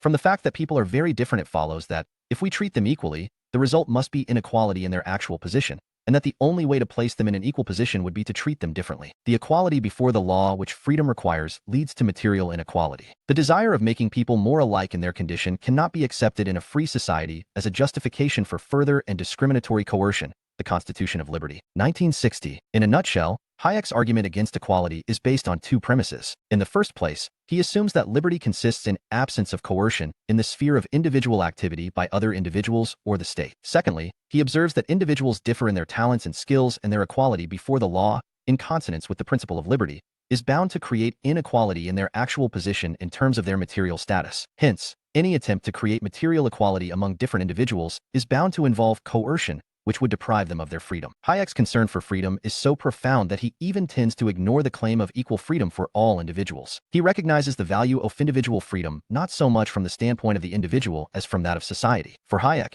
acquisition and use of new knowledge is the key to social progress. An individual makes his contribution to progress through the cumulative growth of knowledge. If there were omniscient men, there would be little case for liberty. Liberty is essential in order to leave room for the unforeseeable and unpredictable. The larger the sum total of human knowledge, the smaller the share each individual can absorb. Nobody is competent enough to pronounce a final word about human affairs. Submission to another's will is, therefore, disastrous. The value of any particular freedom is not to be judged by counting heads. The importance of freedom to do a particular thing has nothing to do with the number of people who want to do it. It is quite possible that the freedoms vital to social progress may not be widely sought. Hayek, therefore, asserts that it is better that some should he free than none, and better that many should hateful freedom than that all should have a limited freedom one. Thus, according to Hayek, The cake of freedom is not to be divided on the basis of equal shares for all, but on the basis of each individual's contribution to progress. Since each individual has unknown potential off-making contribution to progress, it is difficult to ascertain each individual's entitlement to different amounts of freedom. Hayek's conclusions are not consistent with his own assumptions. He begins with taking individual as the end and ends up by reducing him to a means. Views of Friedman. Milton Friedman, in his Capitalism and Freedom, 1962, sought to identify capitalism or a competitive market society as a necessary condition of freedom, which implies repudiation of equality for the sake of maintaining freedom. He defines freedom as the absence of coercion of a man by his fellow men, and argues that freedom of the individual, or perhaps of the family, is the liberals' ultimate goal in judging social arrangements. He suggests that a free private enterprise exchange economy, or competitive capitalism, is both a direct component of freedom and a necessary though not a sufficient condition of political freedom. Friedman's contempt for equality is inherent in his very concept of freedom. He argues that in order to maximize this freedom, governments should be allowed to handle only those matters which cannot be handled through the market at all, or can be handled only at so great a cost that the use of political channels may be preferable. Accordingly, government is required only to sustain and supplement the market society and nothing beyond that. As McPherson has elucidated, this would mean government moving out of almost all its welfare and regulatory functions. Controls on, or support of, any prices, wages, interest rates, rents, exports, imports, and amounts produced would all have to go. So would present social security programs, housing subsidy programs, and the like. Democratic Theory. Essays and Retrieval. 1973, McPherson has rightly pointed out that Friedman's view of the capitalist market economy, that it can coordinate economic activities without coercion, rests on an elementary conceptual error. Friedman fails to distinguish between simple exchange economy and capitalist economy, the latter being characterized by the separation of labor and capital. In a capitalist economy, labor force exists without its own sufficient capital, hence it has no choice in the market. Man needs creative freedom to put his labor into creative channels. He cannot remain idle like an animal or a machine. Capitalism obstructs his attempt to employ his labor creatively with a free choice, as he is coerced by the market forces beyond his control. The only possibility of mitigation of this coercion lies in a regulatory welfare state which is opposed by Friedman. Hence, Friedman's concept of freedom is ill-conceived and partial. What distinguishes the capitalist economy from the simple exchange economy is the separation of labor and capital, that is, the existence of a labor force without its own sufficient capital and therefore without a choice as to whether to put its labor in the market or not. C. B. McPherson, Democratic Theory. Essays and Retrieval. 1973. Views of Nozick. Robert Nozick is another prominent liberal who seeks to oppose the principle of equality in strong terms. In his Anarchy, State, and Utopia, 1974, Nozick tries to determine functions of the state on the basis of his theory of origin of the state. Following Locke's method, Nozick asserts that individuals have certain rights in the state of nature. They would hire protective associations for their property holdings. The dominant protective association would become the state. Nozick maintains that the acquisition or transfer of property without force or fraud is just, but not otherwise. Rights are the product of voluntary exchanges. The state comes into existence for the performance of limited functions, particularly for the maintenance of property rights of the individuals. This leads to legitimacy of a minimal state, which does not engage in redistributive transfers among citizens who were originally its clients. Inequalities at the level of production should not be sought to be rectified at the level of distribution. However, if there is only one source of water in a desert, nobody should be allowed to monopolize it. But this restriction should not apply to the products of human effort and talents. Thus, he who discovers remedy of a fatal disease is entitled to demand any price for it. In this way, Nozick assumes that all inequalities of wealth and power are the product of individual differences in talents and efforts, and that it would not be just to remove or reduce these inequalities by redistributive transfers. This is the familiar argument of those liberal individualists who tend to ignore the role of differences in social status in the differential outputs of different individuals. This view does not correspond to the realities of the capitalist system and is, therefore, ill-founded. Humanitarian. Akamai UODW. Negative liberty, positive liberty. Liberal view. Libertarian view. When a person is able to fulfill his self-appointed goals, he should face no restriction or obstruction in his way, absence of restraint, coercion, or interference. Distinction between negative and positive liberty. V. Liberty. Noted to H. Genuine Y rational means, particularly by developing desires and consciousness of MS own capacity to acquire those long-term ends. It is dependent means, e.g. by providing education, upon his own moral strength. Employment healthcare, means V of recreation, cultural develop, Z mint, and SBBN. A condition of self-mastery, a condition in which individual, i.e. when individual's higher lacks, the mean self coast full control over KLR self-appointed lower self, when his transient, and the state, irrational desires are subordinal, positive role, and noted to his genuinely rational means. Park. Libertarians believe that the state can secure only negative liberty of the individual. Acquisition of positive liberty is his own concern. On the other hand, moralists, or humanitarians expect the state to secure positive liberty of the individual through its various welfare programs. V. Marxist concept of freedom. Marx and Engels on freedom. Marxist concept of freedom is different from its liberal individualist concept. It analyses freedom against the background of socio-economic conditions. According to the Marxist view, freedom is not something that an individual enjoys in isolation or by being left alone.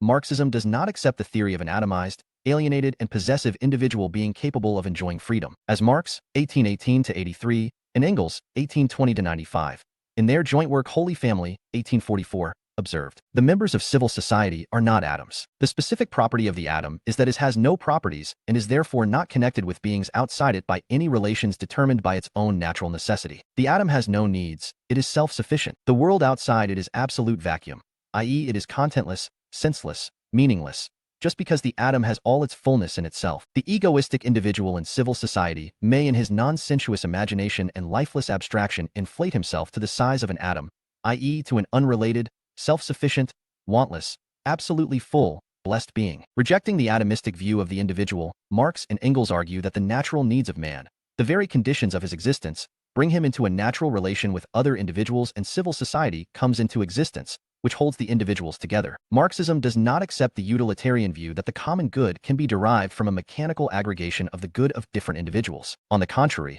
Marxism holds that the common good can be secured only by creating socio-economic conditions conducive to the enjoyment of freedom within society. These conditions involve access to the material means of satisfaction of wants and the opportunity for self-development. The key to freedom lies in establishing a rational system of production which will be based on the highest development of the forces of production and provide the means for satisfaction of everybody's needs, as John Lewis, in his Marxism and the Open Mind, 1976, has elucidated. For Marx, freedom means the ability to achieve the totality of human goods, satisfaction of aspirations, material and spiritual, fundamental to which is the mastery and rational control of the process of production of the material conditions of human life. Utilitarianism. Utilitarianism refers to a school of thought founded by Jeremy Bentham, 17-48, 1832.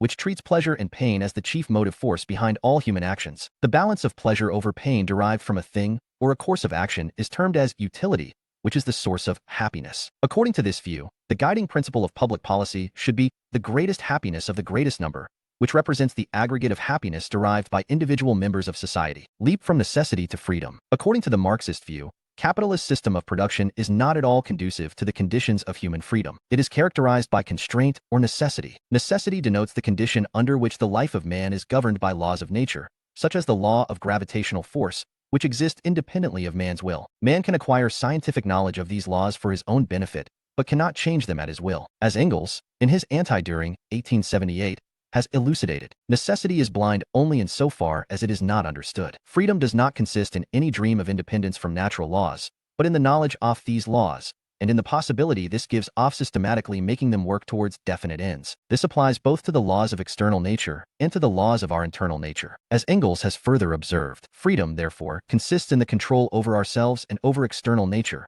a control founded on knowledge of natural necessity. It is, therefore, necessarily a product of historical development. The first men who separated themselves from the animal kingdom were in all essentials as unfree as the animals themselves, but each step forward in the field of culture was a step towards freedom. The capitalist system has been facing continual crises because society is suffocated beneath the weight of its own productive forces and products which it cannot use, and stands helpless, face to face with the absurd contradiction that the producers have nothing to consume, because consumers are wanting. The expansive force of the means of production bursts the bonds that the capitalist mode of production had imposed upon them. Their deliverance from these bonds is the one precondition for an unbroken, constantly accelerated development of the productive forces, and therewith for a practically unlimited increase of production itself. A scientific analysis of the forces of production reveals that only socialization of the means of production can help society to tide over this crisis, which would usher in a new era of freedom. As Engels has elaborated, man's own social organization, hitherto confronting him as a necessity imposed by nature and history, now becomes the result of his own free action. The extraneous objective forces that have hitherto governed history pass under the control of man himself. Only from that time will man himself, with full consciousness, make his own history. Only from that time will the social causes set in movement by him have, in the main and in a constantly growing measure, the results intended by him. It is humanity's leap from the kingdom of necessity to the kingdom of freedom. A similar focus on freedom is to be found in the picture of the future communist society as depicted by Marx and Engels in the Communist Manifesto, 1848. When, in the course of development, class distinctions have disappeared, and all production has been concentrated in the hands of a vast association of the whole nation, the public power will lose its political character. In place of the old bourgeois society, with its classes and class antagonisms, we shall have an association, in which the free development of each is the condition for the free development of all. Humanist basis of freedom. Marx, in his economic and philosophic manuscripts, 1844, which were discovered and published as late as 1932, laid down the ethical basis of socialism and humanist foundations of freedom. He severely criticized capitalism for its dehumanizing effect. Marx demonstrated that the capitalist system deformed the productive activity of man and caused his alienation in several ways. Accordingly, the alienation of man in contemporary society was an outcome of the system of commodity production, division of labor, private ownership, market economy, monetization of exchange, and similar features of the capitalist system. Marx identified 4 levels of alienation. A. In the first place, man is alienated from his own product and from his work process, because the worker plays no part in deciding what to produce and how to produce. Secondly, man is alienated from nature.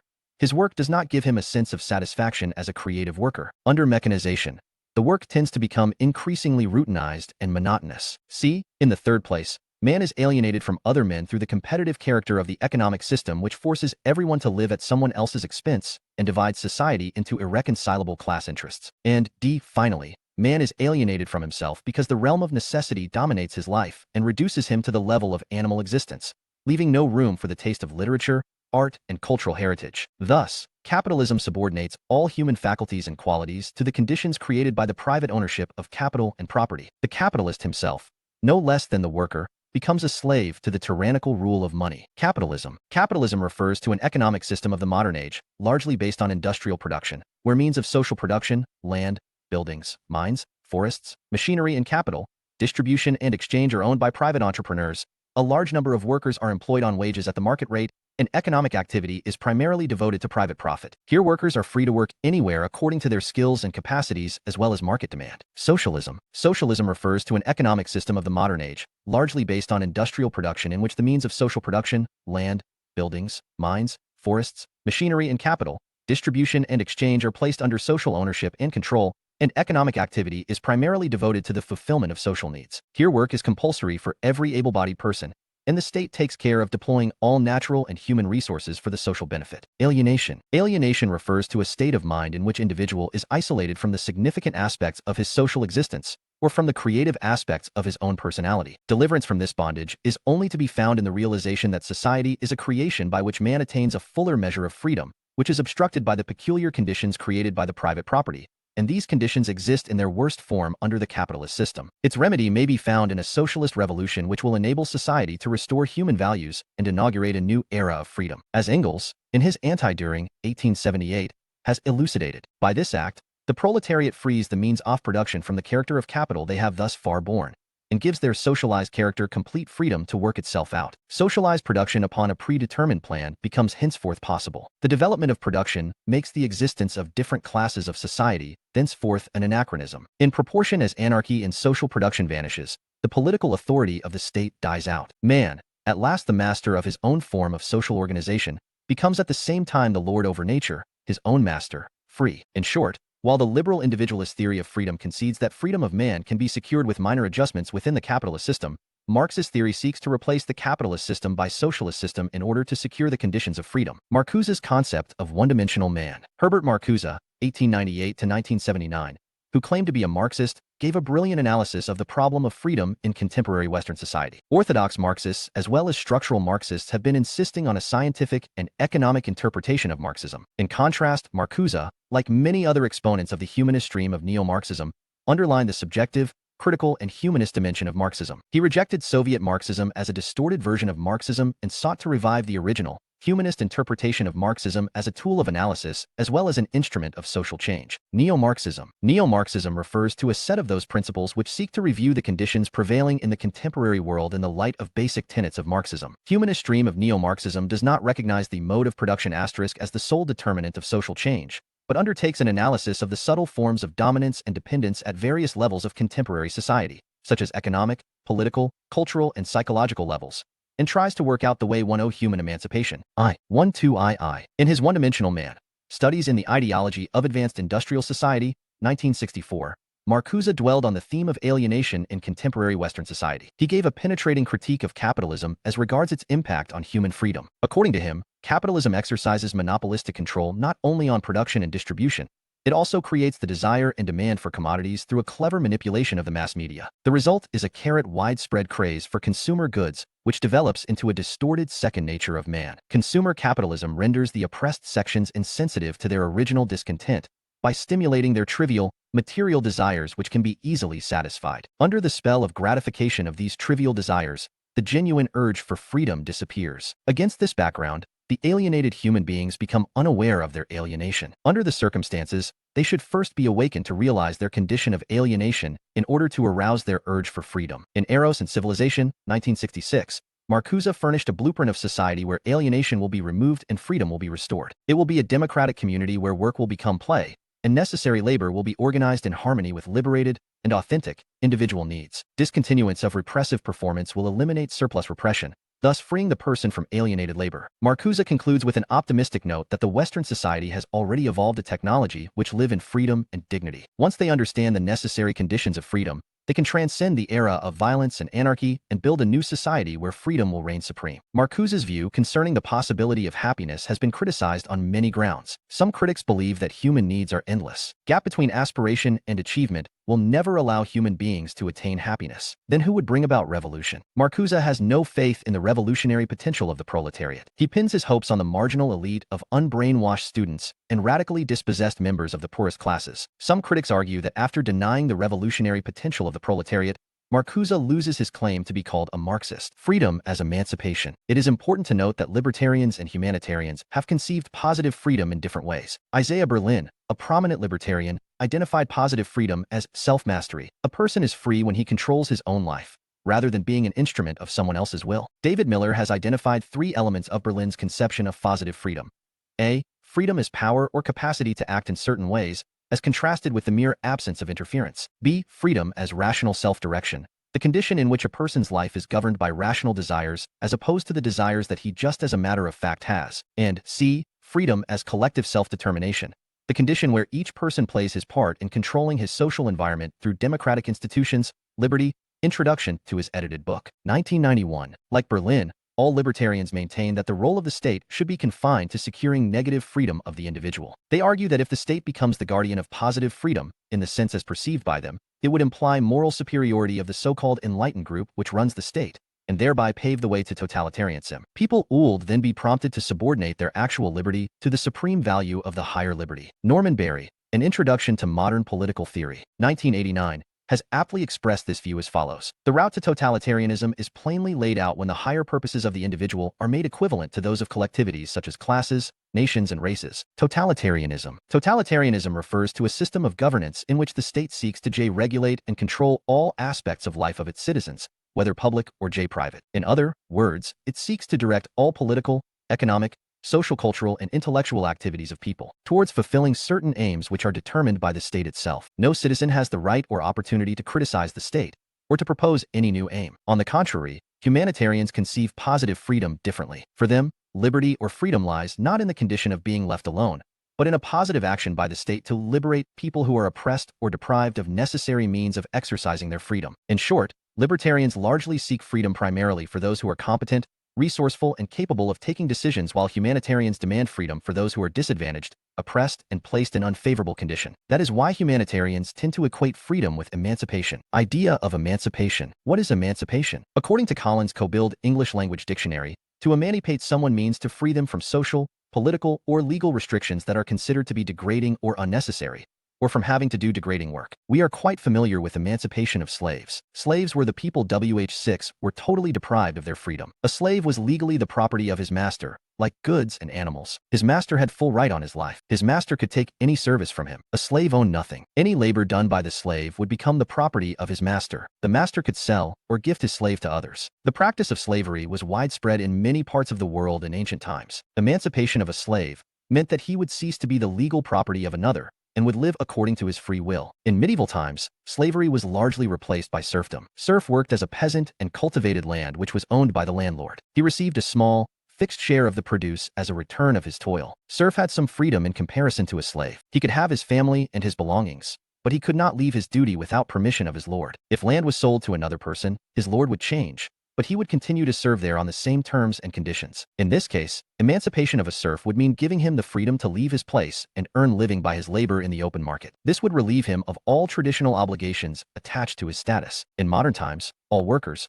whether at a factory, office, shop, or household, are legally free, though they may be under some constraints due to market conditions. Marx and his followers talked of emancipation of workers from the constraints of the capitalist system. They, therefore, called for overthrow of capitalism to secure workers' emancipation. Communist Manifesto, 1848, exhorted workers of all countries to unite, for they had nothing to lose but their chains. They had a world to win. Marxists hoped that a forcible overthrow of capitalism by the organization of the working class would be followed by the transition to socialism and eventually to communism. This final transition would mark the leap from the kingdom of necessity to the kingdom of freedom. In short, in all cases, emancipation implies the act of liberation of people from different types of oppressive conditions. For humanitarians, the substance of freedom lies in the act of emancipation. In contemporary world, we talk of emancipation of women. Apparently, women are not placed in bondage comparable to that of slaves, serfs, industrial workers, etc. Still, they have been subjected to many forms of legal, social, and moral bondage which are the source of their oppression. Removal of this bondage would set them free and open vast opportunities of their social and cultural development. That is precisely the goal of their emancipation. Besides, many subaltern groups in contemporary society are also awaiting their emancipation in this sense. Subaltern groups. Subaltern groups refer to those sections of society who are more or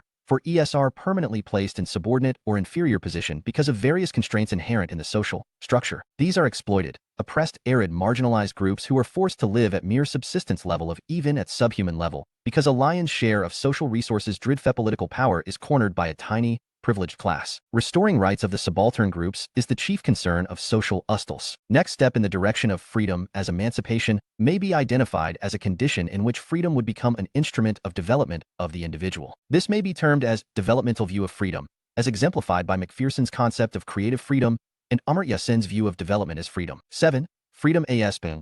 The idea of freedom as development is opposed to the libertarian view of freedom, which conceives freedom as absence of restraint, or as being left alone. The libertarian view is designed to benefit those fortunate people, the rich and the strong, who are placed in an advantageous position in a competitive situation. This interpretation of freedom does not favor the unfortunate lot, the poor or the weaker, who might be left to suffer in such a situation. On the contrary, the idea of freedom as development contemplates a situation in which the disadvantaged sections of society would be able to improve the quality of their life by means of their talents and efforts. This view does not invoke mercy of the rich towards the poor. It seeks to protect everybody's dignity and self-esteem while pursuing the course of self-development. The idea of freedom as development finds adequate expression in the philosophy of two prominent social thinkers, C.B. Macpherson and Amartya Sen. Macpherson's concept of creative freedom. C.B. Macpherson, 1911-87, Canadian political philosopher, does not claim to be a Marxist, yet he is one of the acute critics of capitalism. Norman Barry, An Introduction to Modern Political Theory, 1989,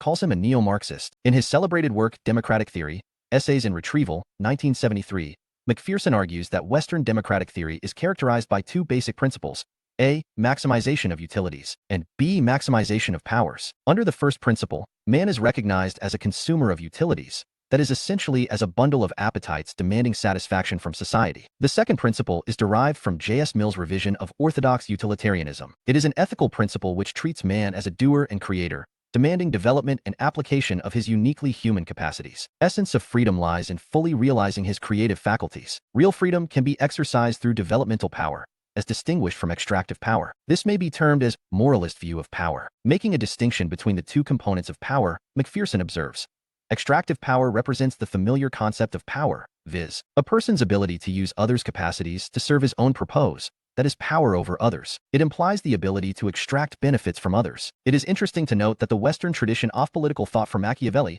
1469 to 1527, to James Mill, 1773 to 1836, has broadly focused on this concept of power. This attitude was not a product of intellectual carelessness, but it was a factual description of power relations in a market society. Developmental power, on the other hand, denotes a person's ability to use his own capacities for the fulfillment of his self-appointed goals. The use of extractive power in the modern society is exemplified by the power of owners of land and capital. By virtue of this ownership, they can buy and use the manual and intellectual capacities of others for their own benefit. The workers and ordinary people who do not own land and capital or other means of production would be benefited only if they win developmental power for themselves. It is important to note that Macpherson not only introduced the concept of developmental power, he also paid special attention to elaborate it. Thus, developmental power of a person enables him to develop his truly human capacities. Some examples of such capacities are capacity for rational understanding, for moral judgment and action, for aesthetic or artistic activity, for love and friendship, and, of course, the capacity for materially productive labor. The concept of developmental power treats a person as a doer and creator. It requires that he should not face any impediments or constraints while using his human capacities to achieve his objectives. McPherson enumerates 3 impediments to the maximization of a person's developmental power.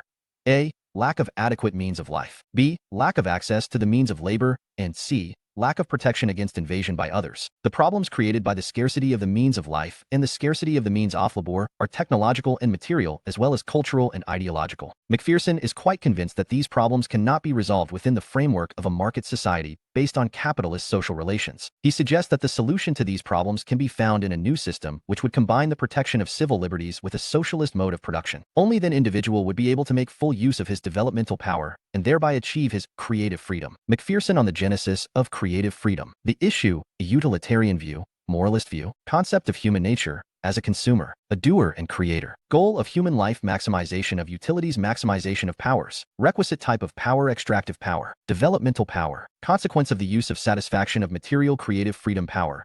McPherson argued that in the capitalist market society, developmental power of the poor sections is negligible. Their extractive power is nil. On the contrary, the owners of land and capital wield immense power to exploit the manual and intellectual power of the non-owners. In other words, the poor who are constrained to sell their capabilities according to the needs of the market have little opportunity for maximization of their developmental power. Their developmental power, which is the key to one's creative freedom, is continuously eroded in such a society. McPherson concludes, it is in the welfare state variety of capitalism that there is a certain amount of checking of economic power by the political power. Democratic Theory, Essays in Retrieval, 1973. Amartya Sen's concept of development-oriented freedom. Amartya Sen, contemporary Indian economist and social philosopher, has made significant contribution in the field of welfare economics. Initially, Sen, Quality of Life, edited by Martha C. Nussbaum and Amartya Sen, 1993, sought to promote capabilities approach to champion the cause of everybody's share in the process and fruits of development. This approach insists on allocation of various goods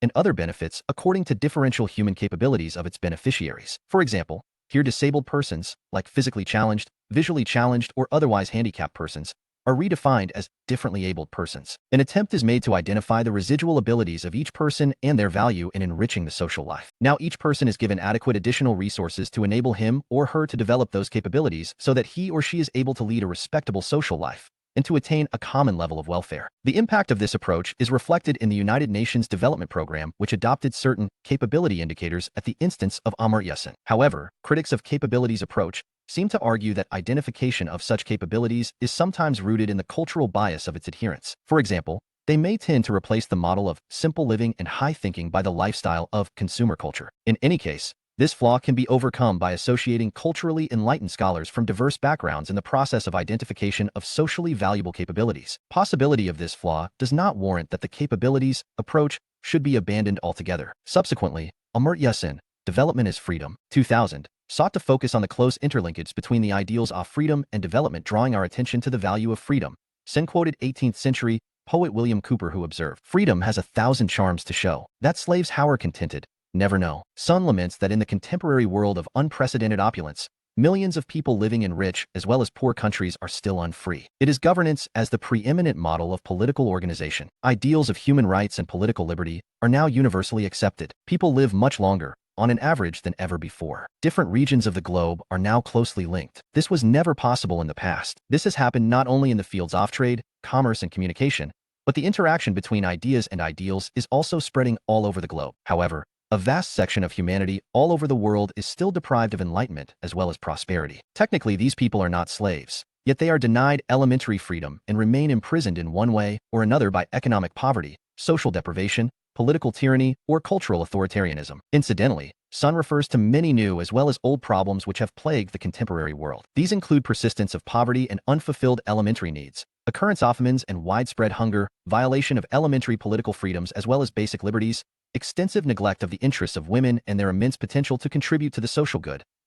Incidentally, Sun refers to many new as well as old problems which have plagued the contemporary world. These include persistence of poverty and unfulfilled elementary needs, occurrence of famines and widespread hunger, violation of elementary political freedoms as well as basic liberties, extensive neglect of the interests of women and their immense potential to contribute to the social good, the worsening threat to our environment which is endangering the sustainability of our economic and social lives. Many of these deprivations, in one form or the other, are visible in rich as well as poor countries. The main purpose of development is to extend the benefit of freedom and to spread its thousand charms to the unfree citizens. Sun persuasively argues that freedom is the ultimate goal of social and economic arrangements and the most efficient means of realizing general welfare. Sun concedes that social institutions like markets, political parties, legislatures, the judiciary, and the media contribute to development by enhancing individual freedom. These are in turn sustained by social values. In this way, Sun attempts to link values, institutions, development, and freedom in an elegant analytical framework. In his view, the possibility of individuals' freedom depends on a positive answer to the following question. What is the relation between our collective economic wealth and our ability to live as we would like? This approach views the expansion of freedom as the primary end, as well as the principal means of development. Development in this sense refers to the removal of various types of unfreedoms that leave people with little choice and little opportunity of exercising their potential combined with their faculty of reason. We must distinguish between two important aspects of human freedom. A. Freedom as the preeminent objective of development, and B. Effectiveness of particular kinds of freedom to promote other kinds of freedoms. For example, there is a strong evidence that economic and political freedoms help to reinforce one another. It is wrong to consider them as hostile to one another. Similarly, social opportunities of education and healthcare, which may require public action, complement individual opportunities of economic and political participation. Concept of Liberty 449. They also help to foster our own initiative in overcoming our respective deprivations. Critics point out that in ultimate analysis, Sound confines himself to the economic criterion as the sole measure of individuals' well-being as well as freedom. However, it should not be forgotten that apart from economic poverty, Sen emphatically refers to social deprivation, political tyranny, and cultural authoritarianism as potent impediments to individuals' freedom. Hence, in Sen's view, political and cultural factors, apart from economic factor, comprise significant criteria of freedom. In short, Sun equates freedom with social justice in the broader sense, as applicable to social, political, cultural as well as economic spheres of individuals' life, and also as applicable in national as well as international spheres. Social deprivation. I. Social deprivation refers to the condition in which a particular social unit, such as a class, caste, creed, race, gender, or otherwise identifiable group, is deprived of a respectable status irrespective of its merit, effort, or the value of its contribution to the social good. For example, in the Indian caste system, lowest castes were the victims of social deprivation. Women all over the world have been denied their due place in the social system. Black and other colored people have been deprived of equal rights in many countries of the world. Social deprivation presents a glaring example of social injustice. Political tyranny. Political tyranny refers to a situation in which state machinery is widely used to create oppressive conditions for the people. Broadly speaking, state machinery includes legislative, executive, and judicial organs of the state. Hence, under political tyranny, laws are largely unfair and arbitrary. Police and bureaucracy tend to disgrace and terrify the people to get their commands obeyed, and courts are seldom prepared to give relief to the oppressed. A cultural authoritarianism. 7. In a multicultural society, cultural authoritarianism refers to the tendency of the dominant cultural group to project its culture as the most virtuous, dignified, and prestigious, with a view to persuading other cultural groups to despise their own culture and emulate the ways of the dominant culture. Conclusion. As we proceed to analyze the problem of liberty or freedom in various contexts, its complexity is gradually revealed to us. At the outset, when liberty is defined as absence of restraint, it seems to be a simple matter. This was the earliest definition put forward by the classical liberalism. According to this view, the state may impose certain restraints on the individual only in order to maintain public order and security and to ensure enforcement of contracts. Liberty is seen as an area where the state has no interference. It is argued that in order to allow maximum liberty to the individual, the state should restrict itself to minimum functions which are most essential. Market forces, like invisible hand of the market, Adam Smith's farce, are seen as the natural regulatory mechanism for the mutual adjustment of civilized individuals who generally know and abide by the rules of the game. This was precisely the view upheld by laissez-faire individualism. Subsequently, it was realized that market is not a smooth and humane agency for the adjustment of human relations, that the individual is not deprived of his freedom only because of the restraints imposed by the state, but he suffers from a large number of constraints, including those emanating from the vagaries of blind market forces. A welfare state with a vast network of regulations was, therefore, seen as a necessary instrument of freedom. In due course, more and more direct or indirect, apparent or subtle sources of constraint, coercion, and domination were detected by different thinkers and schools of thought which curtailed freedom of the individual at different levels. It was realized that in many cases the state could practically do nothing in tackling these sources of constraint. Marxists saw the state itself as an instrument of dominant class and envisaged withering away of the state as the way to human freedom and emancipation. Libertarians like Berlin contended that the state could guarantee negative liberty alone, that the individual himself was responsible for winning or losing his positive freedom. On the other hand, neo-Marxist thinkers like Marcuse held that necessary means of freedom were already available in contemporary Western society, that the individual was deprived of his freedom as he became a slave to technology and consumer capitalism, that a genuine urge for emancipation will go a long way in establishing a new social order where freedom will reign supreme. In a nutshell, the quest for freedom is a continuous process. Although freedom is sought for the individual, yet it cannot be enjoyed by the individual in isolation. Genuine freedom, or maximum possible freedom, can be attained only in a congenial social order where, on the lines of Marx's phraseology, free development of each will be the condition for free development of all. 17. Concept of equality, like liberty, is a prominent political ideal of the present-day world. The French Revolution, 1789, was fought for liberty, equality, fraternity. Liberty and equality, taken together, describe the conditions of human emancipation. They constitute the voice of the oppressed, the voice against injustice, and the voice for changing unfair social conditions. Liberty and equality, in this sense, may be interpreted as complementary principles. In some other contexts, they may appear to be mutually contradictory. It is, therefore, essential to understand the nature and essence of equality in order to determine its proper relationship with the principle of liberty and justice. Idea of equality. The problem of equality and inequality has figured in political thought since earliest times. Aristotle, for instance, discovered that inequality was a cause of rebellion in many a state. He defined justice as treating equals equally and unequals unequally. This was a typical statement in that it insisted on recognition and maintenance of existing inequalities in society, between master and slave, between rich and poor, between morally superior and morally inferior, and so on. Modem idea of equality, on the contrary, seeks reduction in inequalities insofar as they can be proved to be unjust according to the prevailing social consciousness. Equality as a statement of right, not of fact. At the outset, it is essential to note that the modem idea of equality is derived from the theory of rights. Equality is a prescriptive term, not a descriptive one. We argue that men must be treated as equal, not that they are in fact equal. We, of course, advance some logic in support of our claim to human equality. For instance, we postulate that man as such is a rational being. He is endowed with 451.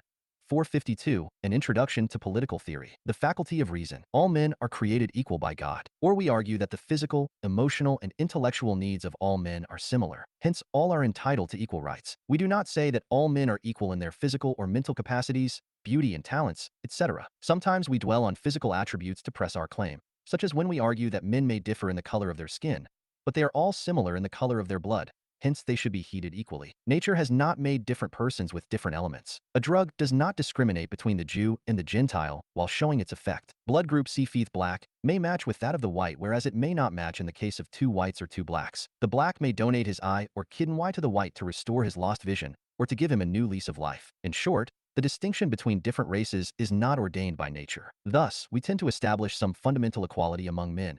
Equality as a fact, to press their claim of equality as a right. The grounds on which the claim of equality of all human beings is sought to be founded or established are compendiously described as foundational equality. Sometimes it is argued that the idea of equality does not derive its support from nature, as the idea of liberty does, hence it is not based on reason. For instance, it is stated that nature has created all things unequal, right from the sun and the moon, sky and earth, mountains and oceans, plants and trees, birds and animals to men and women, older and younger, stronger and weaker, wiser and stupid, and so on. Hence, entire principle of equality nowhere holds good. Why should it be imposed against the scheme of the nature itself? Such arguments come in very handy to those who wish to preserve their privileged position. They are quite apprehensive of the idea of equality because they believe that liberty enables men to acquire unlimited wealth, power, and prestige while equality seeks to diminish their achievements. They even try to demonstrate that any measure to limit their liberty, in the interest of equality, will rob society of its valuable assets, and that the idea of equality should be thoroughly abandoned in the interest of society. This line of argument is, however, based on a distorted concept of liberty. Freedom in society can serve as a valid rule only when it is interpreted as equal freedom of all, not otherwise. Absolute liberty will only result in the liberty of the strong and the clever to oppress the weak and the simple. If liberty is not to degenerate into license, it must be qualified by equality. In other words, one can enjoy my freedom only to the extent that it does not infringe on the similar and equal freedom of others. Now, this principle cannot be restricted to the legal sphere. It must be extended to the political, social, and economic spheres also. As R.H. Tawney, in his classic work Equality, 1938, has observed, if liberty means that every individual shall be free, according to his opportunities, to indulge without limit his appetite, it is clearly incompatible, not only with economic and social, but with civil and political equality, Concept of equality 453, which also prevent the strong exploiting to the full the advantages of their strength. But freedom for the pike is death for the minnows. It is possible that equality is contrasted, not with liberty, but only with a particular interpretation of it. Accordingly, the introduction of equality is not intended to dilute the content of liberty, but to make it more relevant and substantive. If the principle of equality is invoked to prevent some section of society from acquiring unlimited money, power, or prestige, it is only intended to restrict the element of exploitation, so that other sections of society are not deprived of their due share in these advantages. Equality aims at widening the base of social benefits, lest these benefits are cornered by a small and vocal minority, impoverishing the rest of the community. Exploitation. Exploitation refers to a form of social oppression in which one party takes undue advantage of the vulnerable position of another party. The stronger party uses the physical and mental capacities, resources, talents and skills, etc., of its victim for its own profit or gratification of its own desires. It is, therefore, evident that liberty and equality, as human rights, do not emanate from very different sources. On the contrary, they are based on the same logic, and they are intended to serve the same social purpose. Equality as a modern idea. Equality in the present sense, i.e., as a principle of correcting the unjust inequalities in society, is a typically modem idea. There is no doubt that large inequalities of wealth, prestige, and power have always remained a prominent and almost universal feature of social structure throughout human history. But as Tom Bottomore, in his Classes in Modern Society, 1965, has demonstrated, during the greater part of human history this inequality among men has been generally accepted as an unalterable fact. Ancient and medieval writers, when they touch upon the subject of the social hierarchy, always tended to provide a rationalization and justification of the established order, very often in terms of a religious doctrine concerning the origin of social ranks. Only in modern times, and particularly since the American and French revolutions, has social class, as a stark embodiment of the principle of inequality, become an object of scientific study, and at the same time of widespread condemnation in terms of new social doctrines. In other words, traditional thinkers took the phenomenon of social inequality as something divinely ordained. They sought to demonstrate that man could lead an ideal life according to his predetermined status. This mode of thought was quite natural to slave-owning society, feudal society, and caste-based society. 452, An Introduction to Political Theory. The faculty of reason. All men are created equal by God. Or we argue that the physical, emotional, and intellectual needs of all men are similar. Hence, all are entitled to equal rights. We do not say that all men are equal in their physical or mental capacities, beauty and talents, etc. Sometimes we dwell on physical attributes to press our claim, such as when we argue that men may differ in the color of their skin, but they are all similar in the color of their blood. Hence, they should be treated equally. Nature has not made different persons with different elements. A drug does not discriminate between the Jew and the Gentile while showing its effect. Blood group C black may match with that of the white, whereas it may not match in the case of two whites or two blacks. The black may donate his eye or kidney to the white to restore his lost vision or to give him a new lease of life. In short, the distinction between different races is not ordained by nature. Thus, we tend to establish some fundamental equality among men, equality as a fact, to press their claim of equality as a right. The grounds on which the claim of equality of all human beings is sought to be founded or established are compendiously described as foundational equality. Sometimes it is argued that the idea of equality does not derive its support from nature, as the idea of liberty does, hence it is not based on reason. For instance, it is stated that nature has created all things unequal, right from the sun and the moon, sky and earth, mountains and oceans, plants and trees, birds and animals to men and women, older and younger, stronger and weaker, wiser and stupid, and so on. Hence, entire principle of equality nowhere holds good. Why should it be imposed against the scheme of the nature itself? Such arguments come in very handy to those who wish to preserve their privileged position. They are quite apprehensive of the idea of equality because they believe that liberty enables men to acquire unlimited wealth, power, and prestige while equality seeks to diminish their achievements. They even try to demonstrate that any measure to limit their liberty, in the interest of equality, will rob society of its valuable assets, and that the idea of equality should be thoroughly abandoned in the interest of society. This line of argument is, however, based on a distorted concept of liberty. Freedom in society can serve as a valid rule only when it is interpreted as equal freedom of all, not otherwise. Absolute liberty will only result in the liberty of the strong, and the clever to oppress the weak and the simple. If liberty is not to degenerate into license, it must be qualified by equality. In other words, one can enjoy my freedom only to the extent that it does not infringe on the similar and equal freedom of others. Now, this principle cannot be restricted to the legal sphere. It must be extended to the political, social, and economic spheres also. As R. H. Tawney, in his classic work Equality, 1938, has observed, if liberty means that every individual shall be free, according to his opportunities, to indulge without limit his appetite, it is clearly incompatible, not only with economic and social, but with civil and political equality, which also prevent the strong exploiting to the full the advantages of their strength. But freedom for the pike is death for the minnows. It is possible that equality is contrasted, not with liberty, but only with a particular interpretation of it. Accordingly, the introduction of equality is not intended to dilute the content of liberty, but to make it more relevant and substantive. If the principle of equality is invoked to prevent some section of society from acquiring unlimited money, power, or prestige, it is only intended to restrict the element of exploitation, so that other sections of society are not deprived of their due share in these advantages. Equality aims at widening the base of social benefits, lest these benefits are cornered by a small and vocal minority, impoverishing the rest of the community. Exploitation. Exploitation refers to a form of social oppression in which one party takes undue advantage of the vulnerable position of another party. The stronger carrot part R uses the physical and mental capacities, resources, talents and skills, etc., of its victim for its own profit or gratification of its own desires. It is, therefore, evident that liberty and equality, as human rights, do not emanate from very different sources. On the contrary, they are based on the same logic, and they are intended to serve the same social purpose. Equality as a modern idea. Equality in the present sense, i.e., as a principle of correcting the unjust inequalities in society, is a typically modem idea. There is no doubt that large inequalities of wealth, prestige, and power have always remained a prominent and almost universal feature of social structure throughout human history. But as Tom Bottomore, in his Classes in Modern Society, 1965, has demonstrated, during the greater part of human history this inequality among men has been generally accepted as an unalterable fact. Ancient and medieval writers, when they touch upon the subject of the social hierarchy, always tended to provide a rationalization and justification of the established order, very often in terms of a religious doctrine concerning the origin of social ranks. Only in modern times, and particularly since the American and French revolutions, has social class, as a stark embodiment of the principle of inequality, become an object of scientific study, and at the same time of widespread condemnation in terms of new social doctrines. In other words, traditional thinkers took the phenomenon of social inequality as something divinely ordained. They sought to demonstrate that man could lead an ideal life according to his predetermined status. This mode of thought was quite natural to slave-owning society,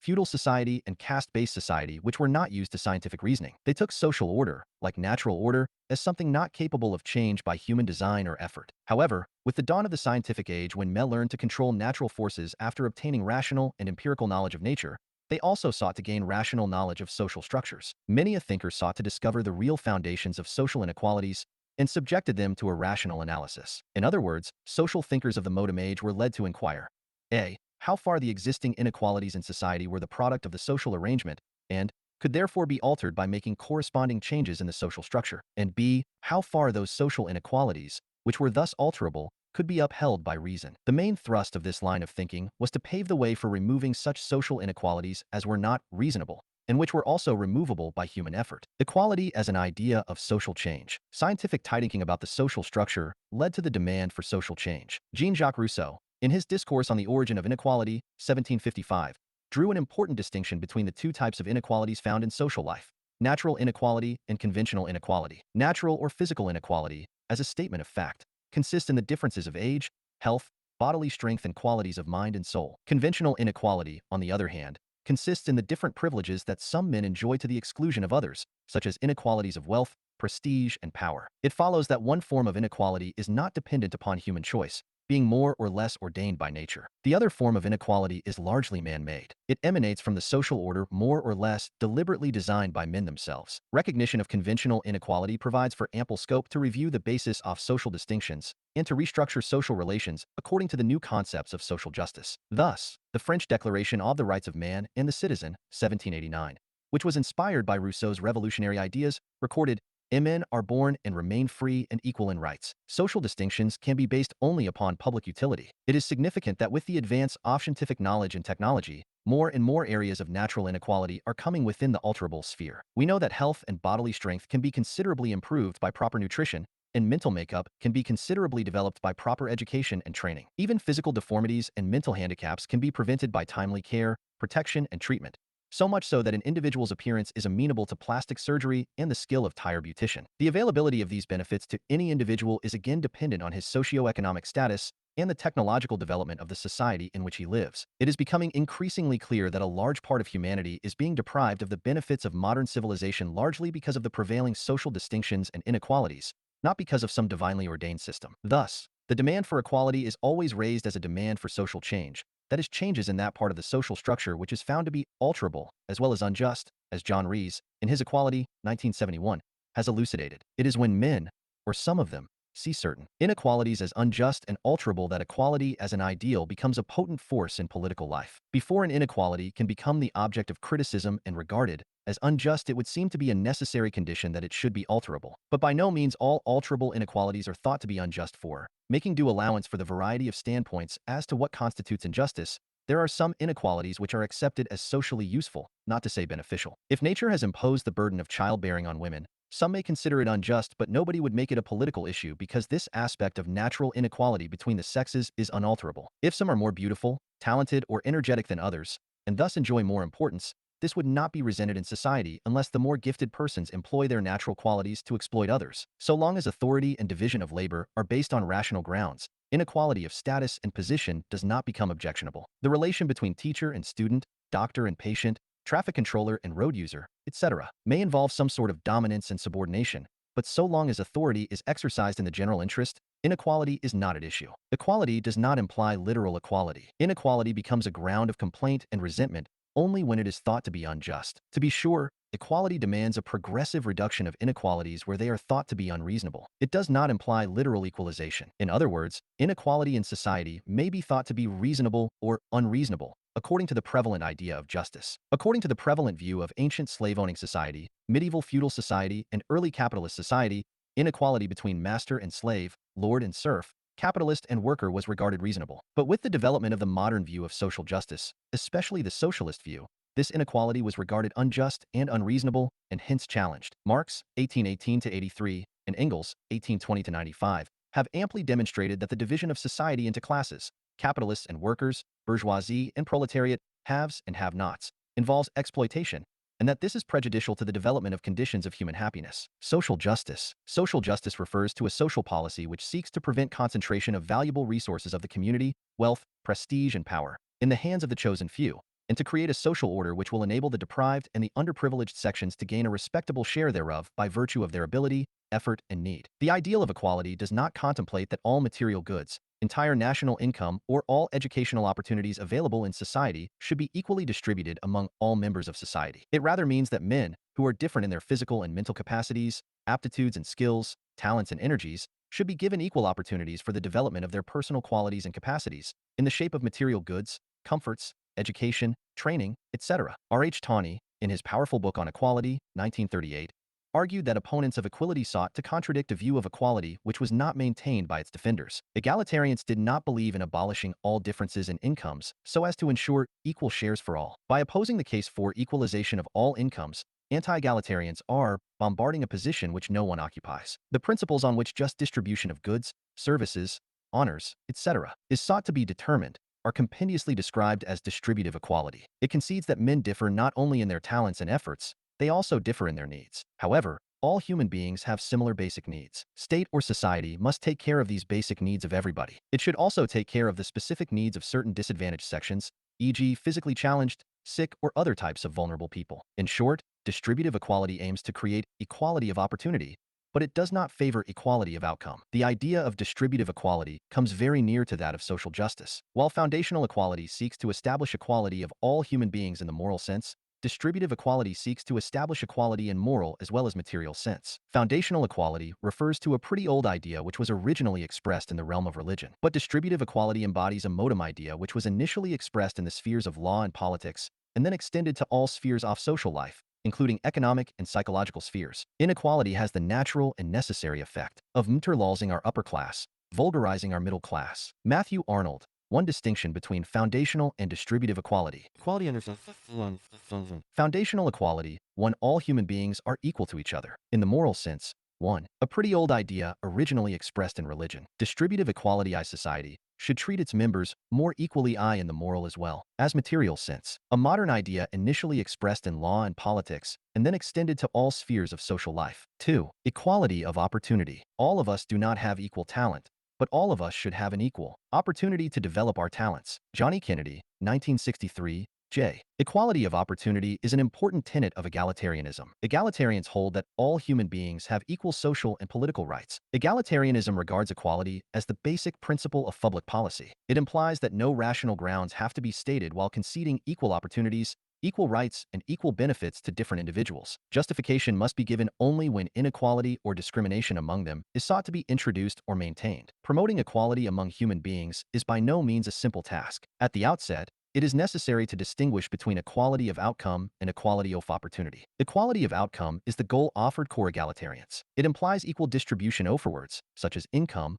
wealth, and other social goods. Since men differ not only in their social and family backgrounds, but also in their talents and efforts, equal distribution overwards, disregarding these differences, will involve injustice apart from killing incentive among the more competent and industrious. This would result in lesser production and lower level of excellence. Lesser production means lesser distribution, even when it is equal. If we fail to prevent general impoverishment of society, adherence to the principle of literal equality will hardly give any relief to the poor. This line of argument impels us to surrender the goal of equality of outcome in favor of equality of opportunity. Now, the principle of equality of opportunity may be applied in two distinct situations: A. Competitive situation, and Z. Non-competitive situation. In a competitive situation, equality of opportunity implies access to a scarce good or a prize, e.g. in the case of coming first in a race or an examination. In a non-competitive situation, it implies equal access to essential goods and services plus a good of one's choice, depending upon one's ability and effort. Success in any field of excellence like music, art, culture, academics,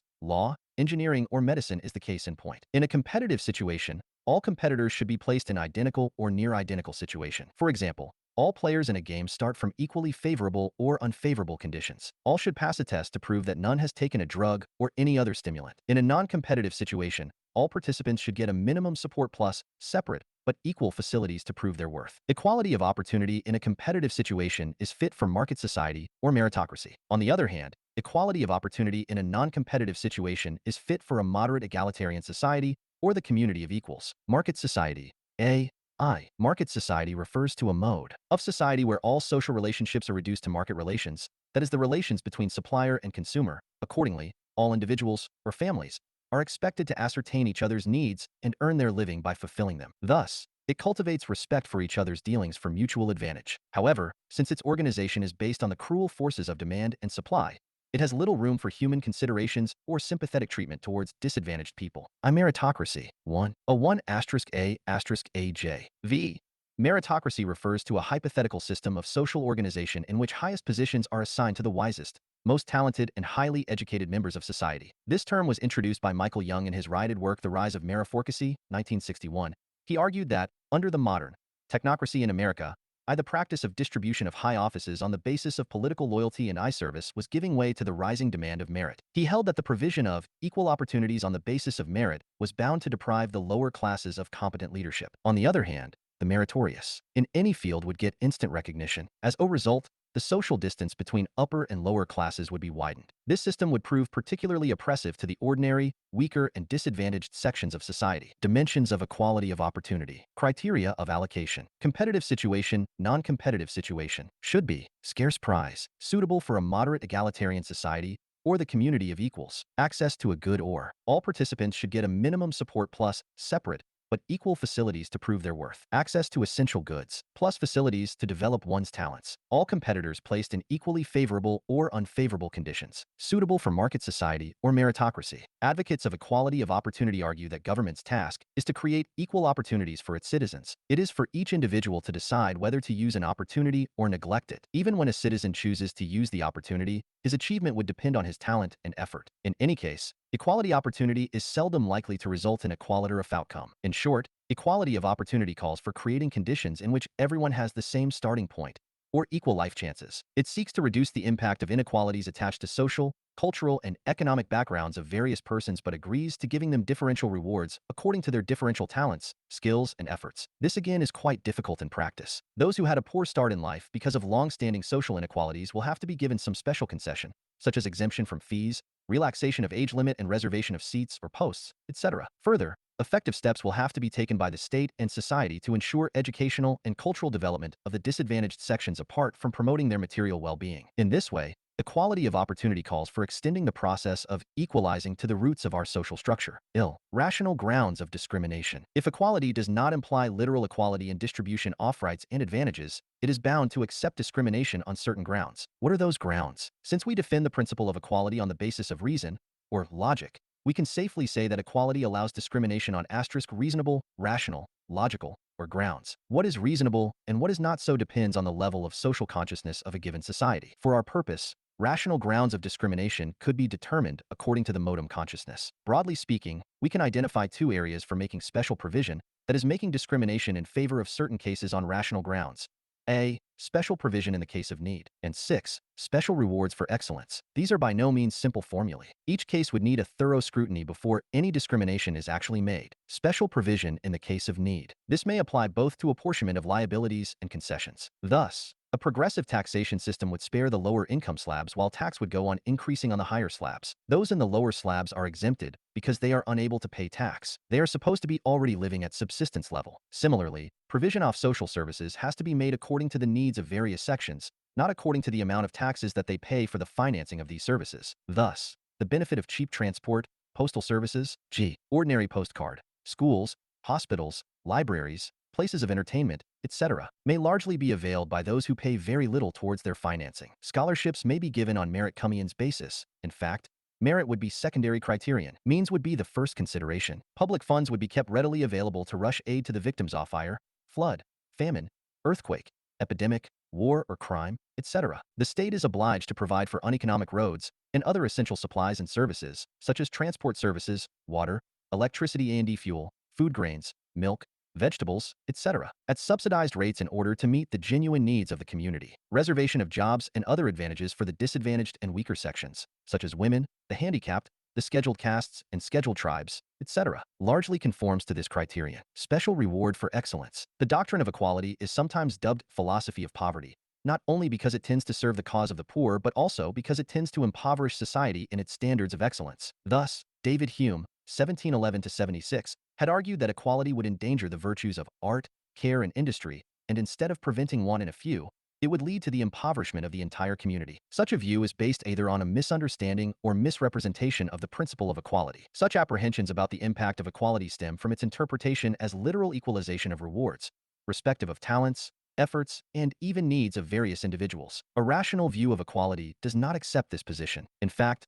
faith in equality neither implies equalization of results nor disrespect of excellence. Special provision for excellence is itself a basic tenet of the principle of equality. It comes into play when basic needs have been largely met, and special talents and efforts are to be given special rewards provided they are beneficial to society. Let us take the example of an orchestra group. It is quite possible that we may get an equal or near equal performance of each artist by giving finest instruments to the less skilled and very ordinary instruments to the finest players. A similar equality may be obtained by giving very good books to the students of low caliber and ordinary books to the most brilliant, or by giving excellent clothes to the plain-featured girls and ordinary clothes to the most beautiful girls. But is such equality desirable, not to speak of reasonable? Such a ridiculous interpretation of equality can be expected only from its opponents, not from its supporters. Equality is meant to create conditions where talents would not rot, where special efforts would not go waste. A rational interpretation of equality would insist that, after making necessary provision for the basic needs, best musical instruments should be given to the best players, best books to the best students, and best clothes to the best girls. This criterion should not be taken as unconditional acceptance of the market society model. We have made an important proviso that such excellence should be beneficial to society. A market society eulogizes private profit as the highest virtue and allows manipulators to earn largest profits for their private consumption at the expense of the vulnerable sections of society. The principle of excellence, on the contrary, postulates a situation in which the service rendered to society becomes the sole criterion of distinction and special reward, which is conducive to promoting the spirit of fraternity. Debate on reverse discrimination. If the principle of equality is interpreted to concede discrimination in favor of some deprived sections, this would not go unchallenged. In the United States, this issue has given rise to a debate on reverse discrimination. TT means that when favored treatment is accorded to the hitherto deprived sections, particularly to blacks and women, others have a ground to complain that they are being deprived of equality of opportunity. In other words, discrimination in favor of the deprived sections results in discrimination against the general category. When some sections are entitled to a privileged access to job opportunities and higher education or professional training, it involves reverse discrimination towards other sections. It is argued that equality means removal of discrimination. There is no justification for turning the existing discriminatory practice on the basis of race and sex in the reverse direction. Some of the champions of affirmative action for the deprived sections argue that since blacks and women were deprived of adequate opportunities of their development in the past, they should now be compensated for the loss. Others contend that preferential treatment for these sections will help in fulfilling the objective of equality. For instance, an increase in the number of black doctors and lawyers would establish their real equality with the whites. Still others claim that since the opportunities of advancement in social life are so scarce, these should be allocated not merely on the grounds of merit, but also on the basis of need. The need of the deprived sections is so pressing that if they have the minimum required qualifications, they should be given preferential treatment in the allocation of jobs and educational opportunities to enable them to escape the tough competition. Affirmative action. Affirmative action refers to a public policy which accords special concession in matters of admission to sought-after courses of education and training, appointments, promotions, housing, healthcare, etc. to those who were deprived of adequate opportunities in an open competition, particularly due to some discriminatory practices of the past. Affirmative action is meant to compensate the relevant sections, e.g. women, blacks, backward communities, etc., for the injustice meted out to them in the past. Among the opponents of affirmative action, the champions of neoconservatism hold that the principle of equality in society can only be applied in the sphere of equality of opportunity. An attempt to establish equality of outcome by affirmative action would be disastrous because it would erode the spontaneous respect for merit and authority, which is the foundation of social stability and progress. Others argue that such affirmative action is inimical to procedural justice. If blacks and women collectively get favored treatment over whites and men, rather than individually as deprived persons, it is quite likely that rich and socially advantaged blacks and women, who happen to be the opinion leaders of these categories of persons, get preference over poor and underprivileged whites and men. It is also argued that whites and men of the present generation are not responsible for the injustice meted out to the older generation of blacks and women. To penalize them for no fault of theirs is tantamount to departure from substantive justice. Finally, some opponents of affirmative action contend that personal dignity and self-respect are the cornerstone of the philosophy of equality. If a person knows that his or her position is the reward of preferential treatment rather than his or her merit, it will hurt his or her self-esteem and give rise to a feeling of inferiority. In India, the issue of reverse discrimination is not raised as loudly as in America, because Indian society is particularly sympathetic towards the deprived sections. But here, too, the problem of identification of deserving cases is quite lickjish. In a country affected by widespread poverty and acute scarcity, there is always the danger that the more alert and vocal sections of the so-called backward classes might comber all the benefits meant for the deprived sections. In order to remedy this situation, the Supreme Court of India ruled in 1992 that the creamy layers among the backward classes should be excluded from the benefits of reservation meant for these classes so that they accrue to the genuine and deserving cases only. The Supreme Court also ruled that total reservation for all eligible categories should not exceed 50%. Otherwise, it would result in reverse discrimination. Again, in order to save the new generation from utter frustration and lack of incentive, it is strongly felt in some quarters that the backward classes should be provided with adequate opportunities of educational and professional development, whereafter they should be obliged to compete with the general category. Indeed, the question of reverse discrimination demands a very cautious solution. Creamy layer. Creamy layer refers to that part of a backward community which is relatively advanced and well off. This part is sought to be excluded from the concessions meant for the backward community in question, so that the benefits so provided are diverted to the really deserving cases. Dimensions of equality. Formal and substantive equality. When we try to apply the principle of equality to various spheres of social life, we come across many forms of equality. Recognition of these forms or dimensions of equality may be considered as an attempt to understand the implications of the same principle from different angles. At the outset, we may distinguish between formal equality and substantive equality. When we join a queue and wait for our turn, all are governed by the same rule: first come, first served. In this respect, all are treated equally. It is the manifestation of formal equality. Those joining the queue or waiting for their turn are not discriminated on any other ground like their social or economic status, race or religion, etc. But when ladies, senior citizens, or the physically challenged are allowed to form a separate queue to help them to get quicker service, the general rule is relaxed in favor of the needy, weaker, or vulnerable sections. This step marks the transition from the sphere of formal equality to substantive equality. In short, formal equality implies the absence of discrimination in making the sought-after things available to all citizens, whereas substantive equality tends to help the weaker and deprived sections to have those tilings with lesser effort or at a lesser cost. When the facilities of education, medical care, travel, and entertainment are open to all, anybody can avail himself of these facilities if he can pay for them. This would amount to formal equality. But if the state gives fee concession, scholarships, or other incentives to the poor and deprived sections to enable them to take advantage of these facilities, this would be termed as substantive equality. Broadly speaking, legal as well as political equality comes within the purview of formal equality, although the provision of legal aid to the poor and needy sections would be a step in the direction of substantive equality. On the other hand, social and economic equality is intended to meet the requirements of substantive equality. Legal equality. The principle of equality was first put forward as the demand for legal equality, that is, the grant of equal legal status to all individuals in society irrespective of their birth, physical and mental capacities, or other differences. Jean-Jacques Rousseau, in his Social Contract, 1762, observed that extension of legal equality to all citizens was the primary characteristic of civil society. As he wrote, it is that instead of destroying natural equality, the fundamental pact substitutes a moral and lawful equality for the physical inequality which nature imposed upon men,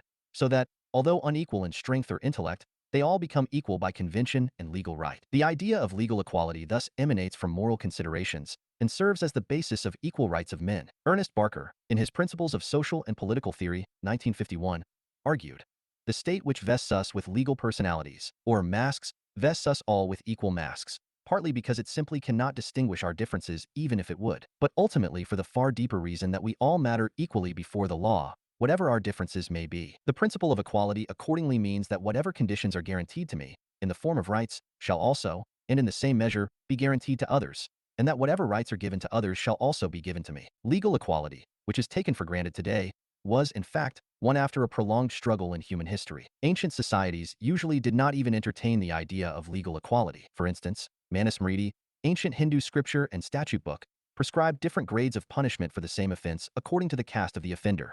The lower the caste, the harsher the punishment. On the civil side, it prescribed different rates of interest chargeable from borrowers. The higher the caste, the lower the rate of interest. Similarly, Aristotle, ancient Greek philosopher, recommended differential punishments for the same offense for freemen and slaves, on the alleged ground that the slave was less sensitive to punishment. Barker has given an elaborate description of the struggle for legal equality. With instances from recent history, he observed, there was a long reign of legal inequality. Down to 1772, the slave was denied any legal capacity on English soil. He was not a person in the eye of the law, and he had no share in the enjoyment of rights. Under the laws regulating the suffrage, down to the year 1918, a person in receipt of poor relief was similarly condemned to an inferior degree of legal capacity by being denied the right of voting along with and on the same terms as others. Under the common law relating to property, married women, down to 1870, were destitute of legal capacity for ownership. Under the laws regulating the suffrage, all women, down to 1918, were without any legal capacity for exercising a vote.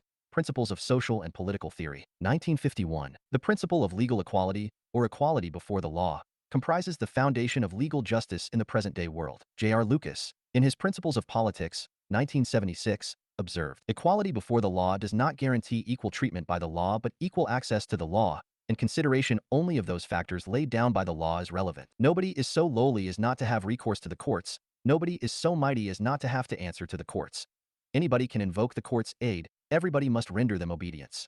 And the courts will decide disputes, after hearing arguments on both sides, fairly and impartially, without fear or favor. In short, legal equality implies equal subjection of all citizens to the law and equal protection of the laws for all citizens. However, legal equality by itself is no guarantee of justice in a society inflicted by extremes of wealth and poverty, as in India. Equality before the law can secure equal benefit of the law for all citizens only when all citizens can equally afford to approach the courts of law for restoration of their rights or recompense of any injury inflicted on them. So long as legal costs remain exorbitant, legal procedures remain too intricate, and economic disparities among various sections of the population remain too wide, it is doubtful whether formal equality before the law is going to secure justice for all citizens. Harold J. Lasky, in Jai State in Theory and Practice, 1935, had significantly observed, nor must we forget the fact that wealth is a decisive factor in the power to take advantage of the opportunities the law affords its citizens to protect their rights. The ability to undertake an action in the courts, even with the provision made for legal aid to the poor, remains a grim financial question,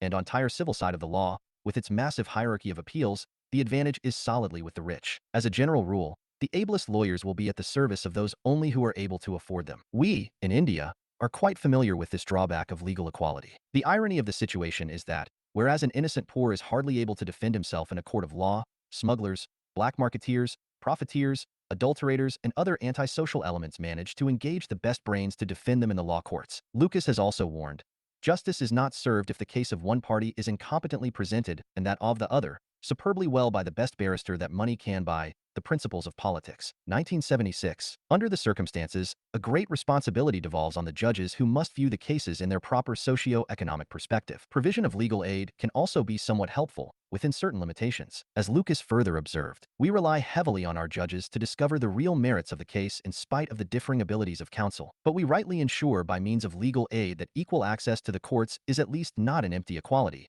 and that nobody is denied a hearing through inarticulateness or poverty. The matter does not end here. The judges are guided by their own social philosophy, which is again a product of socio-economic conditions. It is true that the rich are able to hire the services of the most competent lawyers, and that the most successful lawyers, and judges too, usually come from the upper strata of society who are likely to be naturally inclined to safeguard the interests of the rich out off-tier conviction. Here, again, what Lasky had observed in the context of England applies to India as well. In his parliamentary government in England, 1938, Lasky observed, "Our judges are recruited from the ranks of successful lawyers, and, overwhelmingly, our system makes the successful lawyer a man who has spent the major part of his life in serving the interests of property. He comes, therefore, almost unconsciously, to accept the assumptions of the economic system in being, and to adopt, without examination, the legal doctrines evolved for the protection of those interests. It is, therefore, evident that although legal equality represents an important achievement of the modern state, it is not adequate without suitable changes in our socio-economic structure." Political equality. Political equality denotes the equality of political rights of citizens. It implies the right to be represented in decision-making bodies on an equal footing, i.e. on a one-man, one-vote basis. It also postulates that nobody will be barred from holding political office on grounds of religion, race, caste, sex, or place of birth, etc. This, in turn, means that there will be no privileged classes in society entitled to rule, and that the rulers will not accord any special consideration to the will or interests of any particular individual or group in society. The doctrine of political equality is derived from the general belief that man as such is a rational being, capable of political judgment irrespective of his physical and mental capacities, education and wealth, etc. It also proceeds from the assumption that when equal political rights are extended to all men, they will be able to give best expression to the common good, and to prevail upon policymakers to adjust public policy to the requirements of the common good. The demand for political equality originated along with that of legal equality. They were undifferentiated in the beginning. As D.D. Raphael has observed, the French revolutionaries, in demanding equality, were demanding a removal of arbitrary privilege, such as that which confined political rights to the rich and the well-born. Problems of political philosophy. 1976. In a later phase of development of liberal theory, political equality came to be identified more and more with the democratic rights of people and universalization of franchise, equal freedom to hold and express political opinions without fear or favor, and equal right to form associations to influence political decisions. Political equality started as a progressive idea. It led to the establishment of democracy in the Western world. This was, however, found to be inadequate by the masses whose hopes and aspirations were belied by the prevailing socio-economic inequalities. The achievement of political equality was, therefore, followed by the demand for socio-economic equality. Alexis de Tocqueville, 1805-59, the French author of Democracy in America, 1835-40, postulated that the discrepancy between political equality and economic inequality would not be indefinitely accepted by the democratic people. He, therefore, held that the first phase of the democratic world revolution, political in nature, would inevitably lead to the second phase, which would be primarily social and economic. He foresaw that the political struggle would be followed, before long, by a struggle between the haves and the have-nots. He noted that the working class had turned from political to social questions, and that they were forming ideas and opinions destined to eliminate economic inequality from society. Thus, Tocqueville anticipated the growth of socialist theory, which chiefly concerned itself with the problem of socio-economic equality. Socio-economic equality. The term socio-economic equality embraces both social and economic equality. In fact, these two aspects of equality are so closely linked that they should properly be considered together. It is significant that while legal and political equality may be given a formal interpretation as the absence of discrimination with little impact on the socio-economic structure of society, social and economic equality demands a substantive interpretation as the force behind social change. While the idea of legal political equality arose as the cry of early liberalism, the concept of socio-economic equality was articulated as the goal of socialism. Socio-economic equality signified the further development of the concept of equality. It was, therefore,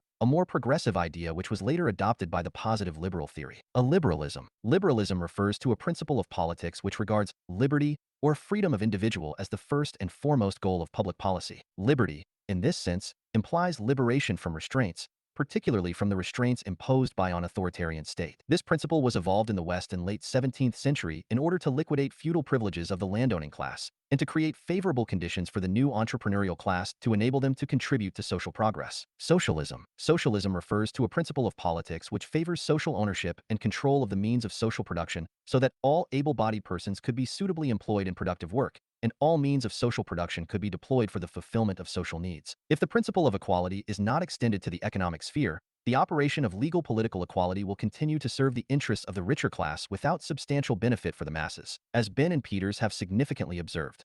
Under such conditions, a wealthy elite would continue to exercise effective political power. Judges and legislators would still be drawn from its ranks and predisposed to favor it. Legal cost would put justice beyond the poor man's reach. Without social equality, equality before the law would remain an empty form, social principles and the democratic state. 1975. Thus, while the demand for legal political equality was raised to press the claims of the new middle class, the merchant industrialist class or the bourgeoisie, to political power, the demand for socio-economic equality was put forward to assert the rights of the working class or the proletariat, to enable them to shape their destiny. In other words, the ideal of legal political equality was advanced in order to replace feudalism by capitalism, while that of socio-economic equality was meant to promote socialism in order to rectify the faults of capitalism. Marxian socialism, which made socio-economic equality its supreme goal, seeks to overthrow capitalist system and establish socialist system in its place with a view to evolving a classless society in the process. In any case, it is evident that while the slogan of legal and political equality was raised as a progressive idea in order to secure liberty, equality, and justice for humanity itself, it was reduced to the philosophy of the status quo, maintenance concept of equality 469, of the existing order, as soon as it had won political power for the capitalist class. The slogan of socio-economic equality was then raised in order to bring the mission of progress to its logical conclusion. Feudalism. Feudalism refers to the system of economic, political, and social organization which flourished in the medieval Europe. Economically, it was based on large-scale agriculture where social status of different sections of society was determined by land tenure. Land was held by various ranks of landlords in return for homage and military service to T greater than he rendered to the king. It was tilled by serfs who were obliged to render labor services and dues to the landlords. All sections of society, including clerics, soldiers, administrators, and toilers, were tied to each other by mutual obligations. With the advent of industrial revolution in the mid of the 18th century, it became necessary to break this system to ensure freedom of the new entrepreneurial class as well as the new working class. Capitalism. As R.H. Tawney, in his Equality, 1938, observed, there are certain natural resources, certain kinds of property, certain types of economic organization, on the use of which the mass of mankind depend for their well-being. The masters of these resources, therefore, are in a position, in the absence of countervailing measures, to secure exceptionally favorable terms for themselves, and to exercise an unusual degree of control over lives of their fellows. Socio-economic equality may be distinguished from legal political equality in respect of its scale of measurement also. Thus, legal equality implies the recognition of the equal personality in each individual, and political equality asserts the one man, one vote principle, but socio-economic equality does not insist on equal shares for all. In other words, whereas legal political equality postulates literal or near-literal equality, socio-economic equality only demands the reduction of gross inequalities according to the prevalent conception of social justice. In the absence of an absolute standard, such as perfect equality in the socio-economic sphere, socio-economic equality insists on a progressive 470 and introduction to political theory, extension of social benefits to the weaker and underprivileged sections. This leads us to the transition from formal to substantive equality, from negative to positive equality, and from static to dynamic equality. For instance, equality of opportunity in the legal formal sense may be interpreted to mean that opportunities of education, employment, travel, entertainment, etc., shall be open to everybody without discrimination, but this does not ensure that such opportunities will be actually available to all sections of society. Formal equality may not seek to make any effective dent in the existing socio-economic structure. It may reduce attractive opportunities to a mere piece of decoration which are open to everybody but available only to the chosen few. Socio-economic equality, on the contrary, insists on the progressive equalization of opportunities. An ideal condition of socio-economic equality was expressed in Louis Blanc's classic formula, from each according to his ability, to each according to his need, 1839. This rule was adopted by Marx for application to his projected communist society. This model of society would be characterized by highest technological development, universal labor, and a classless structure so as to secure abundant production to meet social needs, ensuring satisfaction of everybody's needs, a condition of perfect happiness. However, for the interim stage of socialist society, this formula was modified as, from each according to his ability, to each according to his work. Lenin, 1870 to 1924, described it as a bourgeois right, which was to be retained in the socialist society for practical reasons. This, at a past, ensures the right to work and the right to maintenance, the satisfaction of basic needs, if not comforts and luxuries, for each citizen. The only thing sacrosanct is the human being, and matters should be judged from the social point of view of human betterment. Jawaharlal Nehru. Socio-economic equality, therefore, postulates the right to equal satisfaction of basic needs, which implies state provision of education and employment as also of essential services such as cheap transport, housing, fair price shops, hospitals, community centers, public parks, health resorts, etc. State regulation of industrial conditions of work, minimum wages, workman compensation, pensions, etc., are also intended to serve the cause of socio-economic equality. It is important to note that for the provision of essential social services, the modem state resorts to the policy of progressive taxation, which means the larger the income or wealth, the higher the tax. This policy, usually associated with the welfare state, ensures that social services will be financed according to the citizen's capacity to pay while these would be availed of according to citizens' needs. W. Friedman, in his Law in a Changing Society, 1959, has significantly observed, taxation is one of the most important weapons by which the state can mitigate the two objectionable aspects of unrestricted private property. First, the inequalities of wealth, and secondly, the power to use property for private profit, and without regard to community purposes. By graded taxation and surtax on high incomes, gross inequalities of wealth are evened out more easily than by the equalization of incomes or the abolition of private property. Taxation is a cheap means by which the state finances its costly social service schemes. Welfare state.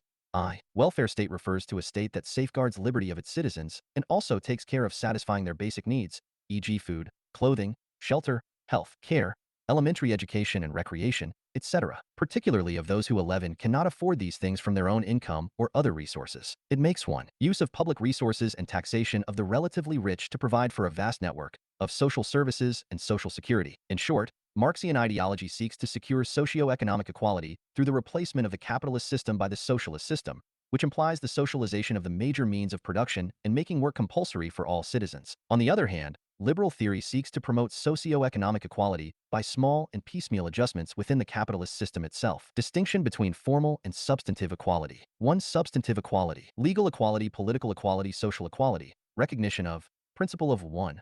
Removal of equal legal man, 1 vote.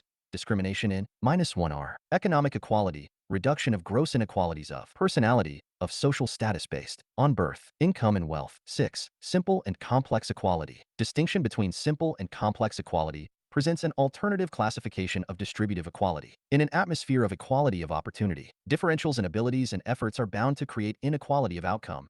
If the state tries to remove this inequality by force, it would not only amount to curbing freedom, but also killing incentive. This will result in general impoverishment of society and the consequent fall in general welfare. On the other hand, if the existing inequalities of income and wealth are allowed to continue and society remains divided by large disparities in standards of living, people will be prevented from understanding and sympathizing with each other's predicament. Such a society will not be able to evolve the feeling of community or fraternity among people which makes society worth living. Simple equality implies just distribution of the same good, e.g. income, wealth, power, etc., to different persons. It seeks to avoid anyone's exclusive control or dominance over any good which deprives others of their fair share. In practice, this implies that a. the differential rewards received by people should correspond to the real differences in their effort and ability. B. no one's standard of living should fall below a prescribed minimum. And e. the range of inequality should not be so great as to give rise to class divisions. When the principle of equality seeks to contain vast disparities of income and wealth in society, it corresponds to simple equality. Michael Walzer,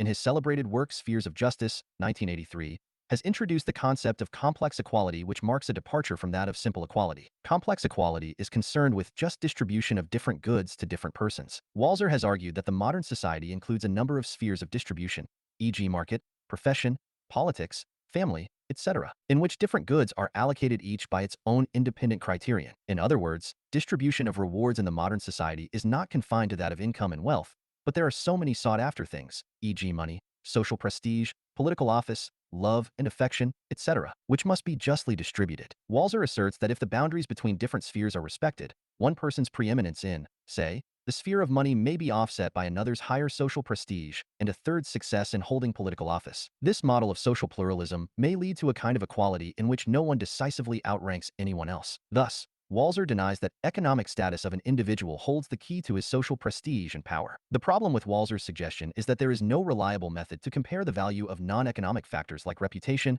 political power, education and health, etc., with the value of income and wealth. In the absence of such criteria, it is difficult to attack the disparities created by market society. For example, it would be a poor consolation for a university teacher, scholar, writer, artist, or scientist that the low economic return of his talents and efforts is compensated by the high esteem in which he is held in society. In fact, Walzer gives precedence to ethical considerations over economic considerations. Walzer argues that a society of equals lies within our reach. It is implicit in our shared understandings of social goods. These understandings do not produce a vision of simple equality, which will lead to immense inequalities through the operation of free market. If the state tries to reinforce initial simple equality, it will end up as a tyrannical state. In our shared understandings, we strive for complex equality. According to Walzer, complex equality means that no citizen standing in one sphere or with regard to one social good can be undercut by his standing in some other sphere with regard to some other good. No social good X should be distributed to men and women who possess some other social good Y merely because they possess Y,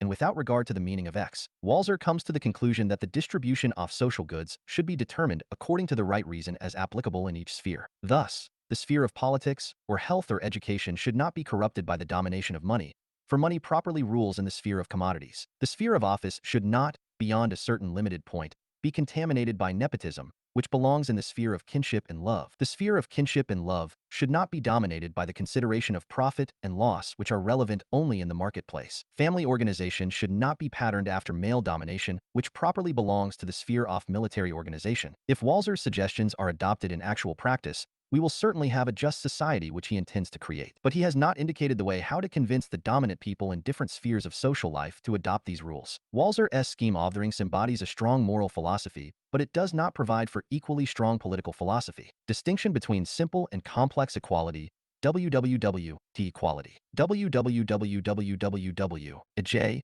V-W, A, Z complex equality, distribution of goods and other sought-after things, SA reputation, political office, means, of self-esteem, affection, etc. AI according to uniform according to independent criteria based on criteria, e.g. talent, right reason, SG different social goods would effort, need, etc. I be chosen for distribution in the spheres of family, market, professional world, politics, WF simple equality, distribution of the same good, e.g. income, wealth, to different persons, sports, art and scholarship, etc. The defect of equality is that we only desire it with our superiors. R. S. Y. Henry Becquet, 1837-99. 7. Liberty and equality 1. When we consider the relation between liberty and equality, it must be realized that different interpretations of these principles lead to different conclusions in this regard. In other words, these principles may be found mutually complementary or contradictory in different contexts. Liberty and equality as complementary principles. The principle of liberty stipulates equal liberty or freedom for everyone. If freedom of one becomes unfreedom of another, it would be against the spirit of freedom itself. If freedom of the strong destroys freedom of the weak, if freedom of the clever undermines freedom of the simple, and if freedom of the rich turns out to be a constraint on the poor, it would amount to negation of freedom as a universal principle. In this sense, liberty and equality are complementary principles. This view concedes the imposition of reasonable restraints on freedom, so that freedom of one does not stand in the way of similar and equal freedom of another. In a primitive society, nobody is allowed to use his physical or manipulative power to harm any other member of the community. With the development of civilization, many new and subtle means of exploitation are evolved. Property is one of such means. While the few cannot enslave society by pooling their physical and mental powers, they can do so by accumulating unlimited property. The property can also be used to hire best talents and labor power. Thus, property is the most potent instrument of depriving others of their freedom. In other words, vast socio-economic inequalities in society are not compatible with the principle of freedom. So the demand for substantive freedom stipulates the provision of substantive equality. This, in turn, calls for the reduction of vast socio-economic disparities. Those who wish to maintain these disparities, on the ground that the rich have accumulated their riches by just means, try to hide the true relation between liberty, equality, and justice. The principle of equality demands a radical change in those social arrangements which enable one section of society to gain undue control over the life of others. R. H. Tawney, 1880-1962, Harold J. Lasky, 1893-1950, and C. B. McPherson, 1911-87.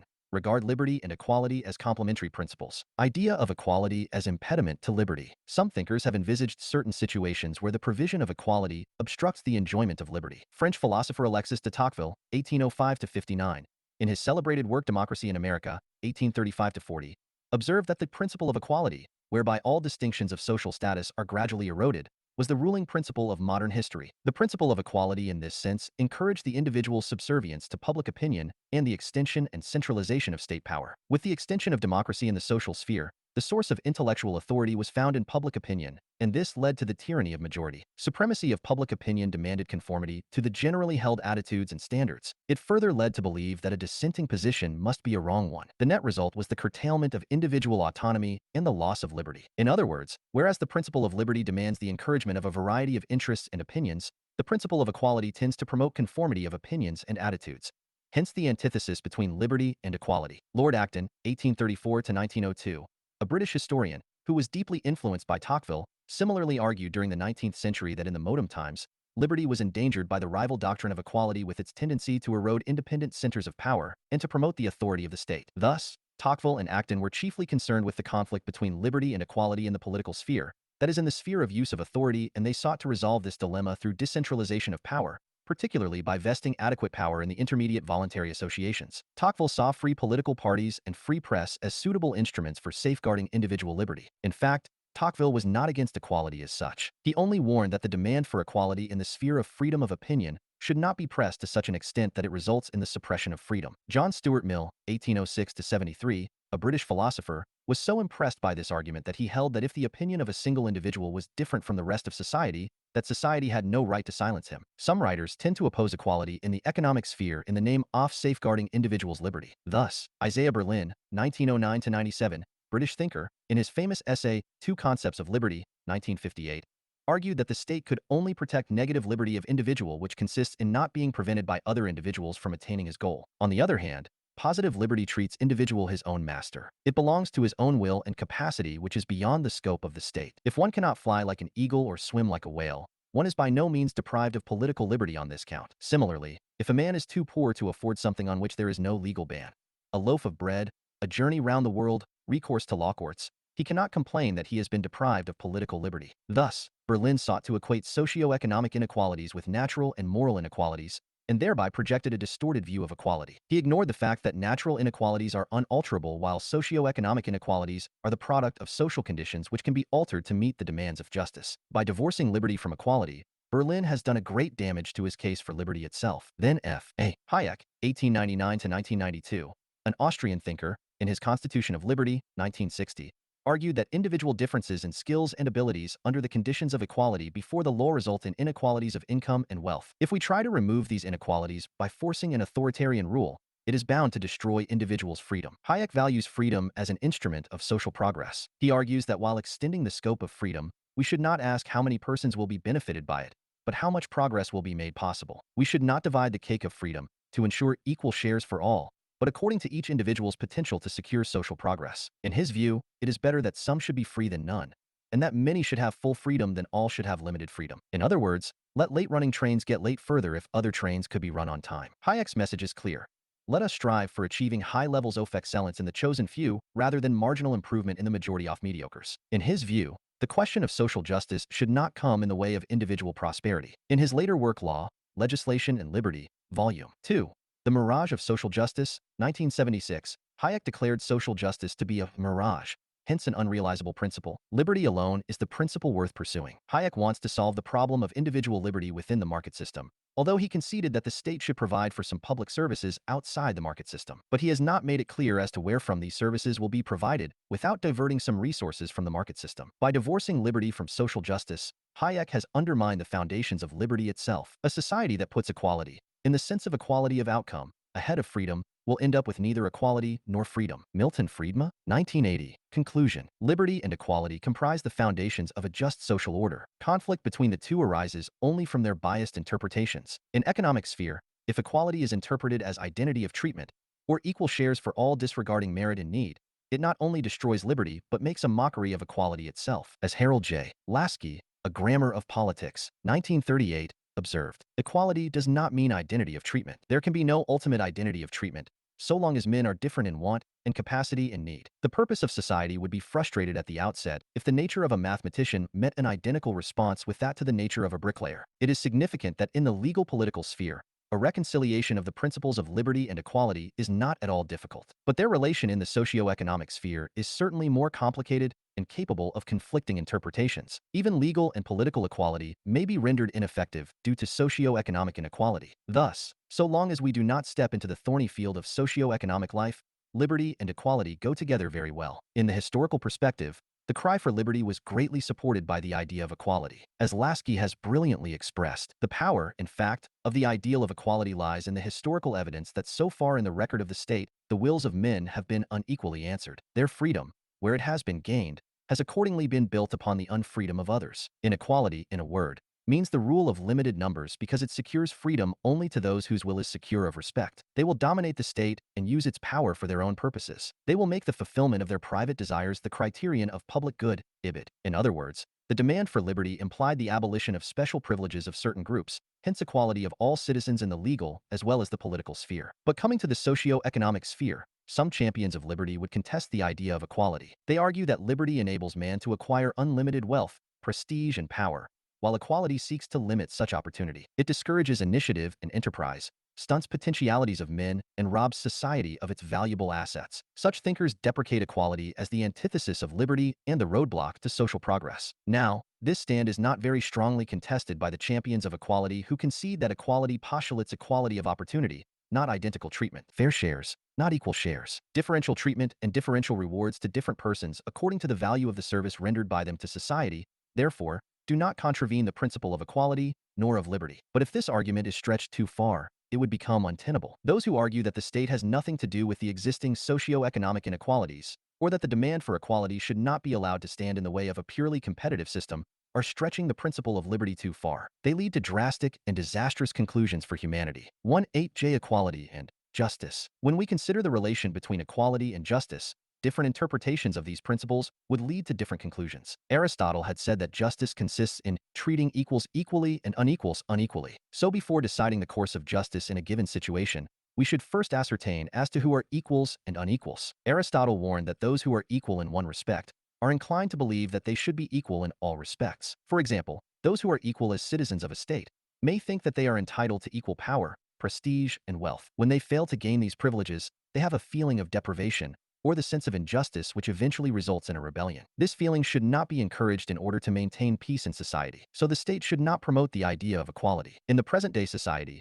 those who wish to maintain the prevailing inequalities of power, prestige, and wealth seek to repeat Aristotle's argument in the name of justice. They warn that people should not insist on a radical change in the existing order in order to maintain justice in society. Thus, F.A. Hayek, 1899 to 1992, an Austrian philosopher, in his Law, Legislation, and Liberty, Volume 2, The Mirage of Social Justice, 1976, argued that the idea of social justice is baseless. Justice is, in fact, a characteristic of human conduct. A society cannot be just or unjust. If liberty is curtailed in the interest of equality, it would lead to widespread tension and dispute on the question of unjust distribution of life's goods. Pursuit of justice is a matter of procedure. Its objective is to promote freedom. It should provide for maximum opportunity to each individual to serve his self-interest according to his own knowledge and wisdom. Justice is a name to which every knee will bow. Equality is a word which many fear and detest. L.T. Hobhouse, The Elements of Social Justice, 1922. On closer analysis, we find that Hayek invokes the idea of justice in order to vindicate a competitive society model which eulogizes the stronger and the resourceful. He deprecates equality because the idea of equality is intended to give relief to the weaker and the deprived. However, modern social consciousness does not concede the so-called dichotomy between equality and justice. It is now widely maintained that equality will be meaningful only when it is accompanied by a sense of justice. Broadly speaking, justice consists in rightful allocation of benefits and burdens. This condition must always be fulfilled while applying the principle of equality,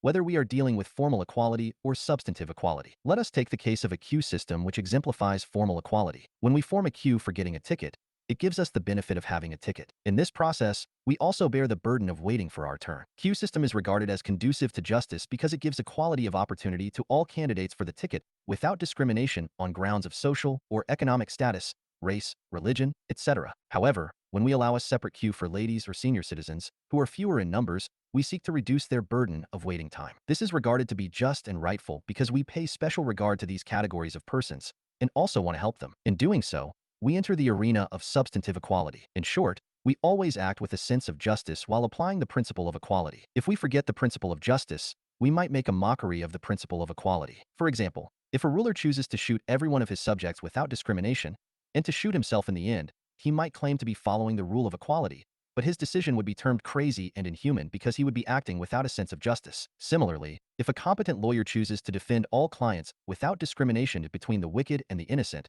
he would be making a mockery of equality because of his indifference to the dictates of justice. T-WWI again. If somebody hits in my head, it is no consolation for me to be told that I have equal power and liberty to hit him back in his head. I want equality for my security, a positive benefit, and not for the ability of revenge, which is at best a method of wild justice. Equality without a genuine sense of justice loses its essence and becomes a source of oppression. Thomas Hobbes, 1588 to 1679, English philosopher, postulated that the state of nature was a state of natural equality, when physical, mental, and manipulative powers of all individuals, taken together, were nearly equal.